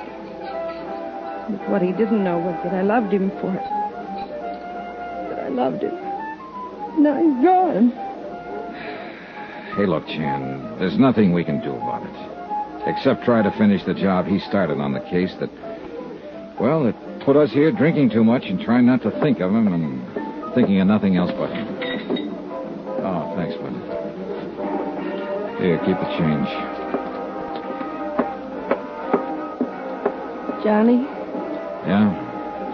You're like Bert. You're straight. I'm glad. Easy, gal. Maybe you didn't know him as well as I did. But you cared about him enough to, well, to do this, and Jan. Listen, Jan. Yes? Grab your coat. I'm taking you home. Oh, I'm all right. Really, I am. You've got a double job to do tomorrow, his as well as yours. How can you talk? I know. I'm out here. I'm out here to knock off the Jolly Roger, make sure the payment of the claim is okay. At least that's why I came out here. Well, then how... Now I've also got to find out who... Well... Bert. Yeah. And I'm going to need your help. All right, Johnny. Come on, Jan. Grab your coat.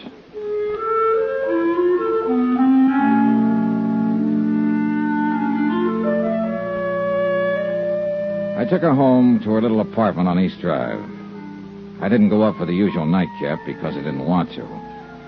And I knew Jan didn't want me to. I dropped into police headquarters, homicide first, and then traffic detail to see if they'd been able to dig up anything on the hit-run driver who'd killed Bert. Nothing. Apparently, the threat he'd received just before the so-called accident was something that only he and Jan had known about. The expense account? Oh, I don't know. Call it $10. A couple of cabs, a couple of drinks, or maybe 6 or 8, or... I'm kind of tired tonight. Bert was a nice guy. Jan's a nice girl. In the morning, I'll call the hotel in La Jolla and delay my reservation there another day. Meantime, I'll get some sleep, I guess. Maybe I'll even cook me up a dream or two about skin diving and sunning on the rocks of La Jolla after all this whole rotten case is cleared up. Get myself a good winter tan to take the place of this high eastern pallor I've been trying to get... Oh. Hello. Hello. Johnny. Hello? Johnny, listen. Hello, I can't... Jan? Yes, Johnny. Listen to me. Yeah. We must have been followed tonight. Huh? Jan? I got a phone call just a minute ago. Yeah? A man. He threatened me. What do you mean he threatened you? How? Who was it? I don't know. He said, if I help you, Yeah? there'll be another accident. To me. Jan. And to you. And to you. Listen, Jan. Oh, Johnny, I'm afraid. Johnny Dollar. Johnny, this is Jan. Yes, Jan. A minute ago, after you left me here at my apartment, I got a phone call. Yeah? A threat. If I help you on this case, there'll be another accident. Huh? Like the one that happened to Bert. Fatal. To me. Jan. To you. Oh, Johnny, I'm afraid. Stay right where you are. I'm on my way over.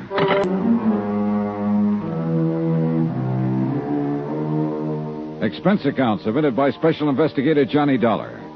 To the Universal Adjustment Bureau, attention Patrick McCracken. Pat, I'm addressing this to you instead of to the Southwestern Maritime Insurance and Liability because Southwestern's sole representative here in San Diego, California, Bert Parker, died yesterday in the hospital, presumably of an accident. But I don't believe it. I think it's because he knew too much about this case. The Jolly Roger fraud. Item 6270, cab fare and tip from my hotel to the little apartment of Jan Penny, who had been Bert Parker's secretary before he was killed.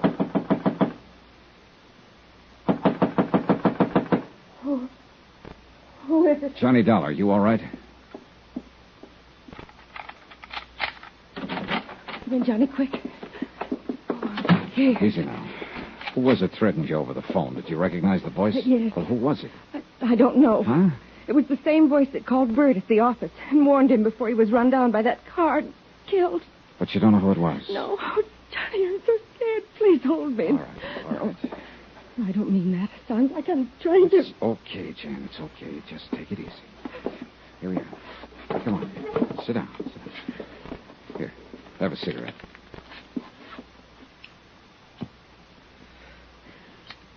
Sorry. I'm sorry, Johnny. I guess it's just been too much for a gal. Yeah, sure. I don't doubt it. I thought when I bought you a few drinks tonight, you'd be able to come back here and sleep and forget what's happened. Forget about Bert being killed. It's because he held up the claim on the Jolly Roger. Because he sent for you. That's why they're threatening you, too. Oh, Johnny, be careful. And you have no idea who they is? Of course I do. The same idea you have. The man who owned the Jolly Roger before she burned and sank. Paulus Vanagian. Just how much do you know about Zanagian? Only what Bert told me. He was an international crook, gun runner, spy, shipping magnate, international troublemaker. Yeah. Just about as welcome in any decent country of this world as the plague. Bert didn't want to insure the Jolly Roger. Certainly an appropriate name, all right. If ever there was an international pirate. Well, go on, Jen. Bert didn't want to insure it. $460,000 wooden hull and all, but he had to.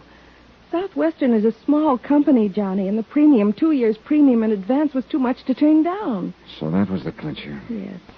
And Bert needed it so much. But then it burned and sank. Yes. When they submitted the claim, Zanagian himself. Oh? Yes, Johnny. It was Paulus Zanagian himself who bought the policy, and he made the claim. Demanded immediate payment. But when Bert decided to hold up until you could come out here and investigate it. The warnings and the so-called accident that killed him. Yes. Now they're warning me. You. Johnny, why don't you give this up? Where's Zanagian now? Here in San Diego at the Larchmont. And you're sure it wasn't he who called you tonight, who called Bert and warned him? I'm sure. I would have known his voice, his accent. But, Johnny, I'm frightened. All right, now look. Go on in there, into your bedroom and sleep. No, Take a sleeping pill, whatever you like, but get some sleep. Look, there's nothing we can do tonight, and there'll be plenty for us to do tomorrow. After that phone call, I'll stay right here on the sofa. And look, I've got this. Have you any kind of a gun? No, Johnny. Well, now go on in there, lock your windows, close the drapes, and get some sleep. That's orders. All right. Good night, Johnny.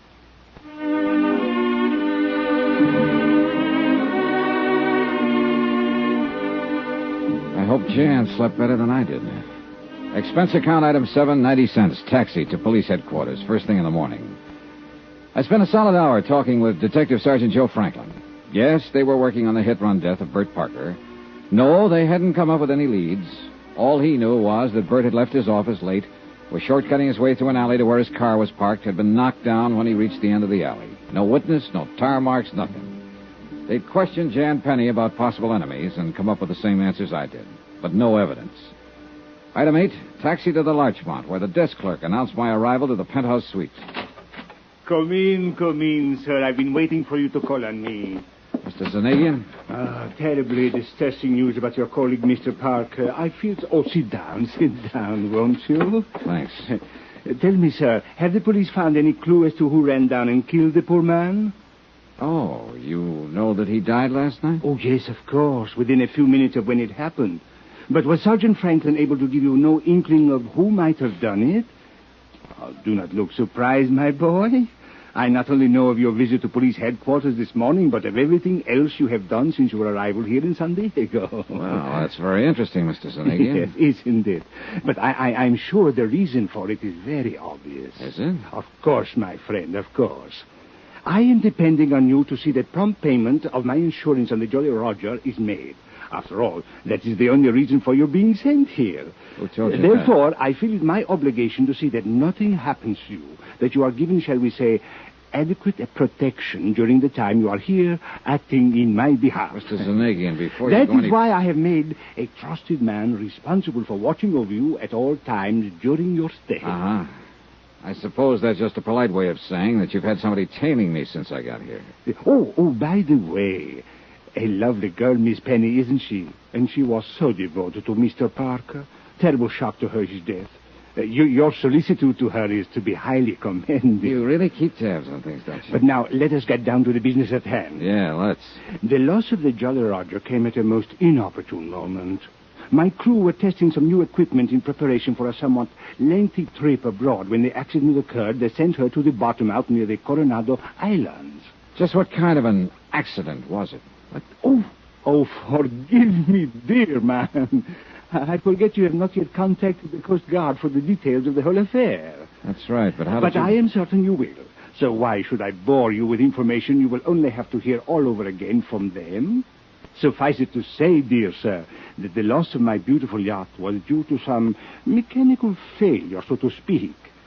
Something with the electrical system, I believe it was. Yes, I do. But my point to you is simply that I must have settlement of my claim without delay, so that I can leave the United States as soon as possible. For where? Do you mind? Oh, no. Of course I don't mind. But why bore you with my personal affairs? So urgent is my need for immediate settlement that I can only remind you that I am a most generous person. Which is to say, I can assure you of ample reward for anything you may do to expedite payment to me of the Now, just hold on a minute. I'm sorry, my dear sir. Oh, dear me, I'm sorry. I've seemed to monopolize the conversation, haven't I? Mr. Zanagian, let's stop beating around the bush.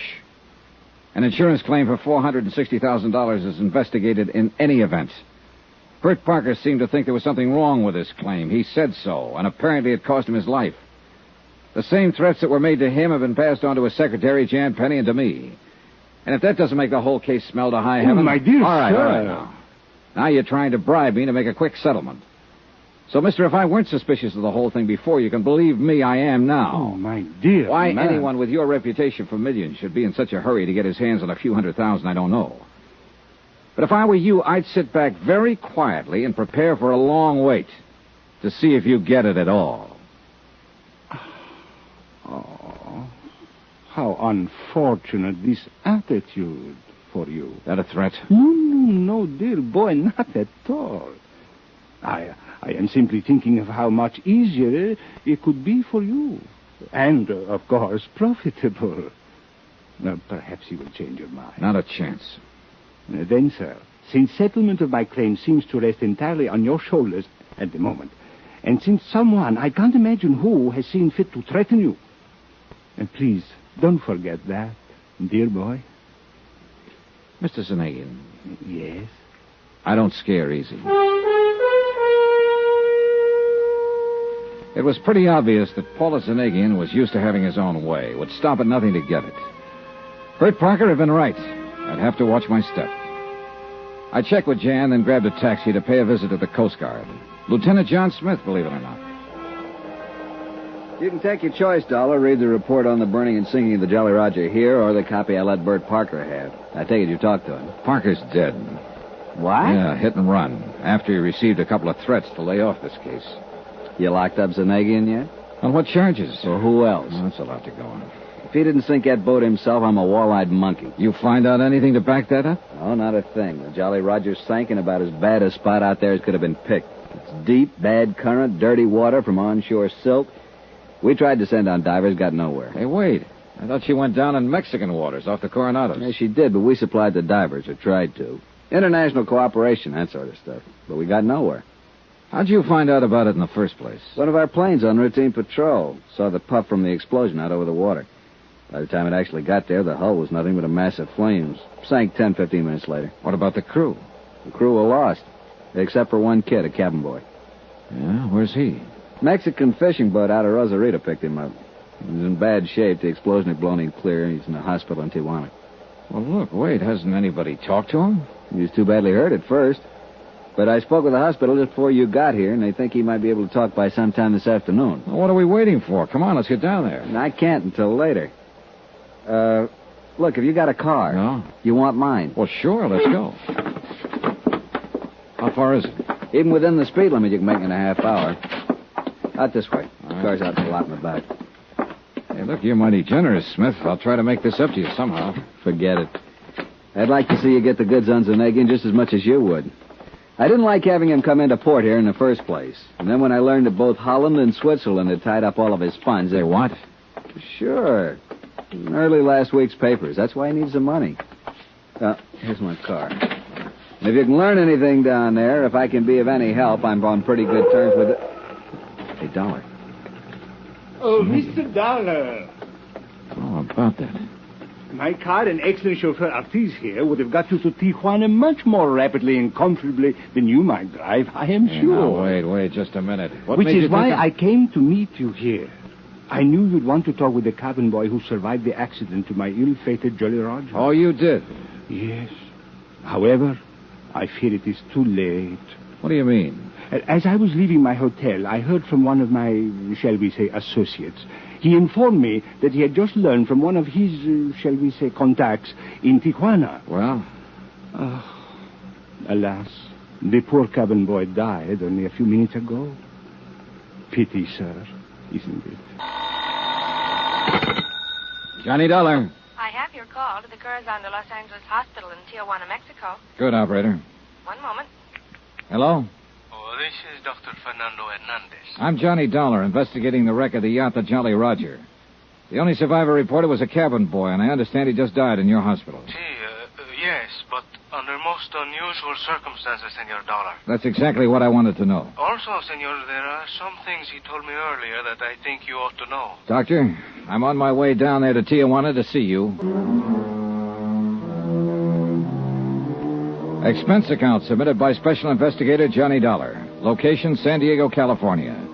To the Universal Adjustment Bureau, Hartford, Connecticut. Assignment, the Jolly Roger fraud. $460,000 worth of palatial yacht gone down to Davy Jones's locker. Expense account item 9, 40 cents, telephone call. To the hospital in Tijuana from a phone booth at Coast Guard headquarters here in San Diego.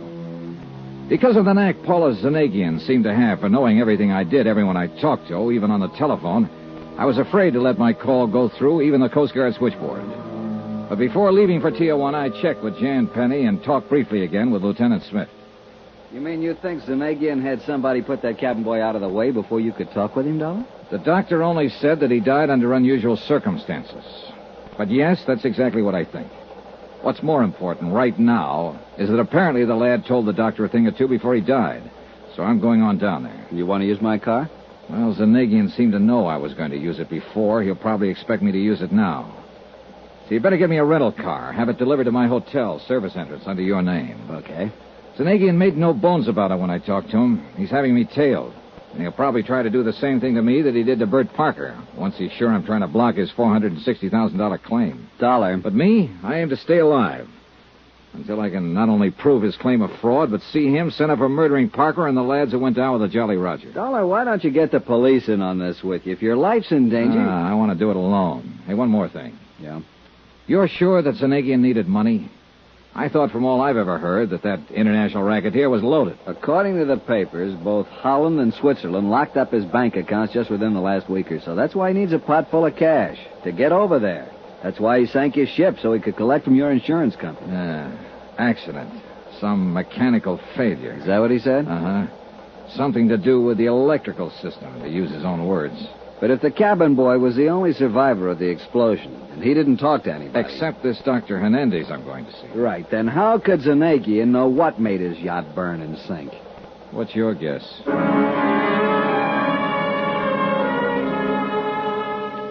Expense account item 10, $50, deposit on rental car.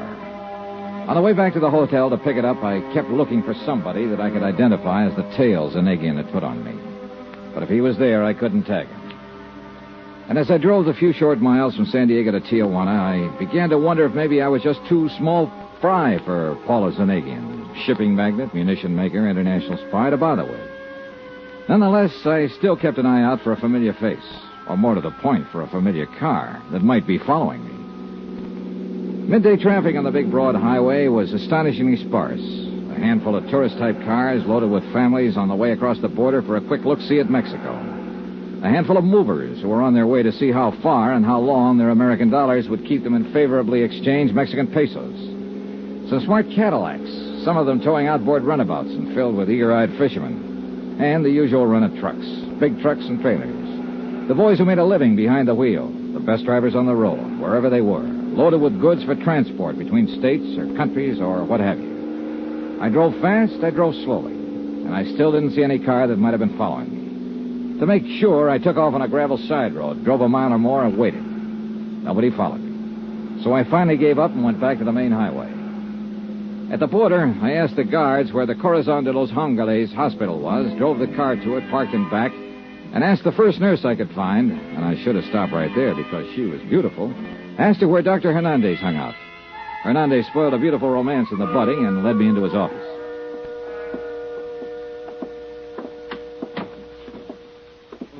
Please do. Sit down, Senor Dollar. Thanks, Dr. Hernandez. I'm so glad you've come.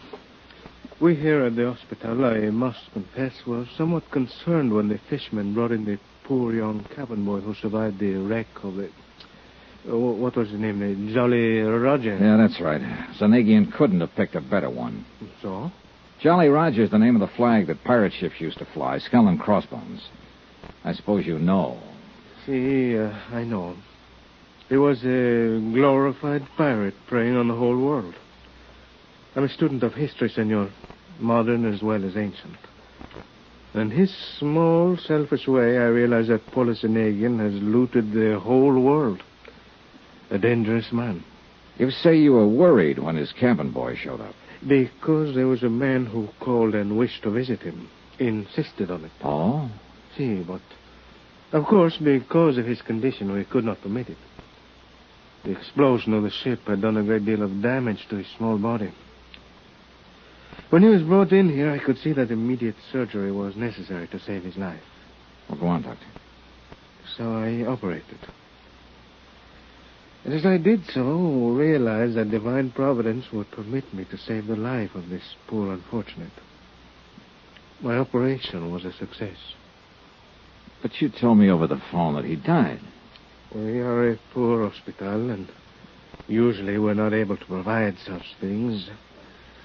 But I appointed a special nurse to look after Doctor, him while I ordered that man who would not give his name but who insisted on seeing him be kept away. Doctor, you said... However, 2 hours ago, the nurse left him only for a brief moment and only to inform me of the remarkable improvement he'd made. Look, and Doctor... when I entered his room, he was dead. Look, Doctor, I'm sorry if you lost your patient, of course, but you told me over the phone that there was something unusual about his death.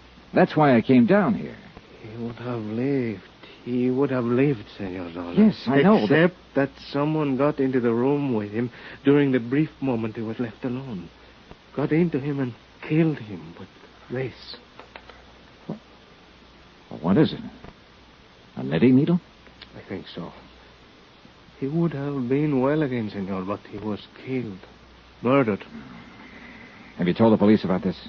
See, and they are what you call at a loss. Oh, brother. Well, how do you think I feel?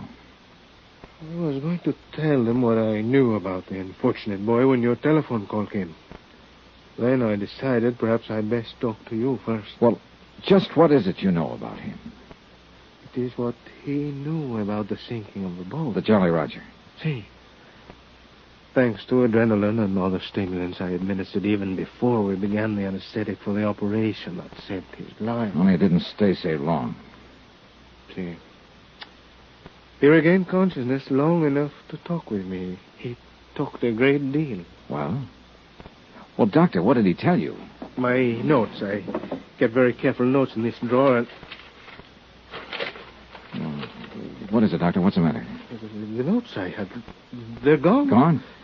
Here. I kept them here because I knew they'd help to solve the crime of the sinking of the ship. Well, what did this boy tell you? Notes or no notes, Doctor? You must remember something of what he told you. Well, see, yes. Well, what? That he'd seen a strange device taken aboard the ship. He was young and curious, as all boys are. Yeah? That only the captain of the vessel had handled it, had taken it to the engine room. That he had inquired about it and been told to mind his own affairs. Well, what kind of a device was it? Did he tell you? Like a clock, he said. A clock on a large box, like an alarm clock. It was set for 2:35. He hold everything. That was the time the Coast Guard patrol plane saw the explosion. I knew that. All right, go on, Doctor. That, Senor Dollar, is all. Well, I don't know about you, but it sounds to me like Zanegian or one of his men or both planted a time bomb in the engine room of that yacht. See? No. Now, wait a minute. Yes? If the captain knew about it... Hey, look, Doctor, the U.S. Coast Guard reported that the only survivor was this cabin boy. Now, surely the captain wouldn't have let himself get blown up. Oh, no, he would not, except for one thing. Yeah? And I tell you only what I know from the cabin boy. Oh, yeah, what's that?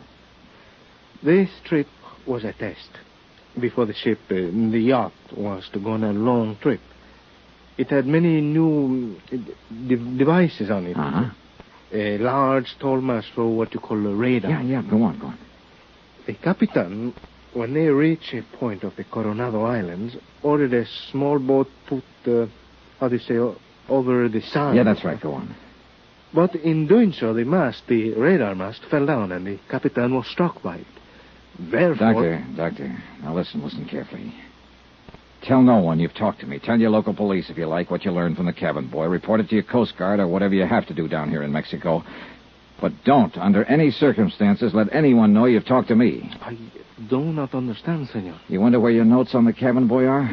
Well, if you ask me, Zanegian is looking them over right now. Impossible. Nothing is impossible with a guy like him. Now, what I'm getting at is this. I'm a marked man, Doctor. He's after me, and he'll be after anybody who tries to help me. Cannot believe. Well, you'd better, if you want to stay in one piece, so take no chances. I don't think I was followed down here, but I may have been. If so, your life is in danger, same as mine. So please, watch your step.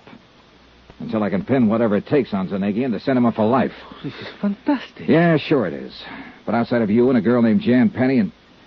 Doctor, may I use that phone of yours for a call across the border? Well, of course. Here. Thanks. Hello? Hello, operator. I want to call Coast Guard headquarters in San Diego, California. Lieutenant John Smith. You know something? Your Mexican operators speak as good English. Hello? Yes, thank you. You seem alarmed, Senor Dollar. Are you Doc, sure I just hope you find no cause for alarm before this mess is over.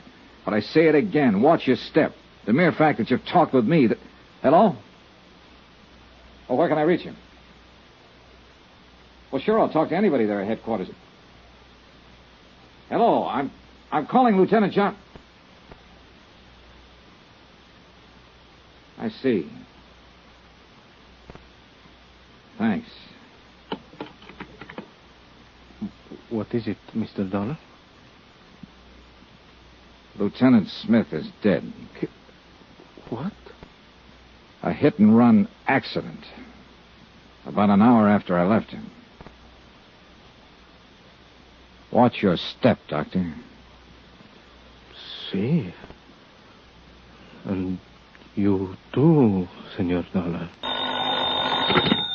Johnny Dollar. Sergeant Franklin, San Diego Police Homicide. Oh, thanks for returning my call. What are you doing in Tijuana? Following a lead on the sinking of the Jolly Roger. What else? I still think that yacht was sunk by her owner, Paula Zanegian. You're not alone, Sergeant. Listen. Yeah? Bert Parker of the insurance company was suspicious. He held up the claim, so he was killed. Hit and run. I know. Lieutenant Smith of the Coast Guard was helping me with the case. Now he's been killed, also hit and run. We know. We're working on it. Jan Penny, who was Parker's secretary, is helping me, too. Get it? I get it. I'll assign a man to protect her immediately. Good. But, Dollar... Yeah? What about you? Expense account submitted by Special Investigator Johnny Dollar. Location, San Diego, California. To Universal Adjustment Bureau, Hartford, Connecticut. Assignment, the Jolly Roger fraud. The sinking of a palatial yacht of that name and a couple of murders connected therewith.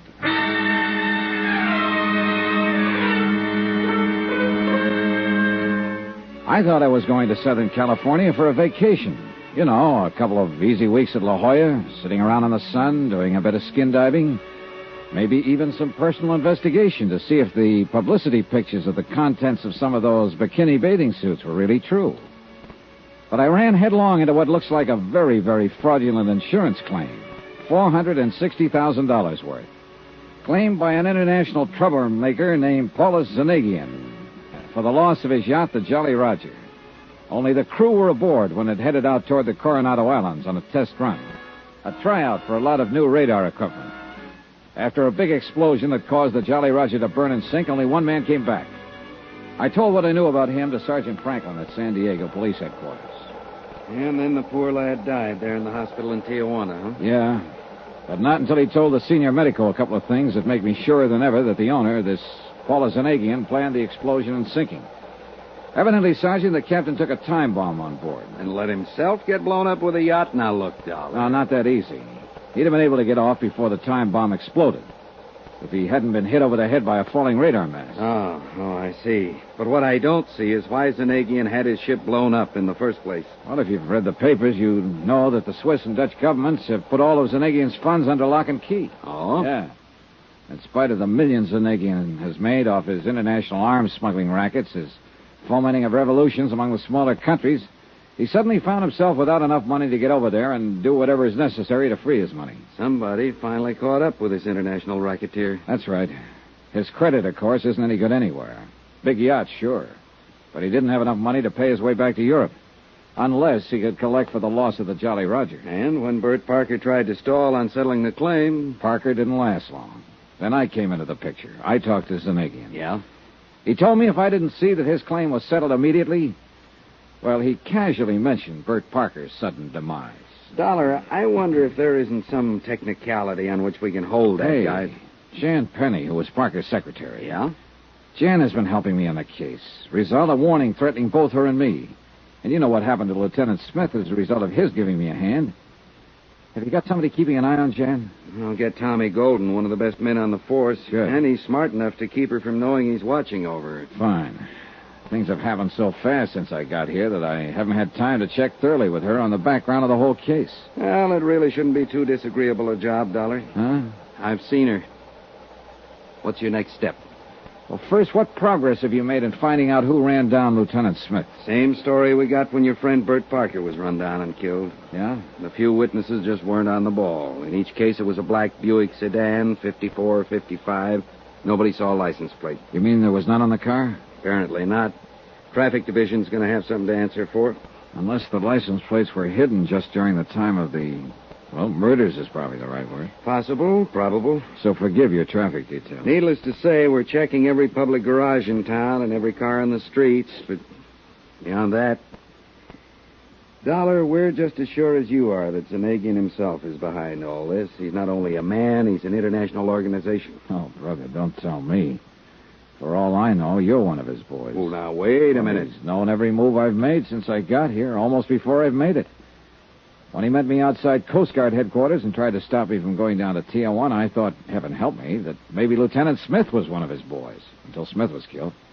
He's had somebody on my tail every minute since I hit this town of yours. I'm sure of it. But I can't spot him. Dollar. Yeah? We feel the same way about Zanagian that you do. We know that wherever he goes, he has, well, it sounds corny, but call them henchmen hanging around with him. Maybe it's just one or two, or maybe it's a dozen. And we've tried to spot him, but no luck. Certainly none of the crew of the Jolly Roger were among them, or he wouldn't have let them get blown up. Or maybe he doesn't have any little helpers. Maybe he does everything himself. You know, it's funny you should say that. It was he himself who took out the policy on the Jolly Roger.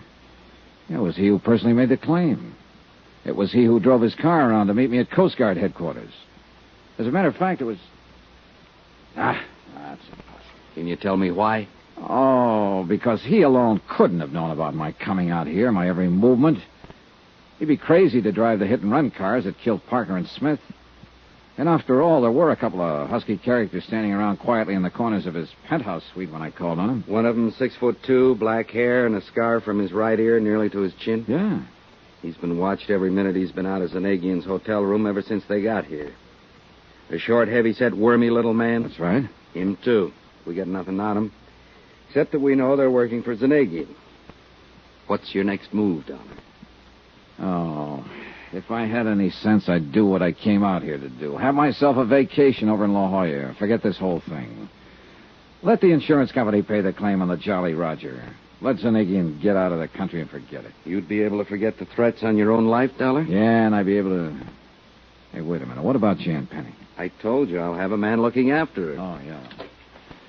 Well, I guess the best thing I can do is take her over to Bert Parker's office, have her open the files, and see if I can find something there to get to work on. Incidentally, Dollar, she drives a black Buick.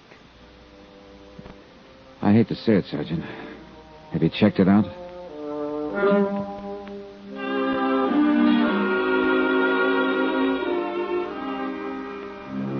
I probably shouldn't have thought what I thought about Jan when I asked that question. I was sorry I had when I reached her apartment a few minutes later.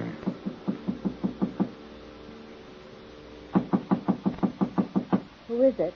Johnny Dollar. Johnny, I'm so glad. I was worried about you. Has something happened, I was Jan? worried about you, that's all. When you told me you were going down to Tijuana alone, well, I was worried about you. Oh, thanks. Hey, look, Jan, let's get down to business. Did you go down to the office this morning? Yes, I took a cab down there right after breakfast and spent the entire day. Uh-huh. Were the files on Zanagian's policy on the Jolly Roger intact? Well, yes, why do you ask that? And nobody bothered you there? No, except... Except what? Johnny, it's the reason I'm so glad you're here. What is?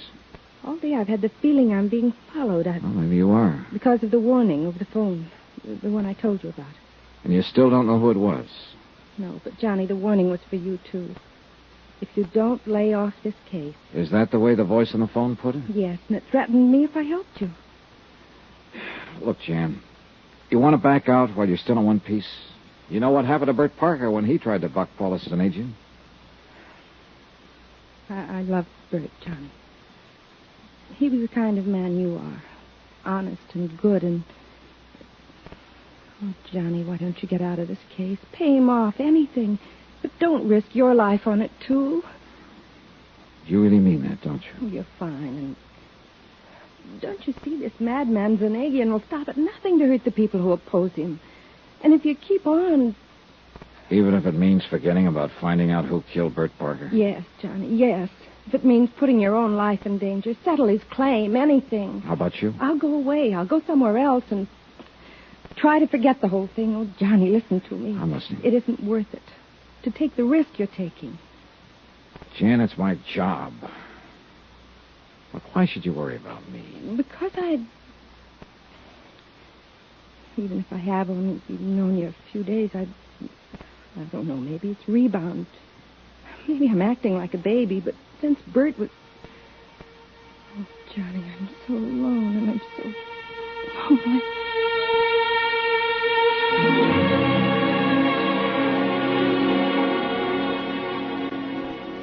Jan was a very pretty girl. Soft, warm, lovely. We had a drink or two and talked about a lot of things. The kind of things I'd planned to talk about to some charming girl on the vacation I'd planned but wasn't having here in Southern California. I might even have forgotten about cleaning up the case and going on to La Jolla. Why don't you make the company pay them off, Johnny? Forget it. So you and I won't be in danger from this man. Suspicion. Why can't a guy relax and enjoy a situation like... Jan, come on, honey. Look out, will you? I gotta get out of here. Look, I've got a hunch, and in this crazy business of mine, when you get a hunch, you better act on it. Oh, no, Johnny, tomorrow. Oh, no, honey, look, I'm going down to police headquarters. Johnny. The one thing I haven't checked on, the one person who was connected with Bert Parker. But police headquarters this time of night, I don't know. Jim Franklin. He said he'd be there all night. But can't you check Sorry, on... Jan. Leave me here all alone? You come with me. We'll grab a cab and go down there together. Oh, all right. Then we'll come back here? Depends on when I find out. Then I'll wait for you. Only why don't you take my car? It's right down in the parking place just outside the building. Okay, sure. Here, I'll get you the keys. How'll I know which one is yours? It's an old black Buick in parking space 5 down there. Just had a new paint job. You can't mistake it. Here. Okay, thanks. Jan, didn't you say something about taking a cab down to the office this morning? Because of the fresh paint in my car. It was so foggy this morning. I wanted it looking nice in case you wanted to use it. Ah, you're a rascal. See you later.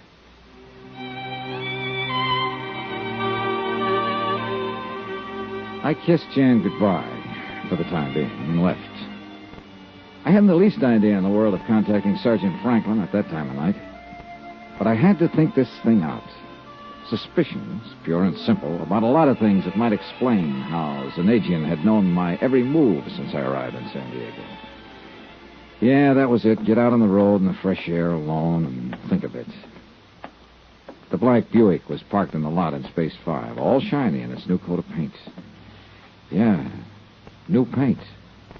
That might cover up any marks a hit-and-run killer made. I was about to close the door, turn the switch, and take off when I noticed that somebody, the car painter perhaps, had left the hood open. I stepped around to the front of the car to slam it down when my guardian angel, or whatever it is, told me to take a good look inside. I'm glad I did. Glad I'd noticed the hood partly open. That I hadn't turned on the key. Because wired to the ignition was a bomb that would have blown me to kingdom come. Hello? Johnny Dollar. Johnny? You sound surprised, Jan. Well, yes, I am, dear. I thought you were going over to police headquarters. I changed my mind. Then you didn't need my car after all. No. Are you coming back here to my apartment? Johnny? After I take a little walk. As I told you, I've got to think this case out, and I can't very well do it wrapped up in your arms. Well, can I? Why don't you take a drive along the shoreline in my car? Want to come along? Jan? I'll wait for you here. Yeah. See you in a little while. Much sooner than you think, baby. Expense account submitted by Special Investigator Johnny Dollar, location San Diego, California. To Universal Adjusters Bureau, Hartford, Connecticut. Assignment, the Jolly Roger fraud, including the loss of a palatial yacht and a couple of murders. Expense account item 12, phone call. And one thing I didn't tell Jan Penny was that I was calling her from a booth right on the ground floor of her own apartment building. Another was the reason I changed my mind about borrowing her car to drive to headquarters for a talk with Sergeant Franklin. Oh, I'd gone out to the parking lot and climbed into her car, all right. But as I was about to insert the key to start it, I noticed the hood wasn't closed down tight. That saved my life. For wired to the ignition, I found a booby trap that would have blown me to kingdom come if I'd even turned the key. After hanging up on Jan, I hopped upstairs to her apartment and pressed an ear against the door. No, he didn't. Because he just phoned me from somewhere outside. But he said he's coming back here, and I tell you, you'd better come over here. No, he just said he's going for a walk. Of course I can handle. All right. I went back to the first floor to the phone booth and called Sergeant Franklin. You think Jan Penny's in with Zanagian on this whole deal? Tell you this, I don't like what I think. Look, Sergeant, I'm going back upstairs to talk to her again. Talk, did you say? Yes, talk. I'm going to lay it all out to her, tell her what I suspect and why. If I can break her down, okay. If I can't, well, I misjudged her. Lucky stiff. Huh? I've seen her, Johnny boy. What's that supposed to mean? I hope you have misjudged her for your sake. What? Reconciliation. What a lovely way to spend the rest of the evening. Look, you dope. Go to it, boy. And happy hunting.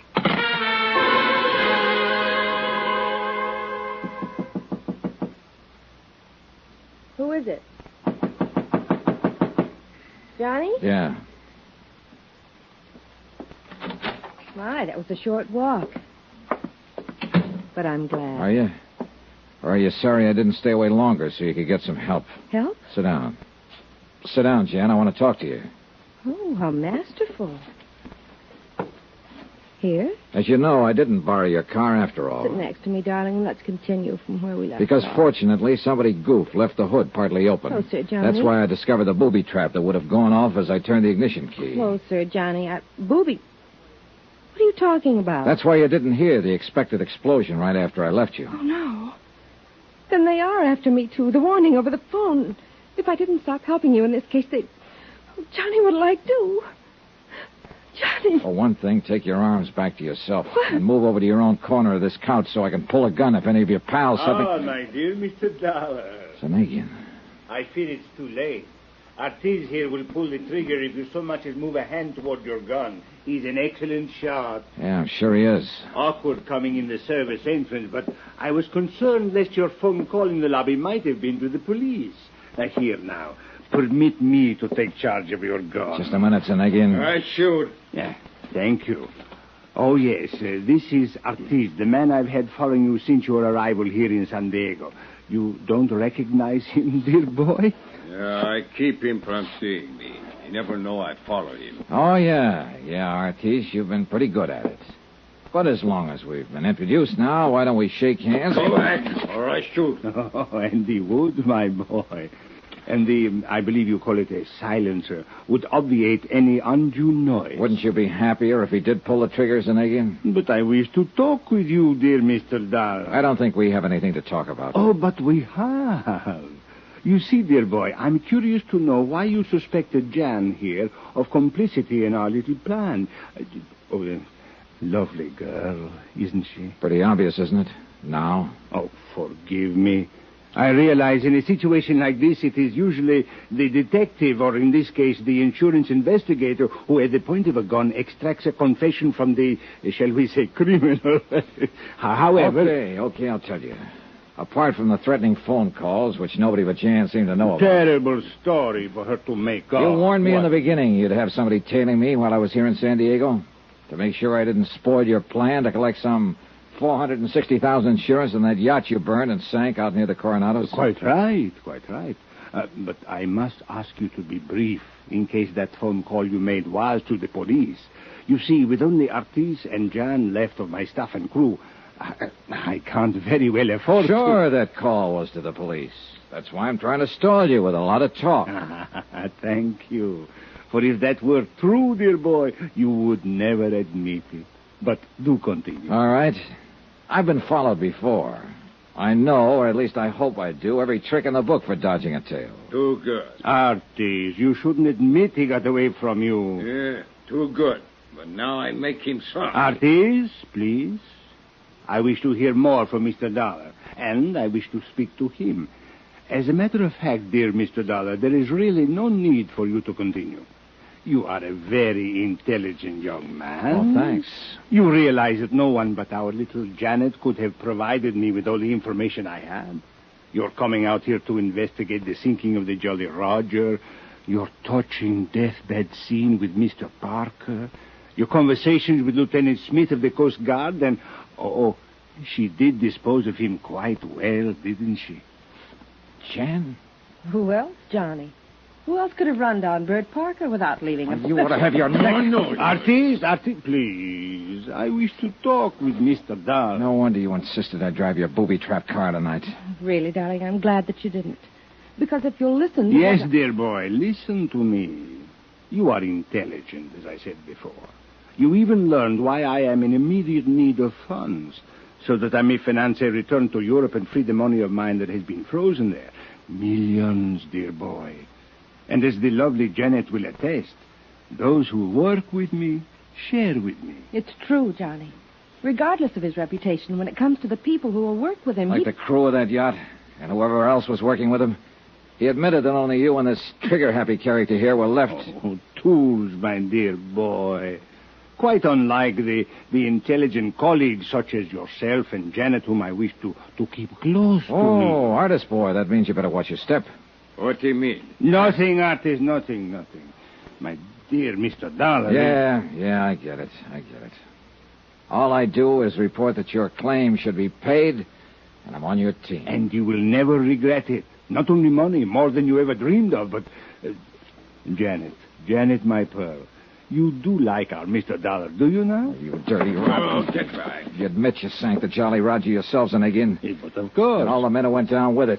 What had to be done? Even a little cabin boy. Oh, yes, dear boy, yes. Both he and the crew on the Jolly Roger were in danger of upsetting my plans. They had to be eliminated. But you, dear man, please, do not stand in my way. Much as I like and respect you, if you do... you will leave me no choice but to eliminate you.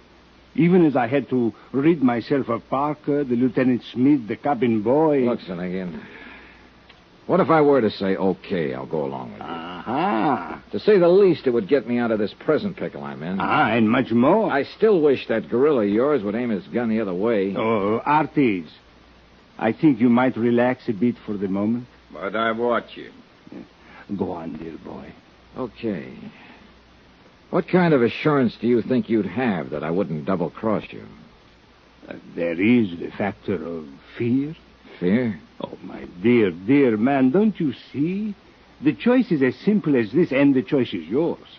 You either accept my offer now, or you accept a bullet from Ortiz gun. And the latter I would regret exceedingly. Not only because of you, I like you, but because it would mean temporary interruption of my plans, a quick trip across the border to avoid being found when your body is discovered, and the necessity of devising some other means for attaining passage to Europe. But far more formidable problems have been overcome many times. Dear Mr. Dollar, I do not wish to have to discuss this further. So tell me... Finnegan, I have good news. Yes? For me, not for you. You mean you refuse?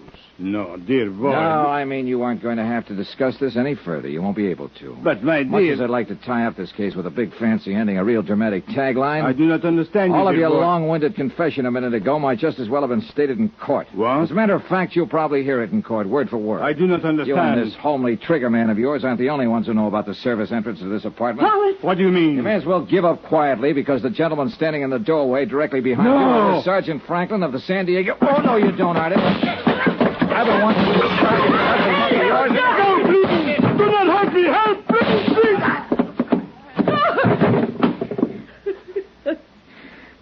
Thanks, Sergeant. What a mess. Better tie up this gorilla, boys. Okay. I'm glad you took the hint and came over. You know my call was being listened to. I kind of thought so. Well, no more Zanagian. Dead? Yeah. By a slug from this big monkey's gun. If I'd known he was that bad a shot, I might have tried to jump him earlier.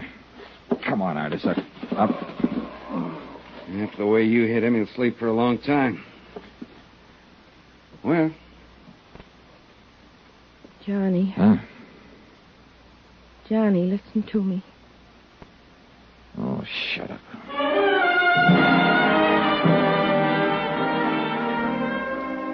Expense account item 14, $217.50, hotel in San Diego, incidentals and plane fare back to New York and Hartford. Expense account subtotal $523.23. I'll give you the rest when I finish my vacation in La Jolla, the one you promised me. Remarks? The fabulous crooked empire of Paulus Zanagian is kaput. The same way it happens when every man who tries to break the rules of international law and order. You might almost have called it death by his own hand. Though, of course, little Artie will be made to pay for it. Jan, same thing, I guess. Why did they do it? Yours truly, Johnny Dollar. Yours truly, Johnny Dollar. Yours truly, Johnny Dollar. Yours truly, Johnny Dollar. Yours truly, Johnny Dollar. Yours truly, Johnny Dollar. Yours truly,